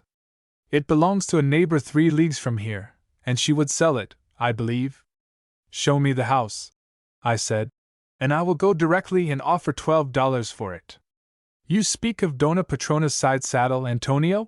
Said the little wife. She would sell it for what it cost, perhaps for $8. Ah, Pumpkinhead, why did you not think to make all that profit? Then I could have bought slippers and 1,000 things. You are never satisfied, Cleta, he returned. Have you not got slippers to your feet? She tossed up a pretty foot and displayed it cased in rather a shabby little slipper. Then, with a laugh, she kicked it off towards him. There, she exclaimed. Put it in your bosom and keep it, something precious. And some day when you go to Montevideo, and wish to appear very grand before all the town, wear it on your great toe. Who expects reason from a woman? Said Antonio, shrugging his shoulders. Reason? You have no more brains than a Muscovy duck, Antonio. You might have made this profit, but you never can make money like other men, and therefore you will always be poorer than the spiders. I have said this before very often, and only hope you will not forget it, for in future I intend to speak of other things. Where would I have got the $10 to pay Petrona for the saddle? He retorted, losing his temper. My friend, I said, if the saddle can be had, it is only just that you should have the profit. Take $10, and if you buy it for me I will pay you 2 more. This proposal pleased him greatly, while Cleta, the volatile, clapped her hands with delight. While Antonio prepared to go to his neighbors after the saddle, I went out to a solitary thorn tree about 50 yards from the rancho, and spreading my poncho in the shade, lay down to sleep the siesta. Before the shepherd had been long gone, I heard a great noise in the house, like banging on doors and on copper vessels, but took no notice, supposing it to proceed from Cleta engaged in some unusually noisy domestic operation. At length I heard a voice calling to me. "Senor! Senor!" Getting up, I went to the kitchen, but no person was there. Suddenly a loud knock was given on the door communicating with the second room. "Oh, my friend!" cried Cleta's voice behind it. "My ruffian of a husband has locked me in. Can you let me out, do you think?" "Why has he locked you in?" I asked. "The question. Because he is a brute, of course. He always does it when he goes out. Is it not horrible? It only shows how fond he is of you," I returned. "Are you so atrocious as to defend him? And I thought you had a heart, so handsome, too. When I saw you I said, ah, had I married this man, what a happy life!" "Thank you for your good opinion," I said. "I am very sorry you are locked in, because it prevents me from seeing your pretty face." "Oh, you think it pretty? Then you must let me out. I have put up my hair now, and look prettier than when you saw me." "You look prettier with it down," I answered. "Ah, down it goes again then!" she exclaimed. "Yes, you are right, it does look best that way. Is it not like silk? You shall feel it when you liberate me." "That I cannot do, Cleta mine. Your Antonio has taken away the key." "Oh, cruel man! He left me no water, and I am perishing with thirst. What shall I do? Look, I will put my hand under the door for you to feel how hot it is. I am consumed with fever and thirst in this oven." Presently her little brown hand came out at my feet, there being sufficient space between the floor and wood to pass it through. I stooped and took it in mine, and found it a hot, moist little hand, with a pulse beating very fast. "Poor child," I said, "I will pour some water in a plate and pass it to you under the door." "Oh, you are bad to insult me," she cried. "What, am I a cat to drink water from a plate? I could cry my eyes out." Here followed sob-like sounds. "Besides," she suddenly resumed, "it is fresh air, not water, I require. I am suffocated, I cannot breathe. Oh, dear friend, save me from fainting. Force back the door till the bolt slips out." "No, no, Cleta, it cannot be done." "What, with your strength? I could almost do it myself with my poor little hands. Open, open, open, before I faint."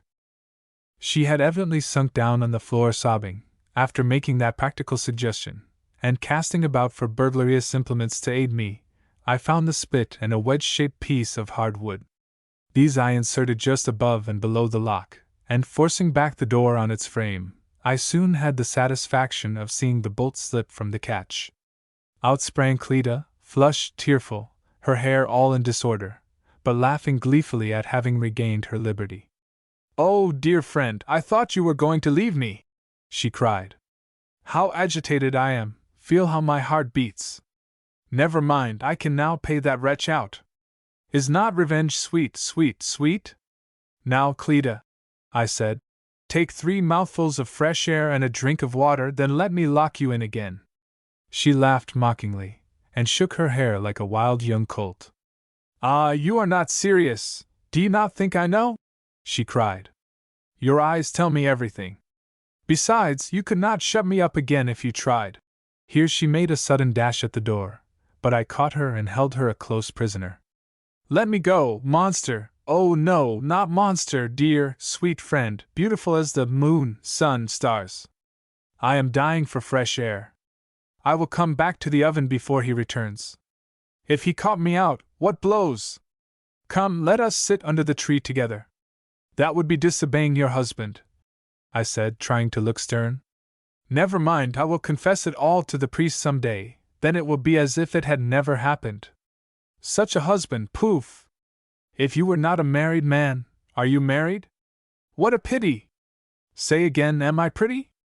Say first, Cleta, have you a horse a woman can ride on, and if you have one, will you sell it to me? Oh yes, the best horse in the Banda Orientál," They say it is worth $6. Will you buy it for $6?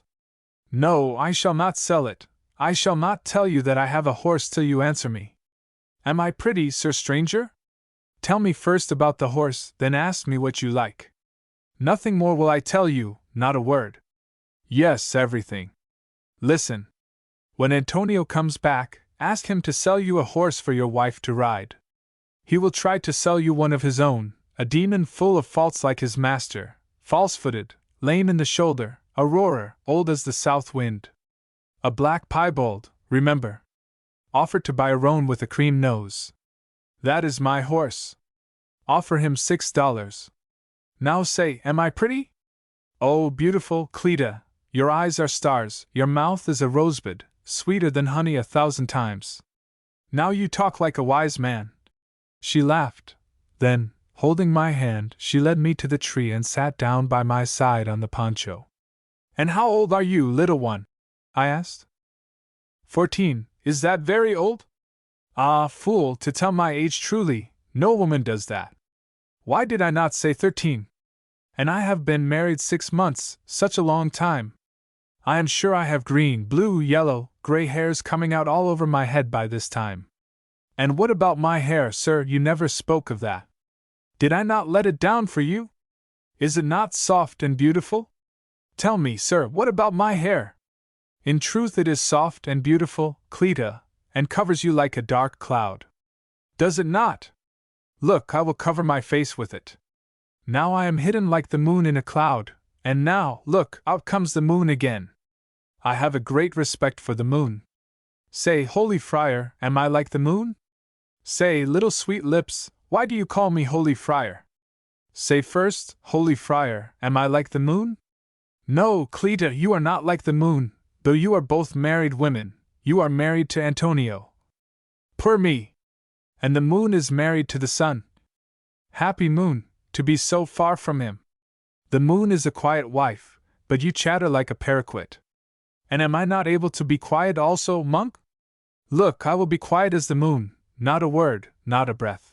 Then she threw herself back on the poncho, feigning sleep, her arms above her head, her hair scattered everywhere, only a tress or two half shading her flushed face and round, heaving bosom that would not be quiet. There was just a little mocking smile on her lips, just a little gleam of laughing eyes under her drooping lashes, for she could not help watching my face for admiration. In such an attitude the tempting little witch might have made the tepid blood of an ascetic boil. 2 or 3 hours thus flew swiftly by while I listened to her lively prattle, which, like the lark singing, had scarcely a pause in it, her attempt at being still and moonlight having ended in a perfect fiasco. At length, pouting her pretty lips and complaining of her hard lot, she said it was time to go back to her prison. But all the time I was engaged in forcing back the bolt into its place she chattered without ceasing. Adieu, son, husband of the moon, she said. Adieu, sweet, sweet friend, buyer of side saddles. They were all lies you told, I know. You want a horse and side saddle to carry off some girl tonight. Happy she! Now I must sit in the dark alone, till Antonio, the atrocious, comes to liberate me with his iron key. Ah, fool! Before I had been long back under my tree, Antonio appeared, bringing the side saddle in triumph on his horse before him. After going in to release his wife, he came out and invited me to take mate. I then mentioned my wish to buy a good horse. He was only too willing to sell, and in a few minutes his horses were driven up for inspection. The black piebald was first offered, a very handsome, quiet-looking animal, apparently quite sound. The cream nose, I noticed, was a bony, long-bodied brute, with sleepy eyes and a ewe neck. Could it be that the little double-dealing witch had intended to deceive me? But in a moment I dismissed such a suspicion with the scorn it merited. Let a woman be as false as she can, and able to fool her husband to the top of her bent, she is, compared with the man who wishes to sell you a horse, openness and truth itself. I examined the piebald critically, walking and trotting him round, looked into his mouth, then at hoofs and fetlocks, beloved of windgalls, gazed with fixed attention into his eyes and dealt him a sudden brisk blow on the shoulder. No weak spot will you find, senor, said Antonio the mendacious, who was certainly the greatest of the three sinners met together in that place. "He is my best horse, only 4 years old, gentle as a lamb, sound as a bell. Sure-footed, senor, like no other horse, and with such an easy pace you can ride him at a gallop with a tumbler of water in your hand and not spill a drop. I will give him away to you for $10, because you have been generous about the side saddle, and I am anxious to serve you well." "Thank you, my friend," I said. "Your piebald is 15 years old, lame in the shoulders, broken in his wind, and has more vices than any 7 horses in the Banda Orientál. I would not allow my wife to ride such a dangerous brute, for, as I told you, I have not been long married." Antonio framed his face to express astonishment and virtue indignant. Then with the point of his knife he scratched the figure of a cross on the ground, and was about to swear solemnly on it that I was egregiously mistaken, that his beast was a kind of equine angel, or a Pegasus, at least, when I interfered to stop him. "Tell as many lies as you like," I said, "and I will listen to them with the greatest interest. But do not swear on the figure of the cross to what is false, for then the $4 or $5 or $6 profit you have made on the side saddle will scarcely be sufficient to buy you absolution for such a sin." He shrugged his shoulders and restored the sacrilegious knife to its sheath.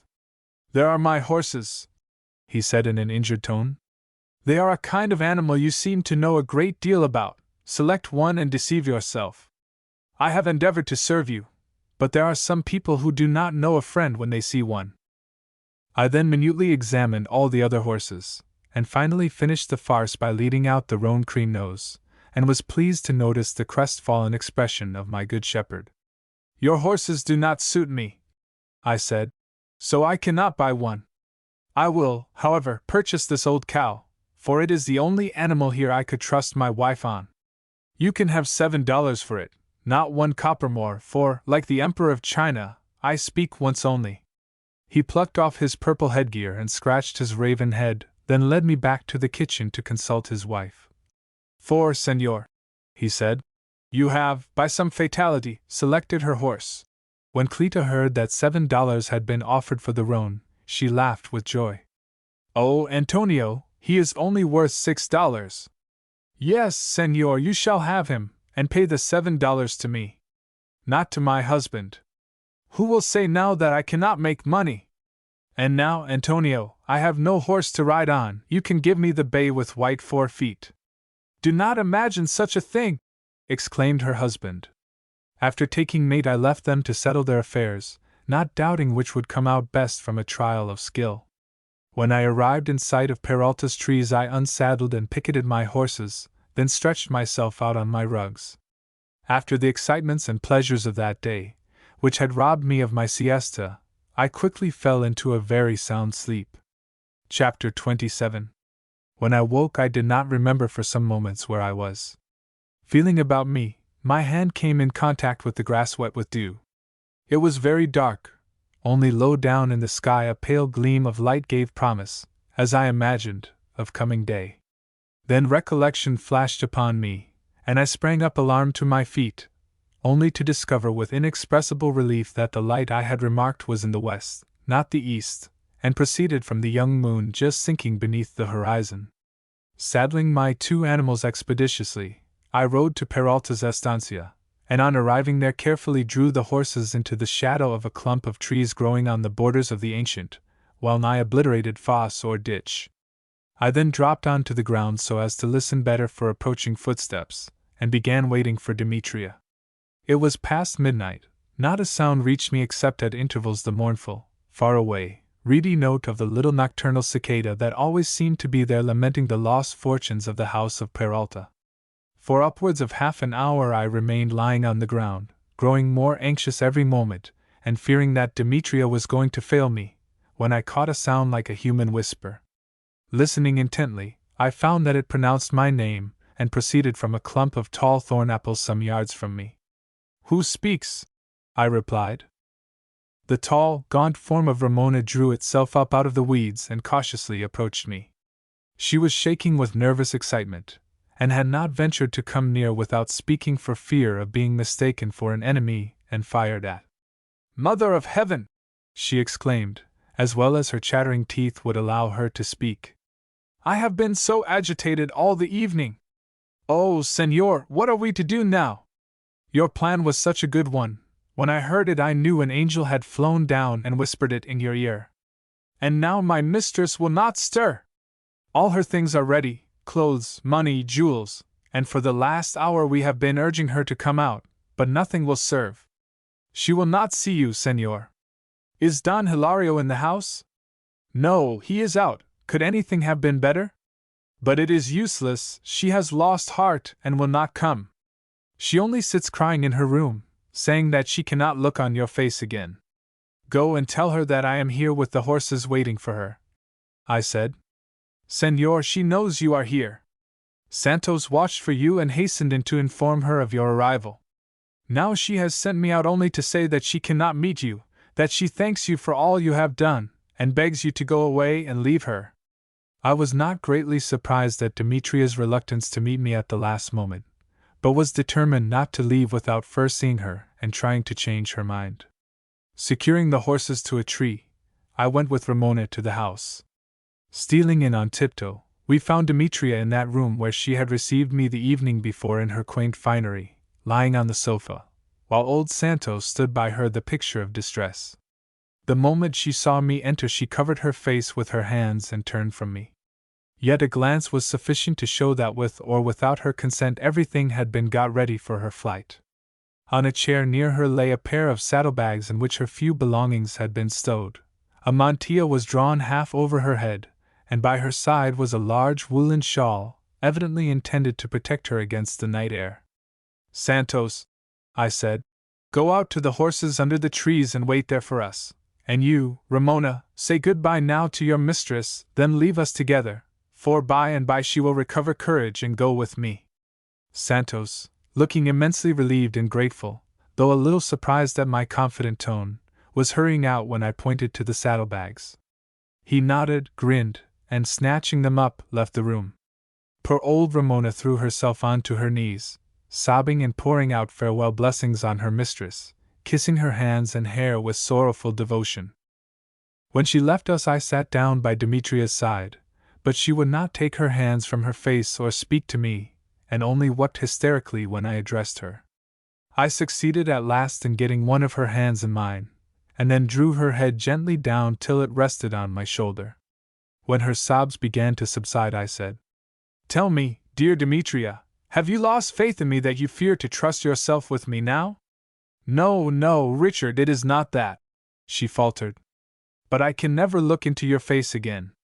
If you have any compassion for me, you will leave me now. What, leave you, Demetria, my sister, to that man? How can you imagine such a thing? Tell me, where is Don Hilario? Is he coming back tonight? I know nothing.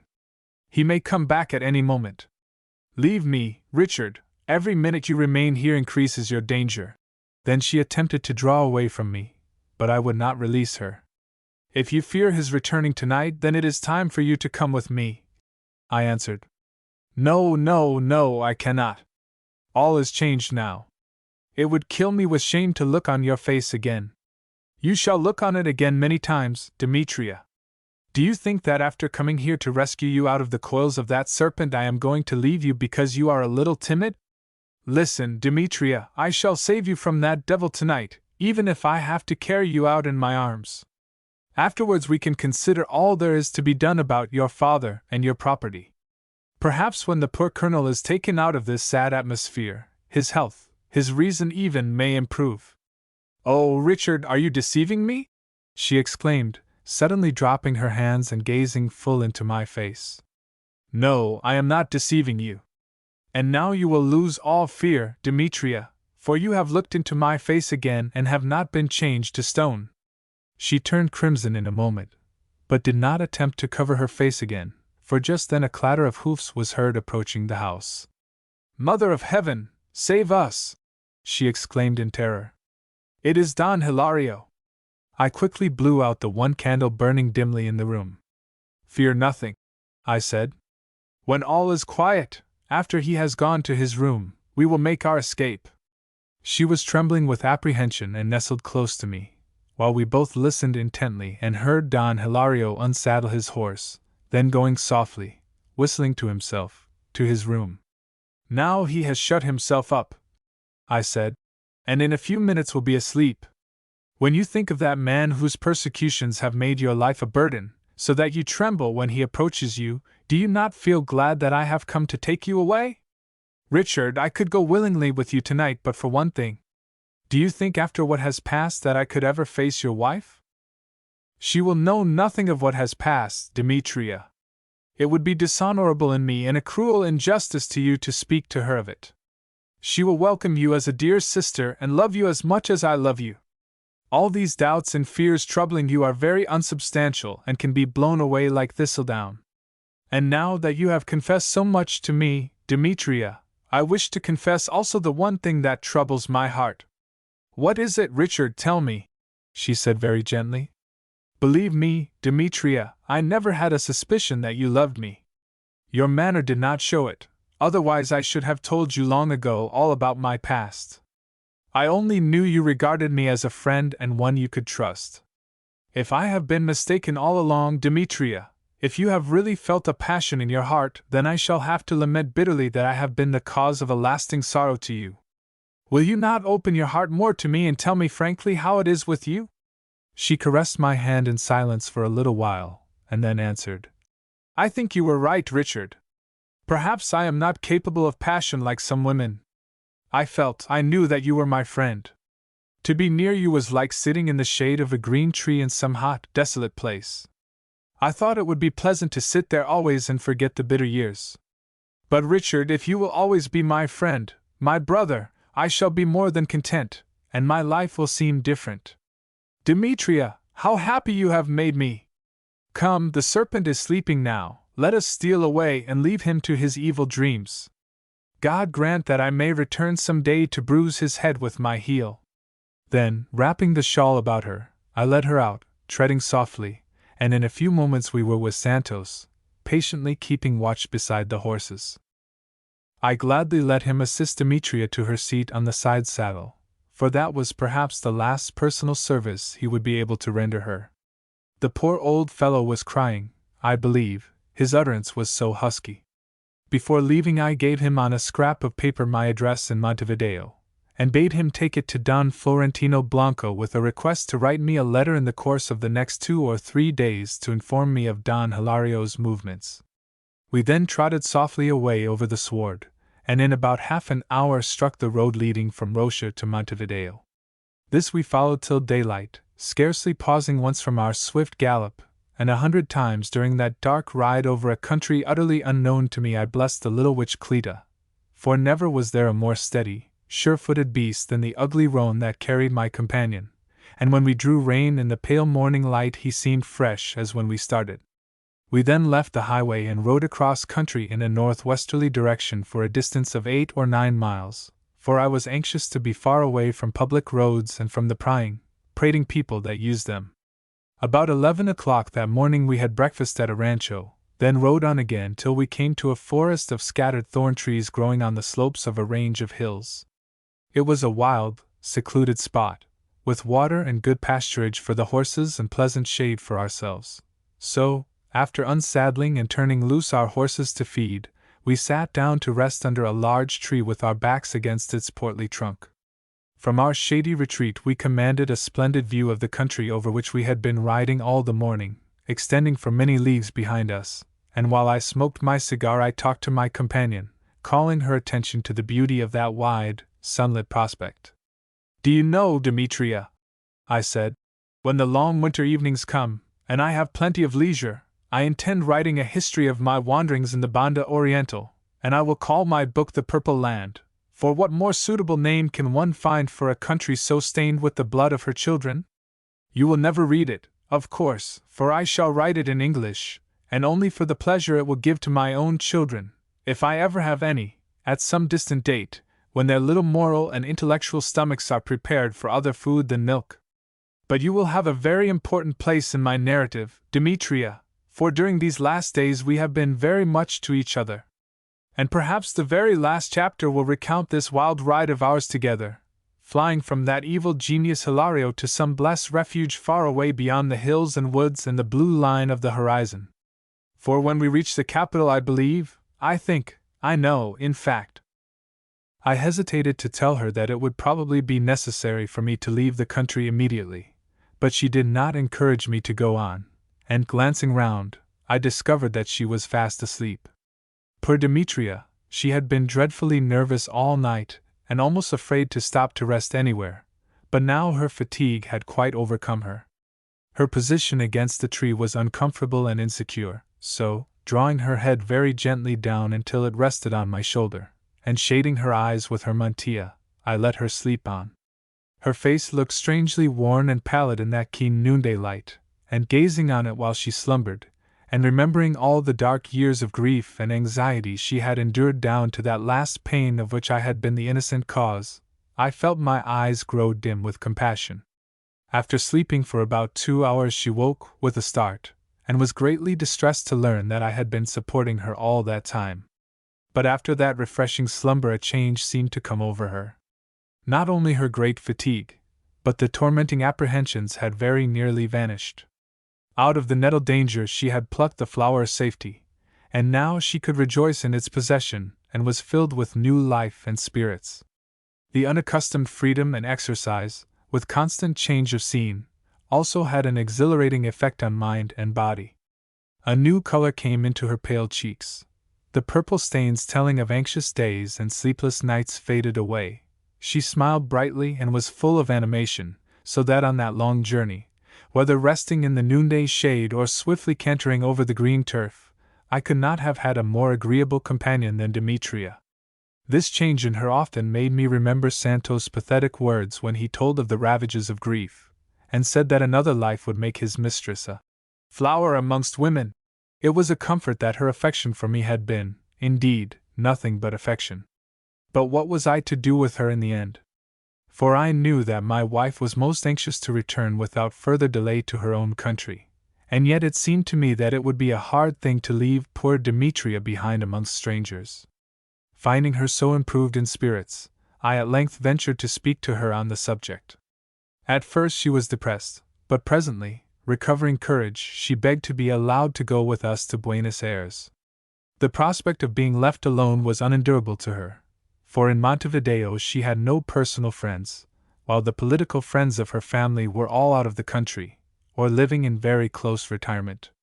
Across the water she would be with friends and safe for a season from her dreaded enemy. This proposal seemed a very sensible one, and relieved my mind very much, although it only served to remove my difficulty for a time. In the department of Camelons, about 6 leagues from Montevideo, I found the house of a fellow countryman named Barker, who had lived for many years in the country and had a wife and children. We arrived in the afternoon at his estancia, and seeing that Demetria was very much knocked up with our long journey, I asked Mr. Barker to give us shelter for the night. Our host was very kind and pleasant with us, asking no disagreeable questions, and after a few hours' acquaintance, which made us quite intimate, I took him aside and told him Demetria's history, whereupon, like the good-hearted fellow he was, he at once offered to shelter her in his house until matters could be arranged in Montevideo, an offer which was joyfully accepted. Chapter 28. I was soon back in Montevideo after that. When I bade Demetria goodbye she appeared reluctant to part with me, retaining my hand in hers for an unusual time.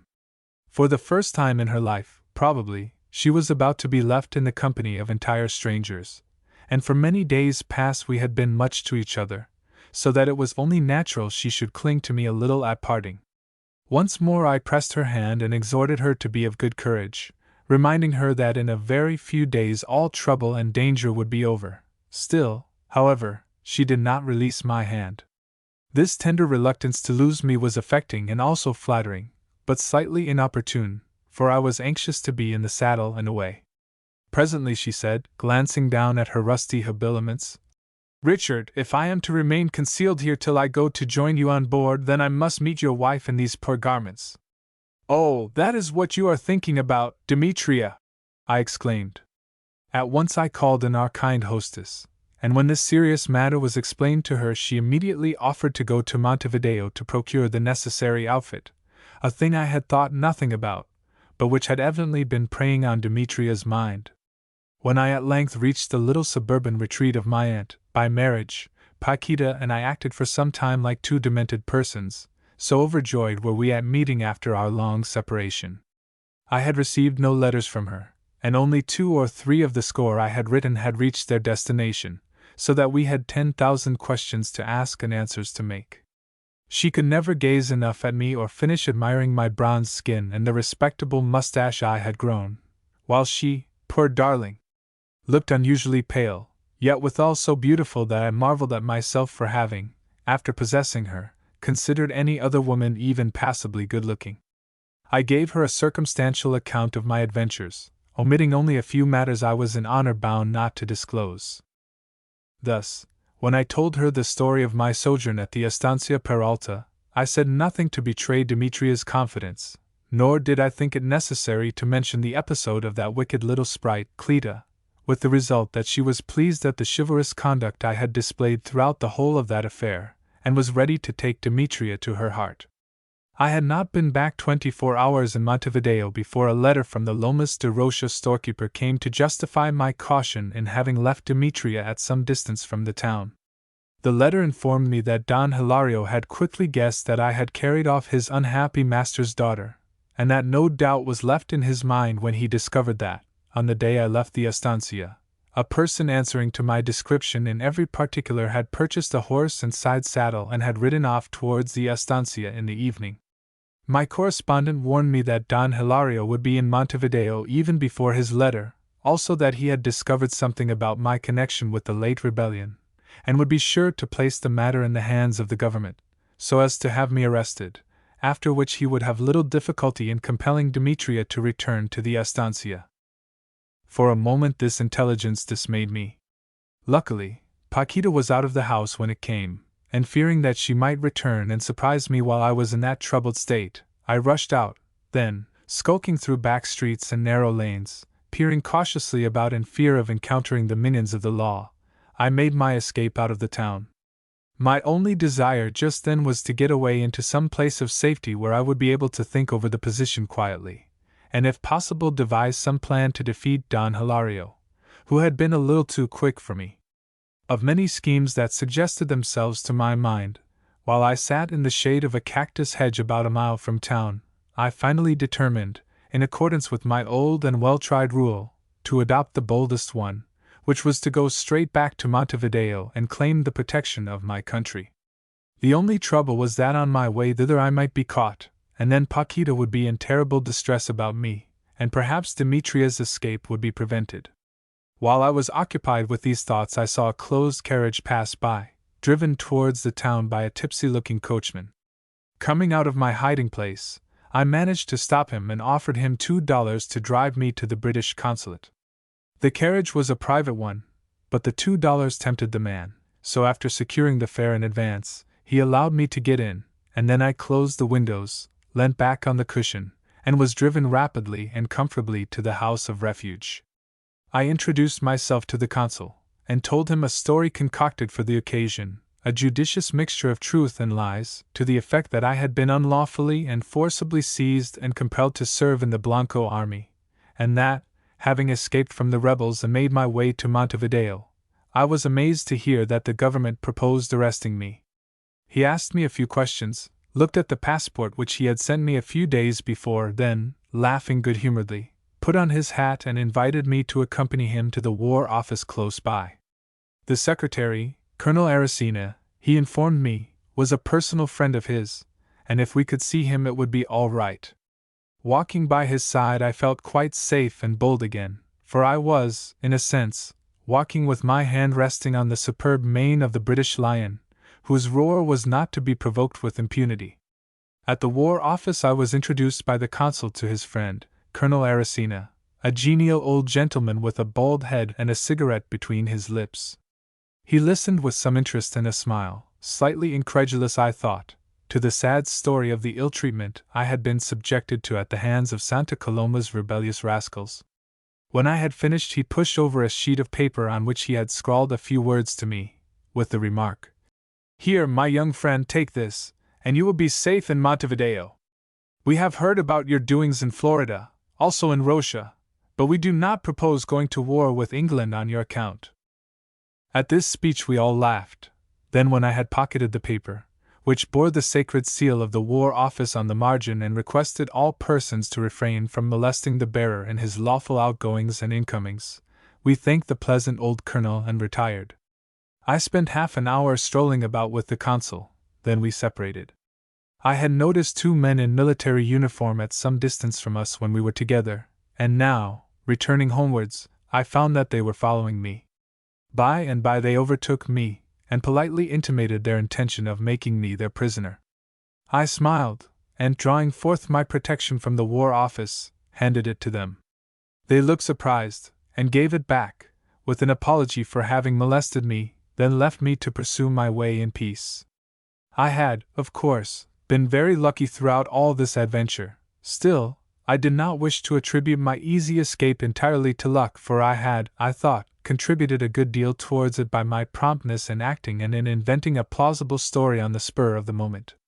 Feeling very much elated, I strolled along the sunny streets, gaily swinging my cane, when, turning a corner near Dona Isidora's house, I suddenly came face to face with Don Hilario. This unexpected encounter threw us both off our guard, he recoiling 2 or 3 paces backward and turning as pale as the nature of his complexion would allow. I recovered first from the shock. So far I had been able to baffle him, and knew, moreover, many things of which he was ignorant.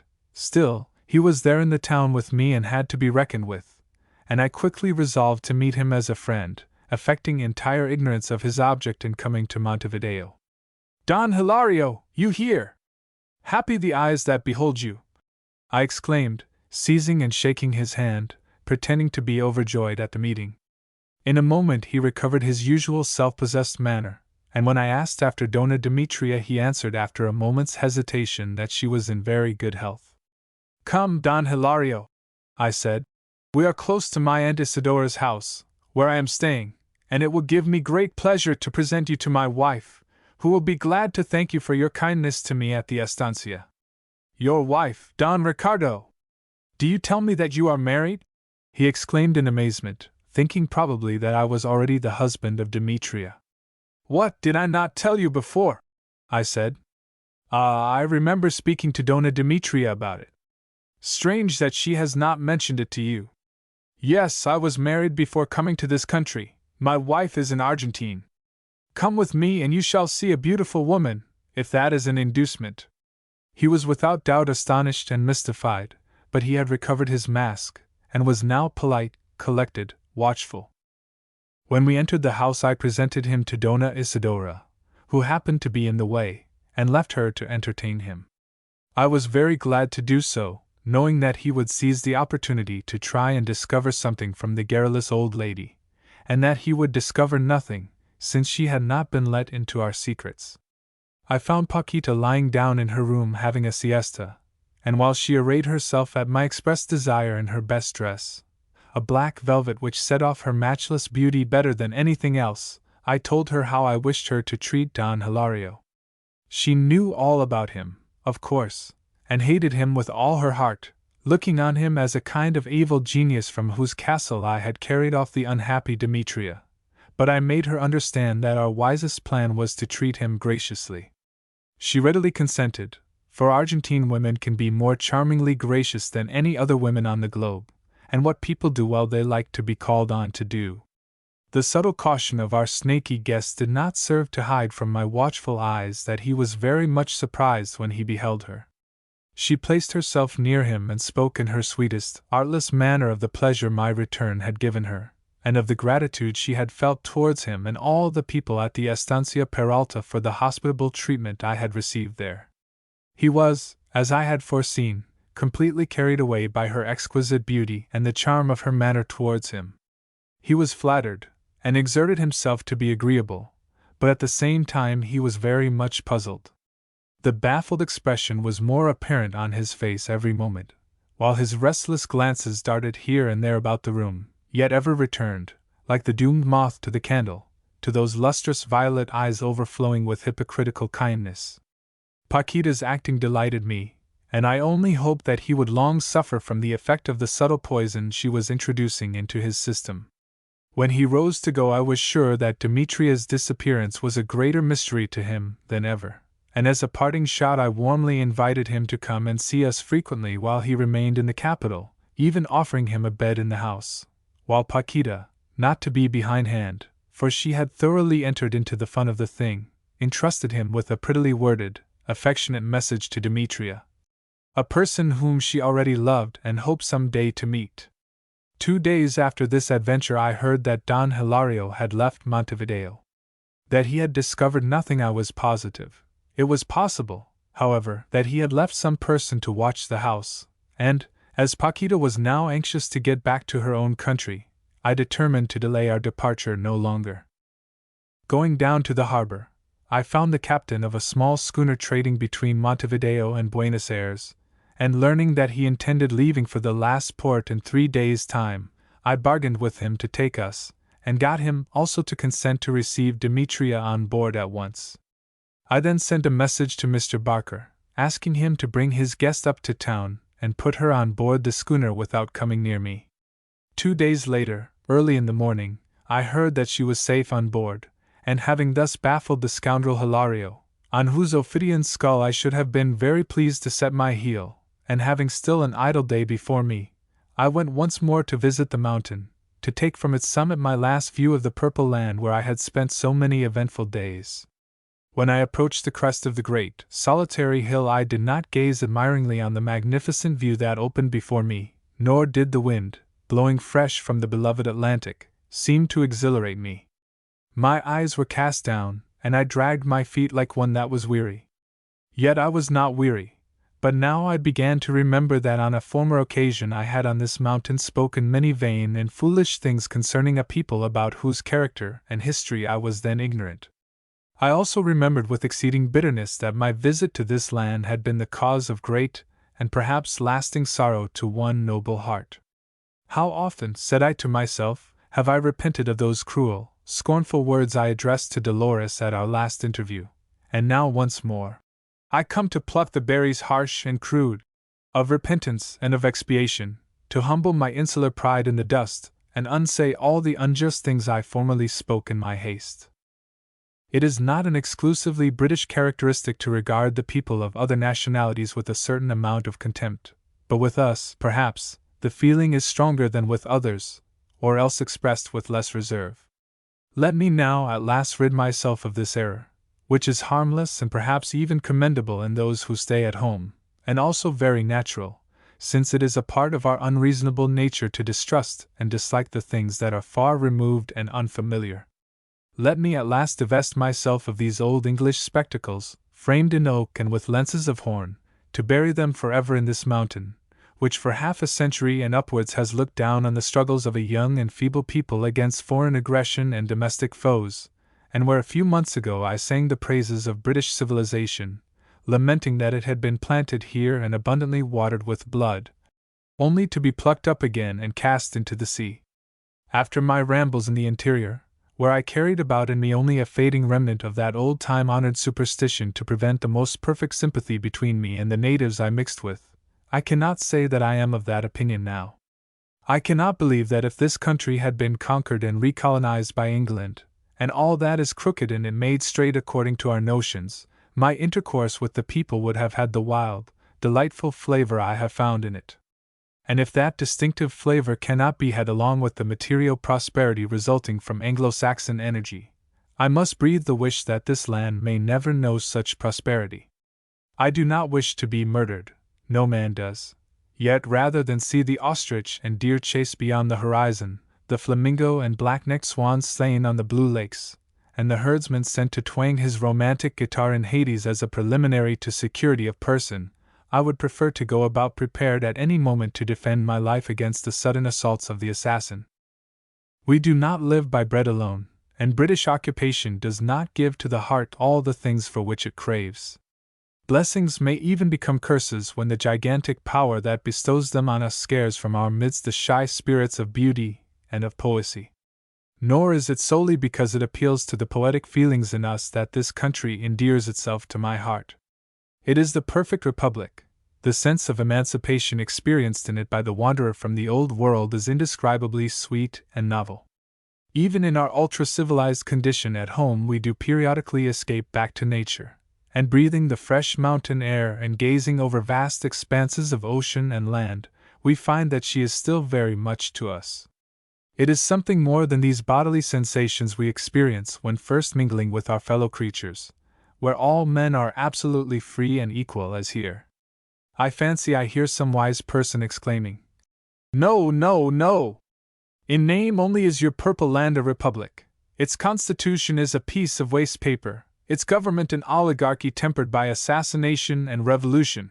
True, but the knot of ambitious rulers all striving to pluck each other down have no power to make the people miserable. The unwritten constitution, mightier than the written one, is in the heart of every man to make him still a republican and free with a freedom it would be hard to match anywhere else on the globe. The Bedouin himself is not so free, since he accords an almost superstitious reverence and implicit obedience to his sheikh. Here the lord of many leagues of land and of herds unnumbered sits down to talk with the hired shepherd, a poor, barefooted fellow in his smoky rancho, and no class or caste difference divides them. No consciousness of their widely different positions chills the warm current of sympathy between two human hearts. How refreshing it is to meet with this perfect freedom of intercourse, tempered only by that innate courtesy and native grace of manner peculiar to Spanish Americans. What a change to a person coming from lands with higher and lower classes, each with its innumerable hateful subdivisions, to one who aspires not to mingle with the class above him, yet who shudders at the slouching carriage and abject demeanor of the class beneath him. If this absolute equality is inconsistent with perfect political order, I for one should grieve to see such order established.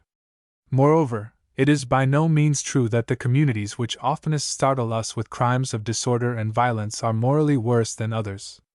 A community in which there are not many crimes cannot be morally healthy. There were practically no crimes in Peru under the Inca dynasty. It was a marvelous thing for a person to commit an offense in that empire. And the reason for this most unnatural state of things was this: the Inca system of government was founded on that most iniquitous and disastrous doctrine that the individual bears the same relation to the state as a child to its parents, that its life from the cradle to the grave must be regulated for it by a power it is taught to regard as omniscient, a power practically omnipresent and almighty. In such a state there could be no individual will, no healthy play of passions, and consequently no crime. What wonder that a system so unspeakably repugnant to a being who feels that his will is a divinity working within him fell to pieces at the first touch of foreign invasion, or that it left no vestige of its pernicious existence on the continent it had ruled. For the whole state was, so to speak, putrid even before dissolution, and when it fell it mingled with the dust and was forgotten. Poland, before its conquest by Russia, a country ill-governed and disorderly as the Banda Orientál, did not mingle with dust like that when it fell. The implacable despotism of the Tsar was unable to crush its fierce spirit. Its will still survived to gild dreary oppression with hallowed dreams, to make it clutch with a fearful joy the dagger concealed in its bosom. But I had no need to go away from this green continent to illustrate the truth of what I have said. People who talk and write about the disorderly South American republics are fond of pointing to Brazil, that great, peaceful, progressive empire, as setting an example to be followed. An orderly country, yes, and the people in it steeped to their lips in every abominable vice. Compared with these emasculated children of the equator, the Orientals are nature's noblemen. I can very well imagine some overrighteous person saying, "Alas, poor deluded soul, how little importance can we attach to your specious apologies of a people's lawlessness, when your own personal narrative shows that the moral atmosphere you have been breathing has quite corrupted you. Go back over your own record, and you will find that you have, according to our notions, offended in various ways and on divers occasions, and that you are even without the grace to repent of all the evil things you have thought, said, and done."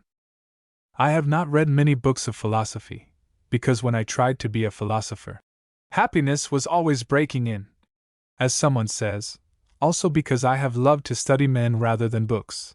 But in the little I have read there occurs a passage I remember well, and this I shall quote as my answer to anyone who may call me an immoral person because my passions have not always remained in a quiescent state, like hounds, to quote the simile of a South American poet, slumbering at the feet of the huntsman resting against a rock at noon.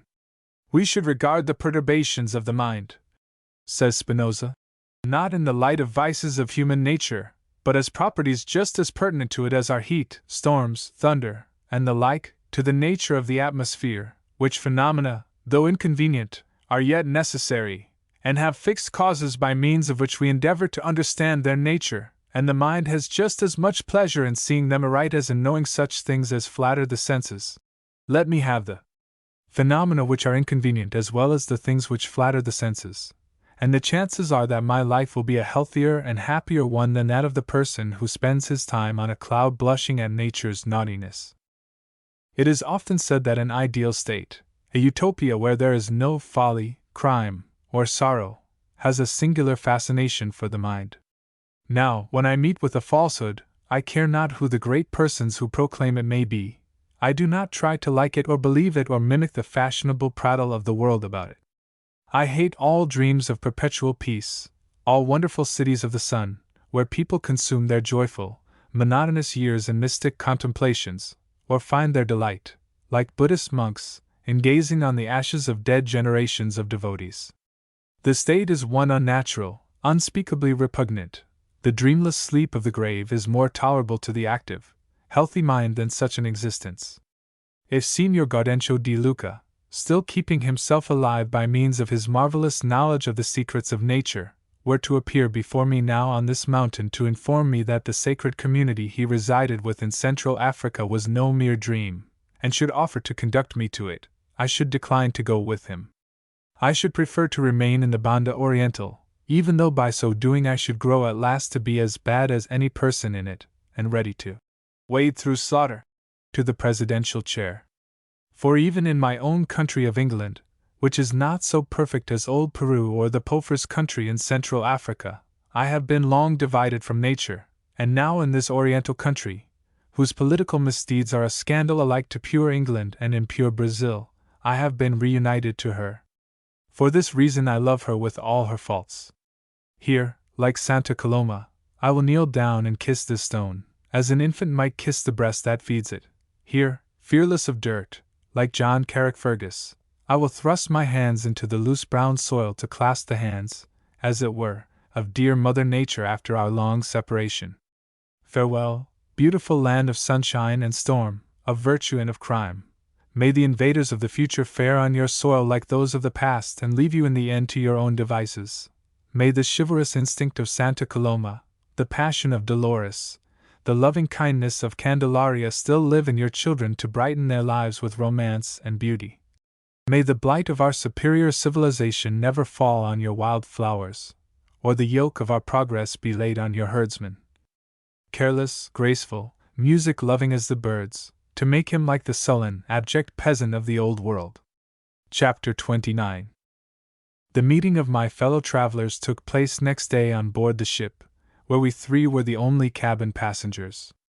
On going down into the little saloon I found Demetria waiting for us, considerably improved in appearance by her new dress, but looking pale and anxious, for she probably found this meeting a trying one. The two women looked earnestly at each other, but Demetria, to hide her nervousness, I suppose, had framed her face in the old, impassive, almost cold expression it had worn when I first knew her, and Paquita was repelled by it. So after a somewhat lukewarm greeting they sat down and made commonplace remarks. Two women more unlike each other in appearance, character, education, and disposition it would have been difficult to find. Still, I had hoped they might be friends, and felt keenly disappointed at the result of their first meeting. After an uncomfortable interval we all rose. I was about to proceed to the deck, they to their respective cabins, when Paquita, without any warning of what was coming, suddenly burst into tears and threw her arms about Demetria's neck. "Oh, dear Demetria, what a sad life yours has been!" she exclaimed. That was like her, so impulsive, and with such a true instinct to make her do the right thing always. The other gladly responded to the embrace, and I hastily retreated, leaving them kissing and mingling their tears. When I got out on deck I found that we were already on our way, sails up, and a fresh wind sending us swiftly through the dull green water. There were 5 steerage passengers, disreputable-looking fellows in ponchos and slouch hats, lounging about the deck smoking. But when we got outside the harbor and the ship began to toss a little, they very soon dropped their cigars and began ignominiously creeping away out of sight of the grinning sailors.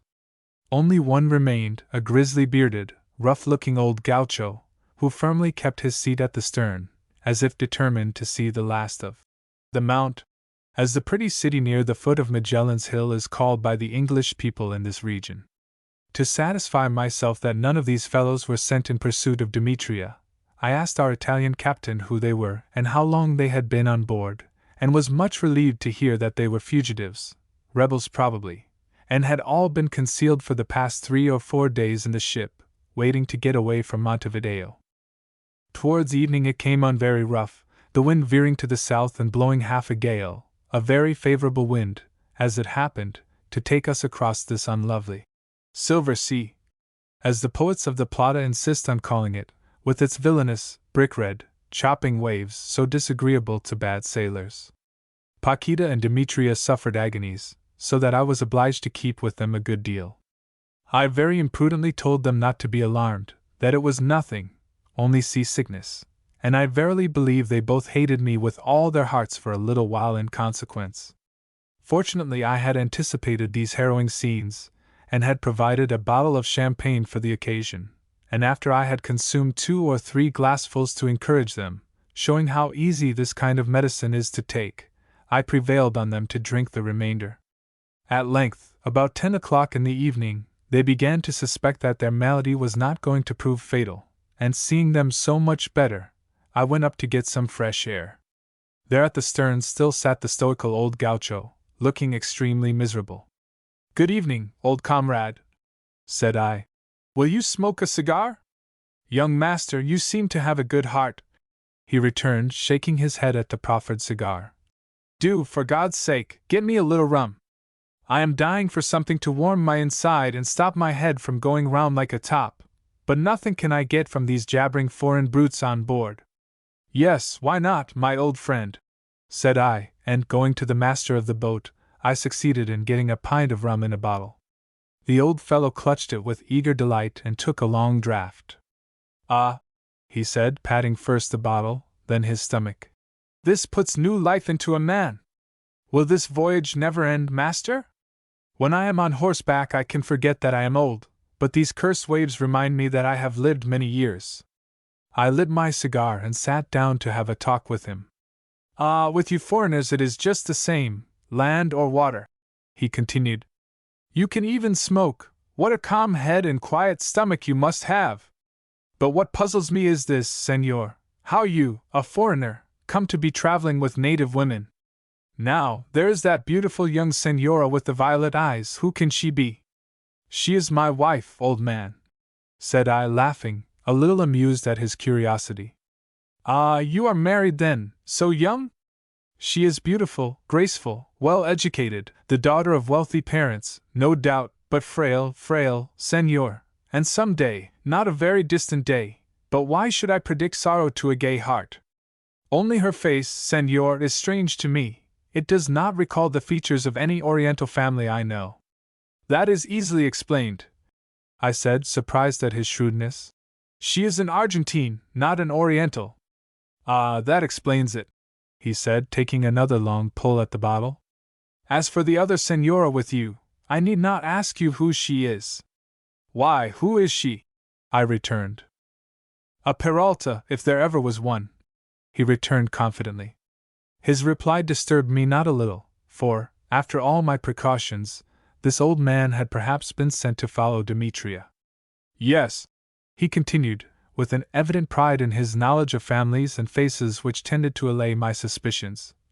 "A Peralta and not a Madariaga, nor a Sanchez, nor a Zelaya, nor an Ibarra. Do I not know a Peralta when I see one?" And here he laughed scornfully at the absurdity of such an idea. "Tell me," I said, "how do you know a Peralta?"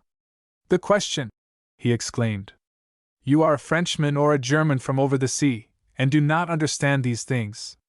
Have I borne arms 40 years in my country's service not to know a Peralta? On earth they are with me, if I go to heaven I meet them there, and in hell I see them, for when have I charged into the hottest of the fight and have not found a Peralta there before me? But I am speaking of the past, senor, for now I am also like one that has been left on the field forgotten, left for the vultures and foxes. You will no longer find them walking on the earth.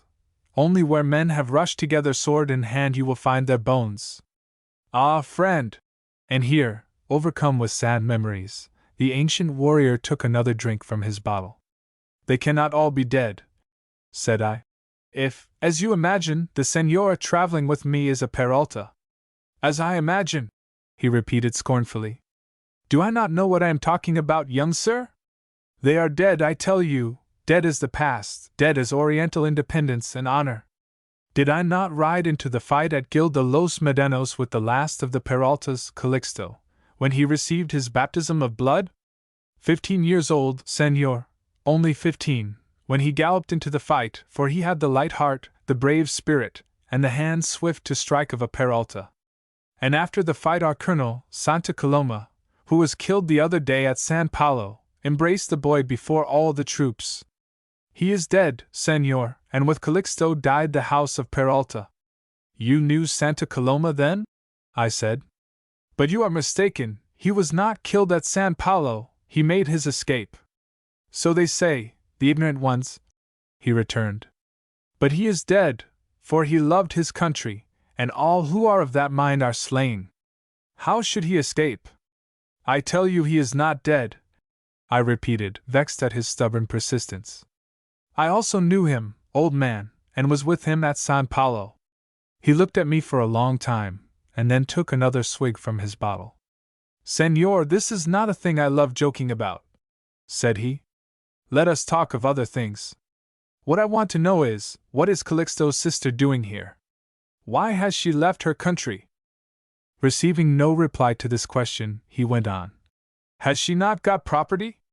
Yes, a large estancia, impoverished, ruined, if you like, but still a very large tract of land. When your enemies do not fear you, then they cease to persecute. A broken old man, bereft of reason, surely they would not trouble him. No, no, she is leaving her country for other reasons. Yes, there is some private plot against her, some design, perhaps, to carry her off, or even to destroy her and get possession of her property. Naturally, in such a case, she would fly for protection to Buenos Aires, where there is one with some of her blood in his veins able to protect her person and her property. I was astonished to hear him, but his last words were a mystery to me. There is no one in Buenos Aires to protect her, I said. I only will be there as I am here to shield her, and if, as you think, she has an enemy, he must reckon with me, one who, like that Calixto you speak of, has a hand quick to strike. There spoke the heart of a Blanco, he exclaimed, clutching my arm, and then, the boat giving a lurch at that moment, almost dragging me down in his efforts to steady himself. After another sip of rum he went on. But who are you, young sir, if that is not an impertinent question? Do you possess money, influence, powerful friends, that you take upon yourself the care of this woman? Is it in your power to baffle and crush her enemy or enemies, to protect not only her person, but her property, which, in her absence, will become the prey of robbers? And who are you, old man? I returned, unable to give a satisfactory answer to one of his searching questions. And why do you ask me these things? And who is this powerful person you speak of in Buenos Aires with some of her blood in his veins, but of whose existence she is ignorant? He shook his head silently, then deliberately proceeded to take out and light a cigarette. He smoked with a placid enjoyment which made me think that his refusal of my cigar and his bitter complaints about the effects of the ship's tossing on him had merely been to get the bottle of rum out of me. He was evidently a veteran in more senses than one, and now, finding that I would tell him no more secrets, he refused to answer any questions. Fearing that I had imprudently told him too much already, I finally left him and retired to my bunk. Next morning we arrived at Buenos Aires, and cast anchor about 2 miles from shore, for that was as near the land as we could get. Presently we were boarded by a custom-house officer, and for some time longer I was engaged in getting out our luggage and in bargaining with the captain to put us on shore. When I had completed these arrangements I was very much surprised to see the cunning old soldier I had talked with the evening before sitting in the custom-house boat, which was just putting off from the side. Demetria had been looking on when the old fellow had left the ship, and she now came to me looking very excited. "Richard," she said, "did you notice that man who was a passenger with us and who has just gone off in the boat? It is Santa Coloma." "Oh, absurd!" I exclaimed. "I talked with that old man last night for an hour, an old gray-bearded gaucho, and no more like Santa Coloma than that sailor." "I know I am right," she returned. "The general has visited my father at the estancia and I know him well. He is disguised now and has made himself look like a peasant, but when he went over the side into the boat he looked full into my face. I knew him and started, then he smiled, for he saw that I had recognized him." The very fact that this common-looking old man had gone on shore in the custom-house boat proved that he was a person of consequence in disguise, and I could not doubt that Demetria was right. I felt excessively annoyed at myself for having failed to penetrate his disguise, for something of the old Marcos style of speaking might very well have revealed his identity if I had only had my wits about me. I was also very much concerned on Demetria's account, for it seemed that I had missed finding out something for her which would have been to her advantage to know. I was ashamed to tell her of that conversation about a relation in Buenos Aires, but secretly determined to try and find Santa Coloma to get him to tell me what he knew. After landing, we put our small luggage into a fly and were driven to an hotel in Calle Lima, an out-of-the-way place kept by a German, but I knew the house to be a quiet, respectable one and very moderate in its charges. About 5 o'clock in the afternoon we were together in the sitting room on the first floor, looking down on the street from the window, when a well-appointed carriage with a gentleman and 2 young ladies in it drew up before the door. "Oh, Richard!" exclaimed Paquita in the greatest excitement. "It is Don Pantaleon Villaverde with his daughters, and they are getting out." "Who is Villaverde?" I asked. "What, do you not know? He is a judge of first instance, and his daughters are my dearest friends. Is it not strange to meet them like this? Oh, I must see them to ask for Papa and Mamita!" And here she began to cry. The waiter came up with a card from the Señor Villaverde requesting an interview with the Señorita Peralta. Demetria, who had been trying to soothe Paquita's intense excitement and infuse a little courage into her, was too much amazed to speak, and in another moment our visitors were in the room. Paquita started up tearful and trembling. Then her 2 young friends, after staring at her for a few moments, delivered a screech of astonishment and rushed into her arms, and all 3 were locked together for some time in a triangular embrace. When the excitement of this tempestuous meeting had spent itself, Señor Villaverde, who stood looking on with grave, impressive face, spoke to Demetria, telling her that his old friend, General Santa Coloma, had just informed him of her arrival in Buenos Aires and of the hotel where she was staying. Probably she did not even know who he was, he said. He was her relation. His mother was a Peralta, a first cousin of her unhappy father, Colonel Peralta. He had come to see her with his daughters to invite her to make his house her home during her stay in Buenos Aires. He also wished to help her with her affairs, which, his friend the general had informed him, were in some confusion. He had, he concluded, many influential friends in the sister city, who would be ready to assist him in arranging matters for her. Demetria, recovering from the nervousness she had experienced on finding that Paquita's great friends were her visitors, thanked him warmly and accepted his offer of a home and assistance. Then, with a quiet dignity and self-possession one would hardly expect from a girl coming amongst fashionable people for the first time in her life, she greeted her newfound relations and thanked them for their visit. As they insisted on taking Demetria away with them at once, she left us to make her preparations, while Paquita remained conversing with her friends, having many questions to ask them. She was consumed with anxiety to know how her family, and especially her father, who made the domestic laws, now, after so many months, regarded her elopement and marriage with me. Her friends, however, either knew nothing or would not tell her what they knew. Poor Demetria! She had, with no time given her for reflection, taken the wise course of at once accepting the offer of her influential and extremely dignified kinsman. But it was hard for her to leave her friends at such short notice, and when she came back prepared for her departure the separation tried her severely. With tears in her eyes she bade Paquita farewell, but when she took my hand in hers, for some time her trembling lips refused to speak. Overcoming her emotions by a great effort, she at length said, addressing her visitors, "For my escape from a sad and perilous position and for the pleasure of finding myself here amongst relations, I am indebted to this young friend who has been a brother to me." Señor Villaverde listened and bowed towards me, but with no softening in his stern, calm face, while his cold gray eyes seemed to look straight through me at something beyond.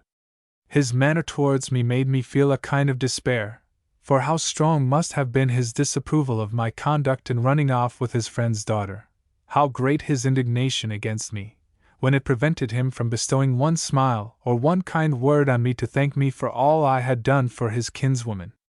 Yet this was only the reflected indignation of my father-in-law.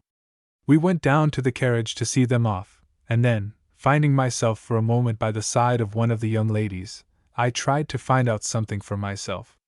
"Pray tell me, señorita," I said, "what you know about my father-in-law. If it is very bad, I promise you my wife shall not hear a word of it, but it is best that I should know the truth before meeting him."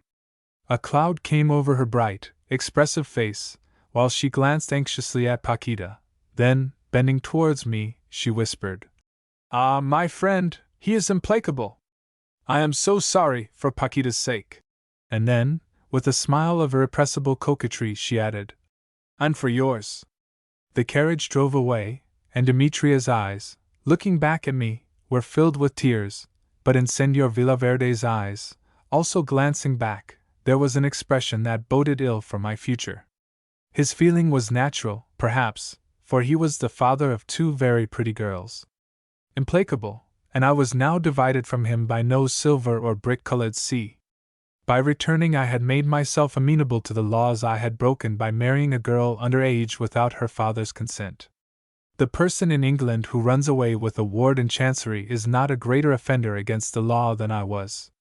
It was now in his power to have me punished, to cast me into prison for an indefinite time, and if not to crush my spirit, he would at least be able to break the heart of his unhappy daughter.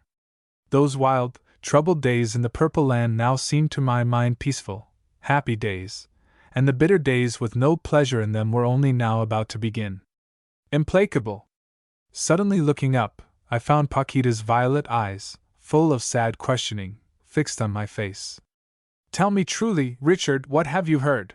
she asked. I forced a smile, and taking her hand, assured her that I had heard nothing to cause her any uneasiness. "Come," I said, "let us go in and prepare to leave town tomorrow.